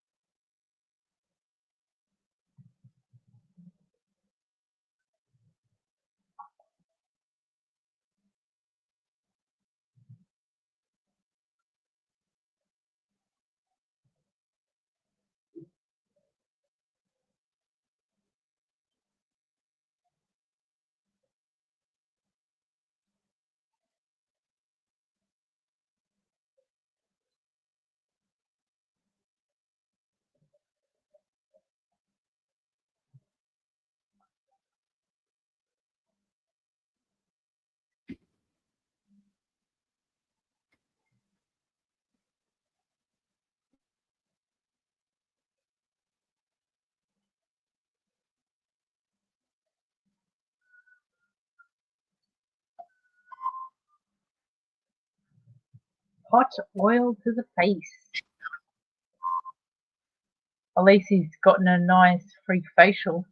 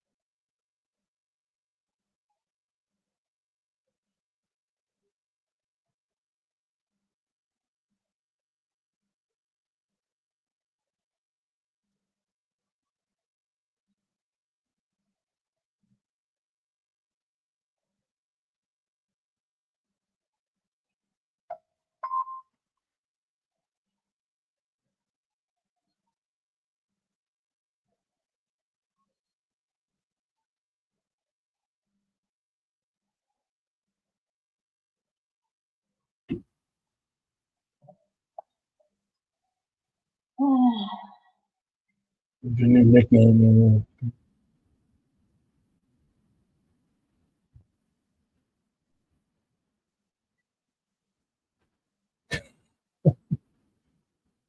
Oh no, Junker might be fun.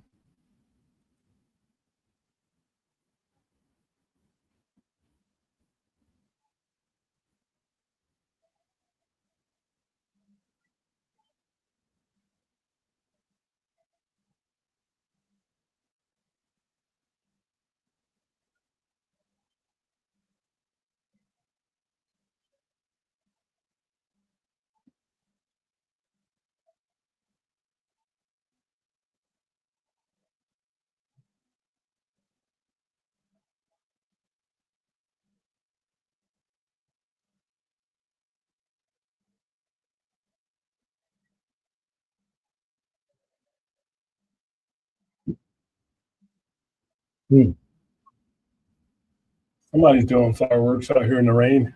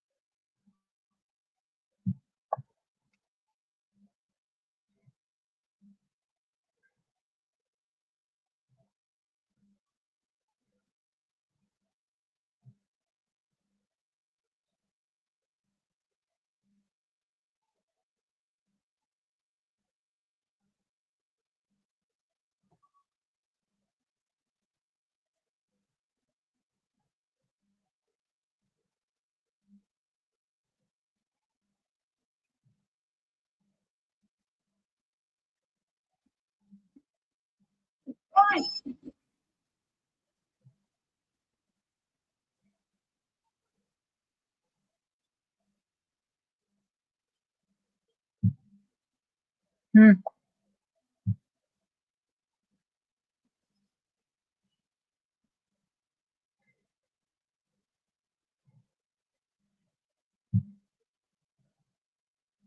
He's having performance issues.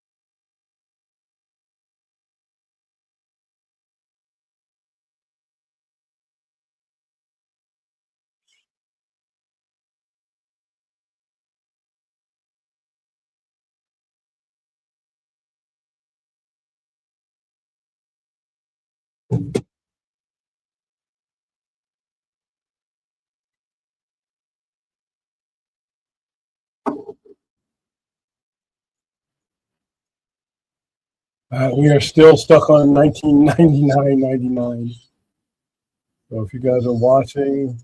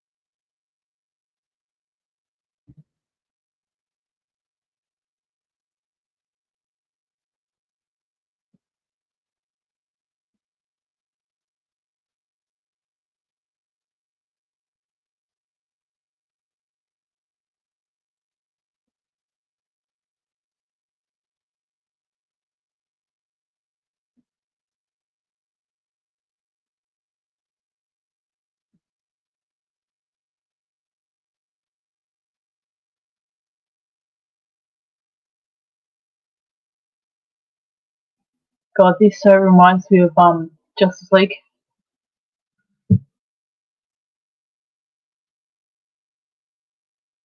Yeah, how's that? Yeah.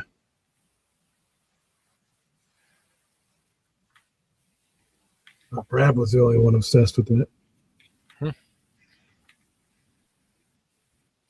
Wait, what reminds you? What about this reminds you of Justice League? Is it part of the? This part, like saving people and that. Yeah. Where And are you the, at? the fire scene. But I'm not the nuclear explosion video. Oh, you're probably watching the extended cut, aren't you? I'm watching the one that was on HBO Max. Yeah. Okay. Yeah. Yeah, we gotta get our clips. No, I think I know what you're talking about. You're comparing this like the Wonder Woman rescue scene. Yeah. Okay. Which actually, when I interviewed the directors of the Accident Man 2 with Scott Adkins a couple of years ago, one of them was a stunt guy on that part of the movie. So of course, I asked him about like what was that like working on, and again, like I said, if I when I do an interview now, if I know they worked on that movie, I'm not missing that opportunity.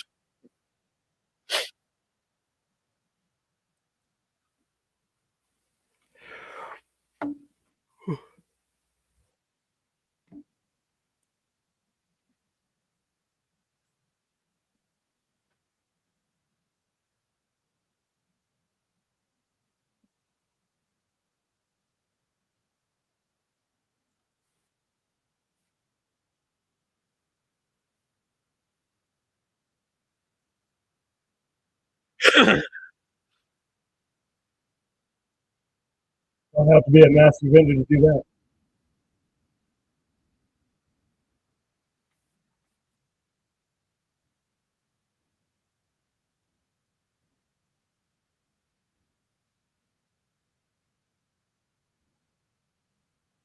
I'm up to the naughty scene.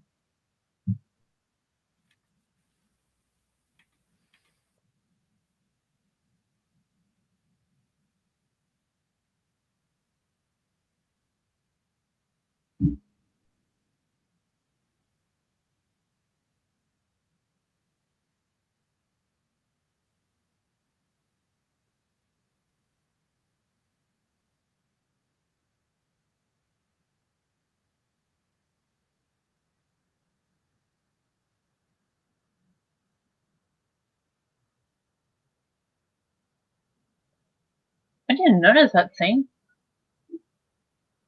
The guy that had his face wrapped up. That's the same guy that got his face smothered in the hot oil.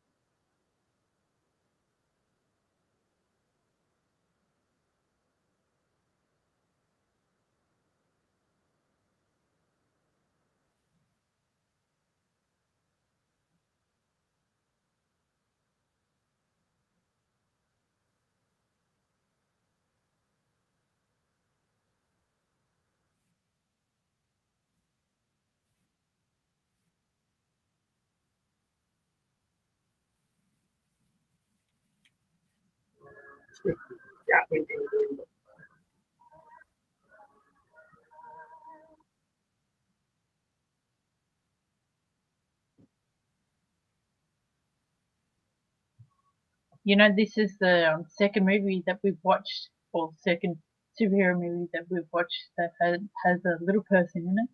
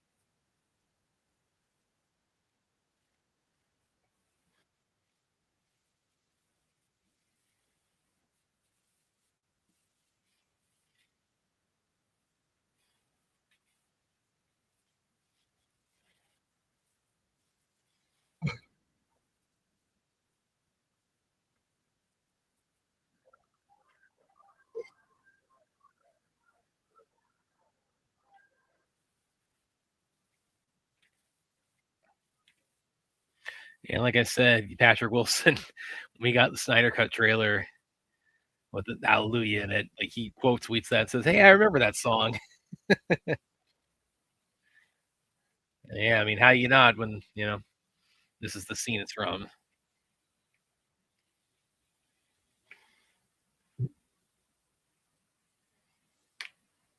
I bet he remembers it very fondly.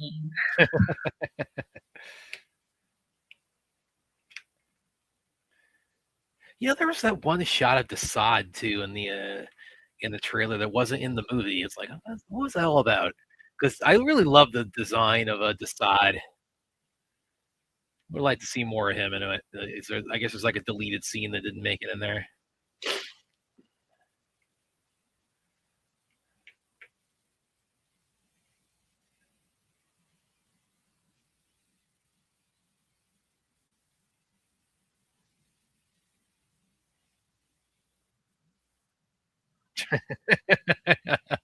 Oh, I love that timing.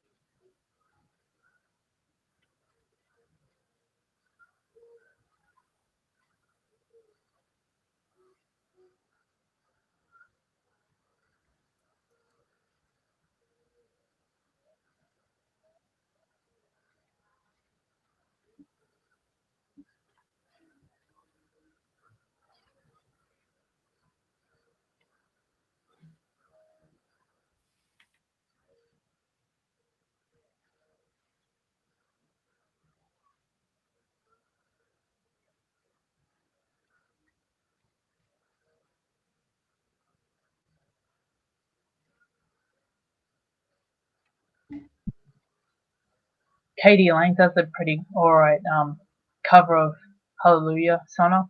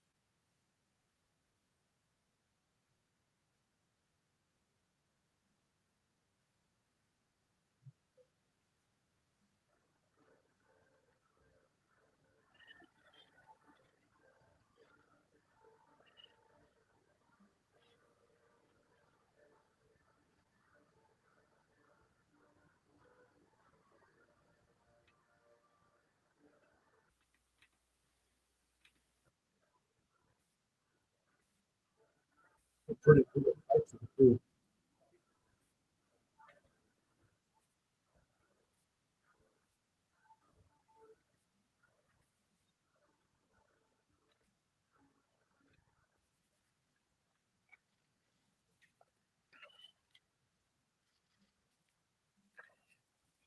Well, where's my face?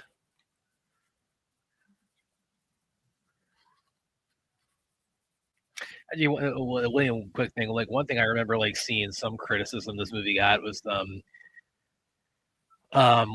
Night Owl. That he's kind of he's kind of a dingus, but in the fight scenes, I guess some people felt like he was a little bit like too effective or like too good of a fighter. Maybe. Do you have any thoughts on that? That's what they do. I mean, their lives depend on Yeah, on being able to do. Yeah, if you're going out, trying to be a superhero, it's like, I mean, you can't handle yourself. You kind of, Yeah. you got to literally have to become the best fighter.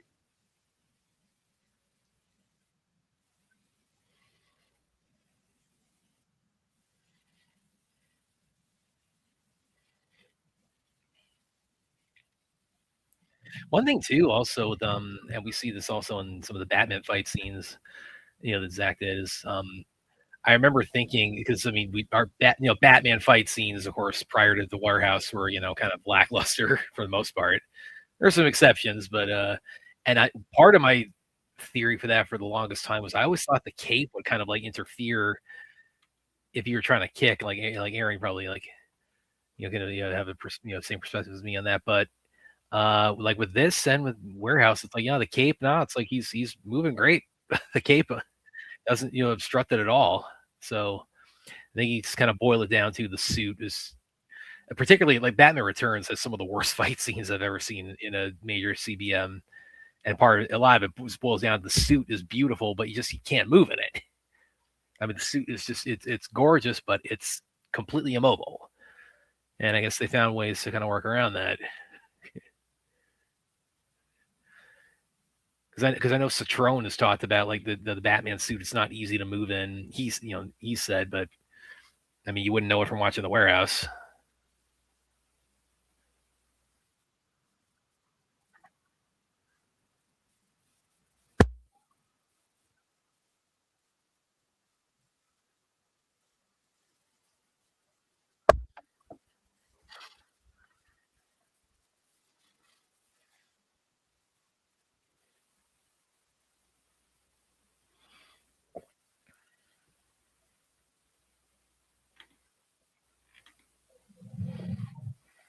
Owlman has always reminded me a little bit about like Batman with a mixture of Catwoman. Yeah. Like I know Alan Moore, he kind of engineered Rorschach to be kind of the idea of like Batman if he if he was just completely More like unhinged. the question, like a little bit more between the question is more what he was going for. He couldn't use the question, but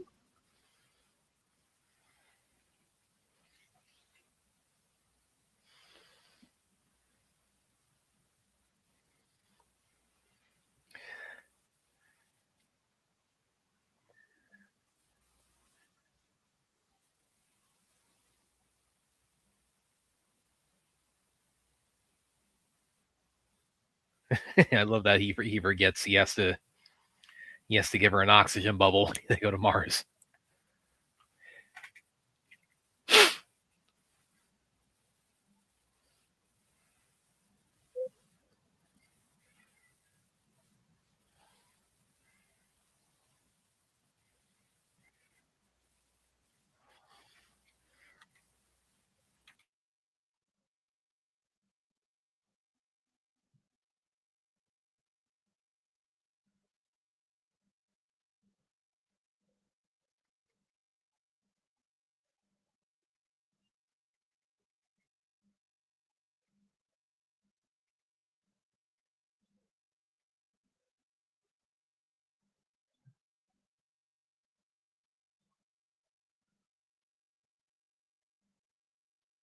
Mm.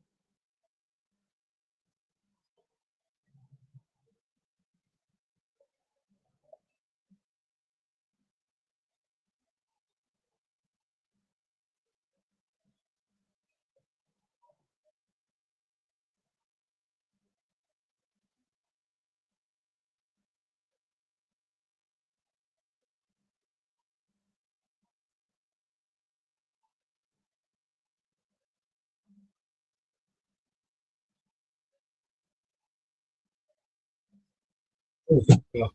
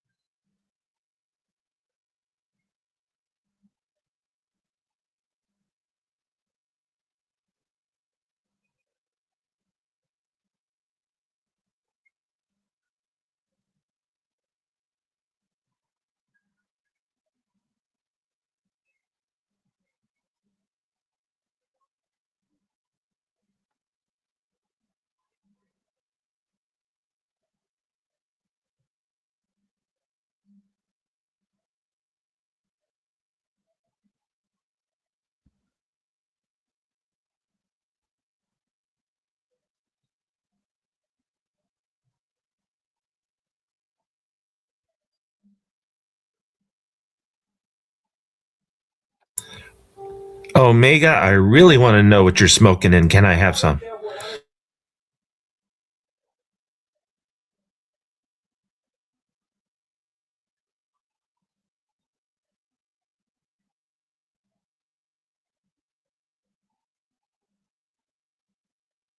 The gun versus web debate. I've never heard of that debate ever in my life.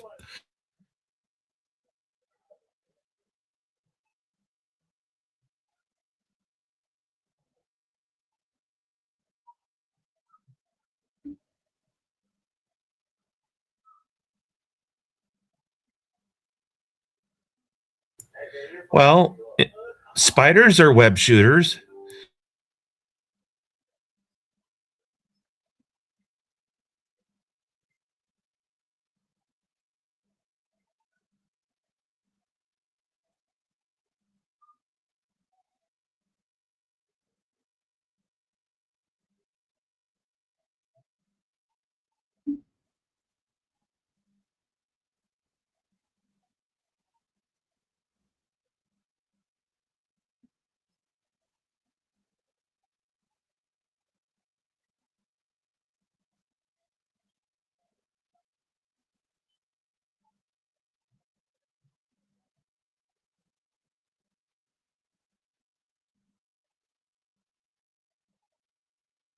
Well, there'd be web shooter regulations and stuff, so he wouldn't be that rich.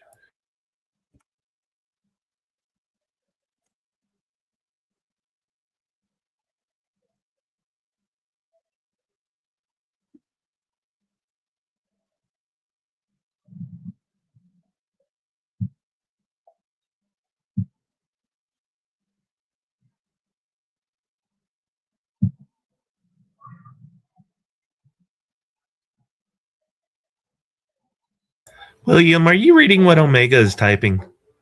It is interesting. $1 billion rich, super rich, he'd be rich. If Peter Parker sold his web shooters. I mean, maybe. Maybe he Who's he can gonna make some sell money. to? How's he gonna sell them without giving the game away on who's Spider-Man? He'll sell them, and that'll end the gun problem, according to Omega.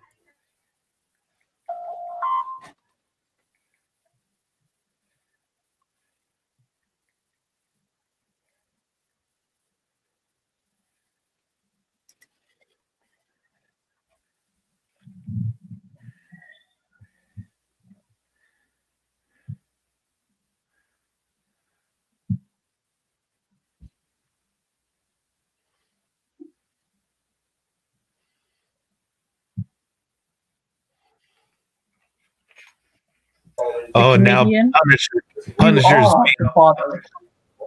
Punisher's being brought into the mix of web shooting and guns and safety. I don't think you can talk Punisher into trading out guns for web shooters.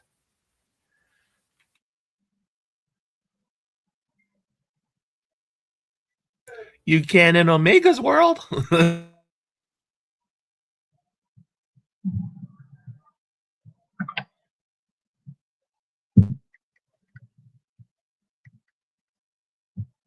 This scene kind of like an episode of Maury Povich.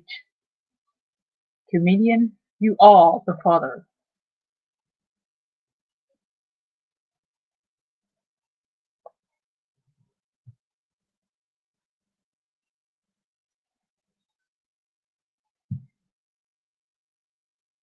No regrets.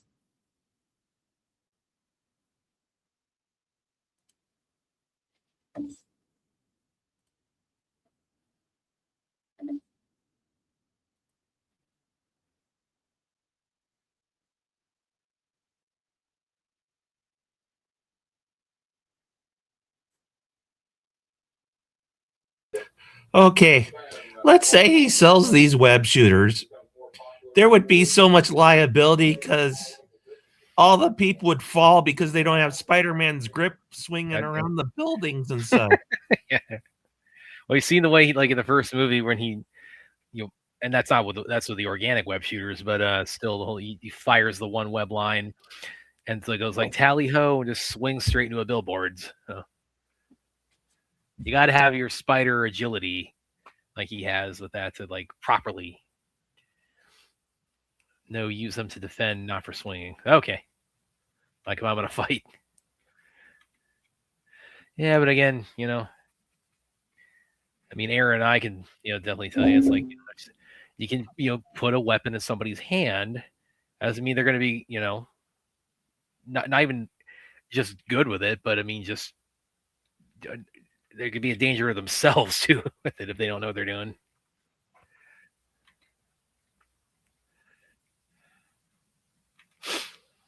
Well, there's his famous quote: "The existence of in my opinion, the existence of life is a highly overrated phenomenon."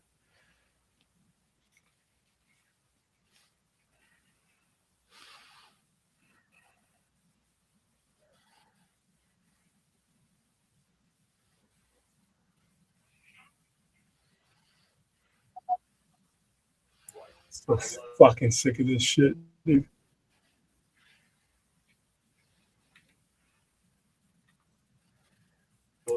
What? Someone smoking the wacky tobacco? Nah, it's all this fucking rain.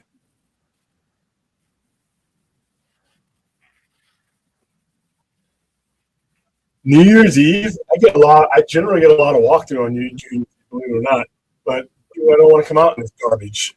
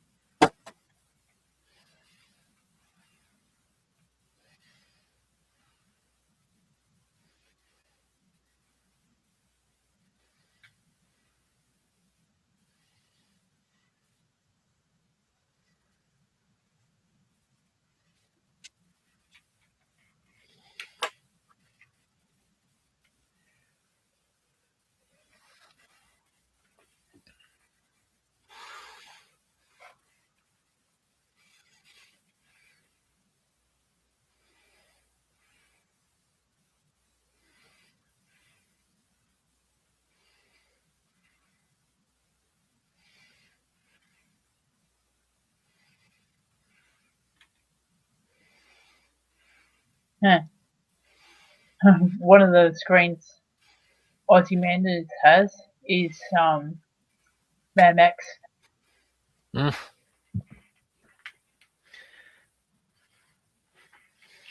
And if you freeze, I bet if you freeze frame at just the right point, you'll see like the feral kid years before he became the new Mad Max.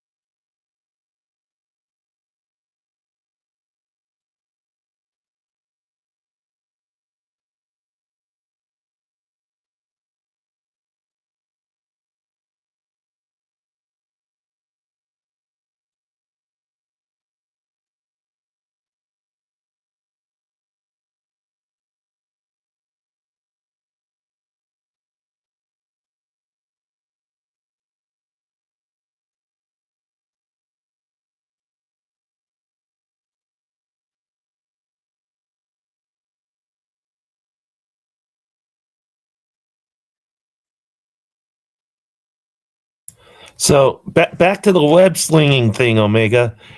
How would you use the web slinger as a weapon like a gun?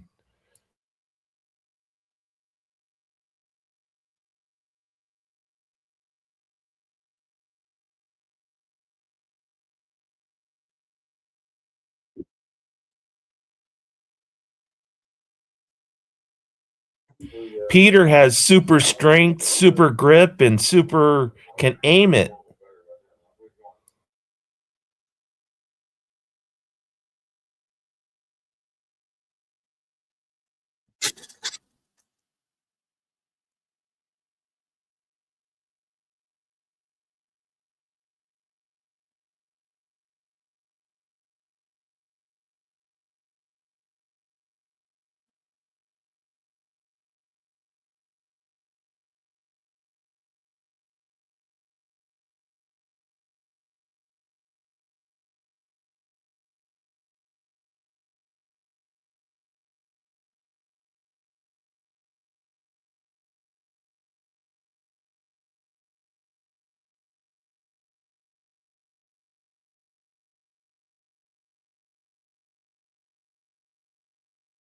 Did you notice the word Watching the squid? Road Warrior.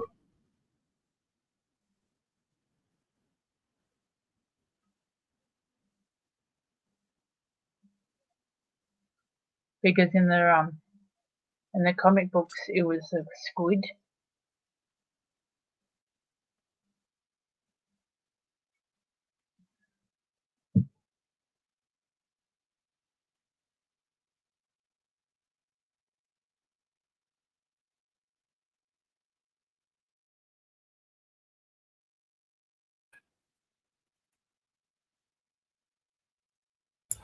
I saw a show that said if humanity went extinct, that maybe squid and octopus would be the next most intelligent life on this planet. Oh, Clint, did you ever see?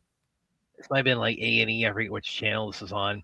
It was that show Life After People, where it kind of posited like if humans just suddenly vanished from Earth, like what, like how like everything would leave behind, like how that would kind of like hold up over the next couple thousand years, like all the buildings, all the structures, like what that looks like after 10 years, after 100 years, after 1,000 years. Watched that show pretty closely. I thought that was a pretty interesting concept. Yeah, okay.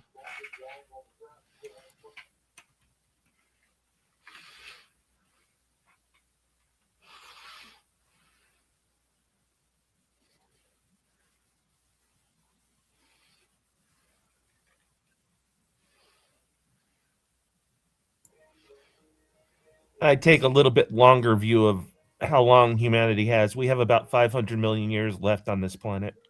Oh, you think so? Yeah, that's generally around it. About 500,000 years, 500 million years. Yeah. Well, what's that? What's that drawn from? Well, the planet's going to be here for another 4 billion years, but the livable would be about 500 million years. Yeah. Okay. Because the sun's getting hotter and brighter as time goes on. Okay. Well, hopefully I should be around by at least through that 497 million part. Hopefully I'll be able to get out. Christ, dude. Million, 500 million. Yeah, you stick it out with me, man. We'll make it. This shit's supposed to go on till 4 fucking a.m. in the morning. With all the fireworks or the rain or what? The rain. Fuck it. Yeah. Pretty awesome fight scene we got here. Absolute fucking garbage, dude.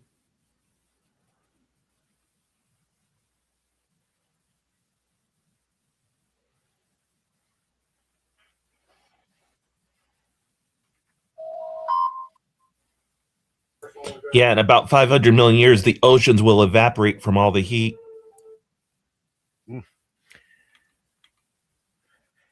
That's crazy. We're gonna want to stick around and see that.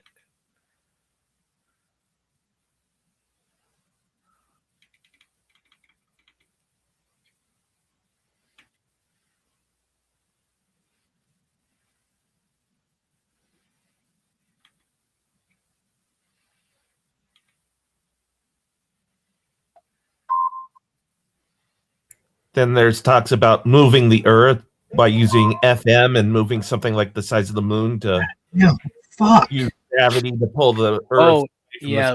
I mean, they did a couple movies like that in China called was it Wandering Earth?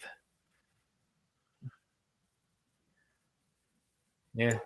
Yeah, that'll be magic. Ozymandias has totally kicks both their butts here.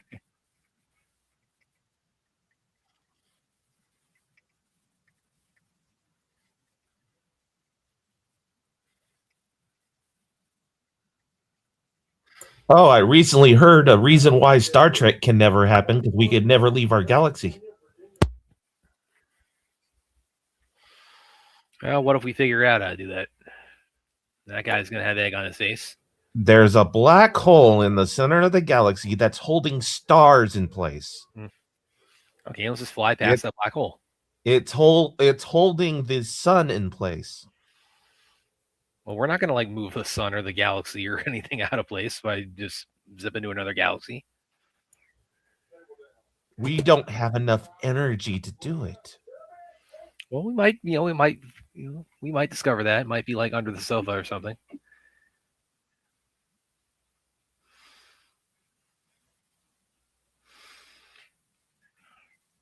Iron Man's suit, I understand, didn't have the.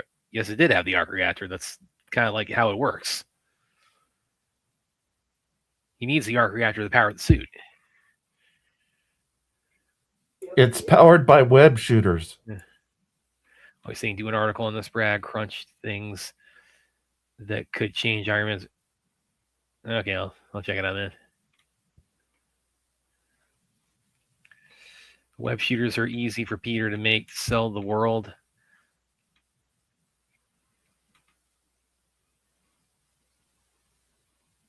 Okay.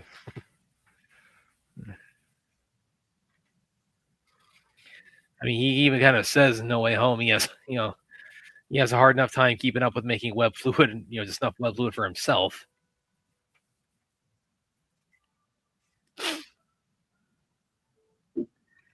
Well, see, that's God, why am I coughing so much tonight?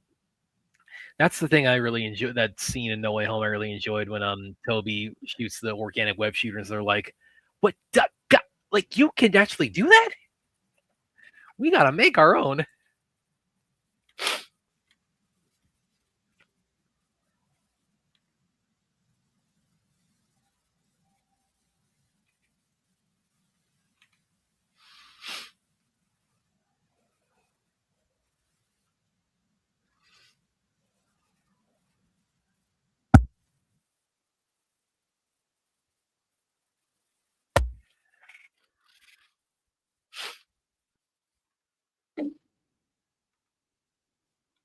You think they'll ever do anything further with Watchmen cinematically, or is it just going to be like the HBO series? Is that just kind of like the home of Watchmen now? It's really, I mean, if you ever get anything done in the series.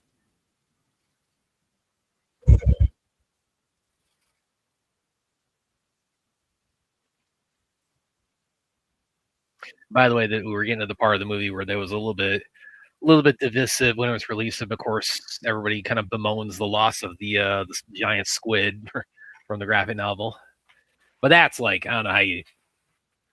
That's very Apple. I mean, I don't see how that really functions outside of the context of the Watchmen graphic novel. It's like you can't really. Doesn't really lend itself to being done cinematically.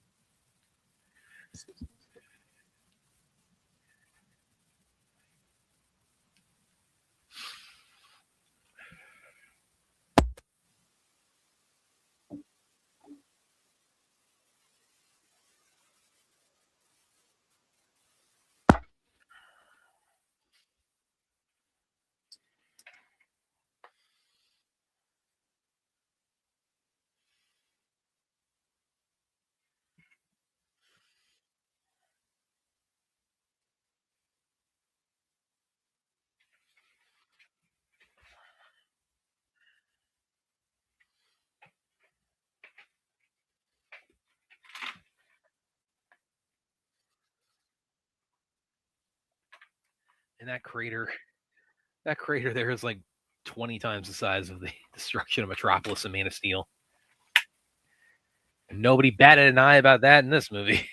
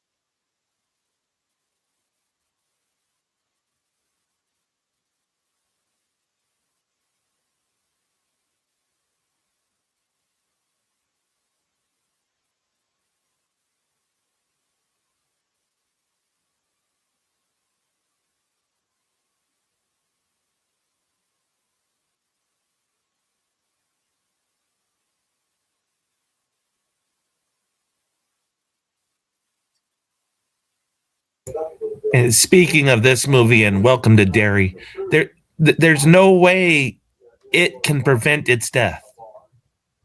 And even by trying to, that may be what causes it to become dead. No, he can.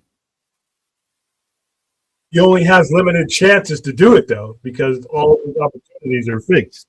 But he can prevent his death by preventing the people who cause it. But he can't do that because it happened. He can only do it if he runs out of fixed time to stop any of those events from happening. As long as those events exist, he can. If he would have killed that girl, that boy's mother, then that boy's not there. But he couldn't. But he didn't do it because he died. Because that a series of events led to his death. Those series are not relevant to him. He does not experience time in that manner. But they happened though. But just like Dr. Manhattan, they can be undone.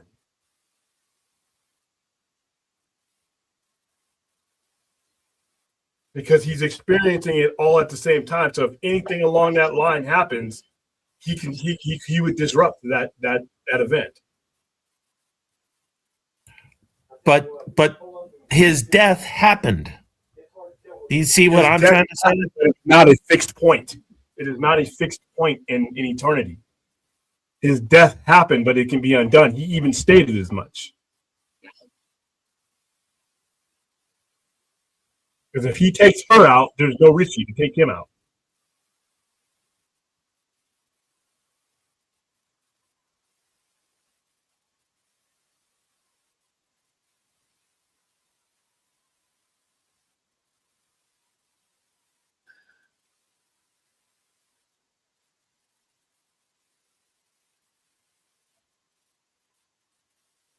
I mean, unless Stephen King invented a multiverse, there's no way it could survive, no matter what it did. All right, so he's living linear time all at once. Right, but it happens because things happen. But if he eliminates one of those things, he can't eliminate one of those things happen because his death happened at a certain point in time that he has no control over. He has control over the rest of the time he existed.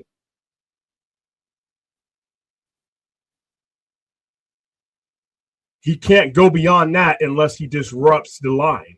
If he disrupts the line, he eliminates that event. That event doesn't happen. But he's supposed to try to disrupt the line because that is what happens.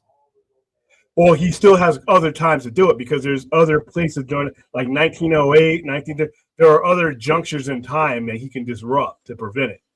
But he has to be defeated in all those junctures. That's why that girl said, you know, what to stop him from going back and prevent us from being born? He's like, nothing. That's their fight, though. Because that's what exactly that's just it's like, I mean, if I'm just saying, if Pennywise dies at the end of it too, that there's nothing that can change it unless it's a multiverse. No.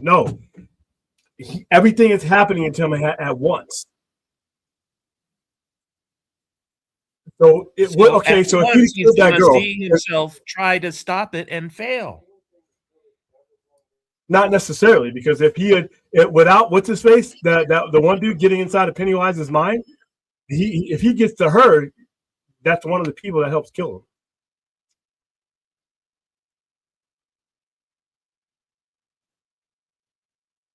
Or cage him.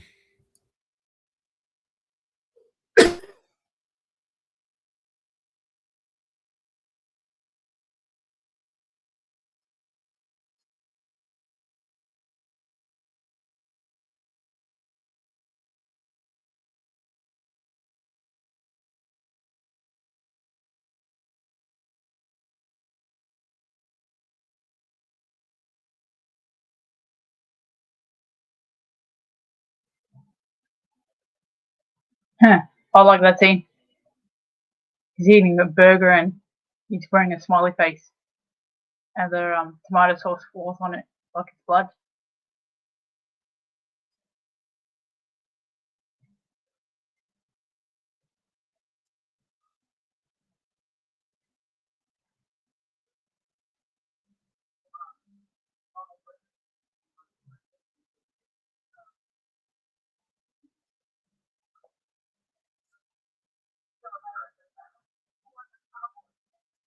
Did this movie bomb or do okay or what?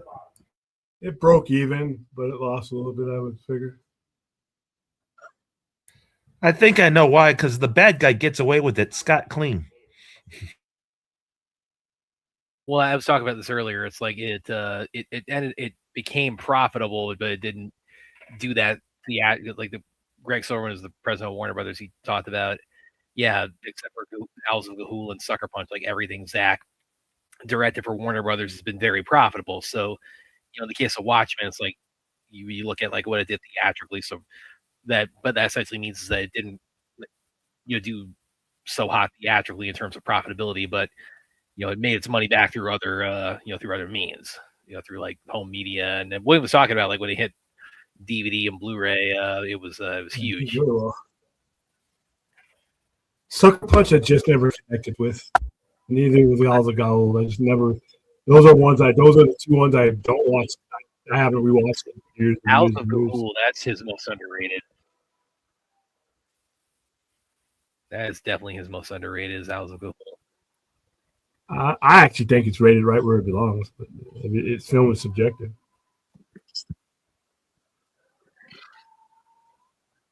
Yeah, Sucker Punch, I had absolutely no clue what was going on, nor did I care. There's actually a good bit of trivia where when they were making it, they nicknamed it One Flew Over the Matrix. It's like One Flew Over the Cuckoo's Nest and the Matrix.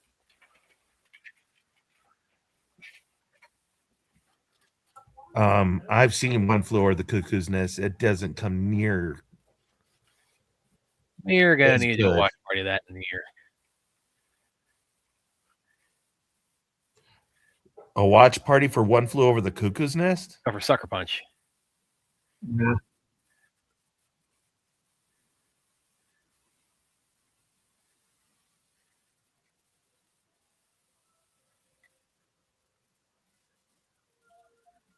Damon Caro was the fight and stunt choreographer.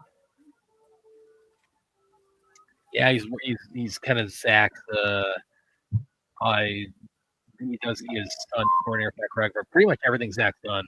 Oh, fuck.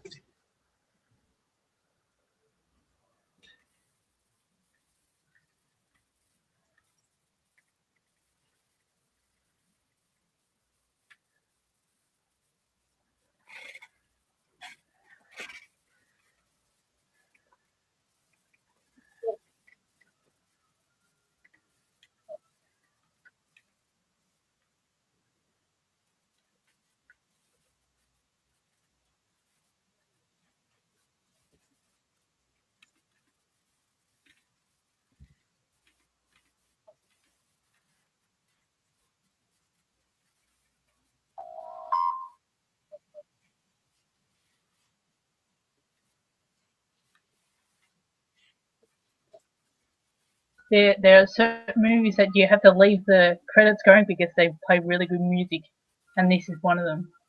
Yeah.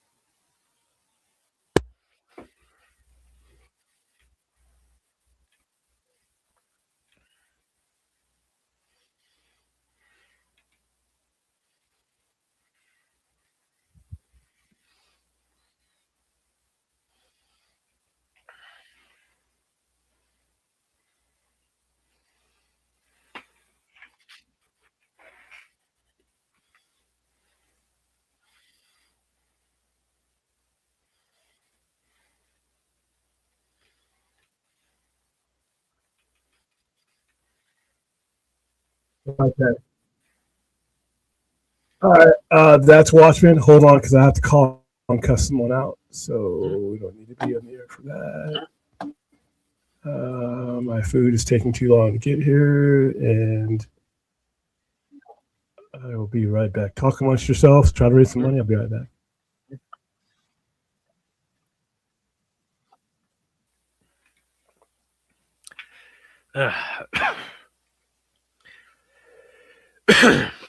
You got about 85 comments here from Omega Prime.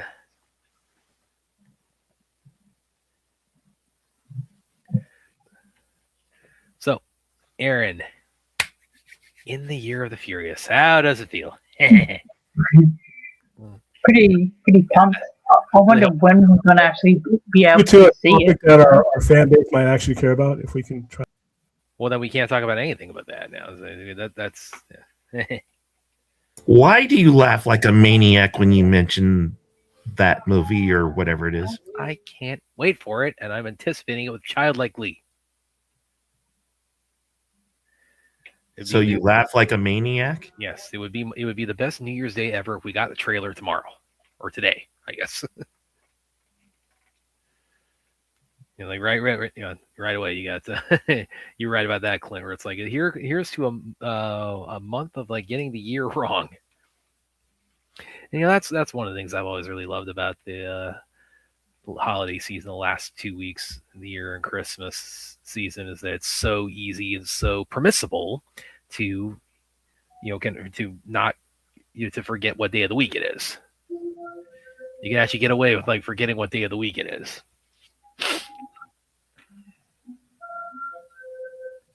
If it wasn't for doctor's appointments, I would totally forget.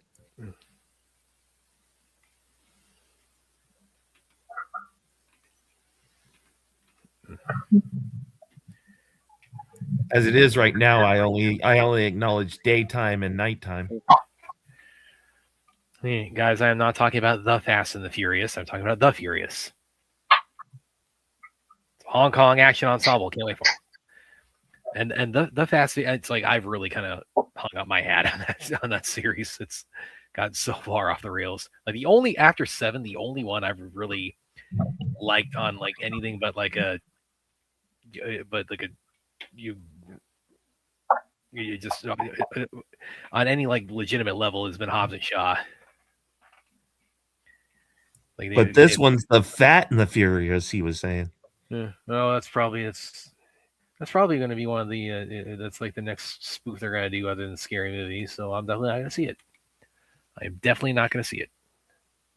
So are your more dumb friends going to take you to see Scary Movie? No, they couldn't. They did it 5 times. Well, they're not getting.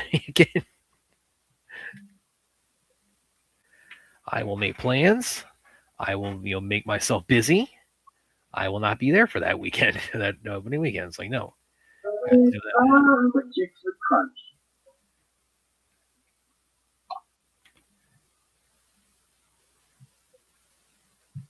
So what other martial arts movies that are coming out other than the 3 that I've already said? Well, like you said, The Furious and Street Fighter and more. It's actually interesting you mentioned that, Aaron, because I was looking at the calendar for what's coming up this year. It's actually there's like a shockingly, up until we get to May, there's like a shocking dearth of like, and I mean this is like me speaking, personally, but in terms of like, when I can point to like, okay, like that, it's like I'm seeing that day one, no question, no ifs, ands, or buts, like that kind of anticipation. It's kind of really not until May that we have that with Mortal Kombat. So yeah. I really hope they plot the Furious down in that time frame.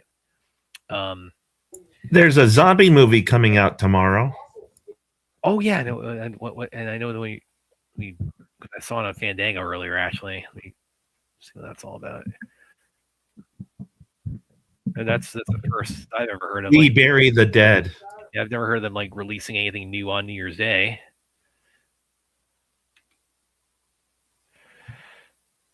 Yeah, We Bury the Dead. Let me see here. With Daisy Ridley in that. Look at that. That looks interesting. And actually, William, when do you think we'll get like the first like proper like full blown trailer for Avengers Doomsday? Because we're getting these little like snippet like character teaser kind of things, but as far as like the first like real trailer for like the whole collective thing.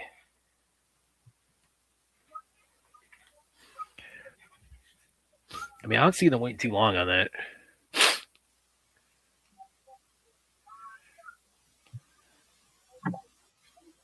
Possibly Super Bowl. Yeah. Oh, well, sorry, I didn't realize you were on the phone, William. But yeah, Aaron, that like big there in the first. Really hope they put the Furious out in that time frame. Very much. Please do. What's the next Marvel movie coming out this year? I think the first. I think the first one that's. I think they basically just have. I think they only have two this year, and those are Spider-Man: Brand New Day and Avengers: Doomsday. And Spider-Man is not until July, like the end of July.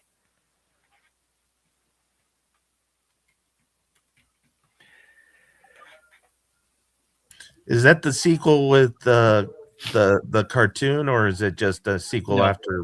That's the sequel to No Way Home. We're in the you're talking because you're talking about like Beyond the Spider-Verse, which that's supposed to be out. That was supposed to be out like a year ago, but that got they got kind of all rejiggered. So now it's supposed to be out like next, now 27. So now next year. Yeah, let me look up Marvel real quick. With DC, they got Supergirl, they got Lanterns, they got Clayface, and as my friend I ran into in the mall said, hopefully we got Snyderverse being sold to Netflix during that time. Just the news of that would be awesome. But yeah, let me look here what we got with Marvel.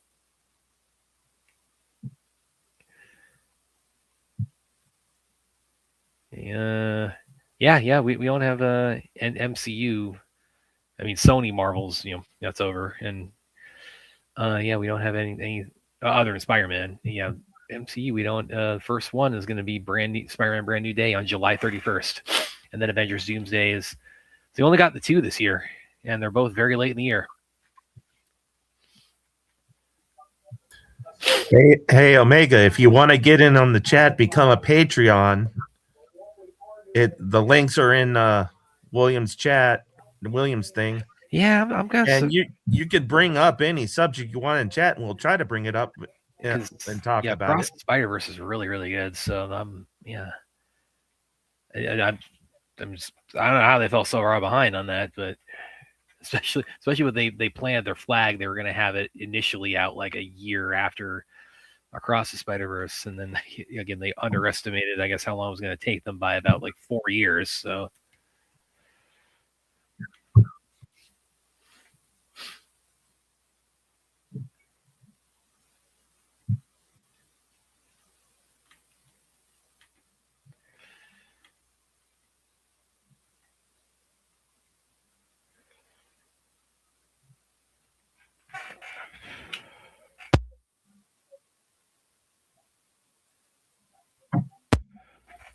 Yeah, they were originally going to have that out March 24, then it was going to be March 25, and now it's June 18th, 2027. So I hope that doesn't impact their momentum on it, because I really dug Across the Spider-Verse. I looking forward to Beyond the Spider-Verse. Also, real quick, where's that? Tilify. So yeah, this is a charity stream. We're probably going to be on for like another, because we still got about an hour for William before the ball drops in his neck of the woods. So this is a charity stream for American Foundation for Suicide Prevention. We want to hit our goal of 20,000 donation. Right now we're at close to 18,000. So if you can, please consider a donation. If not, share around social media. Yeah. Here's the link right here. So if you can, please consider a donation right there. Otherwise, sharing it around, let people know about it. Just get the word out is very helpful. So I think hopefully, like, we kind of hope to do that by again, May 20th is always a very very a whole revered day and around these parts. So hopefully we hit that goal by May 20th. because we'll definitely be doing stream May 20th. Sorry, guys. Clear my throat a little bit there. Well, I've just had a little bit of a look. Yep. According to Google, there's a martial arts movie called Kane. Kane? It's a spin-off from it's a Of spin-off John Wick. from Yeah. John Wick. Yeah. Yeah, it's the one that Donnie's been working. It's good. Ip Man 5. Yeah, he's plotted out like the next 4 years of his career. He's got Kane, Ip Man 5, and Flashpoint 2. I think Kane's supposed to be the next one, and also and on top of that, Kung Fu. There's a reboot of Kung Fu. So And and another movie called The Shadow's Edge 2. yeah, that's one that Jackie did in this year. So yeah, Donnie. I actually when I interviewed Kenji Tanigaki, actually, because he was he's director of The Furious, but also he works with Donnie Yen a lot, and they've been kind of prepping for Kane, so that's probably the next one up is the Kane John Wick spinoff. And that's not gonna be out this year. They gotta have to so it'll probably be like 27. Okay, and then you got another movie called Panda Flame 2. Yeah, that's That's a Chinese. Yeah. One. It said it's going to be released during Chinese New Year. Yeah, because Oh, I'm hearing it's starting to rain harder. William should not be happy about that. yeah. Well, especially if you're trying to put out fireworks, because it's good for him. It's about an hour. I don't think rain will cause the fireworks not to go off. It's wind.